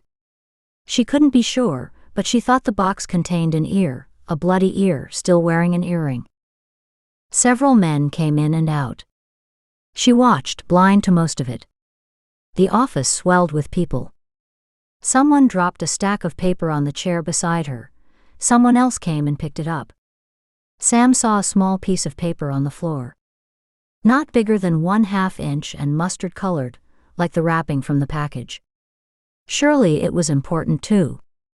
She couldn't let the idea go, as people walked over it and beside it, yet always missed it. Taking advantage of a lull, Sam snatched up the tiny piece, before plunking down on her chair again. Instantly the station disappeared, as an unexpected door opened. She couldn't think. She couldn't focus. She couldn't see. She was lost in a black haze. Her hand holding the hot coffee ceased to hurt. Her surroundings ceased to exist. She walked in a gray fog, pulled down a path she'd never walked before. Evil called to her, laughed at her, and even caressed her arms as she traveled. She knew she had to do something. For some reason she was here. But why? She didn't want to be here. It was dark, scary, and so very cold. The smell, God, the smell resembled a garden planted full of decomposing bodies. She felt compelled to walk forward. The fear and uncertainty diminished. The need increased. By now the blackness soothed, even as it hypnotized. She walked forward, uncaring where she went. Then she heard it. Mocking laughter filled the air, her ears, and even her soul. Sam screamed. 1:30 p.m. Jesus. Sam. Brant bolted in her direction, and still came in behind the group filling the hallway. Where was she? Her high-pitched scream shut down abruptly. Brant wrestled through the crowd to her side. The captain was already yelling at everyone, "Give her room. Come on, everyone. Move back." The crowd grumbled, giving way under his orders, slightly. Brant spun around and glared at them. "Come on. Give her some air for Christ's sake. Sam. Sam, are you all right?" This time several of the spectators broke away and headed back to their own duties. Only a few of the braver souls remained. One of them asked, "Do you want us to call for an ambulance?" Brant checked Sam over. Pallid whiteness defined her face. Blue veins pulsed steadily down the gentle line of her throat. She was breathing slowly, evenly. Either she was right out from a vision, or she was comatose from an injury. As she hadn't been on her own long enough, and he saw no visible signs of injury, he presumed she was reacting on a psychic level. She gripped a piece of brownish gold paper, clenched in one hand. Not sure if he should be touching her at all, Brant plucked the offending piece from her hand and took a closer look. It appeared to be from that grisly package. If so, it could explain her fugue now. Turning around, he found only the captain and Kevin remained. "Is she okay?" Kevin stood to one side, doubt and confusion in his eyes. "What's the matter with her?" whispered the captain, crouching beside Brant. Brant opened his hand to show him the paper. "I think she touched this, unwittingly, and it sent her in a psychic state." "What does that mean?" The captain studied her. "She's awfully pale." "Is she okay?" "I think so. I don't really know." Her position looked so uncomfortable. Her body slouched sideways. She'd fall any minute.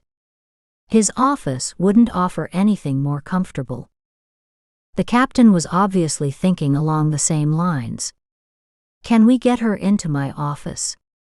We can lay her on the couch there. Only we're not supposed to touch her. But we can't leave her here. She'll hit the ground in a minute. Decision made, Brant slipped his arms under her legs and back and carried her to the captain's office. Once there, he gently laid her down, her head on a pillow. She moaned with the jostling movements. Sam. It's okay. Take it easy.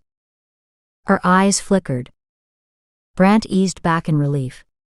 She was waking up. He didn't know what had happened, though he could make an educated guess. She really had no control. When visions took her over, it was as if she stepped out. He couldn't protect her, not from her own abilities. Not an easy thing to admit. He admired her guts. But he was damn sure he could not live her life. Sam's eyes had a glazed look as awareness slowly returned. She glanced around the room, a frown wrinkling her face. Where am I? This is the captain's office. We moved you in here so you could lie down. How are you feeling? Huh? Did I have another vision? Her frown turned pensive as she thought deeply. There was such blackness. The world smelled dead. She turned to him, a wave of sadness making her eyes huge wells of pain. It was her ear, wasn't it? At the reminder, Brant winced. I'd hoped you didn't see that. Just a glimpse. She rolled her head against the couch. That was enough. I'm sorry. You should never have been exposed to that. She grimaced. Really? What do you think my nightmares are like? Bitterness tinged her voice, melding with the sadness. Brant managed not to wince again, but just barely. Staring around the room, he found the captain sitting at his desk, listening in. Kevin stood beside him, watching, a deep frown of concentration across his forehead. Did you? Brant hesitated. Did you learn anything useful while you were in this place? Wherever it was. He studied her reaction. I don't know where I was either. I think. She hesitated. Go ahead. I think I connected with the killer this time. But I can't be sure. She looked at each man, one at a time. I think I was inside his mind. A black pit of darkness that lost its way a long time ago. He thinks that you're all useless idiots and that you'll never catch him. Kevin butted in. That covers every criminal out there. Brant nodded but kept watching Sam. Anything else? He's old energy. He's been doing this for decades. He won't ever quit. You'll have to kill him. My pleasure. And Brant meant it. He'd bring him to justice if he could. However, if not, well, sometimes that was the best way all around. Do you know anything about what he's planning next? Where he is? What he's doing? Sam's eyelids drooped, and a faraway look came over her pale features. He's waiting. He's rubbing his hands gleefully and imagining your face, your reaction when you open the gift. Why? The captain spoke up for the first time. That gift doesn't make any sense. We already have his victim. The ear makes no difference. A large tear welled up in the corner of Sam's eye. Brant reached over and gently wiped it away. It's not her earring. It's her ear, yet another woman's earring. Another woman. Captain Johansson surged to his feet. What? Another victim. He thinks you won't figure it out. It's a previous victim. His trophy from the drugged one. He doesn't want to keep it. She's not a memory he wants to honor. She was a failure for him. And she nodded off. Sam. Brant gently tapped the side of her head. Sam, wake up. Is she aware of what she's saying? Captain Johansson came around his desk to bend over and see for himself. Kevin jumped in. Do you think she was telling the truth? The truth as she knows it, yes. Brant stroked her cheek gently, willing her to come to awareness. It took another moment before she opened her eyes again. Please quit doing that, will you? It scares the hell out me. He was rewarded with a half smile. Are you back now? It was weak, but she gave a nod. Then sit up, he said, and half tugged her upright to lean against the overstuffed couch cushions. Maybe now you won't go under again. Sam curled into a small ball, huddling her knees to her chin. A blue color highlighted her cheekbones. Jesus, you're freezing. Brant searched the room for something to cover her. Captain Johansson walked to the coat stand in the corner and pulled down a large wool overcoat. Sam gratefully snuggled under the warm material. Captain Johansson asked in a diffident voice, I know you're not exactly recovered, but do you have any other information that would help us? Brant jumped in. If you connected to the killer, does he have his next victim picked out? Her answer came out on such a soft breath that the three men bent to hear her. Yes. Kevin looked to Brant, shrugged sheepishly, then returned his gaze to Sam. Can you give us any details? Anything helpful that might help us to find her? Sam shook her head slightly. Only that she's close to him geographically. He watches her, follows her everywhere. His hunger is building. He's enjoying this stage. Soon, though, he'll have to appease his appetite. Not yet. He has time to play. Brant wondered. Do you get a sense that he works or has a career? Does money ever enter his mind? Captain Johansson added, what about his location? Can you see any landmarks? Anything that tells you where she might be? Only stores, a drugstore, a coffee shop, sidewalks. I saw only some of the scenes from his mind. Sam rested for a moment. She's Caucasian. All three men stared at her, startled. You can see her. Only bits and pieces. Keeping her eyes closed, Sam in a monotone voice said, she's tall. He's taller. She's young, mid-20s with long brunette hair. She fell silent again. The men exchanged glances, everyone anxious for the one or two details that could make the difference between finding her or not. Not wanting to disturb her if she were getting more information, only he didn't want her zoning out again either, Brant murmured, Sam, you there? She opened her eyes slowly, as if they were weighted down. She has a vehicle. Kevin snapped forward. Can you see a license plate? Make. Model. Color. Sam, anything? Brant shot him an approving nod. At least Kevin appeared to be taking a solid step toward accepting Sam's abilities. Small red two-door. Can't see a license plate. He's watching her get in the car. Brant, on a sudden thought, asked, Sam, is he sitting inside his car? After a long moment, Sam nodded. I can't see much. The windshield is tinted blue-green. The seats are dark green. Bench seats or individual? Bench. Old or new? Can't tell. After that, the questions came hard and fast from all sides. Some she answered, and more she couldn't. After 15 minutes, all three of them had run out of questions. Brant couldn't believe it. He was exhausted, so he could only imagine how Sam felt. In fact, he leaned over to find she'd fallen asleep. He tugged the coat higher up her shoulders. Nodding to the others, Brant followed the men outside and closed the door behind them. Once in the hallway, Brant leaned against the closed door and looked at the other two. So, what do you make of it? Captain Johansson grimaced. I have no idea. I sure as hell hope she's giving us viable information. But we don't have much else to go on. Period. Kevin spoke up. We might find a different DNA on the earring versus DNA of the ear. That will give us some idea. That will help. Sam had mentioned this victim before, how she was drugged, may not have died immediately.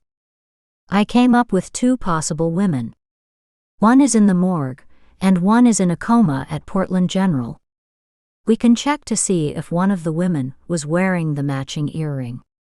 If the victim is dead, then we're too late to help her. We'll need to check her for forensic evidence, but other than that, we should be trying to find his next victim. Pursing his lips, Captain Johansson agreed. I'll go to the lab now and talk to them. What do we do about Sam? She needs to sleep this off. Her energy level drops quickly with these visions. That was a given. I don't want to leave her for too long. She shouldn't wake up alone. Kevin nodded. Stay with her, and I'll start with phone calls and running vehicle data. I may just owe her an apology. Kevin left, and Brant stared after him, open-mouthed. The captain smiled and walked to his office. Brant raised an eyebrow at Captain Johansson, who shrugged. Don't ask me, but I'm heading to the lab to make sure they don't screw this up. 10 minutes later, after making a few phone calls of his own, Brant opened the captain's office door to check on Sam. He must have woken her, for she sat up, startled and nervous. Shush, Sam. It's okay. I'm sorry. I didn't mean to wake you. He walked in and sat at the edge of the couch beside her, feet close without touching. She peered at him, still groggy. Wow. I guess I fell asleep. He smiled. That you did. Not for long though, maybe 15 or 20 minutes. She stood, uncertain.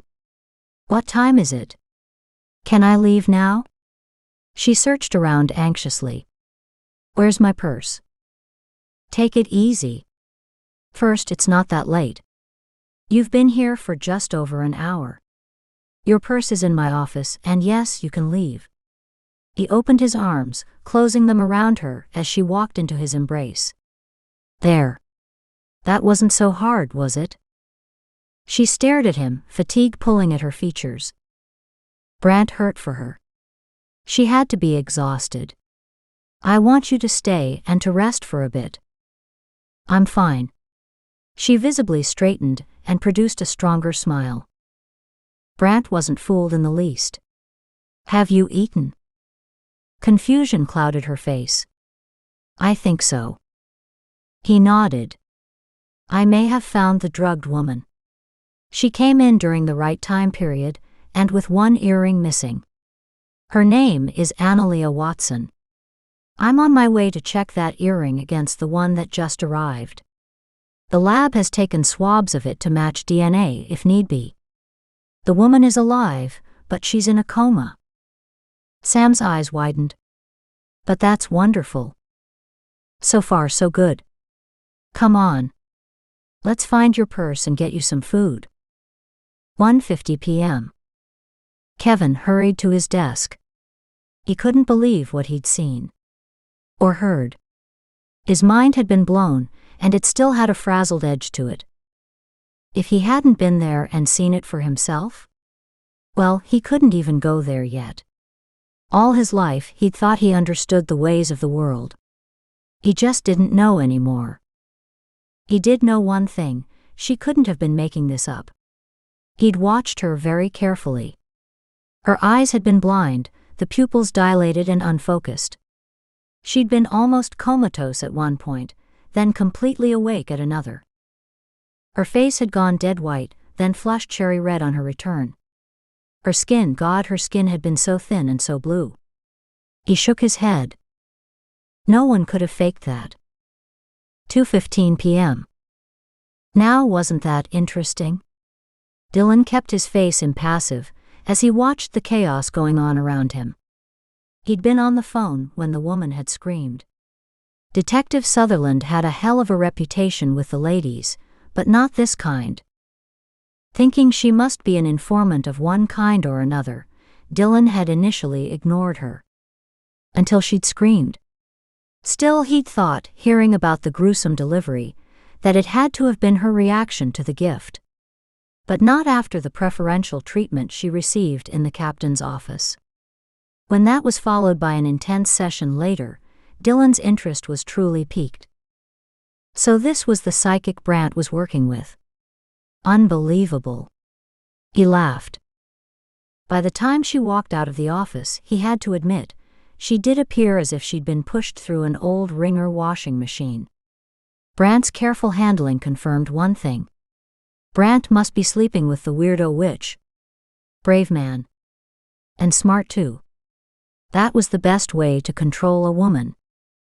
And while Brant stayed focused on her, it gave Dylan a chance to move in and on up. Chapter 23. 7:48 p.m. The sun had lost its heat by the time Sam got home. Seemed Moses couldn't contain his joy. She knew he hated it when she came in late. Soldier wagged his tail, his only concession to her arrival. It was a step in the right direction. She should have gone home after the vision, except working around the animals helped recharge her psychic batteries faster than anything else. Though working didn't help her physical energy levels, they would recharge faster once her psychic energy levels were high again. Sam survived by shoving everything to the back of her mind and staying on task. Only once had she fallen off balance, when she'd noticed the blue dangly earrings in Lucy's ears. It had been all she could do to hold back the memories and the tears. After that, Sam had stayed away from the others. Only when she tried to make it up her porch steps and inside the cabin did Sam realize the hamburger Brant had bought for her, which she had gladly eaten, had been a long time ago. The kitchen seemed empty and cold. Leftover dishes in the sink, and an almost empty fridge added to the forlorn atmosphere. It took a moment of rooting through the cupboards before she found a can of soup and half a package of crackers. Yeah, food. She turned on a burner and slowly warmed up the soup, munching on the crackers while waiting for the rest of the meal to catch up. Just before the soup had heated enough to eat, Sam fed her animals. Then it was her turn. She turned off the kitchen light and sat in the fading sun's rays. At some point in the last few days, the atmosphere inside the cabin had changed. Her normal sense of security had disappeared. The darkness, instead of giving her peace, threw long, scary shadows. It didn't feel right anymore. The loss of its solace devastated her. Feeling chilled, she cupped the cooling soup bowl, needing what warmth remained. She drank down the last of the broth, then headed outside. With Moses at her heels, she walked to the dock by the river. Hearing something behind her, Sam spun around, surprised to see Soldier hobbling after her. Happy with his progress, she ran toward him, only to stop at his warning growl. Damn it, Soldier. What do I have to do to gain some acceptance here? His growl deepened. Crouched close to him, Sam didn't know whether to continue outside or to head in. The sound of an approaching vehicle decided it for her. She stepped farther into the shadows, softly calling Soldier to her, glad she'd left the house in darkness. She knew the sound of Brant's truck by now, only it appeared identical to the asshole's truck who had tried to run her off the road. She wasn't taking any chances. Silently, both dogs at her side, Sam kept to the darkness of the trees and watched as a vehicle approached. Powerful lights lit the way. At the house, the vehicle parked, and a man got out. Sam squinted through the darkness. He looked like Brant, yet she couldn't be sure. She refused to be the first to make a sound. The man approached the dark house warily. Sam watched just as cautiously. The man jumped up the steps and knocked on the front door. He knocked again. He pivoted, searching the encroaching darkness. No way anyone could miss her truck parked out front. Sam, are you in there? It was Brant. Joy lit the dark areas in her heart and filled them with a sense of security. Misplaced feelings or not, she was glad to see him. I'm over here. Brant turned in her direction. Where? Down toward the dock. Still she didn't move, waiting instead for him to approach her. Why the hell are you wandering around outside in the dark? He stormed in her direction. And why the hell didn't you answer the phone? As he approached, his face switched from worry to exasperation, and finally to a building anger. Do you know how many times I tried to call? Did you ever consider that someone might be worried about you, especially after the day you had? Sam stepped forward so he could see her. Hi. She pulled her phone from her pocket, saying, "It's a beautiful night. Why shouldn't I be out?" Fumbling with her phone, she groaned. Shit. My battery is dead. I'm sorry. I never even checked.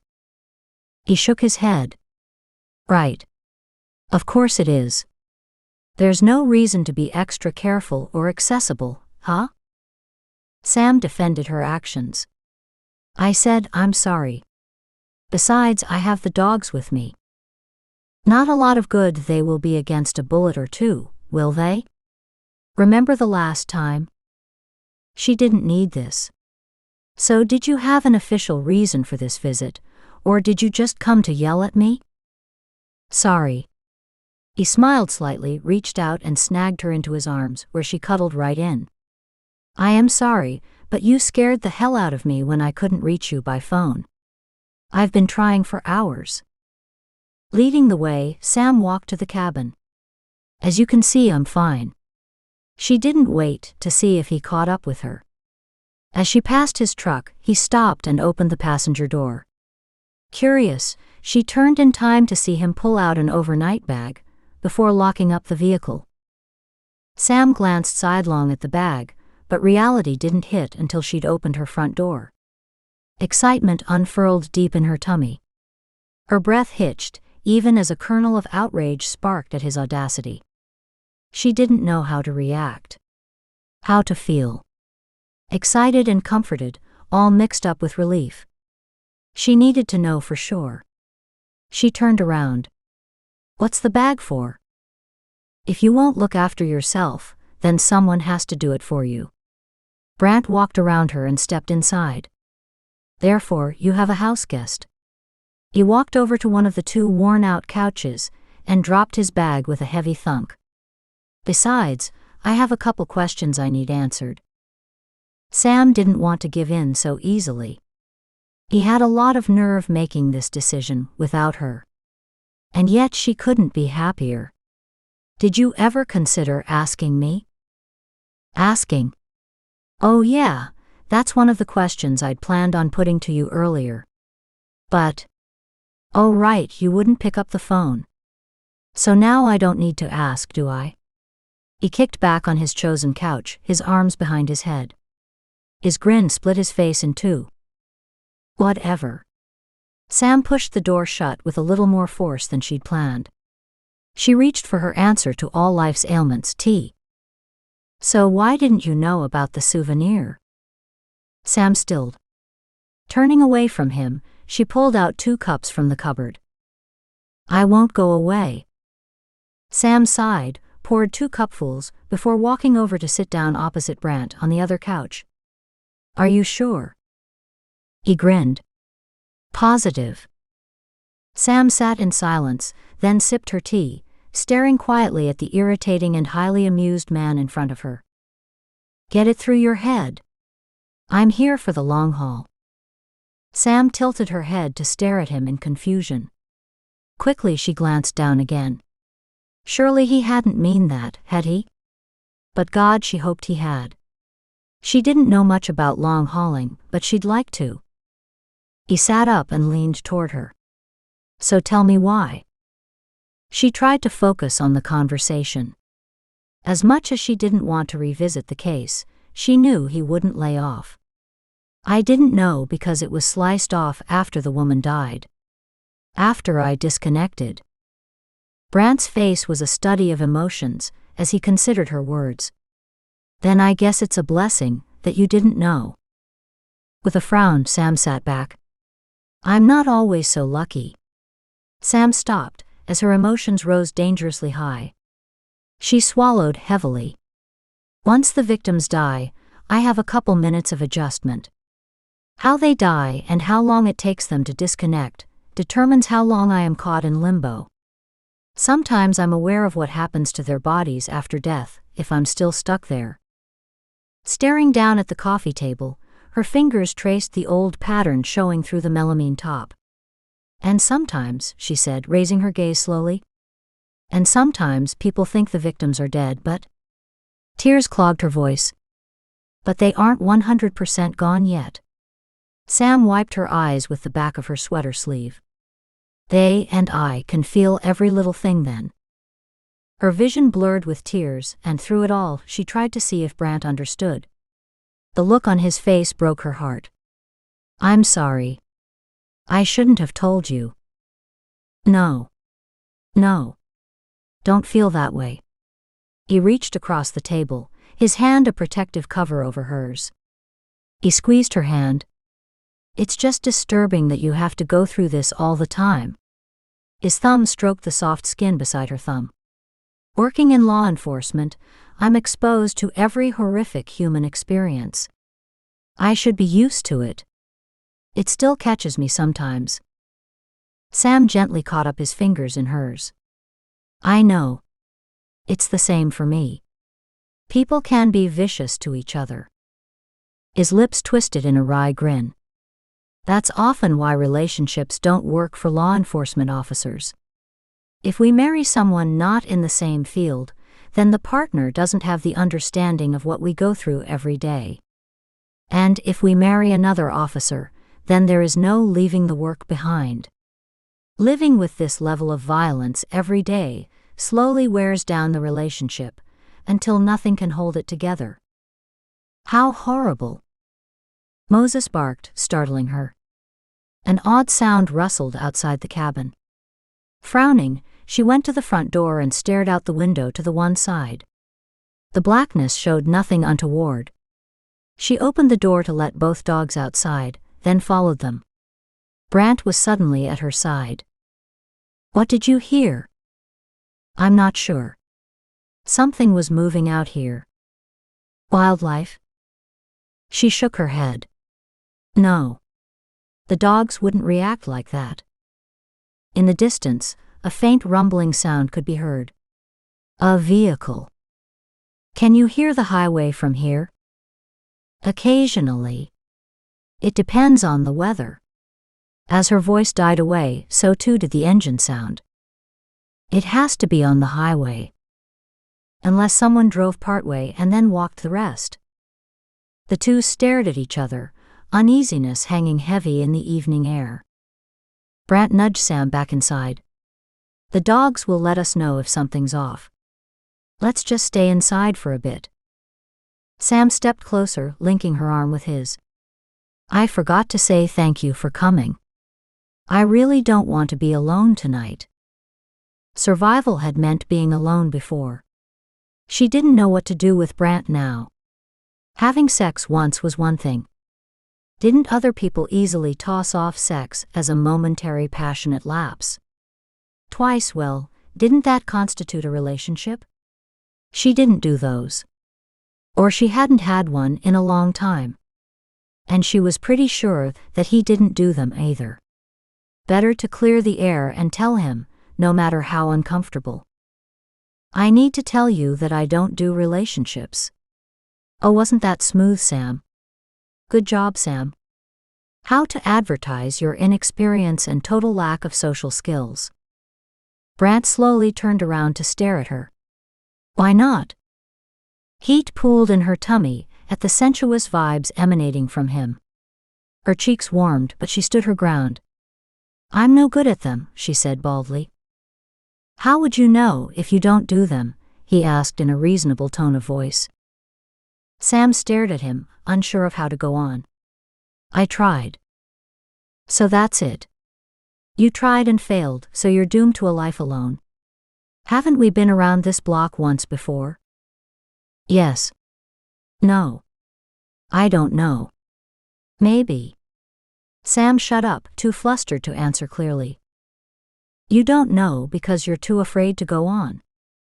So, she challenged him. So live a little.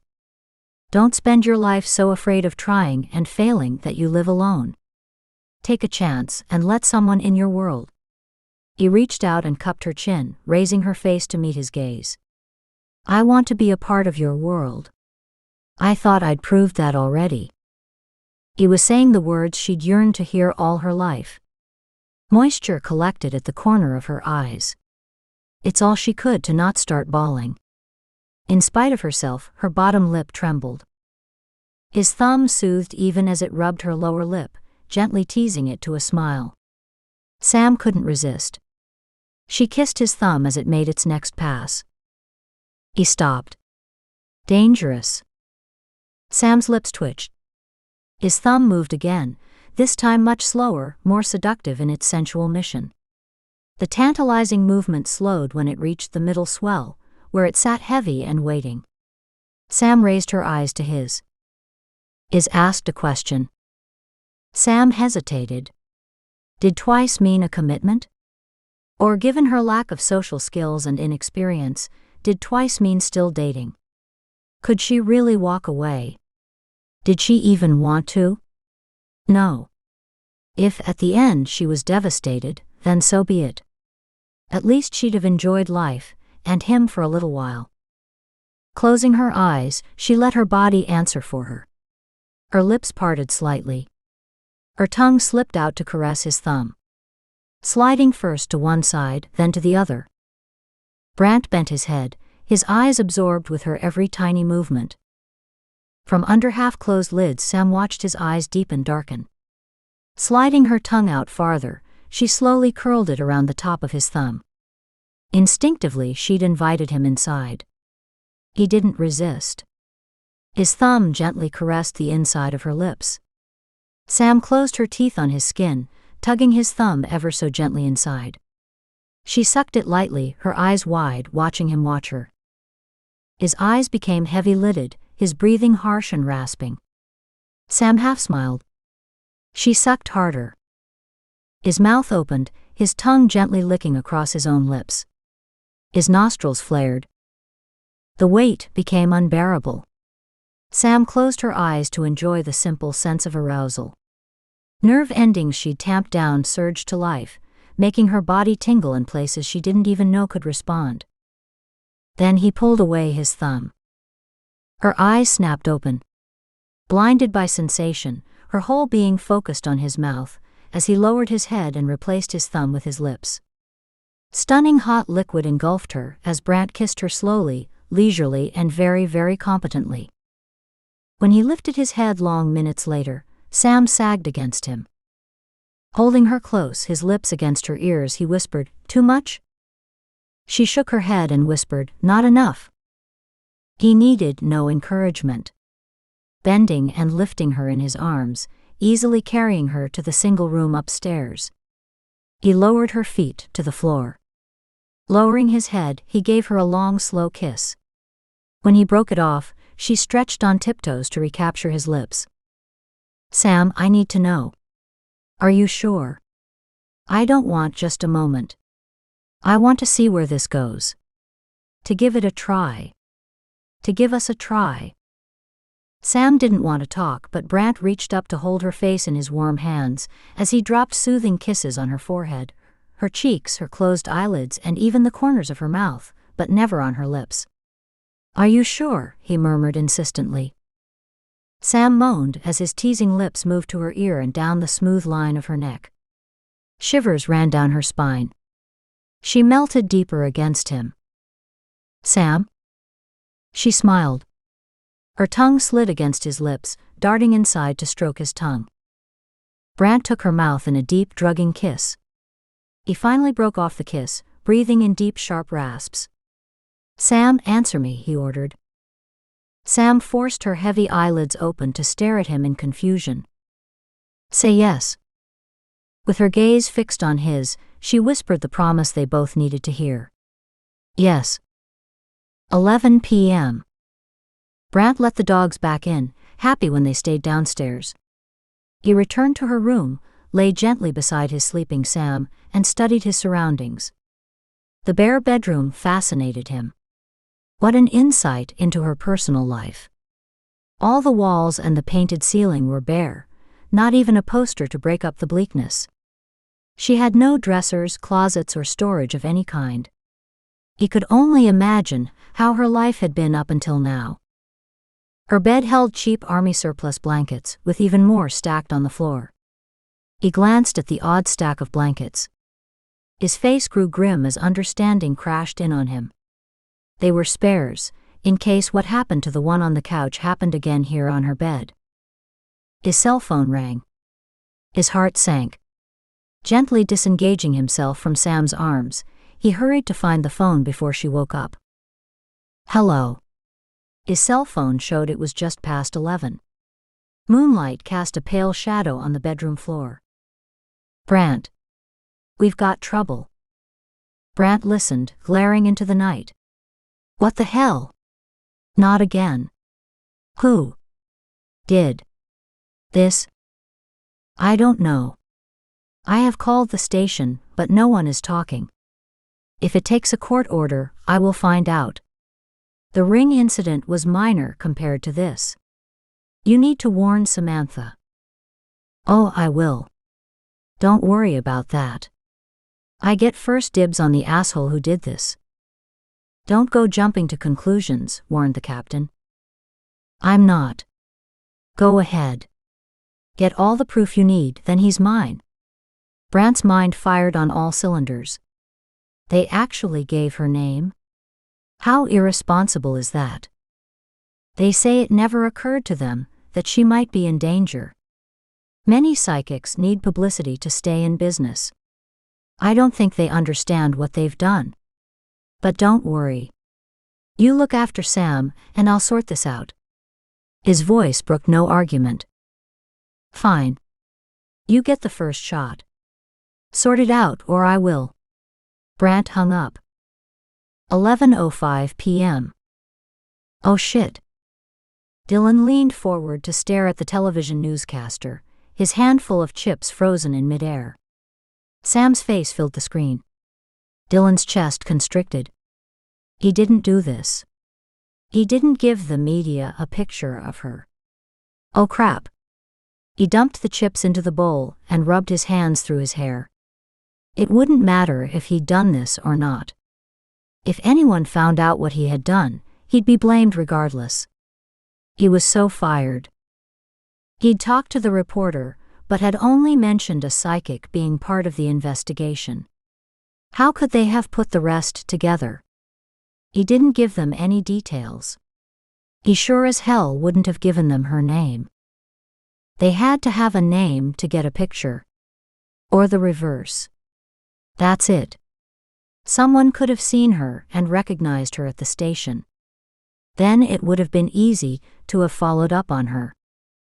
Not that it mattered.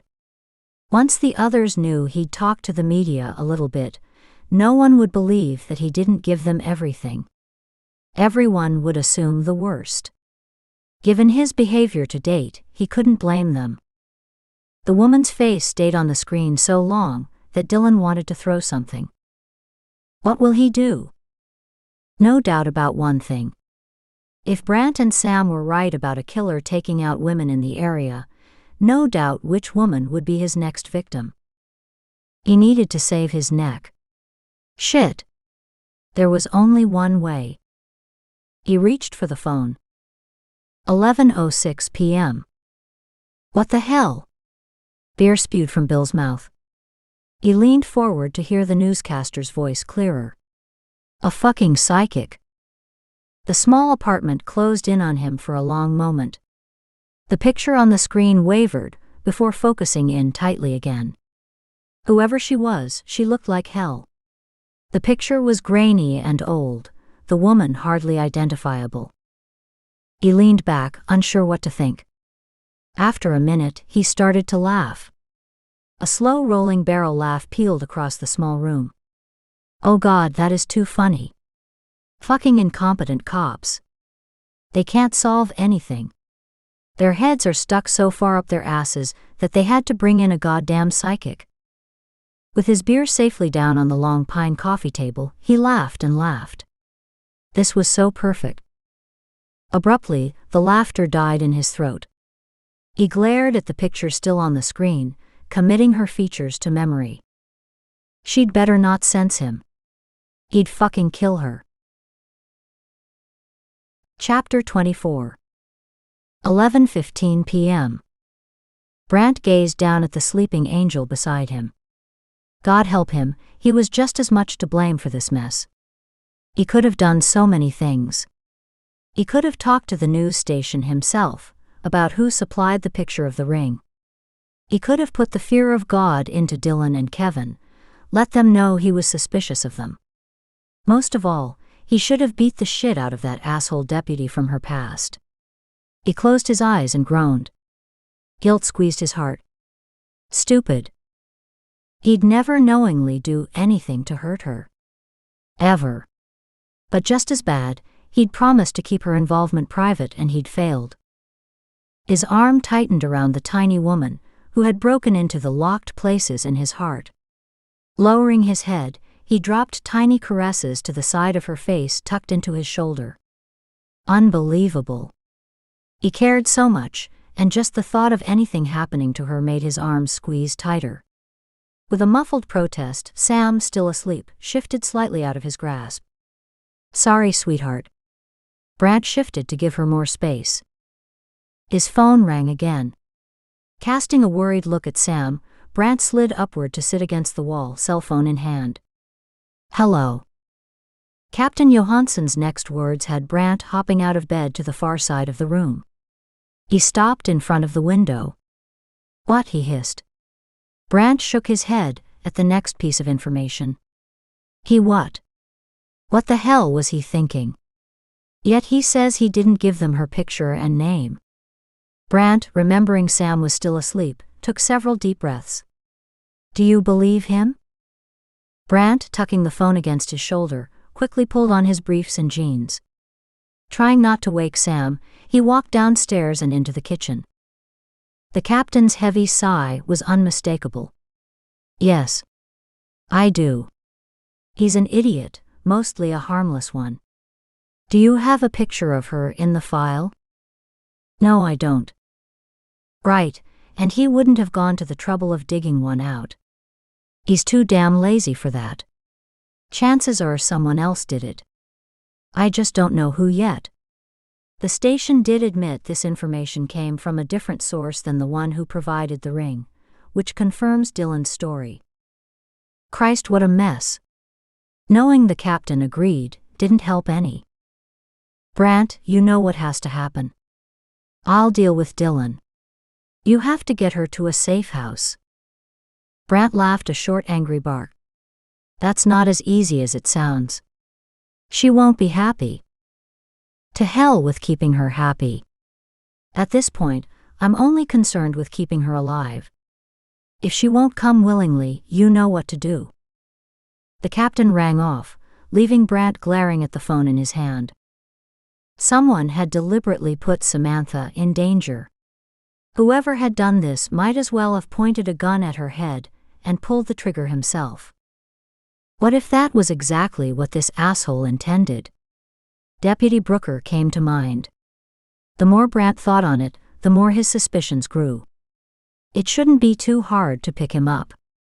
Adam had been working on tracking where he was staying earlier today. Brant quickly made a couple phone calls. Within minutes, an APB was put out on the vehicle, and Adam was heading into the office to pull a photo off the database to circulate as well. Then he'd take the photo to the newsroom to confirm Brant's suspicions. Could anyone else have done this?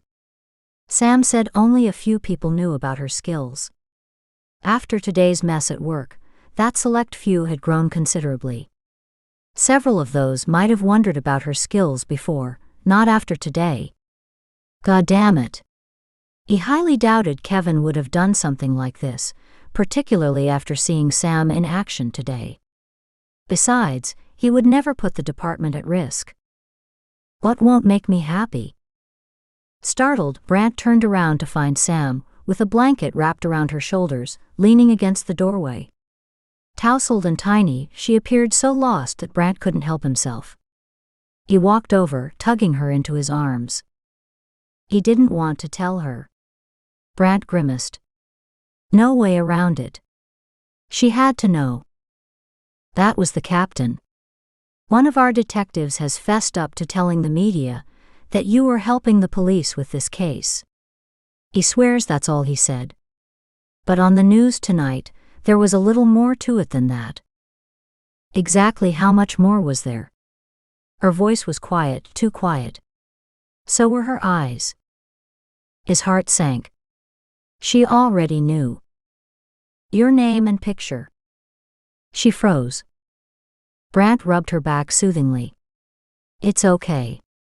I won't let anything happen to you. Stiff and unyielding, Sam didn't answer. After a few moments, Brant tilted her chin so he could gaze into her eyes. Searching deep, he tried to find out what she was thinking. Her eyes were frozen blanks. Oh God, Sam. I am so sorry. Brant tugged her closer, rocking her gently in his arms. Captain Johansson wants you to go to a safe house, where we can keep an eye on you. Sam shook her head vehemently. I'm not going. Brant winced. I'm afraid it's not a choice. Sam reared up, glaring at him.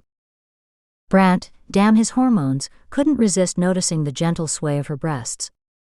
Now that he knew what those god-awful sweaters covered up, he wholeheartedly approved of them.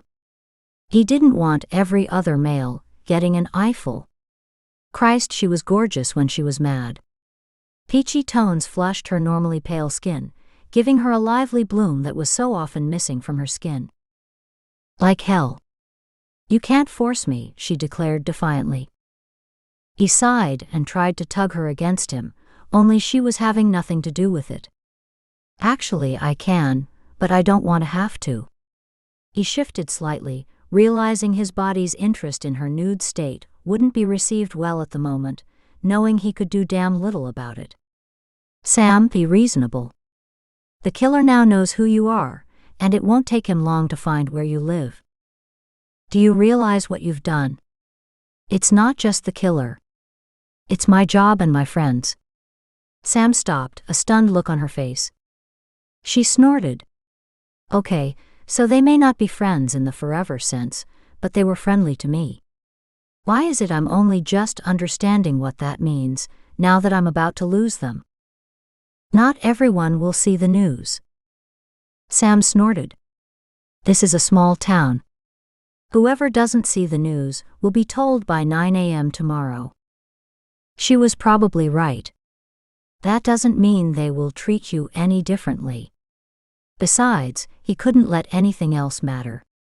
She had to stay safe. Nothing else was acceptable. Fine tremors ran through her. I don't think I can live here if I'm an outcast again. Brant ran his fingers through his hair. He couldn't imagine what her life had been like up to now. She'd built herself a life here. He didn't want her to lose that. I can understand how you feel. An angry laugh escaped. Can you? Brant felt the slow burn he'd stomped on earlier start to flare up. Her anger was nothing in comparison. He couldn't let it be. This was beyond serious. She had to leave, and now. Staring out into the black of night, he realized they didn't have much time. The killer could already have found her location and be on his way. He voiced his thoughts. You have to consider that he could be on his way right now. Sam aged before him. His heart went out to her. I'm sorry, Sam. But this is the way it has to be. Sam blurted out, the animals. I can't take them to a safe house. Soldier needs this place as much as I do. To take him anywhere else will slow his rehabilitation, magnifying his trust issues if you take him away from his new home. She had a point, just a small one. He was concerned about her though, not the dog. Staying here is out of the question. Why? She interrupted. There's too much cover for a predator. It would be hard to defend. Not true, she answered, shaking her head. Someone could stay in the house with me. We don't want to use you for bait. He'll come looking for you, and you know that. If we take you to a safe house, he won't find you. Really? You mean until another detective leaks that information too? Thanks but no thanks. I didn't trust the police before, and the behavior out of your office hasn't changed my opinion one bit. Sam walked over to curl up on the farthest couch, with the blanket wrapped around her body. Sadly, he watched as those beautiful curves disappeared from view. Besides, if he can't find me, he'll just kill other women. You, her voice choked, or someone else has already set me up as bait. So you might as well make good use of the opportunity. Bitterness edged her tone. Shit. Brant sat down beside her. Sam, I'm wondering if this isn't part of Deputy Brooker's machinations. If the killer found you, it would be an easy solution to his problem. Sam shot him a considering look. A sweater lying over this couch caught her eye. Dropping the blanket to her waist, she pulled the sweater over her head, tugging it down under the blanket. Oddly enough, it was that action that made him suddenly very nervous. God damn it, Sam. I didn't set you up. You know what a media frenzy is like. Once they sniff out a story like this, there is no letting go. Thanks, but I don't need the reminder. Sam curled into a tiny ball and stared out into the night. June 23rd at 3:15 a.m.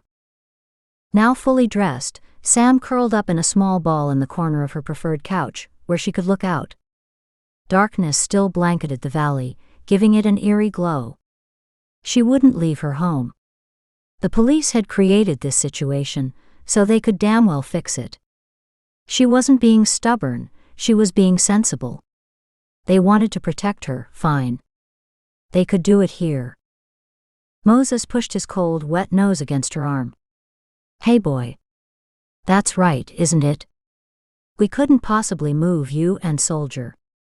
He's just starting to adapt to this place as it is.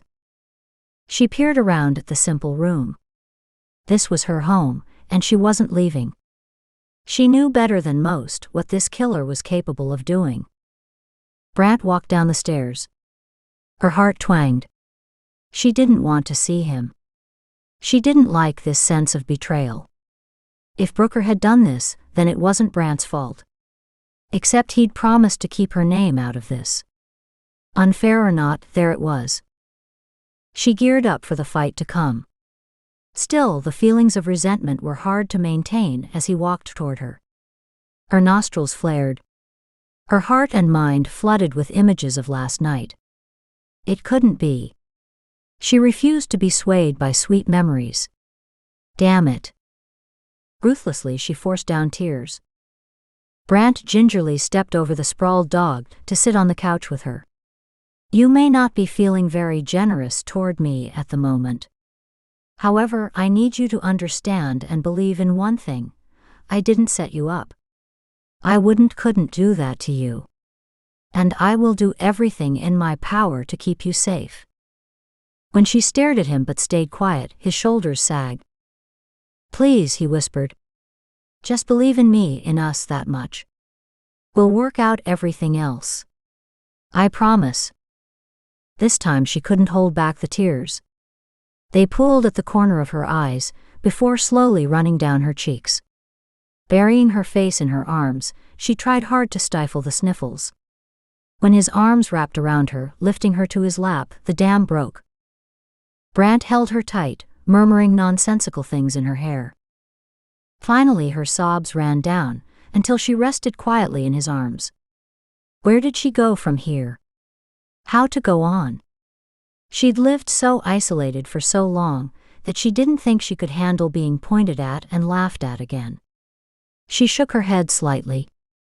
Tough as that might be, losing Brant would be the worst.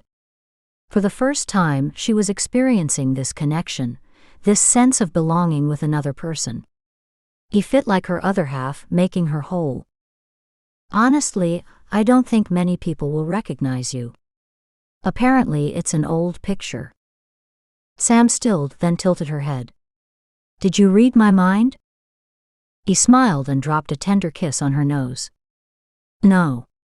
I figure that's your department. She leaned against him, not sure how she felt anymore. She hadn't really thought he was to blame. That responsibility belonged with the asshole who'd released the information. Still, how much did she really know of Brant? Sure, her mind mocked. You only know him well enough to have wild, uninhibited sex with him. Sam winced at the reminder. What's the matter now? Deciding to be honest, she answered, I'm realizing that I've only known you for a few days. His arms tightened. You know all that matters. She wondered about that. 6:10 a.m. Several sleepless hours later, Brant walked into the kitchen, expecting, even spoiling for a fight. I hope you've reconsidered. She pulled the bread out of the toaster and buttered the 2 pieces, and didn't answer. I hope you're prepared to be reasonable. Brant knew he should shut up, yet found himself aggressively defensive. He needed her to understand, to care about staying safe. She shot him a look. Reasonable? Take another look at what has happened to my life, then tell me that. Damn it, I have. I wouldn't have wished this on you for anything. But it doesn't change the facts. You have to be protected, and we have to catch this asshole. This could be the same guy I'm hunting, or it may be an entirely different asshole. I don't care, we have to get him off the street. You have to stay safe. His voice rose at the end of his sentence. He visibly struggled to regain control, but it was tough. She was fighting him over something that was inarguable. She finished buttering the toast on the plate, and carried it over to the table. I don't have a death wish, but I do want this to be over. I can't live in a bubble, and I must have some space for my... Out of words, Sam wafted her hand in the air. For my abilities, or whatever you want to call them. I can't live the same as everyone else. Don't you understand? These visions happen, and I don't know when they will. I have to feel safe in my world. Glancing around at the cabin, she added, it's not much, but it is home. I feel good here, rested. Being in the real world all the time hurts me. She paused briefly. I don't want to leave this place. Brant leaned against the table, trying to give her a chance to express her needs. He didn't think she'd had much time or opportunity to have anyone care about what mattered to her. She turned to face him, her hand out in a beseeching way that wrenched his heart. Her voice continued the tug. I trust you to keep me safe, regardless of the problems with your department. But if I go to a safe house, I won't have an easy time of it. Sam reached out, covering his hand with her own. Brant, I just want this over. I don't want anyone else to get hurt, including me. At the furious look on his face, she backed off slightly. I think you should use me as bait. Go ahead and involve Stefan. He has a great inner warning system, so use it. Seeing his mouth open to protest, she held up her hand to forestall him. But I will leave that up to you. Brant placed his hand flat on the table and slowly sat down, deep in thought. She had a valid argument in terms of her abilities.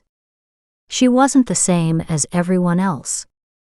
Was it unreasonable to force her to go to a safe house? No. However, it would be intolerable for her. He had his orders still. He straightened up and looked around the cabin, considering the location and the problems of guarding her here. Using her as bait was out of the question. A policewoman? Now that was possible. Stefan was also a hell of a good idea. He narrowed his eyes, considering her earnest face. He knew what he had to do. Right or wrong? All right. I'll talk to the captain. Maybe we can find another way. She turned to look at him in surprise. Really? At his nod, her smile burst free, warming and calming the fear inside him. Thank you. He smiled grimly at her. Don't thank me yet.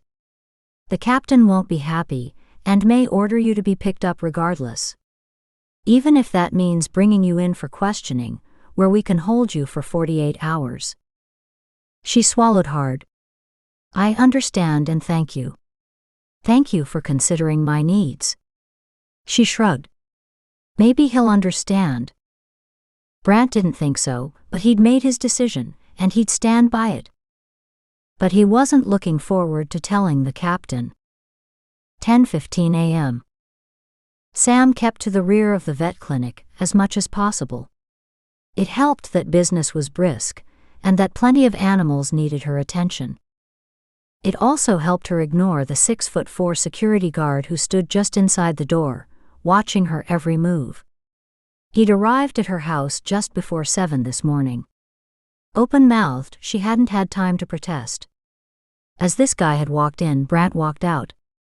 Not a good way to start the day. She tried to stay focused, and to give the animals a little extra of her time. These poor things needed a warm, caring voice and a shot of love. She needed to stay away from the chaos in her mind. Somehow she'd thought Brant would be the one to stay by her side. She stole a glance at the tall, silent ghost beside her. He'd introduced himself, shown her his ID, and had stayed quiet ever since. Watchful, ever-present, quiet.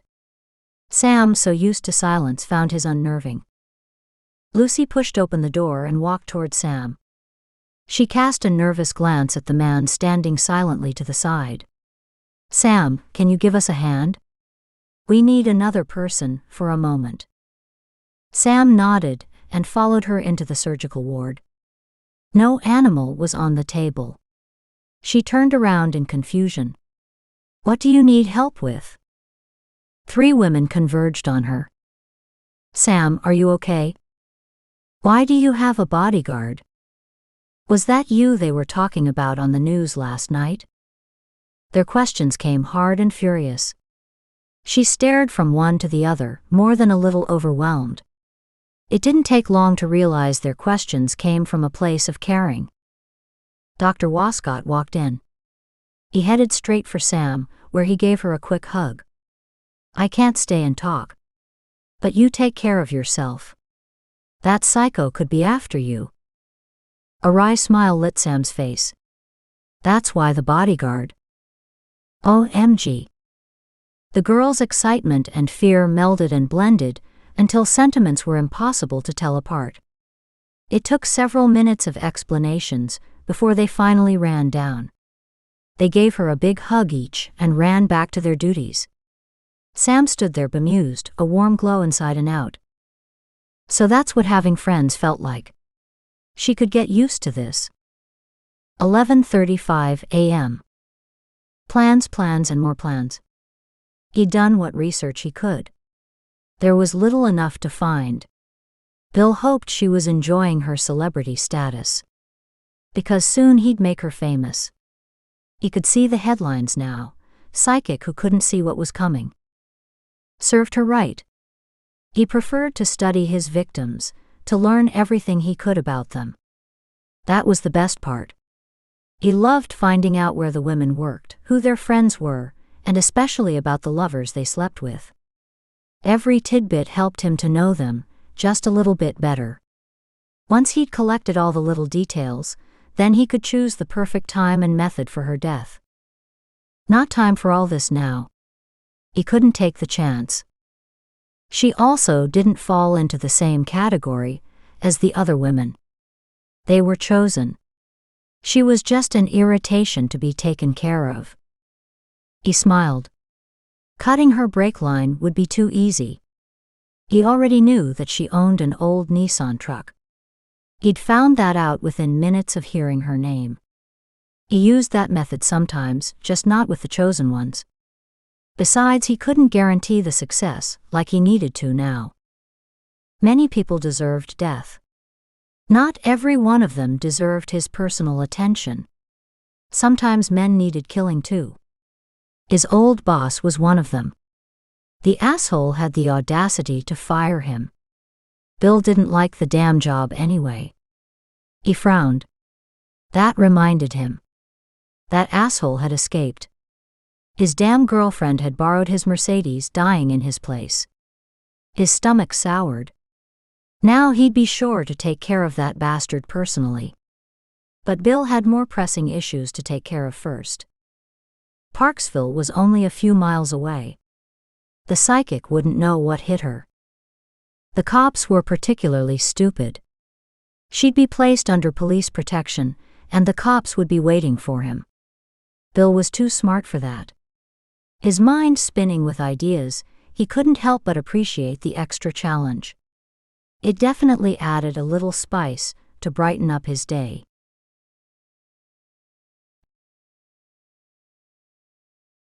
Chapter 25. June 27th at 5 p.m. Sam slowly found a level of comfort with having a constant companion.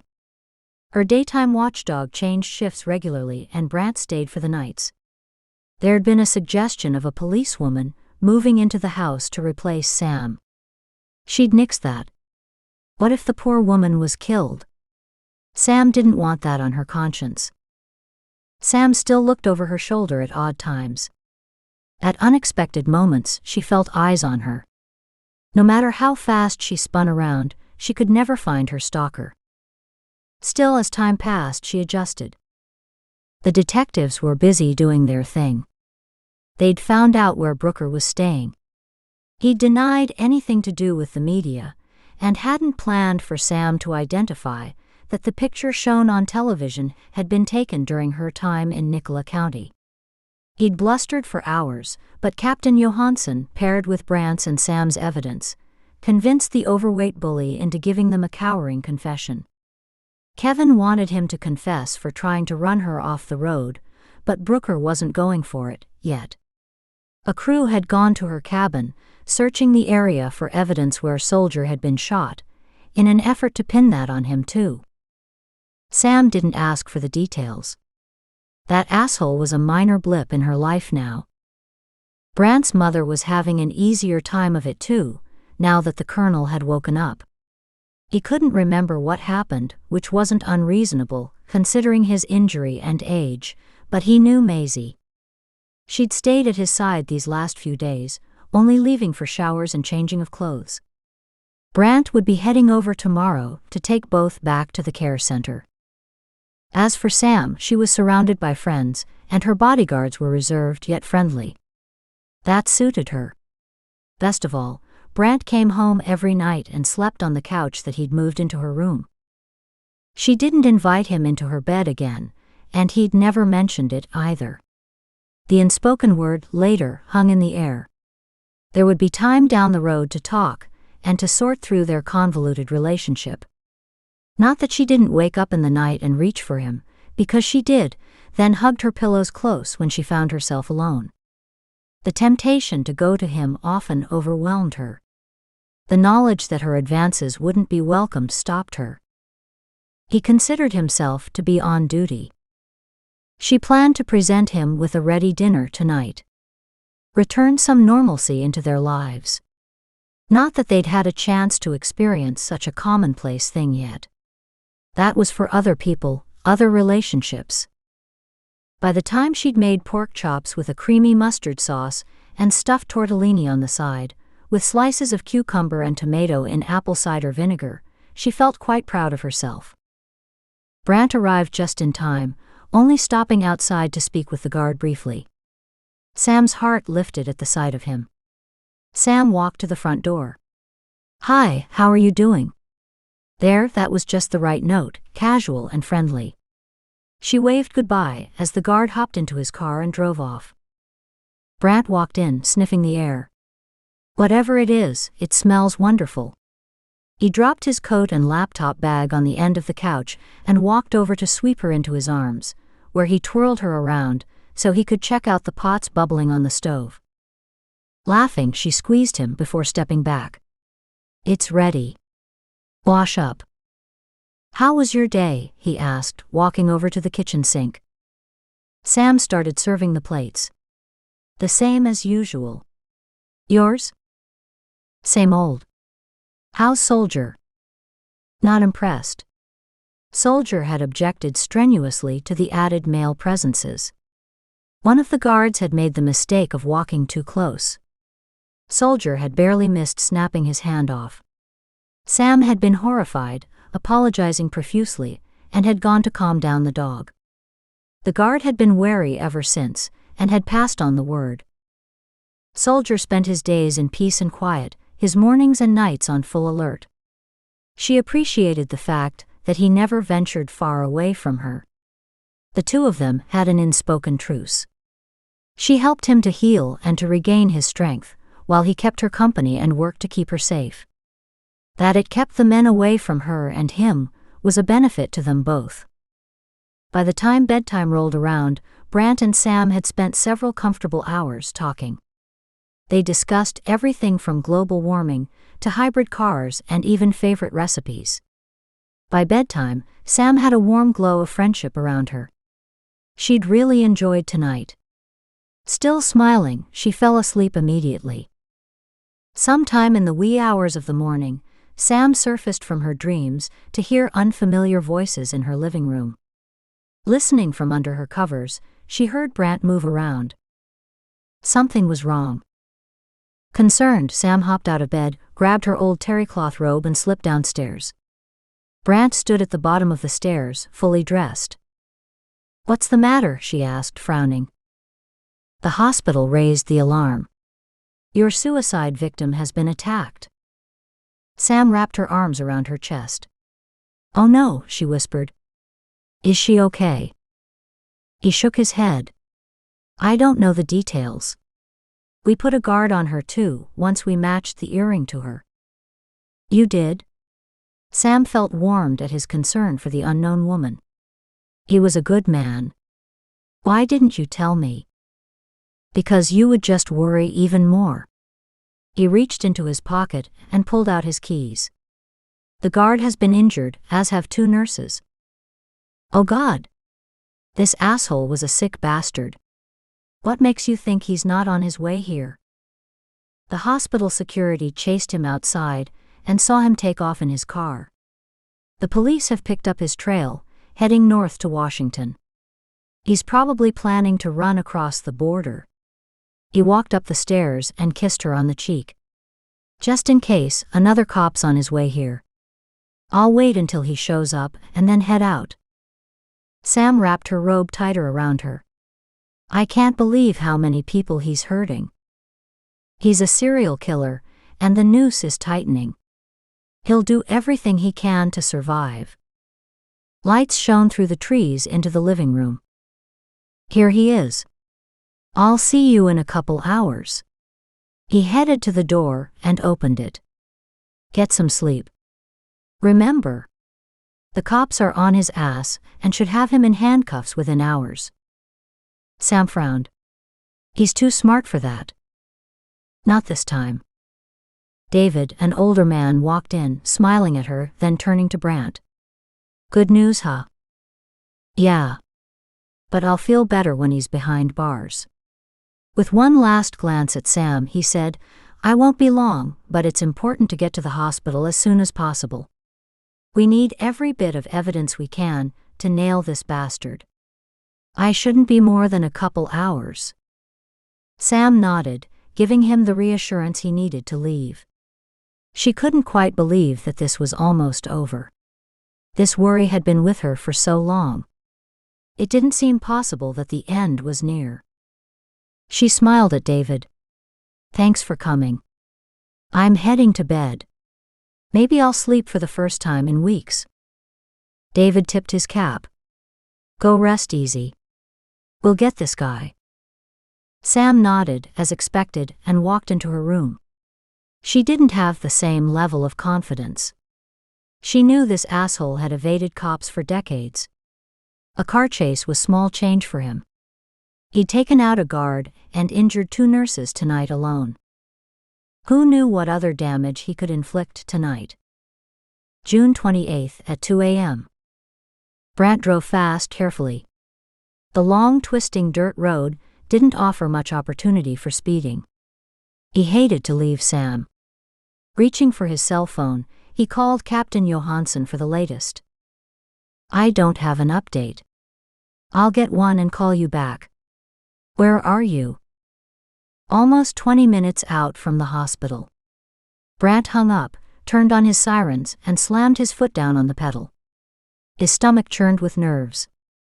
Leaving Sam was the last thing he wanted to do. They'd better have this bastard locked up by the time this night was over. His cell phone rang. Hello. Brant glanced in his rearview mirror. Other than a semi that he'd passed a few miles ago, the highway was deserted. Brant, turn around, yelled the captain. The cops pulled over the car. A stupid-ass kid had been paid $100 to drive the car north as far and as fast as he could. The cops tracked the car. It was stolen yesterday. Shit. Brant hit the brakes. His tires squealed loudly as the vehicle spun sideways, before coming to a violent rocking stop across the highway. He turned the wheel and hit the gas. Call David and warn him. I'm on my way. If Brant thought he drove fast on the way into town, he burned rubber heading to Sam. A diversion. A fucking diversion to leave Sam open and defenseless. Christ. He tried calling Sam's cell phone. No answer. Shit. She hadn't turned on the damn thing. He called David. No answer. Oh God, please let me be in time. 2:24 a.m. Sam curled up in bed. She couldn't help feeling terrible about the guard and nurses at the hospital. She didn't even know how the victim had fared in that confrontation. Hopefully everyone would survive. Sam really wanted a happy ending to all this. With the blankets pulled up to her chin, she found herself listening for the phone downstairs, announcing the good news. Uneasy, without explanation, Sam found herself giving extra thanks for her bodyguard downstairs. Brant. Well, he'd be home whenever he was done. Home. That had such a nice cozy ring to it. Maybe when this mess was over. After 20 minutes of not being able to stop her mind from circling uselessly, she compromised and took an herbal sleep aid. It wouldn't knock her out the same as a sleeping pill. Brant. A warm contentedness filled her mind. An irritating pinch on her arm made her frown, but then his hand slid over the smooth surface of her hips. Heat flushed through her veins, awaking nerve endings she'd forcibly capped for the last few days. Moving sensuously under his soothing caresses, Sam moaned in joy. She reached for him, but let him turn her hands aside as his caresses explored the soft valley of her abdomen. He was purely delicious. He was also too good at what he did.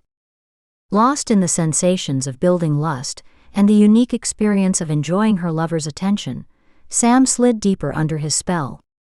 Placing her hand over his, sliding her fingers gently through and over his, Sam explored his strong muscled hands before sliding slowly up his wrists. They felt different. He still had clothes on. With a slight moue, she tugged at the sleeve that interfered with her exploration. Gently he grabbed her hands and raised them over her head, holding her in place. She murmured in delight and tried to tug. It didn't work. He bent his head and nuzzled the plump side of her breast through her pajama top. Sam moaned and twisted under him. Her stomach roiled, at odds with the rest of the sensations happily flickering through her body. She frowned in confusion. His mouth fondled the pouting nipple under the cotton material. Please, she pleaded. Silence. A tiny bit of doubt crept under Sam's guard. It seemed so real. But so were her visions. A weird fog rolled through her mind. Shit. Realization was slow to come. Brant was gone. This was another vision. No. Surely not. Sleepiness mixed with the images overlapping in her mind, all in bright technicolor. Heat flashed over her skin at the memories of her previous lovemaking with Brant. Overlapping were sensations on her skin even now. Hands moved to cup her breasts and to squeeze gently. She sighed. But her mind wouldn't relax. Caught in limbo between worlds, she struggled to stay real in another woman's dream. Wanting it to be Brant, yet knowing the killer had taken another victim. His mouth tugged and teased, tantalizing her nipple, bringing Sam back to a sensual high. All the while, her mind operating in the background, struggling to remember Stefan's lessons. Teeth clamped lightly on the end of her sensitive nipple. Then bit down hard. The woman screamed. Sam screamed. Her spine arched, and she tried to curve away from the pain. Her hands were held above her head, keeping her captive. Her eyes opened, then closed again in despair. Oh God! It was him. She was caught in another vision. Sam struggled to separate the vision from the reality. Oh God! Oh God! The poor woman! Sam knew she could do nothing but endure. Locked inside her mental labyrinth, Sam felt the victim's pain and horror as she finally understood. She twisted and struggled, hearing the words. Please don't hurt me. Were they from the victim or her? Sam didn't know. It didn't matter. Both of them wanted this to be over. They wanted to be saved. And they both knew it wouldn't happen. Low masculine laughter filled the room. Please, pleaded the same voice. Let me go. Her arms were wrenched above her head and held in a punishing grip. The attacker pressed down hard on the bones of her wrists. Pain squeezed through injured nerve endings, ripping scorch lines throughout her body. Sam, desperate to separate herself from the woman's pain, tried to seek the blackness of the etheric world. This torture was just beginning. Sam didn't want to be here, and most definitely not this early on. She normally came in at the end, those precious few minutes to help the victims cross the line to death. She was part of this experience to help the victims, and if she could, to help the police find justice for the victims. She wasn't here to suffer. Her mind waffled, then raced in different directions, from what had to be drugs sliding insidiously through the victim's veins. She wanted out. Stefan had given her some tips to try. What were they? Right. Grounding herself by following the line of her skeleton down to her feet and imagining them coming from the center of the earth. Except she didn't expect to do this under these circumstances. Concentrating was almost impossible. The woman's terror, her pain, dominated. Sam struggled to free herself of the dark-sucking energy.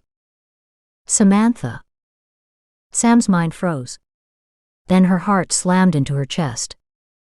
Who called her? Her eyelids flickered, and she was suddenly more afraid than she'd ever been in her life. Never had a vision called her name. She wrinkled her nose. A fetid odor filled her head. Something awful wafted through the air. A metallic, bloody smell. God, she didn't want to open her eyes and see what she knew would be there. Look at me, Samantha. She forced her eyes wide. And found herself in her own bedroom, staring up at the same whitewashed ceiling. She was home. Oh God. She was not alone. This time she was the victim. 2:29 a.m. Stefan slammed into awareness. Shoving back his bedding, he came to a standing position before he'd even realized what had happened. He couldn't see where he was, his bedroom was steeped in darkness. His curtains were open, still no light shone in. Looking around, his hand went to his throat. Jesus. Sam. She was in danger. He reached for his phone. No answer. Shit. He called Brandt. It was busy. Fuck. Pushing into a sitting position, he crossed his legs and sent himself deep into a trance. He had to find Sam. Soon. She needed help. Evil was wrapping her up in the dangerous torrent. He had to make her aware, and fast. He tried to block out the unwanted thought, realizing it would stop his gifts. Better to acknowledge the possibility, so he wouldn't be crippled by the fear. He knew that, before this night was over, she'd be fighting for her life. Or, even worse, he'd be helping her cross over to the other side, to her death. 2:39 a.m. No. She tried to struggle. Panic dimmed her sight as she realized there'd be no waking up this time. There'd be no last-minute rescue for her. It was her turn to die. It wasn't supposed to happen this way. Where the hell was Brant? Even as she panicked, vestiges of old resentment rose to the surface. Why was no one here to rescue her? Wait. David. Her security guard. Oh no, the poor man. I'm here. Stefan. Call Brant. He knows. He's on his way. Keep fighting. I'm trying. Fight harder. Stefan's voice started to fade. No. Wait. Remember your lessons. Disconnect. Her mind cried out for him. There was no answer. She glared at the asshole who had hurt so many people. She'd never even seen him before. This time he had no mask.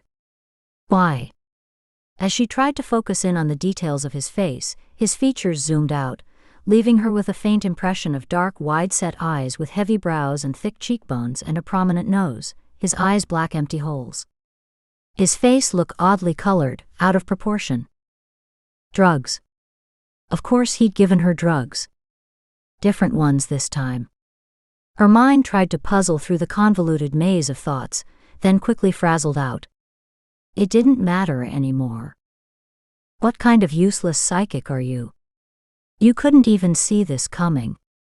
His mouth twisted into a malevolent mockery of a smile. What did you do to my bodyguard? She spat the words at him. She twisted in vain. He reared backward. Must have been a cop. Just as useless as the rest of them. He shifted slightly for a better look at her face. With a big smirk, he added, You were supposed to be a bigger challenge, being a psychic and all. Coarse laughter filled the room, grating on her ears and sending terror running through her soul. I was looking forward to this. He stared around in disgust. Nothing to it. Or you. God, what a loser. Look at this place. It's a dump. Evil glistened from his eyes, sourced deep in his soul. It would be a bad day for those who'd crossed him. Like her. Sam, remembering Stefan's lessons, searched for lightness inside her center of being. His blackness was overwhelming. The light sustained her. If she let the blackness gain control, it would be over. If it were her time to die like all the others, then she'd rather go kicking and screaming, and taking a piece of him with her. She reached out in her mind's eye. She could barely sense the bodyguard. He was still alive. The dog's energy was outside her bedroom door. She could almost hear them whining. The bastard had shut it, locking them out. No sign of Brant or Stefan. Damn you to hell. She glared at him, furious at herself and the situation. He laughed. Not like you planned, huh? She twisted her head to check the window. It was wide open. If she screamed, the dog still could not get through the door. There was no lock, still she had yet to teach any animal to open the door latch. Yet Soldier was an incredibly determined animal. He was strong enough to break the door down if he wanted to. Or if he were mad enough. If she could find the right trigger. What had she called him in the vet's office so long ago? At the top of her lungs she screamed, Major Git. Whoever you're calling, let him come. I'll kill him too. His knife slid upward without warning, cutting her throat under her chin. Sam screamed. The drugs gave him enormous size. Nothing was needed to emphasize his natural cruelty. He was too big for her to move. Furious and in pain, she struggled for freedom. He laughed again, placing a knee on her chest. In a startling motion, he stabbed the knife into the mattress beside her ear, cutting locks of hair and grasping her throat in both hands. I want to squeeze the life from your body myself, you stupid bitch. Black dots appeared before her eyes. Static filled her ears. She automatically grabbed his hands, trying to free her throat from his grasp. She gurgled for air, bucking to get rid of him. To no avail. With her strength gone and almost no air, she collapsed. This was the end then. Her mind went cloudy. The killer's face blurred. The rage and joy in eyes blended into something pure evil. Her arms fell to her sides. The last of her air bubbled from her lungs. Suddenly the weight was lifted off, she was free. Sam gasped frantically for air, her hands circling her own throat protectively. She rolled over into a tightly curled up ball, coughing as she gulped for air. "Oh God," she whispered, her voice barely recognizable. Noises penetrated the fog in her mind. Growling, yelling, thuds and blows surrounded her. She shuffled on the bed to huddle at the headboard, trying to avoid bodies that crashed down beside her. Teeth bared, fur flying, Soldier had locked onto the killer's shoulder. Moses had locked on the man's leg. The killer grunted and punched, kicking any area he could, as the three rolled in mortal combat. The bedroom door swung in the cold night air. Sam winced at the heavy thud of boot on bone. Soldier howled. God, Soldier was already injured. She had to help him. Her body refused to respond to her orders. The shine of the blade, still embedded in the mattress, caught her eye. She focused on the shine. Her hand grabbed the hilt just as the killer grabbed her arm, pulling her back. Sam punched with her free hand and tried to kick. Too much dog in the way, and too many drugs in her system. She stumbled. Finding an opportunity, she collected the last of her cohesive energy and lunged, digging her right hand, fingers stiff like claws, into the soft spots of his throat. Her left hand stabbed upward with the knife. He raised his arm defensively. The blade caught his arm and sliced upward, deflecting off bone. He screamed, "Bitch!" His much longer reach latched around her throat. Sam screamed at Soldier again, "Major kill!" From the corner of her eye, she hardly recognized the dog. His fangs dripped saliva and blood, and the howl coming from the back of his throat was otherworldly. Soldier was on a mission, and she was in the way. Soldier's lips curled, his shoulders hunched up. Sam pushed herself away in a clumsy movement that tumbled her backward onto the mattress. She needn't have worried. Soldier's jaw replaced her hands, ripping into her attacker's shoulder. The knife was jerked from her hand. Soldier's howls, dragged from deep down and forced through his clenched jaw, scared her shitless. She turned slightly. The killer had the knife raised to bring down on Soldier's spine. No. She grabbed his knife arm with both hands and tried to stop him. "You bastard, leave him alone." Her arms trembled. Still she fought. He grinned at her. She couldn't beat him. He was too strong and knew it. Soldier continued to howl, splitting the air with his tone. The noise drove through her brain. She groaned, her knees collapsing under her weakening body. "God, Brant, where are you?" She needed him. She screamed silently into the dark of night. Now. 2:44 a.m. Jesus. Brant swore he heard Sam yelling in his head. It was bad enough hearing Stefan screaming through the phone at him a few minutes ago, and knowing no one else could get to her before Brant could. He didn't even stop the car before leaping out. The sounds coming from inside the house sent terror stabbing through his heart. "Hang on, Sam." "I'm coming," he yelled. Brant raced through the living room, barely noticing the body collapsed in a pool of blood on the porch. The screams and howls from upstairs pierced the night. He took the stairs 2 at a time. The scene that greeted him made his stomach churn. Blood splattered everywhere. Soldier and Sam were locked in a death fight with a large male, Moses reduced to a crumpled heap of fur on the floor. Brant jumped into the fray, knocking the knife from the killer's hand and pulling Sam loose. She stumbled a few feet, then collapsed to the floor. The killer ignored Brant. Bent on destroying the fury chomping through his shoulder, he immediately locked his hands around Soldier's throat, squeezing tight. Bloody bubbles foamed out of Soldier's mouth. Blood coated his fur. The sound coming out from his mouth, an unholy alliance with hell. Brant's gun trained on the two still caught in a life-and-death grip. "Sam, talk to me. Are you okay?" "Yes," she mumbled, managing a small nod to reinforce her statement. "I think so." She reached up to her throat, barely able to touch the raw skin. "Save soldier." He spared her a quick glance, slightly reassured that Sam had crawled to Moses and was talking. Not very coherently, still she could communicate. "Stay back. I have to get soldier off first. I don't want to have to shoot him." Brant turned his attention to the still howling dog locked onto the killer's shoulder. "Let the dog go. I'll get him off you." "Like hell," the killer gasped. "This asshole should have died a long time ago. Worthless piece of shit." Brant didn't know what he was talking about, and it didn't matter right now. Somehow he had to save the dog. For Sam's sake. The killer be damned. "Let go of the dog or I'll shoot." "Fuck you." The killer grinned at him through bared teeth, as he removed one hand from Soldier's throat, and with a quick twist of his wrist slid a dagger free from his belt and threw it. "Brant." The dagger stabbed into the wall behind Brant, missing him completely. Brant didn't miss the killer. The bullet hit him low in the left shoulder.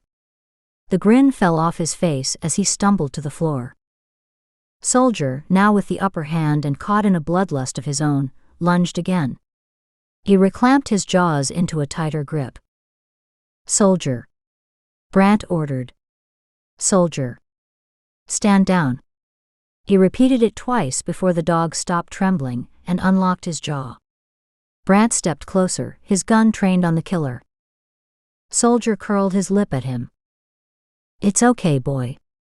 You've done good. Move, soldier."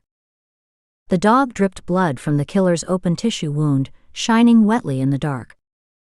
"Soldier. Down." In the distance, the sound of sirens grew stronger. Brant didn't think the dog would listen. Finally, in a crippled, shuffling movement, the dog slid to the floor. He was hurt and badly. Brant kicked away the knife. The killer glared at him, blood pouring from both shoulders. Sirens filled the air, colored flashing lights filled the room. "It's okay, Sam. The ambulance and police are here." Silence filled the room. "Sam?" Brant spun around to look, his gun still trained on the killer. "Sam?" Fear spiked his voice to a scream. Crumpled in a bloody pile on the floor, Sam lay between the two dogs. All three looked dead. Chapter 26. Sam walked slowly down to the dock, Brant at her side. Soldier hobbled behind them. Moses, moving much slower, brought up the rear. Sam wouldn't want it any other way. She tried not to dwell on the events of that night. She didn't remember much, and that's the way she wanted to keep it. She'd been rushed to the hospital, where the doctors had frantically stopped the bleeding wound at her throat, while trying to stop the spread of the poison from the cocktail of drugs guaranteed to kill her. If it hadn't been for Brant, she would have died. Chills ran down her spine at the reminder. It had been late the next day before she'd surfaced, screaming. Brant had been at her side, a place he'd stayed during the first week of her recovery. Once out of hospital, they'd enjoyed the time alone at the lake. A healing time. But then he'd had to return to work. Sam had returned to the clinic soon afterward. Even there, she refused to talk about the events, hoping the chatter would die down, and with time it had. Still, David, a good family man and an off-duty cop pulling extra time, lost his life when he'd stepped outside for a cigarette. He'd wandered out to the porch and never had a chance to draw his first smoke-filled breath. The dogs had been rushed to the vet clinic, where they'd both undergone surgery. Thank God the vets had done it for free.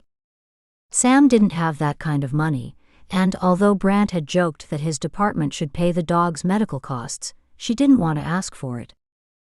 She didn't know what the future held, although more people than she'd ever thought possible stopped her on the street to ask what she saw in their futures. Her fame as a psychic had spread after the details of the attack had leaked to the press. Speaking of leaks, Dylan had been reprimanded and transferred to another station. As for Deputy Brooker, Brant had matched shells picked up from the woods around her place to the deputy's gun finally. Brooker had followed Brant to her place, when Soldier had caught his scent in the woods. His truck was the same as the one who'd tried to run her off the road. He wasn't admitting anything more at this point. She didn't know what he would be charged with at the end of the ongoing investigation, yet she could count on Brant to make sure he'd be out of commission for a long time. Sam had agreed to testify and to help their case in any way. She wasn't looking forward to seeing Brooker face to face, only knew she could do it and survive. She was stronger now in many ways. Captain Johansson had apologized profusely. Every time he saw her, in fact. He'd even thanked her. Who knew how long William Durant would have continued killing women, if not for her visions? She could grin at the captain now. It had taken a while, but she was slowly getting used to being around people. Brant had helped with that. So too had Maisie, Brant's mother. The colonel had recovered. He'd recognized the ring as being on the hand of the dog handler who brought the animals in to visit the patients at the center. A very subdued Maisie confessed that the dog handler had been there when she'd established the betting pool on when the colonel would remember what he'd forgotten about the ring. She'd actually asked Bill if he wanted in on the bets. That had sealed the colonel's fate, or nearly. Even Soldier's story might have been connected, although chances were they'd never know for sure. The dog had certainly known what to do when the time had come. William Durant didn't survive surgery. Sam found it hard to care. The world was better off without him, and this way Sam didn't have to go through 2 trials. Brant was backtracking the guy's life, searching for links to other murders in his files. He was hoping for evidence to close dozens of cases, not to mention bring closure to dozens of families. It would take some time. As a dog trainer, Bill had exposure to people, elderly care homes, and even the hospital, where he took animals to visit with the patients. This allowed him to travel to various locations without raising suspicion. Teaching obedience training gave him access to hundreds of women.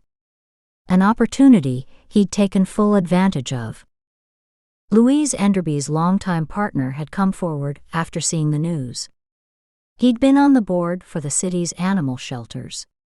He'd fired William from a part-time job at the Pound, where he was to rehabilitate last-ditch cases. He'd been caught abusing the animals instead.